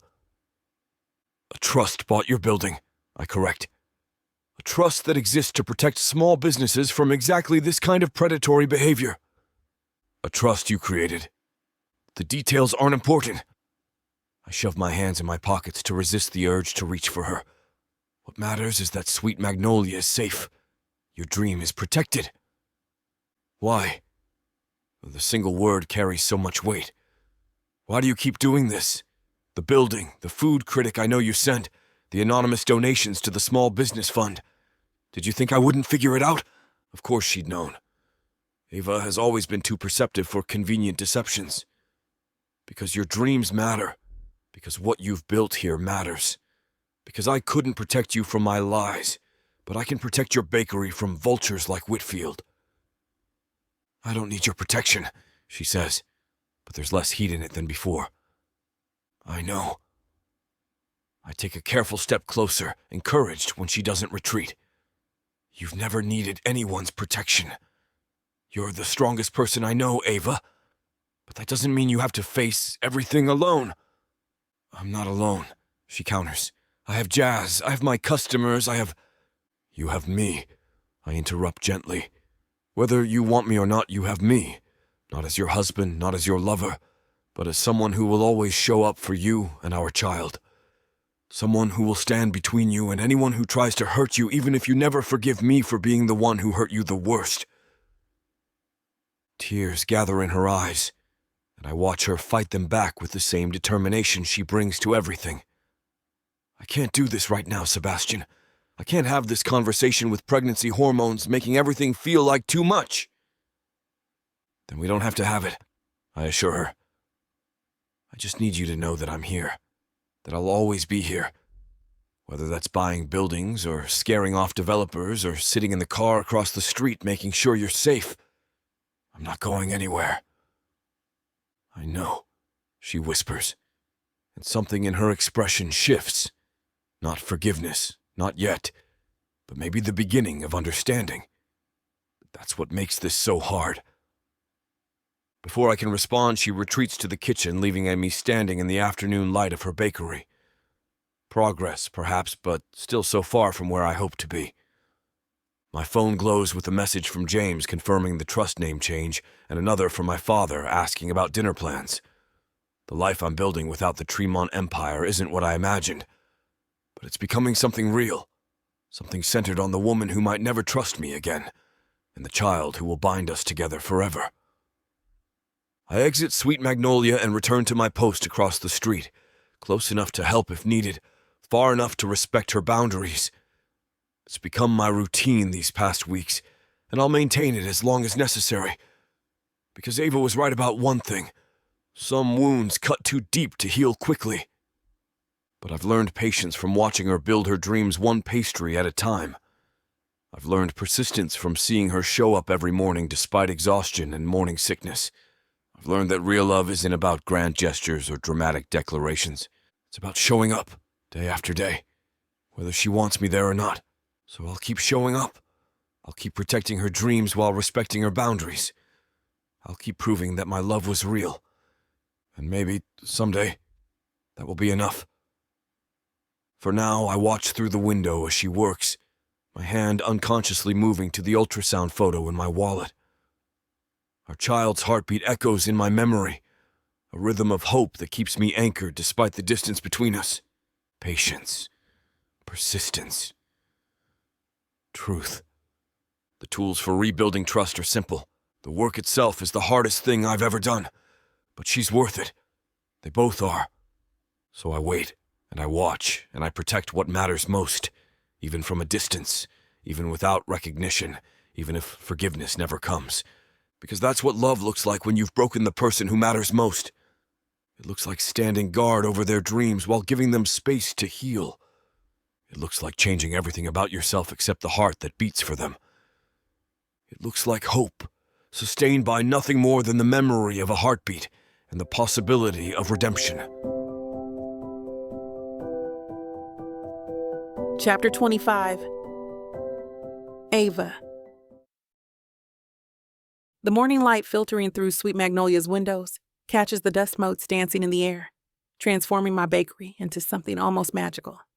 I pause in my work, hands covered in flour, and take in the scene before me.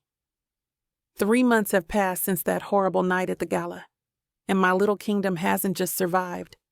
It's thriving in ways I never dared imagine.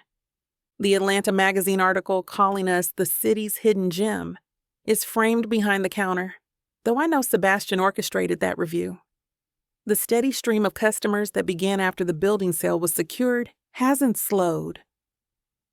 Orders for custom cakes have tripled, and I've had to hire 2 more bakers to keep up with the demand. Sweet Magnolia is everything I dreamed it could be, protected and flourishing. And through it all, Sebastian has been there. Not inside my bakery. He respects the boundaries I've drawn, but present in 1,000 small ways that accumulate like falling snow until I can no longer ignore the landscape they've created. "You're doing it again?" Jazz observes, appearing at my elbow with a knowing smile. That thing where you stare out the window and pretend you're not looking for him. "I'm checking the weather." I lie, though we both know Sebastian's car is parked in its usual spot across the street. He arrives every morning at 6, leaves every evening at closing, a guardian angel in a BMW, asking for nothing, offering everything. Jazz doesn't bother hiding her skepticism. "And I suppose you're also checking the weather when you save him a raspberry Danish every morning, even though he never comes in to buy it." My hand's still on the dough I'm kneading. "That's just good business, keeping inventory balanced." "Right.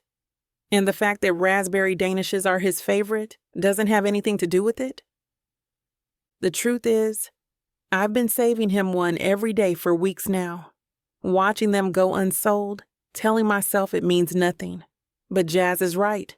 I am looking for him. I have been for days, maybe longer, watching the careful distance he maintains while somehow still managing to be present for every moment that matters. He was there when I had a flat tire last week, appearing within minutes of Jazz's call, changing it efficiently while making small talk about the baby. He was there when a drunk customer got aggressive, materializing from nowhere to escort the man out with quiet authority. He was there at my 16-week checkup, waiting in the parking lot in case I needed him, never presuming to enter uninvited. I don't know what to do, I admit, abandoning the pretense. He hurt me so badly, Jazz. The lies, the humiliation, all of it. But these past months, he's shown you who he really is, Jazz finishes gently. Not the playboy heir or the desperate grandson, but the man who loves you enough to change everything about his life except that love. I nod, unable to deny the truth of her words. Sebastian gave up billions without hesitation. He's rebuilt his professional life from scratch, starting a sustainable development firm focused on supporting small businesses. He texts me every evening, not pushing for responses, just sharing little updates about his day or asking how I'm feeling. He's been patient and present and absolutely dedicated to proving that his love was real despite the deception that surrounded it.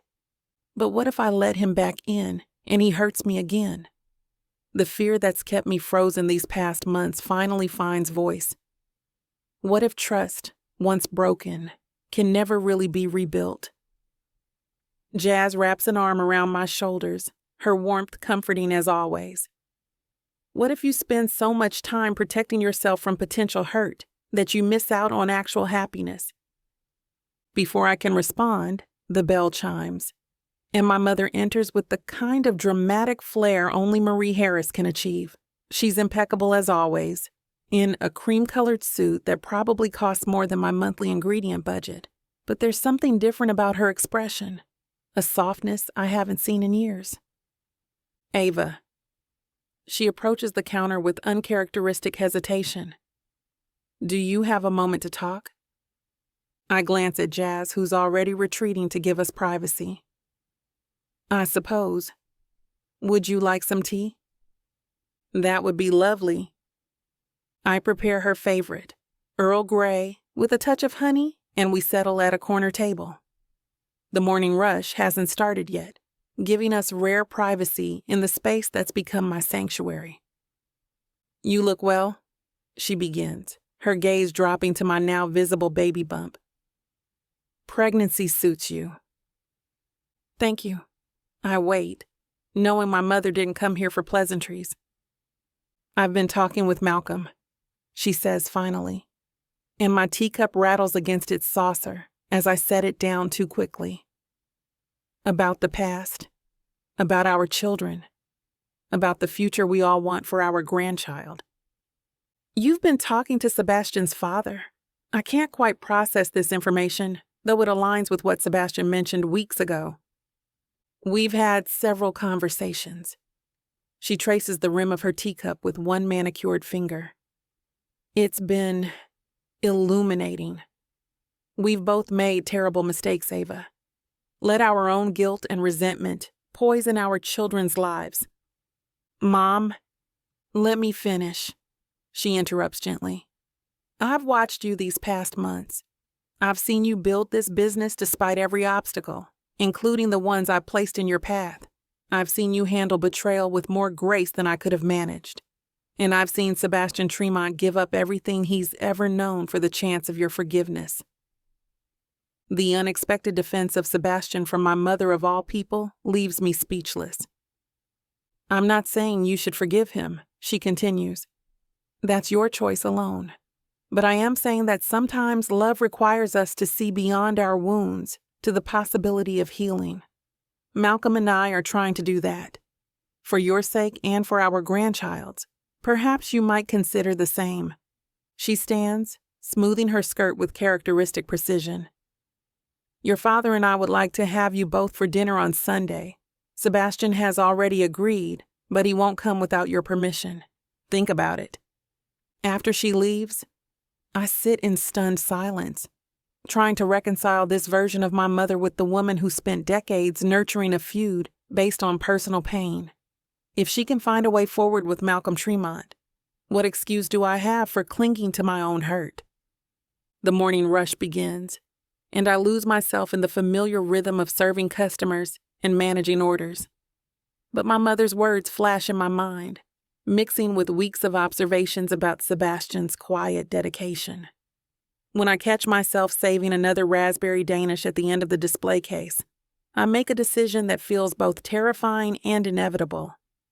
I finally text Sebastian. Can you come by after closing? We should talk. His response is immediate, of course. Thank you. The rest of the day moves by in anticipation and anxiety. By the time I flip the sign to closed, my hands are shaking slightly.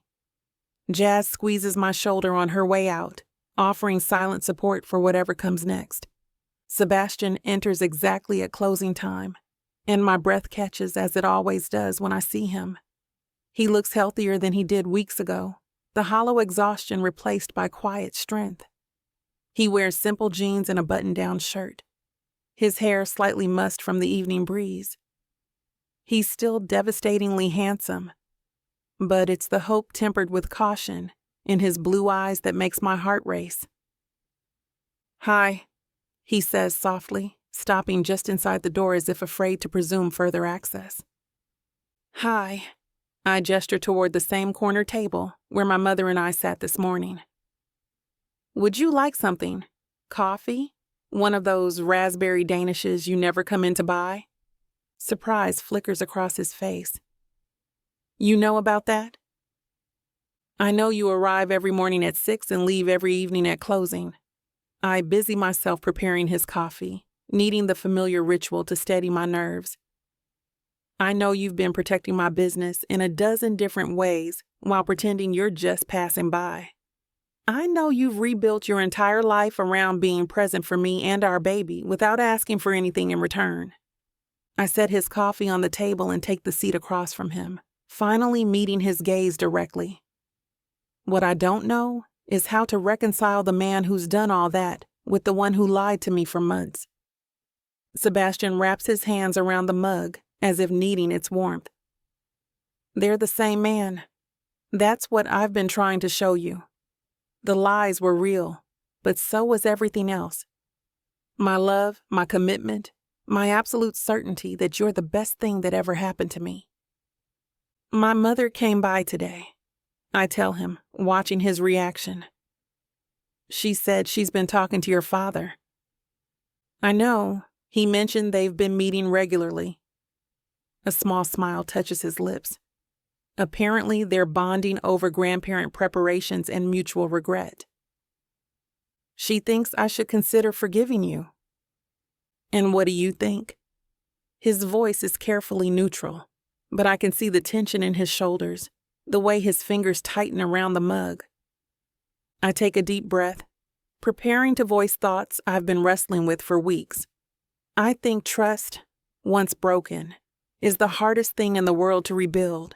I think the humiliation of that night at the gala will always be a scar between us. I think I'm terrified of being hurt like that again. His face falls slightly with each word, but he doesn't interrupt, doesn't try to minimize my feelings. But, I continue, and his head snaps up, hope flaring in those expressive eyes. I also think you've shown more genuine change in these past months than most people manage in a lifetime. I think giving up your inheritance wasn't a grand gesture, but a genuine choice between money and love. I think the man who sits outside my bakery every day, who bought my building to protect my dream, who texts me every night just to make sure I'm okay, I think that man might be worth the risk of trusting again. Ava. His voice breaks on my name. I'm not saying we can go back to what we were, I clarify quickly. That innocence, that unquestioning trust, it's gone. But maybe we can build something new, something with more truth in its foundation. I'll take whatever you're willing to give, he says fervently. If that's co-parenting as friends, I'll be grateful. If it's the chance to slowly rebuild trust, I'll work for it every day. If it's just sharing coffee and talking about our baby, that's more than I dared hope for. I reach across the table, covering his hand with mine. The contact sends electricity through me, the same spark that's been there from the beginning. I want to try, not rushing, not making promises neither of us is ready for, but trying. His hand turns beneath mine, fingers interlacing with careful reverence. We'll go at whatever pace you need. No pressure, no expectations beyond what you're comfortable with. There's a condition, I add, and he nods immediately, ready to agree to anything. Complete honesty from now on. No more lies, no more omissions to protect my feelings. If we're going to rebuild, it has to be on a foundation of absolute truth. I promise, he says solemnly. No more secrets, no more manipulation. Just truth, even when it's difficult. We sit in comfortable silence for a moment, hands still linked across the table. Then I remember something that makes me smile despite the emotional weight of our conversation. I saved you a raspberry Danish, I admit. Actually, I've been saving you one every day for 2 weeks. The joy that transforms his face is almost too much to witness. You have? They're your favorite. I shrug, trying to downplay the significance of this small gesture. It seemed wrong to sell them all when I knew you were sitting out there, probably hungry. I love you, he says suddenly, then catches himself. I'm sorry. I know we're taking things slow, but I needed you to hear it. Not as pressure or expectation, just as truth. I love you, Ava. I've loved you for so long, and that hasn't changed despite everything else that has. I know, I whisper, because I do.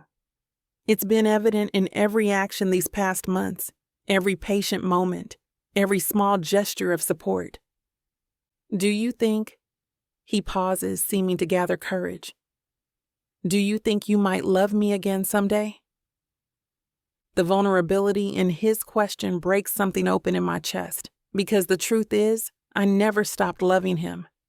The love just got buried under hurt and betrayal and fear. But it's been there all along, growing stronger with each demonstration of his changed priorities, each proof that his feelings transcend contracts and inheritances. I don't have to wait for someday, I admit, watching hope dawn in his eyes. I love you, Sebastian. I'm hurt and wary and absolutely terrified of being vulnerable with you again. But I love you. That's part of what's made this so hard. He brings our joined hands to his lips, pressing a feather-like kiss to my knuckles that feels like a promise. I'll spend my remaining years earning the right to that love.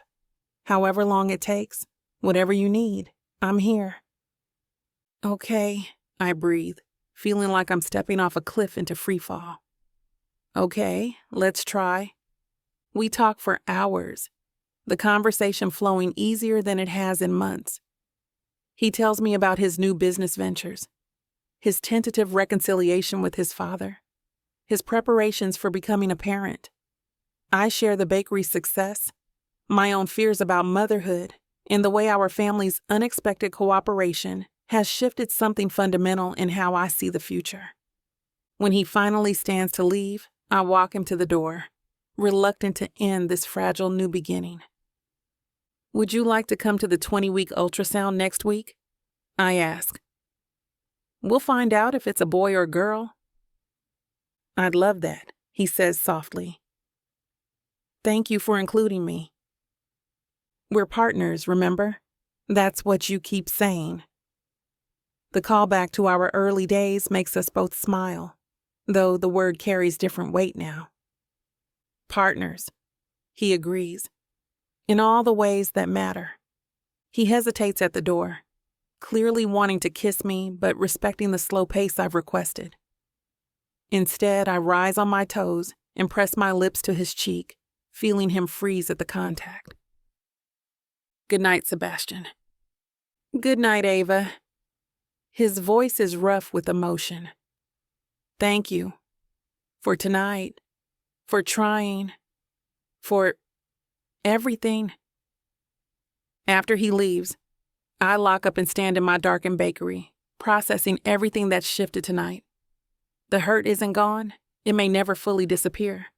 But alongside it now is hope, fragile and tentative, but undeniably present. My phone lights up with a text from Sebastian. Thank you again for tonight. I know it wasn't easy. Sleep well and please eat something more than pastries for dinner. I love you. I smile despite myself, texting back. I had a salad, mostly.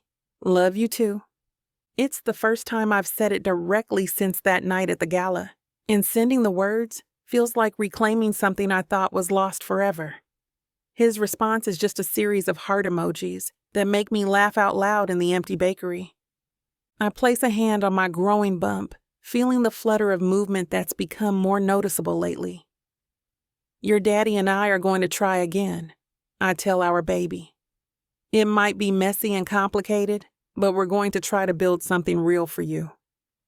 As I drive home, I think about second chances and the courage required to trust after betrayal. I think about my mother and Malcolm, finding a way to communicate after decades of resentment. I think about Sebastian sitting outside my bakery every day, present without pushing, protective without possessing. But mostly, I think about the possibility of a future where trust and love coexist with the knowledge of past hurt, where forgiveness doesn't mean forgetting, but rather choosing to build something new on the ruins of what was lost.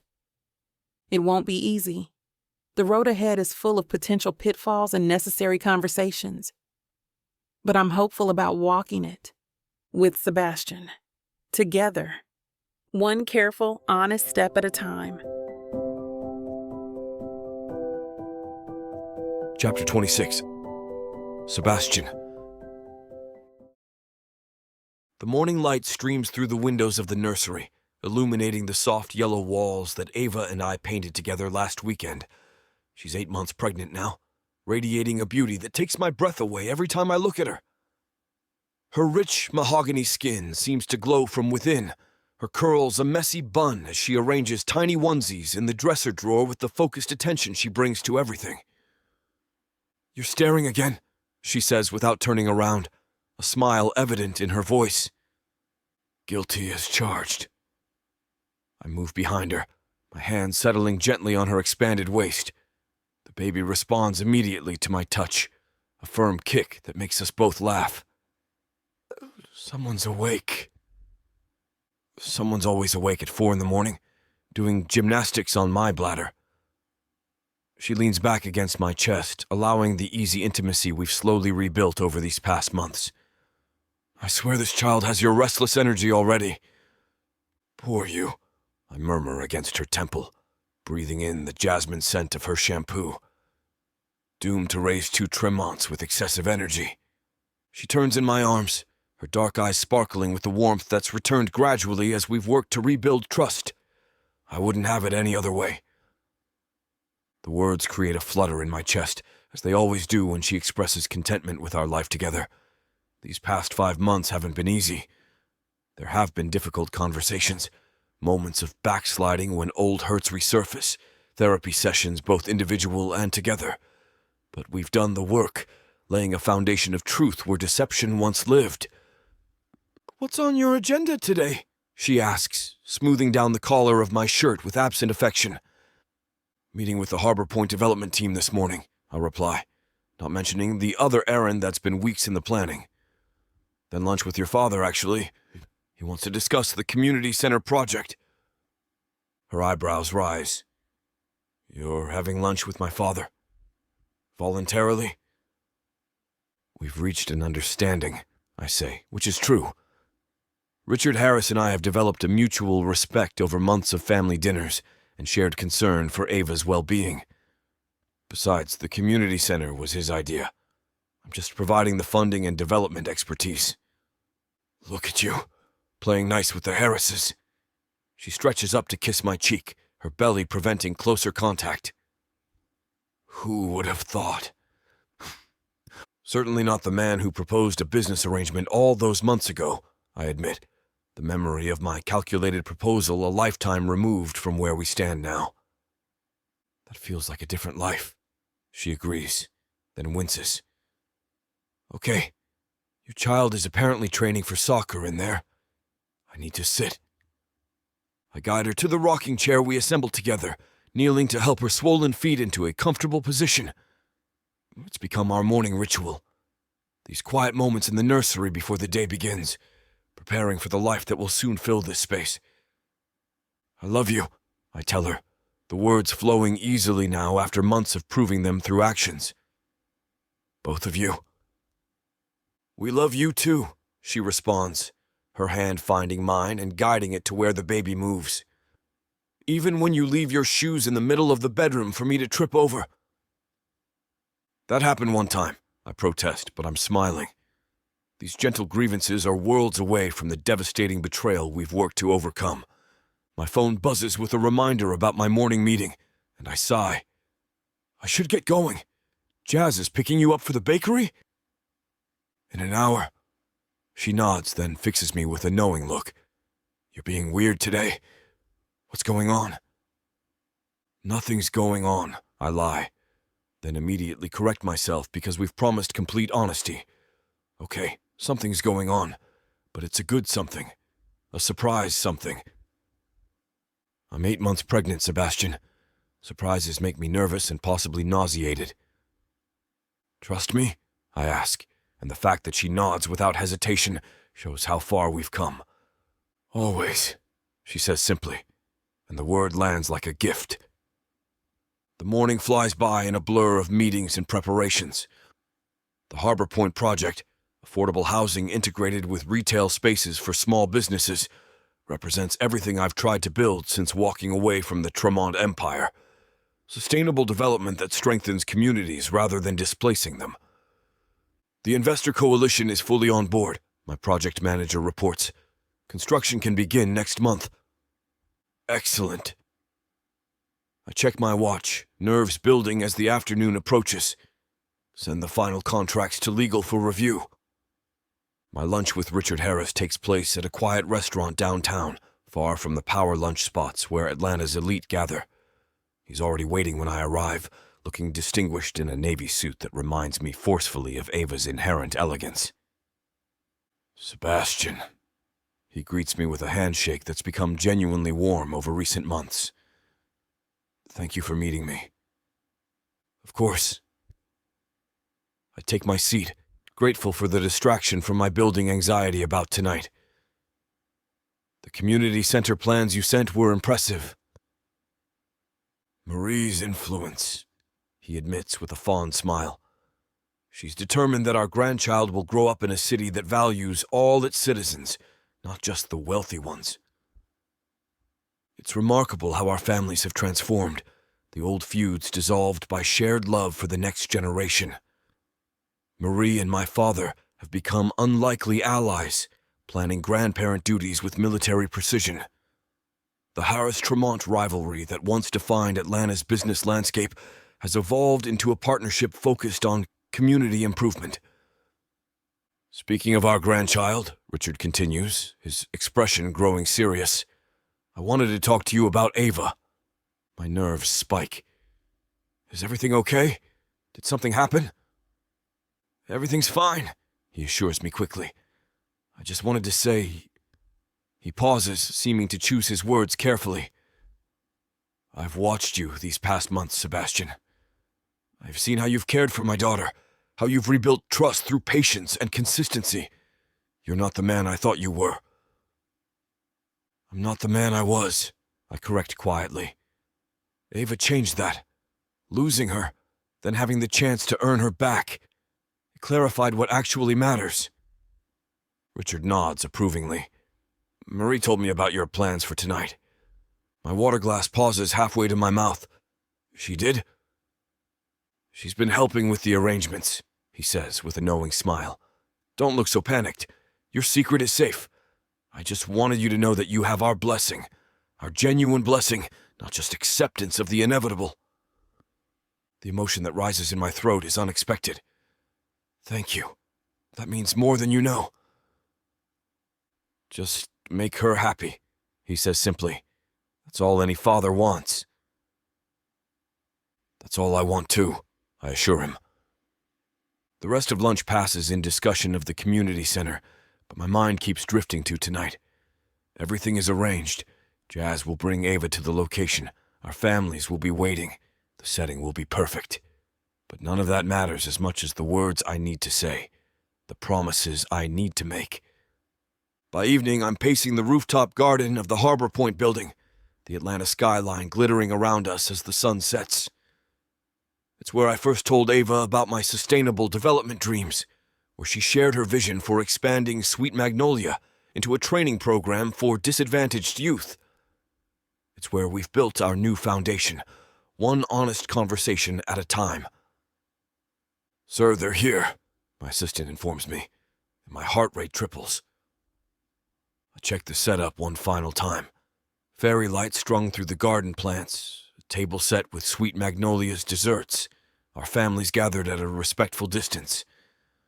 But the elaborate staging isn't what matters. What matters is the woman stepping out of the elevator, one hand supporting her belly, the other shading her eyes against the setting sun. Ava wears a flowing sundress in deep purple that makes her skin glow, her hair loose in the natural curls I love. She's never been more beautiful than in this moment, carrying our child, her face lighting with surprised joy as she takes in the scene. Sebastian, she breathes, moving toward me with the careful grace of late pregnancy. What is all this? Something I should have done differently the first time, I tell her, taking her hands in mine. Something that deserves beauty and truth and the people we love as witnesses. Understanding dawns in her eyes as I drop to one knee, pulling out a ring that's nothing like the ostentatious diamond from our first engagement. This one is unique, a vintage setting with a cognac diamond surrounded by smaller stones, chosen because it reminded me of her eyes in candlelight. Ava Marie Harris, I begin, my voice thick with emotion. I've loved you for 6 years, 2 months, and 17 days. I've loved you through my own cowardice and deception. I've loved you through justified anger and careful reconciliation. I've loved you through morning sickness and midnight cravings and every single moment of building this life together. Tears stream down her face, but she's smiling, radiant with the same emotion coursing through me. You asked me once if I knew what truth was, I continue, and the answer is yes. Truth is the way you light up when you talk about your dreams. Truth is your fierce protection of the people you love. Truth is the forgiveness you offered when I deserved only rejection. Truth is the life we've built on honesty after I nearly destroyed everything with lies. Sebastian, she whispers, but I'm not finished. I'm not asking you to marry me because of inheritance clauses or business arrangements or family expectations. I forge ahead, needing her to understand completely. I'm asking because you're my best friend, my partner, the mother of my child, and the love of my life. I'm asking because every morning I wake up grateful for another day to prove I'm worthy of your trust. I'm asking because I can't imagine a future without raspberry danishes saved especially for me and debates about baby names and your hand in mine through whatever comes next. I take a breath, meeting her eyes directly. Ava Harris, will you marry me? Again? For real this time? For love and laughter and midnight feedings and terrible twos and teenage rebellion and growing old together. Will you choose me, knowing all my flaws, as I choose you with my whole heart? Yes, she says through tears, tugging me to my feet. Yes to all of it. Yes to you, to us, to our family.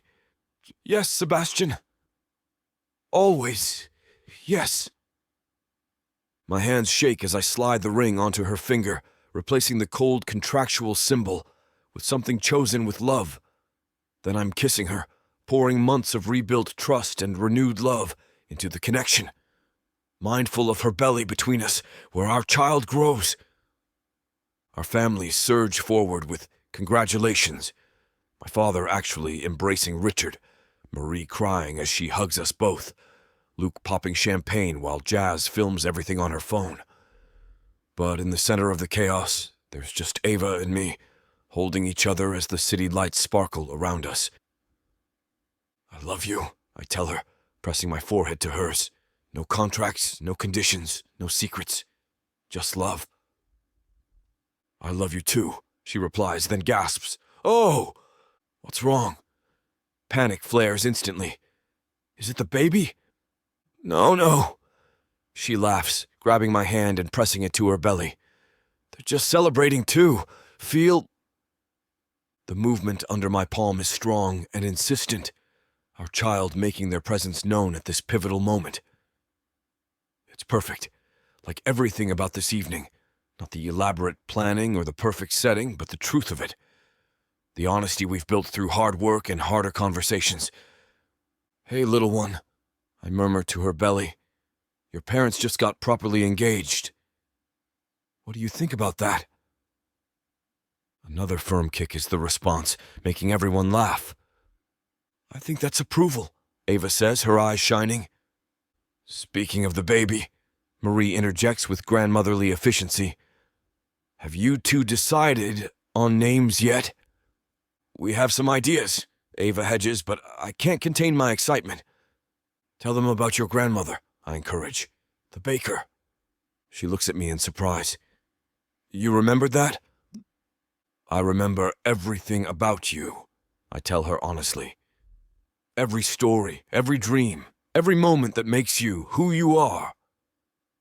My grandmother was named Isabella, she explains to the group. She was a baker in Savannah, known for her red velvet cake. I thought maybe, if it's a girl. Isabella Marie Tremont, I finish, for both our grandmothers. And if it's a boy, Luke asks, refilling champagne glasses. Thomas Richard, Ava says, glancing between our fathers, after both grandfathers, but making the name his own. The emotion on both older men's faces is profound. Years of rivalry dissolved in the promise of a grandchild who will carry forward the best of both families while creating something entirely new. As the evening progresses, our families mingle with an ease that would have been impossible just months ago. I watch it all with a sense of profound gratitude. For second chances, for the courage to change, for the woman beside me who saw through my facades to someone worth saving. No regrets? Ava asks quietly, her hand in mine as we watch our families laugh together. Only one, I admit. I wish I'd been brave enough to tell you the truth from the beginning. We could have avoided so much pain. But would we have this? She gestures to the scene before us, our families united, our love tested and proven, our future built on bedrock truth rather than shifting sand. Sometimes the hard path leads to the strongest foundation. When did you become so wise? I tease, pulling her closer. Sometime between morning sickness and swollen ankles, she replies with a laugh. Pregnancy is very enlightening. I can't wait to do this with you, I tell her seriously. All of it. The sleepless nights, the first steps, teaching them to ride a bike, watching you be the incredible mother I know you'll be. We're really doing this, she says wonderingly. Getting married for real, having a baby, building a life together. Sometimes I can't believe we made it here. Believe it, I assure her, sealing the promise with another kiss. This is just the beginning. As our families prepare to leave, full of plans for the wedding and baby shower and a dozen other celebrations, Ava and I linger in our rooftop garden. The fairy lights cast a soft glow over the plants we've nurtured together, a living metaphor for our renewed relationship. I want a small wedding, she says suddenly. Not because of contracts or obligations, but because I want it to be about us. Our families, our closest friends, and vows that mean something real. Whatever you want, I agree immediately. Though I draw the line at eloping. Our mothers would never forgive us. Deal. She laughs, then grows serious. Sebastian, I need you to know something. The forgiveness, the trust we've rebuilt. It wasn't easy. There were times I didn't think I could do it, but I'm so glad I did. You've shown me what real love looks like when it's tested and chooses to grow stronger. You've shown me the same, I tell her. Plus, you're growing an entire human. I think you win the most impressive award. She swats at me playfully, then yawns. Speaking of growing a human, I'm exhausted. Take me home? With pleasure, future Mrs. Tremont. Actually, she says as we head for the elevator, I was thinking about keeping Harris Tremont, professionally and personally. A symbol of unity between our families. I love it, I tell her honestly. I love everything about you. Even my swollen ankles and weird pickle cravings. Especially those. As we drive home through the Atlanta streets where our story began, I retrace every step, every choice that led us to this moment. From that first charity polo match where Ava dismissed me entirely, through a proposal built on deception, through betrayal and rebuilding, to this moment of genuine commitment. It hasn't been a fairy tale. It's been messy and painful and required more growth than I thought myself capable of. But it's real in a way our first attempt never was. Built on truth, strengthened by forgiveness, and focused on the future we're creating together. In 2 months, our child will be born into a world where Harris and Tremont are partners, not rivals, where love conquered decades of resentment, where second chances led to something better than what came before, and in a few weeks I'll marry Ava Harris for the second and final time. Not for money or requirements or family expectations, but for the simple, profound reason that I can't imagine life without her. This time it's forever. This time it's real. This time it's ours. Chapter 27. Ava. The contractions start at Sweet Magnolia, because of course they do. I'm elbow deep in fondant for our wedding cake. Yes, I insisted on making my own when the first real wave hits, stealing my breath and making me grip the marble counter. That's the third one in an hour, Jazz observes, from where she's been not so subtly timing them on her phone. And don't even try to tell me it's Braxton Hicks. Your face doesn't go all scrunchy like that for practice contractions. The wedding is in 5 days. I protest, though another part of me knows this baby has their own timeline. I haven't finished the cake, the flowers aren't confirmed, and Sebastian's tux still needs alterations. Pretty sure the baby doesn't care about your Pinterest board, Jazz says dryly, already reaching for her keys. I'm calling Sebastian. No. The word comes out sharper than intended. Not yet. He's at the venue with both our mothers doing the final walkthrough. You know how Marie and Charlotte have been about every tiny detail. Let them finish before we add labor to the mix. Charlotte Tremont, Sebastian's formidable grandmother who flew in from Paris last week, has allied with my mother in a campaign to ensure our small wedding is small but perfect. The two women have become a force of nature, bonding over their shared grandchild and mutual desire to correct past mistakes with overwhelming attention to detail. Another contraction rolls through me, and I breathe through it the way we learned in birthing class, Sebastian's voice echoing in my memory as he coached me through the techniques. He's been to every single appointment, read every book, watched every video. The man who once hid crucial truths now approaches fatherhood with an openness that still takes my breath away. Okay, that's it, Jazz declares when she sees me white-knuckling the counter. We're going to the hospital. You can call Sebastian from the car. I want to argue, but my body has other plans. The contractions are definitely getting stronger, closer together. Our baby, whose gender we've kept a surprise despite everyone's attempts to guess, has decided that today is the day. Fine, I concede, wiping my hands on my apron. But grab the hospital bag from my office, and someone needs to finish the sugar flowers for the cake. Priorities, woman. Jazz laughs, but she's already moving. I'll handle the cake. You just focus on not having that baby in my car.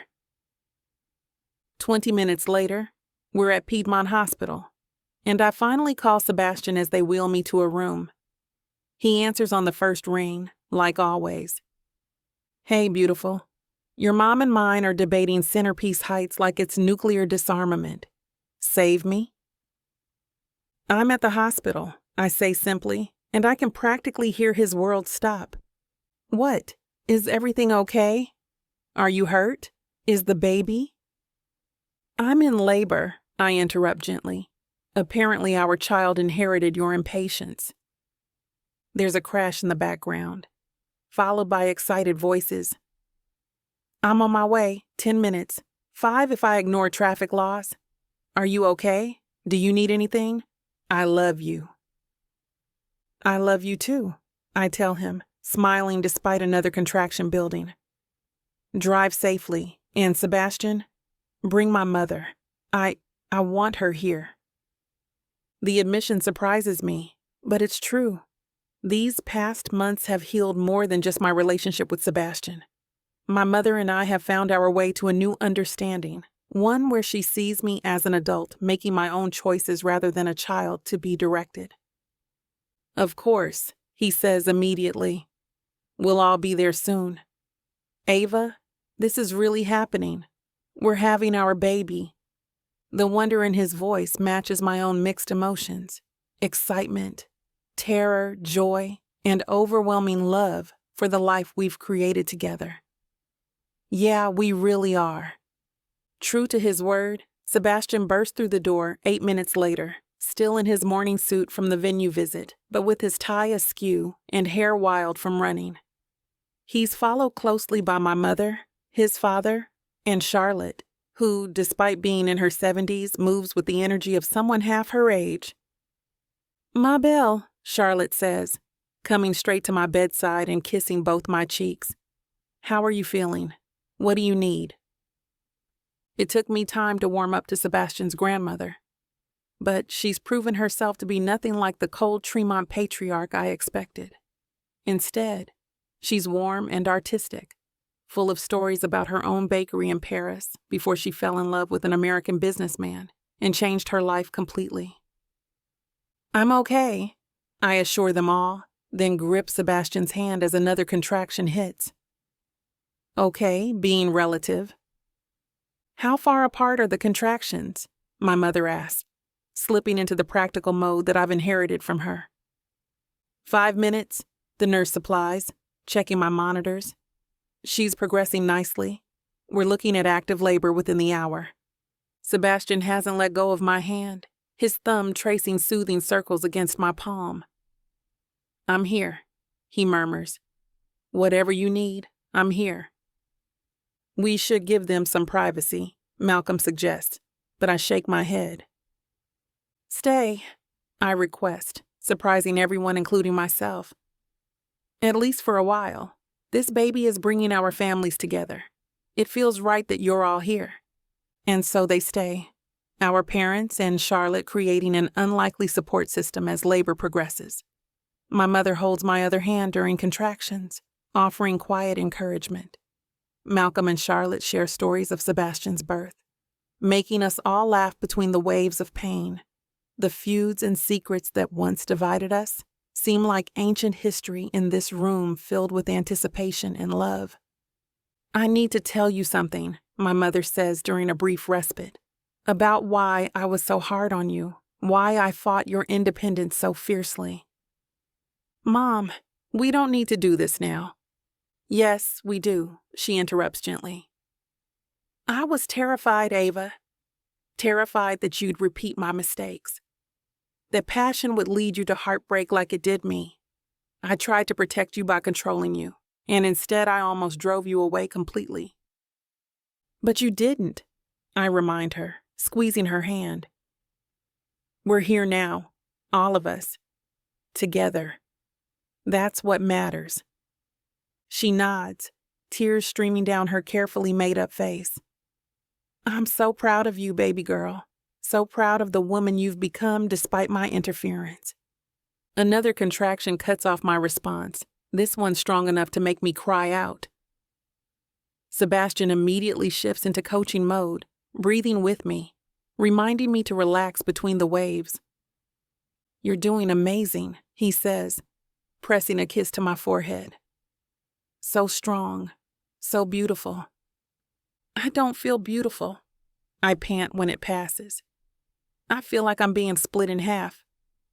"Most beautiful woman in the world," he insists, and the absolute certainty in his voice makes me believe him, despite the hospital gown and sweat-dampened hair.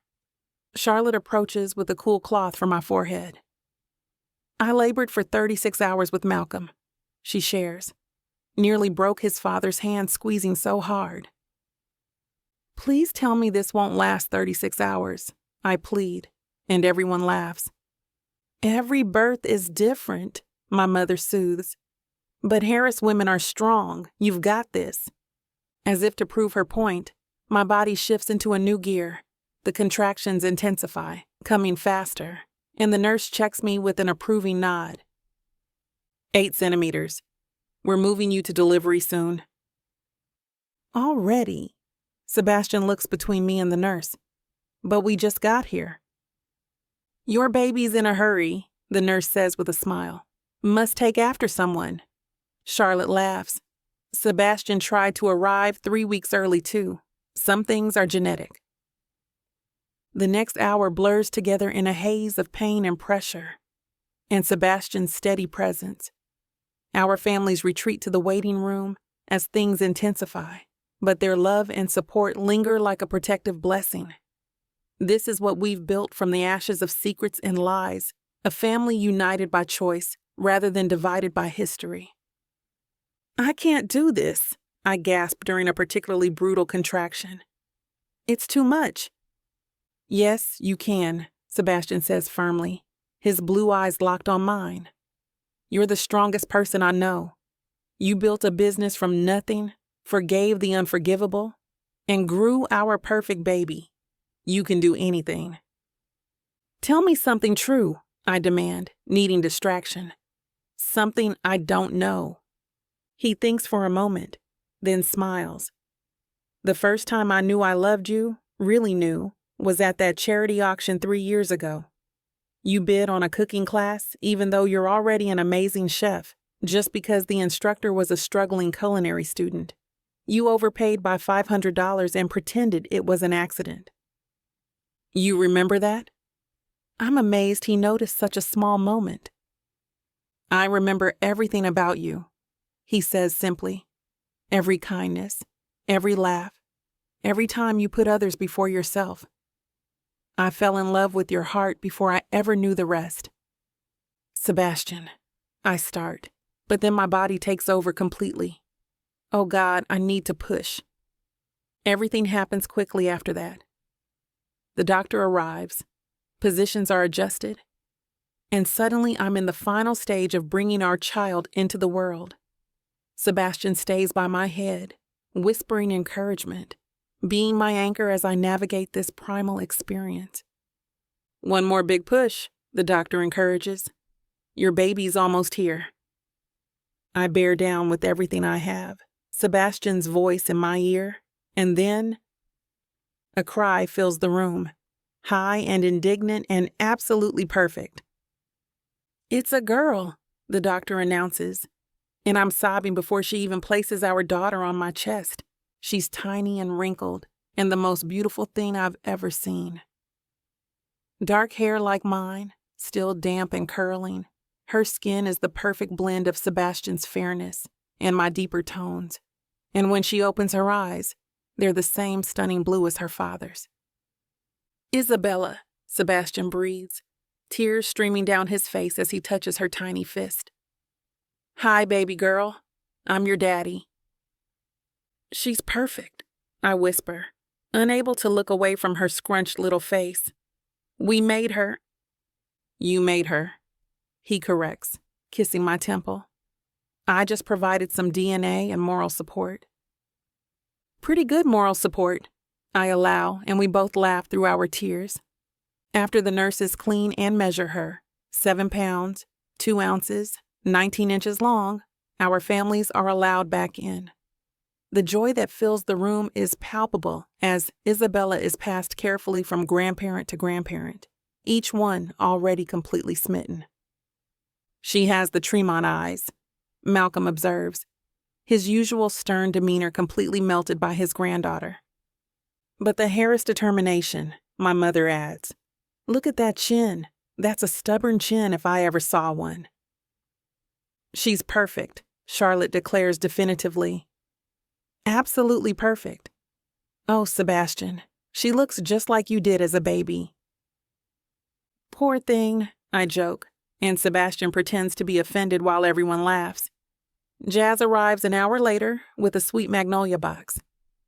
I finished the sugar flowers, she announces proudly, and brought celebration cupcakes for everyone. You finished my wedding cake? I ask, touched by her dedication. Well, someone had to. Can't have a wedding without cake, even if the bride just pushed out a tiny human. She peers at Isabella, who's back in my arms. Okay, she's ridiculously cute. I'm already planning her first birthday party. Let's get through the wedding first, Sebastian suggests, though he's grinning. Speaking of which, we're not postponing, I say firmly. 1 month is already a very good recovery time. Ava, my mother starts, concern evident. No, I'm serious. We've waited long enough for our real wedding. Isabella can be part of it now. Our flower girl, even if someone else has to carry her down the aisle. I volunteer, Charlotte says immediately. I'll be the flower grandmother. I smile, my heart softening and my eyes tearing up. This is the family I've always wanted. It won't always be easy. Isabella will test us with sleepless nights and teenage rebellion. Our businesses will face challenges. Our families, despite their current harmony, will occasionally clash. But we'll face it all together, with the strength that comes from surviving the worst and choosing to build something better. We'll face it with truth as our foundation and love as our guide. Most importantly, we'll face it as a family, perfectly imperfect, forged in fire, and absolutely, completely, irrevocably ours. Chapter 28. Sebastian. The morning sun streams through the stained glass windows of St. Philip's Cathedral, painting rainbow patterns across the marble floor where I stand adjusting my cufflinks for the third time. 1 month have passed since Isabella's dramatic arrival changed our wedding plans, and today we're doing what Ava calls our real wedding, the church ceremony she dreamed of as a little girl, complete with all the traditions we skipped the first time around. "You're going to wear a hole in those cufflinks if you keep fidgeting," Luke observes from where he's lounging in a pew, already dressed in his groomsman attire. "Nervous?" "Not nervous," I correct, though my hands betray me by immediately reaching to adjust my tie. "Just ready. I've been ready for this day since the moment Ava agreed to try again." "The man who once called marriage a business transaction," Luke muses with a knowing smile. "Look at you now." I turn from the window to face my brother fully. That man was an idiot who didn't understand what he had until he nearly lost it. "No argument here." Luke stands, crossing to help me with the tie that I've somehow managed to make crooked. Though I'd argue that idiot needed to lose it to become the man standing here today. Before I can respond, the vestry door opens and my father enters, resplendent in his morning coat. Malcolm Tremont has aged these past months, but it's been a softening rather than a hardening. The harsh lines around his mouth have gentled, and when he looks at me, there's warmth in eyes that once held only criticism. "Sebastian." He pauses just inside the door, seeming suddenly uncertain. "I was hoping we could talk before the ceremony." Luke glances between us, reading the moment with his usual perception. "I'll go check on the flower arrangements. Make sure Charlotte isn't terrorizing the florist." Once we're alone, my father moves closer, his hands clasped behind his back in a gesture I recognize from countless board meetings. But this isn't the corporate titan who once dismissed my dreams. This is the grandfather who spent last night teaching Isabella to blow raspberries, much to Ava's mock dismay. "I owe you an apology," he begins without preamble. "Several, actually, but one in particular has been weighing on me." "Dad, you don't have to—" "Yes, I do." He holds up a hand, and I see his fingers trembling slightly. "I spent so many years trying to mold you into my image that I nearly missed seeing the remarkable man you became in spite of me. When you walked away from the inheritance, I thought you were throwing your life away. I see now that you were actually claiming it." The words settle between us, heavy with the weight of decades of misunderstanding. I think of all the times I sought his approval, all the ways I rebelled when it never came, all the distance we created with our mutual stubbornness. "I wasn't an easy son," I offer, trying to meet him halfway. "No," he agrees with a small smile. "But you were the son I needed, even if I was too blind to see it.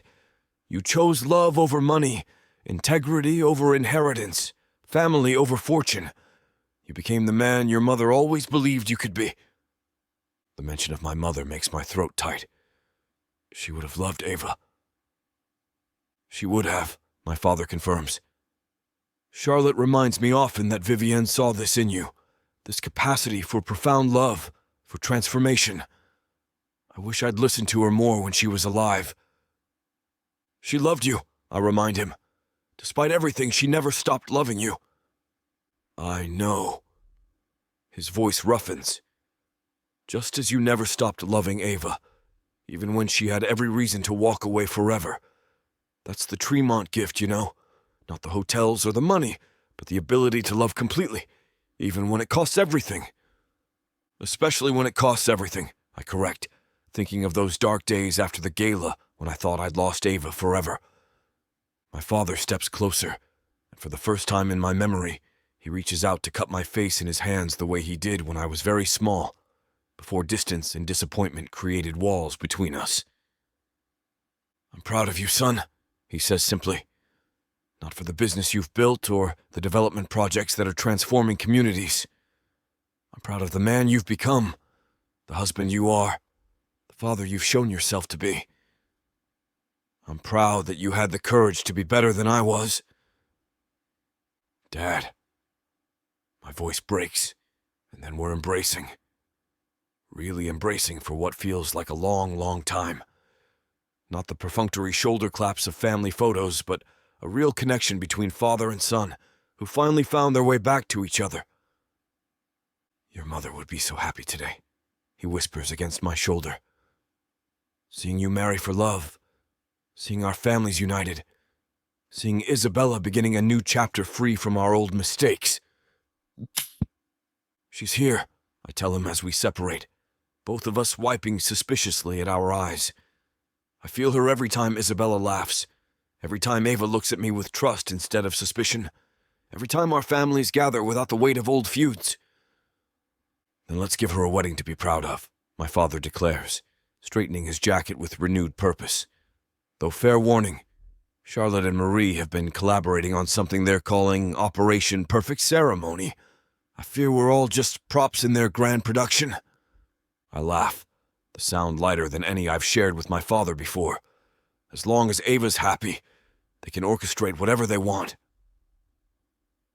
A knock at the door interrupts us, and Charlotte herself enters, looking regal in lavender silk. "Ah, Bon, you are both here. Sebastian, you look magnifique. Malcolm, have you been crying? Your eyes are red." "Allergies," my father claims with zero conviction. Charlotte's knowing look says she's not buying it for a second. "Well, the bride has arrived and is getting ready with her parents. Marie says to tell you she's never seen Ava more radiant. Oh, and your daughter is with them, being absolutely perfect as always." "How's she handling the dress?" I ask, knowing Ava was worried about managing both an elaborate gown and a 1-month-old. "Like she handles everything, with grace and determination." Charlotte adjusts my boutonniere with practiced movements. "Now the photographer wants some shots of you and your groomsmen before guests arrive. Shall we?" We spent the next hour taking photographs and greeting early arrivals. The church fills with the people who matter most, not the hundreds who attended our first wedding at the gala, but the carefully chosen few who've supported our journey from arrangement to authentic love. Jazz arrives with her husband, giving me a mock-stern look. "You better not make her cry during the vows. She spent an hour on her makeup." "No promises," I admit. "Have you seen her?" "Gorgeous doesn't begin to cover it," Jazz assures me. "That custom dress? Chef's kiss. Isabella in her tiny matching outfit. I die. You're going to lose it when you see them." She's right, of course. When the music begins and the doors open, revealing Ava on her father's arm, my vision immediately blurs with tears. The dress is perfection, fitted bodice with delicate beadwork that catches the light, flowing into a full skirt that moves like water as she walks. Her hair is swept up in an elegant style that showcases the graceful line of her neck, and the smile on her face is radiant with joy. But it's Isabella in Marie's arms, wearing a miniature version of her mother's dress that completely undoes me. Our daughter, 1 month old and already the perfect blend of both of us, gurgles happily as her grandmother carries her down the aisle ahead of Ava. "Breathe," Luke whispers beside me, and I realize I've actually stopped breathing. Richard Harris places Ava's hand in mine, with a solemnity that speaks to the journey we've all taken to reach this moment. "Take care of them," he says simply, including Isabella in his charge. "With my life," I promise, meaning every word. Ava squeezes my hand, her eyes shining with tears that match my own. "Hi," she whispers. "Hi back," I manage. "You look... there aren't words." "You clean up pretty well yourself," she returns, And even though the hundreds of eyes are on us, it feels like we're the only two people in the world. The ceremony unfolds with a perfection that would make our mothers proud. Isabella stays remarkably calm in Charlotte's arms, only fussing once during the readings. When it comes time for our vows, Ava and I face each other, hands clasped, hearts open. "Sebastian," Ava begins, her voice clear and strong. "3 years ago, I thought I knew exactly who you were. A year ago, I discovered I was wrong in the best and worst ways. Today, I stand here knowing exactly who you are, a man who chooses growth over comfort, truth over convenience, love over everything else. You've shown me that real strength isn't in never falling, but in how we rise after we fall. I promise to keep rising with you, building our life day by day, truth by truth, kiss by kiss. I promise to love you through midnight feedings and terrible twos, through business successes and failures, through whatever challenges life brings. I promise to save you the last raspberry Danish and dance with you in our kitchen, and remind you daily that you are more than enough, exactly as you are. I choose you, Sebastian Tremont, today and every day, in front of God and our families, with our daughter as witness to the love that created her. I'm openly crying by the time she finishes, not caring that our photographer is definitely capturing every tear. When I find my voice, it's thick with emotion. Ava, you've taught me that love isn't a contract to be negotiated or a prize to be won, but a choice we make every moment of every day. You saw through my facades to someone worth saving, and then you did the harder work of helping me become that person. I promise to love you with the dedication you bring to your dreams, the patience you showed during our rebuilding, and the joy you create in everything you touch. I promise to be the man you choose to love, the partner you deserve, the father our children need. I promise to tell you the truth, even when it's difficult, to support your dreams as fiercely as you've supported mine, and to never take for granted the second chance you've given us. I loved you in secret for years, loved you through deception and distance, and now I get to love you openly, honestly, completely for the rest of our lives. You are my heart, my home, my forever. The rings, the minister prompts gently, probably recognizing we're both too emotional to remember the next part. Luke produces the rings, new ones we chose together, engraved with the date of our first meeting rather than our first wedding. As I slide the band onto Ava's finger, Isabella chooses that moment to voice her opinion with a happy shriek that makes everyone laugh.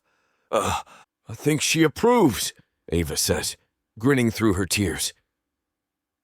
"By the power vested in me," the minister continues, smiling at our daughter's interruption, "I now pronounce you husband and wife. You may kiss your bride."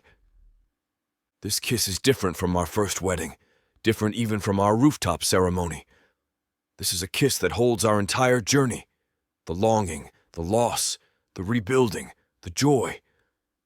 It's a promise and a celebration, an ending and a beginning all at once. When we finally part, the church erupts in applause. Charlotte transfers Isabella to Ava's arms, and we stand together as a family while our guests celebrate around us. The photographer captures the moment, Ava in her stunning gown, me in my morning coat, Isabella in her tiny dress, all of us glowing with happiness that can't be posed or pretended. The reception at the Piedmont Club is intimate and perfect, with toasts that make us laugh and cry in equal measure. My father speaks about second chances and the courage to change. Marie talks about watching her daughter bloom into the woman she was always meant to be. Jazz threatens me with bodily harm if I ever hurt Ava again, but follows it with a sincere welcome to the family. "No regrets?" I ask Ava as we sway together during our first dance, Isabella sleeping peacefully in the wrap against Ava's chest. "Only that we didn't do this sooner," she replies, then laughs. "Actually, no. We needed every step to get here, even the painful ones." "Especially the painful ones," I agree, thinking of how much we've both grown, though I could have done without the public humiliation portion of our journey. "Character building," she teases, then grows serious. "I love you, Sebastian, not because of how you've changed or what you've given up, but because of who you've always been underneath. The man who notices when someone overpays at charity auctions, who reads historical biographies for fun, who loves so completely he'd give up billions without hesitation. I love you too, I tell her, meaning it with every fiber of my being. Thank you for seeing past my mistakes to something worth saving. Thank you for proving me right, she counters.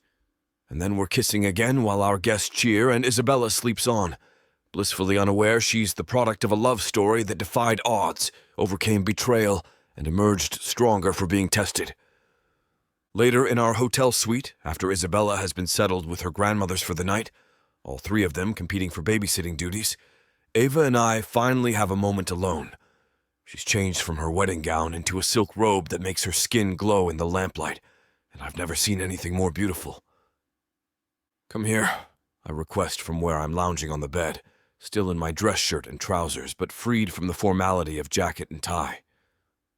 She joins me, curling into my side with a contented sigh. Today was perfect. You're perfect, I counter, kissing her softly on the cheek. Thank you for marrying me. Again. Thank you for becoming someone worth marrying again, she returns, then props herself up on an elbow to look at me. We did it, Sebastian. We actually did it. Built something real from all that wreckage. We did, I agree, pulling her down for a kiss that quickly deepens. And this is just the beginning. What follows is a wedding night that surpasses our first in every way. Tonight is made of trust, joy, love that has been tested, broken, and rebuilt stronger. Ava stands in the doorway of the hotel suite, wrapped in a silk robe the color of midnight. Her hair is loose, tumbling over one shoulder, and the golden lamplight kisses every inch of her skin like it knows how sacred this moment is. I can barely breathe. Come here, I say from where I sit on the edge of the bed, still in my dress shirt, the top buttons undone, my cufflinks forgotten on the nightstand. She doesn't speak, just walks to me with slow, barefoot steps, her eyes never leaving mine. She slips between my knees and lifts her hands to my chest, palms flat over my heart. It's racing, she murmurs. For you, I whisper back. Always for you. I untie her robe slowly, reverently, parting it like I'm opening a gift I've waited a lifetime to receive. It falls open and slides off her shoulders with a sigh of silk, revealing every perfect inch of her. Her brown skin gleams, smooth and soft and glowing in the low light. Her chest is full, the curve of her waist leading down to hips that still make my mouth go dry. And that's where we're going to put a pause on pleasure. It looks like the rest of this chapter is just too naughty to put on the air. As much as we'd love to share every little detail, we've got to stick to this platform's guidelines to keep these free audiobooks coming. They've got some rules about what we can show, and we wouldn't want to risk losing the chance to bring you more content. As frustrating as it is to build the tension only to be interrupted, Miss Tyla always knows how to make it up to you. You can find the full, uncut scene over at TylaWalker.com. With an entire library of unabridged audiobooks and ebooks, Miss Tyla's collection is waiting for you. And if you use code SAVE40, you'll get 40% off any digital product, even on bundles that are already discounted. So don't let the fun stop here. Head over to TylaWalker.com and treat yourself with Miss Tyla. After a long moment, I roll us to the side without pulling out, keeping her wrapped in my arms. I love you, I murmur into her hair. More than anything. She lifts her head, her smile soft and radiant. I know. I feel it. Every time you touch me. We lie tangled together in sheets that smell like jasmine and sex. The soft sounds of the city drifting through the windows. Everything is quiet. Sacred. So what now? Ava asks, her head on my chest, fingers tracing lazy circles on my skin. We're properly married. We have a beautiful daughter. Our families are at peace. What's our next adventure? Isabella mentioned something about wanting a sibling, I joke, grinning when she swats my chest. Isabella can barely hold her own head up. I don't think she's making family planning decisions yet. Fair point. I pull her closer, burying my nose in her hair. Honestly, I don't care what comes next as long as we face it together. Business ventures, more children, family drama, whatever life throws at us, we'll handle it. Together, she agrees, tilting her face up for another kiss. Partners. Partners, I confirm against her lips, in everything. And in the quiet that follows, our bodies still joined, our breaths finally steady. I know this is our forever. Not perfect, but real, beautiful, ours. As we drift towards sleep, wrapped in each other, and the quiet satisfaction of promises kept and trust rebuilt, I think about the journey that brought us here. From a charity polo match where a woman in a yellow sundress dismissed me entirely, through a marriage built on lies that crumbled spectacularly, to this moment of genuine partnership and profound love. It hasn't been a fairy tale. It's been better. A real story of flawed people choosing to grow, choosing forgiveness, choosing love even when it was the hardest option available. We've built something that can weather storms because it's been tested by them. Something precious because we know what it costs to lose it and fight to get it back. Tomorrow we'll return to our regular lives. Ava will be at Sweet Magnolia before dawn, creating magic with flour and sugar. I'll be negotiating development deals that prioritize community over pure profit. Isabella will continue charming everyone she meets while keeping us sleep-deprived. But tonight, in this quiet hotel room with my wife in my arms and our future stretching bright before us, I'm simply grateful. Grateful for second chances, for the courage to change, for a love that survived betrayal and emerged transformed. Most of all, I'm grateful for Ava, the woman who saw through my facades, demanded better, and loved me enough to let me prove I could be the man she deserved. Sebastian.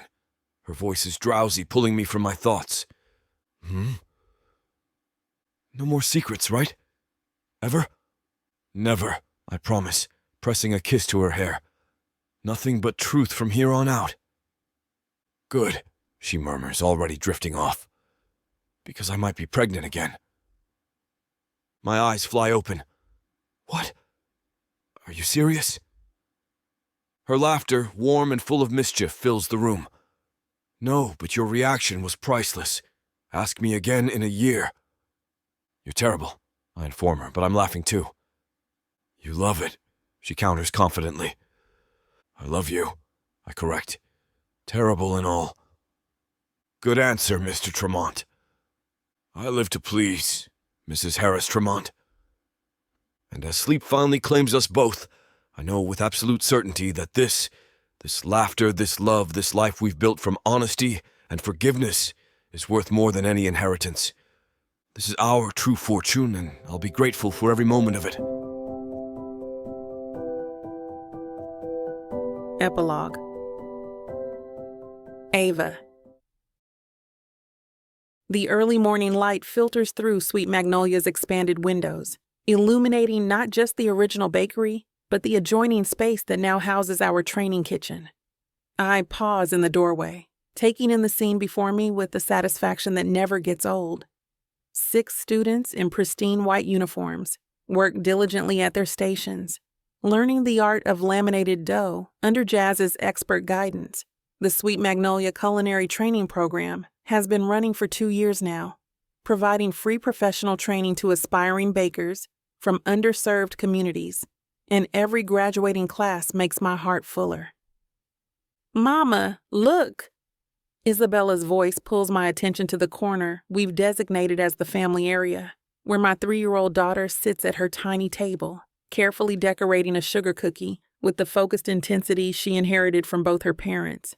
Her dark curls are pulled back in pigtails that are already coming loose, and there's purple frosting on her nose that she hasn't noticed yet. Beautiful work, baby girl, I tell her, crossing to inspect her creation. Is that Daddy? No, she giggles, the sound bright as silver bells. It's a dinosaur. See? These are the spikes. I look at the blob of green frosting with purple dots and nod seriously. Of course, I see it now. The spikes are perfect. Can we save it for Daddy? He loves dinosaurs, she declares with the certainty of a 3-year-old who's convinced her father of many things, including that dinosaurs are the coolest and that breakfast cookies should be a real meal option. Absolutely, I agree, carefully placing her masterpiece in our special family box. He'll be here soon to pick us up for lunch. As if summoned by his name, Sebastian appears in the doorway, and my heart does the same little skip it's been doing for years now. He's dressed casually in jeans and a button-down shirt, his hair slightly mussed from the spring breeze outside. The years have been kind to him, adding a few distinguished lines around his eyes and a settled confidence that makes him even more attractive than the playboy who once proposed a business arrangement. Daddy! Isabella launches herself at him with the full-body enthusiasm that only toddlers possess, and he catches her easily, spinning her around until she shrieks with delight. There's my best girl, he says, then catches my eye over her head. One of them, anyway. Smooth talker, I tease, accepting his kiss as he settles Isabella on his hip. You're early? Couldn't wait to see my ladies. He breathes in the bakery's aromatic air with appreciation. Plus, I was hoping to snag some of those almond croissants I saw on Instagram this morning. Your daughter decorated a dinosaur cookie for you, I inform him, retrieving the box. She insists you love dinosaurs. I do love dinosaurs, he confirms with complete seriousness, examining the cookie like it's a priceless artifact. This is museum-quality work, Bella. We should frame it. Daddy, you can't frame cookies, she explains patiently, clearly used to her father's silliness. You eat them. What? Since when? His exaggerated shock makes her dissolve into giggles again, the sound drawing smiles from everyone in the bakery. Jazz emerges from the training kitchen, wiping her hands on her apron. Take your adorable family out of here before you make everyone else sick with sweetness, she jokes. Some of us are trying to work. Aunt Jazz. Isabella reaches for her, and Jazz takes her willingly, never able to resist her goddaughter. How's the new class doing? Sebastian asks, genuinely interested. He's been instrumental in securing funding for the program, using his development connections to create a pipeline between our graduates and job opportunities at hotels and restaurants throughout Atlanta. Brilliant, Jazz reports, bouncing Isabella on her hip. 2 of them are already fielding job offers, and we're only halfway through the program. That's amazing, I say, pride swelling in my chest. This was always the dream, not just building a successful bakery, but creating opportunities for others the way I wish someone had created for me when I was starting out. Speaking of amazing, Sebastian interjects. We should get going if we want to make our lunch reservation. Luke and Amanda are already at the restaurant. And you know how cranky my brother gets when he's hungry? Can Aunt Jazz come? Isabella asks hopefully. Not today, Munchkin, Jazz says, handing her back to Sebastian. I've got baby bakers to train, but I'll see you tomorrow for Uncle Rodney's birthday party, okay? With cake? Isabella confirms, because priorities are important when you're 3. So much cake, Jazz promises solemnly. We say our goodbyes and head out into the perfect Atlanta spring day. Isabella insists on walking between us, holding both our hands and demanding we swing her every few steps. It's a game that started when she first learned to walk and has somehow survived, despite her getting significantly heavier. 1, 2, 3, we lift her in unison, her delighted laughter floating down the tree-lined street. So, Sebastian says, as we settle her into her car seat, I have news. Good news or bad news? I ask, though his expression suggests the former. Definitely good. Remember the Riverside Development Project? The one with the affordable housing and community spaces? The one the city council was being difficult about? I buckle myself in as he starts the car. That's the one. Well, they approved it this morning. Full funding, no modifications to our community-first approach. His grin is boyish, reminding me of the man who once sat outside my bakery for weeks, patiently proving his dedication. Sebastian, that's incredible. I reach over to squeeze his hand. That project is going to transform that entire neighborhood. 20% of the commercial space is already earmarked for small business owners from the community, he continues, his excitement contagious, including a corner spot that would be perfect for a sweet magnolia branch, if you're interested. Are you trying to expand my empire, Mr. Tremont? I tease, though I'm already mentally designing the space. Always, he confirms. Someone has to keep up with your mother's bakery chain. I laugh at the reference to Marie Harris's unexpected second career. After reconciling with Malcolm and becoming a devoted grandmother, my mother shocked everyone by opening her own bakery, specializing in the red velvet cake recipes passed down from my grandmother. Marie's Sweet Memories now has 3 locations, and she and I have a friendly competition going that delights the Atlanta food scene. Mama, I'm hungry, Isabella announces from the back seat, right on schedule. The child has her father's appetite and my sweet tooth, a combination that keeps us all on our toes. Almost there, baby, Sebastian assures her. Uncle Luke is waiting for us with lots of yummy food. The restaurant is one of Atlanta's newer establishments, featuring a chef who graduated from our program last year. Seeing Dimitri's name on the door never fails to make me emotional. He was part of our very first class, a former foster kid who discovered his passion for pastry during a high school home economics class and never looked like a home EC class, but never had the resources to pursue formal training until our program. Mrs. T, Dimitri himself greets us at the door, his chef's whites pristine despite the lunch rush. Mr. T and my favorite Princess Isabella. Hi, Dimitri, Isabella waves enthusiastically. Mama says you make the best chocolate cake in the whole world. Only because your mama taught me, he replies with a wink. Your usual table is ready, and your family's already here. The private dining room buzzes with familiar voices. Luke and his wife Amanda are indeed there, along with their 6-month-old son Thomas. My parents sit with Malcolm and Charlotte, all 4 grandparents cooing over the baby while pretending they're having adult conversation. The sight of our families together, genuinely enjoying each other's company, still sometimes takes my breath away.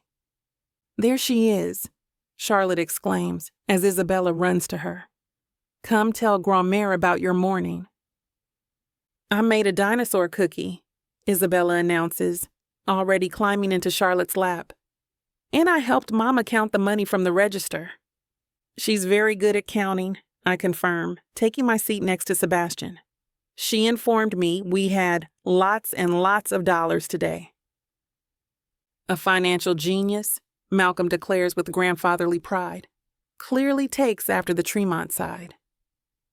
Excuse me? My mother raises an eyebrow. The child's mathematical brilliance obviously comes from the Harris genes. Here we go, Sebastian murmurs in my ear, amused. But the rivalry is good-natured now, a far cry from the bitter feud that once defined our families. These days, Marie and Malcolm's competition extends mainly to who can spoil their grandchildren more and who makes better investment recommendations. How's the new hotel, Sebastian? My father asks as our food arrives. I drove past the construction site yesterday. It's coming along beautifully. 2 months ahead of schedule, Sebastian reports with satisfaction. The sustainable building techniques are actually speeding up construction rather than slowing it down, which is helping convince other developers to consider green methods. And each hotel employs graduates from Ava's program, Luke adds proudly. It's becoming quite the pipeline. Speaking of the program, Amanda interjects, shifting baby Thomas to her other arm. I have 3 more scholarship students ready to enroll for the fall session. The law firm is fully committed to sponsoring them. This is what we've built, not just businesses or wealth, but a community dedicated to lifting others. The Harris-Tremont Partnership, that once existed only in corporate nightmares, has become a force for positive change in Atlanta, combining resources and influence to create opportunities. "Mama, can I have dessert?" Isabella asks, despite having barely touched her lunch. "After you eat some real food," I tell her, earning a dramatic sigh that she definitely learned from Sebastian. "But dessert is real food," she argues. "You make it at the bakery, so it's real." "Can't argue with that logic," Sebastian stage whispers to her. "Don't encourage her," I warn, though I'm fighting a smile. The rest of lunch passes in the comfortable chaos of family, multiple conversations happening at once. Isabella charming everyone with her chatter, baby Thomas occasionally fussing until one of his many devoted grandparents swoops in to help. It's loud and messy and absolutely perfect. After lunch, we take Isabella to the park, where she immediately beelines for the swings. Sebastian and I take turns pushing her, her demands for higher, higher, echoing across the playground. "Remember when we used to come here?" he asked during my turn to push. "Right after we started trying again." I do remember. Those tentative dates where we relearned each other, where trust was rebuilt one honest conversation at a time. The park became our neutral ground, a place where we could talk without the weight of our history pressing down quite so heavily. You were so patient, I recall, even when I kept pulling back, kept testing you. "You were worth being patient for," he says simply. "You still are." "Even when I leave my shoes in the middle of the bedroom?" I tease, referencing his one consistent complaint about my habits. "Even then," he confirms, "though I'm buying you a shoe rack for Christmas." "You bought me a shoe rack last Christmas," I remind him. "And for my birthday, and randomly in July because you saw one you thought I'd like." And yet the shoes persist in their floor-based lifestyle. He sighs dramatically. "Mama, Daddy, watch me," Isabella calls from the swings, and we turn our attention to our daughter, who's pumping her little legs with determination. "She's getting so big," I murmur, struck by how quickly time passes. It seems like yesterday she was a tiny bundle in our arms, and now she's this independent little person with opinions and dreams and a dinosaur cookie artistic vision. "I know," Sebastian agrees, wrapping an arm around my waist. "Though I'm not ready to think about her growing up yet. Can't she stay 3 forever?" "I don't think it works that way," I laugh, though I'm with you on wanting to freeze time sometimes. "Speaking of time," he pulls me closer, his voice dropping to that tone that still makes my stomach flutter. "Your mother offered to babysit tonight. Something about wanting to test new bedtime story techniques on Isabella." "Oh, really?" I turn in his arms, looking up at him with interest. "And what would we do with a whole evening to ourselves?" "I might have made reservations at that new restaurant you've been wanting to try," he admits. "The one with the chef who trained under Gordon Ramsay?" "Have I told you lately that I love you?" I ask, genuinely touched that he remembered my casual mention of the restaurant weeks ago. "Not in the last hour," he says with mock seriousness. I was beginning to worry. "I love you," I declare, meaning it with every fiber of my being. "Even though you probably just want to go there to poach their pastry chef for one of your hotels." "I would never," he protests with exaggerated innocence. "I'm simply supporting the local culinary scene.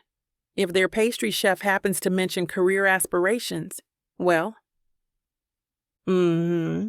I kiss him to stop the ridiculous defense, smiling against his lips when he immediately forgets what he was saying. "You kissing?" Isabella announces, having abandoned the swings to investigate what her parents are doing. "That's gross." "Oh, really?" Sebastian scoops her up, planting loud kisses all over her face until she's shrieking with laughter. Is this gross? How about this? Daddy, stop, she giggles, squirming happily in his arms. Mama, save me. I join the attack, kissing her chubby cheeks while she pretends to protest through her laughter. We end up in a pile on the grass, all three of us breathless and grinning. I love you guys, Isabella announces suddenly, throwing an arm around each of our necks. You're the best mama and daddy in the whole world. Sebastian and I exchange looks over her head, both of us a little misty-eyed at the casual declaration. We love you too, baby girl, I tell her. More than all the cookies in the bakery. More than all the dinosaurs in the museum, Sebastian adds. More than all the stars in the sky, I continue our familiar game. More than infinity? Isabella asks, eyes wide. More than infinity, we confirm together. As we walk back to the car, Isabella between us, again demanding to be swung, I can't help but reflect on how far we've come to be here now. The business arrangement that became real love, the betrayal that led to deeper truth, the brokenness that taught us how to build something unbreakable. 3 years ago, I stood in a hospital room holding our newborn daughter, uncertain if the trust Sebastian and I had rebuilt could withstand the challenges ahead. Now I can't imagine any other life than this one, messy and complicated and absolutely perfect in its imperfection. What are you thinking about? Sebastian asks. As we drive home, Isabella already dozing in her car seat, despite insisting she wasn't tired. Just all of it, I say, gesturing vaguely. How we got here, how grateful I am that we both fought for this. Me too, he agrees, reaching over to take my hand. Though I still maintain I did nothing wrong in the great towel incident of last Tuesday. You used my good display towels from the bakery to clean up Isabella's paint spill, I protest, falling easily into our comfortable banter. They were very absorbent, he defends. I was being practical. They were for display. Then they shouldn't have been so good at being actual towels. I'm laughing despite myself, which is usually how our mock arguments end. We've learned to find humor in the small irritations of life, to choose laughter over frustration whenever possible. At home, we transfer a sleepy Isabella to her bed, both of us lingering to watch her settle into dreams. Her room is a soft pink wonderland of her own design, complete with dinosaur decals she insisted on, and a reading nook where we spend hours traveling through storybook worlds. She's perfect, Sebastian whispers, smoothing her curls gently. She is, I agree, even when she's using my mixing bowls as drums. That was one time, he protests as we tiptoe out, and she had an excellent rhythm. In our bedroom, I catch sight of myself in the mirror and pause. The woman looking back at me is older than the one who once served desserts at charity galas, hoping for investors who never materialized. There are laugh lines around my eyes now, a few gray strands in my hair that I refuse to cover because I've earned every one. I'm softer in some places from pregnancy and 3 years of Isabella's enthusiastic help, taste testing every new recipe. But I'm also stronger, more confident, completely at peace with the life I've built and the choices that brought me here. You're beautiful, Sebastian says, coming up behind me to wrap his arms around my waist. What's that smile for? I'm just happy, I tell him, leaning back into his embrace. Ridiculously, impossibly happy. Good, he murmurs against my temple. That's all I've ever wanted for you. What about you? I turn in his arms to face him. Are you happy? Are you kidding? His eyes are soft with love as he looks down at me. I married my dream girl. Twice. I have a daughter who thinks I hung the moon. I get to wake up every morning next to the woman I've loved for almost a decade. I'm so happy it should be illegal. I love you, I tell him, pulling him down for a kiss. Even though you reorganized my spice cabinet alphabetically instead of by cuisine type like a normal person. That was helpful, he protests against my lips. Now you can actually find things. I had a system, I insist, but I'm smiling too much to be convincing. Your system was chaos, he counters, kissing me between words. Beautiful, Ava-scented chaos, but chaos nonetheless. We're still debating the merits of spice organization when my phone buzzes, and I see my mother's message confirming she'll pick up Isabella at 4. Sebastian's eyes light up with anticipation. A whole evening, he muses. Whatever shall we do? I have some ideas, I tell him, and his grin turns wicked.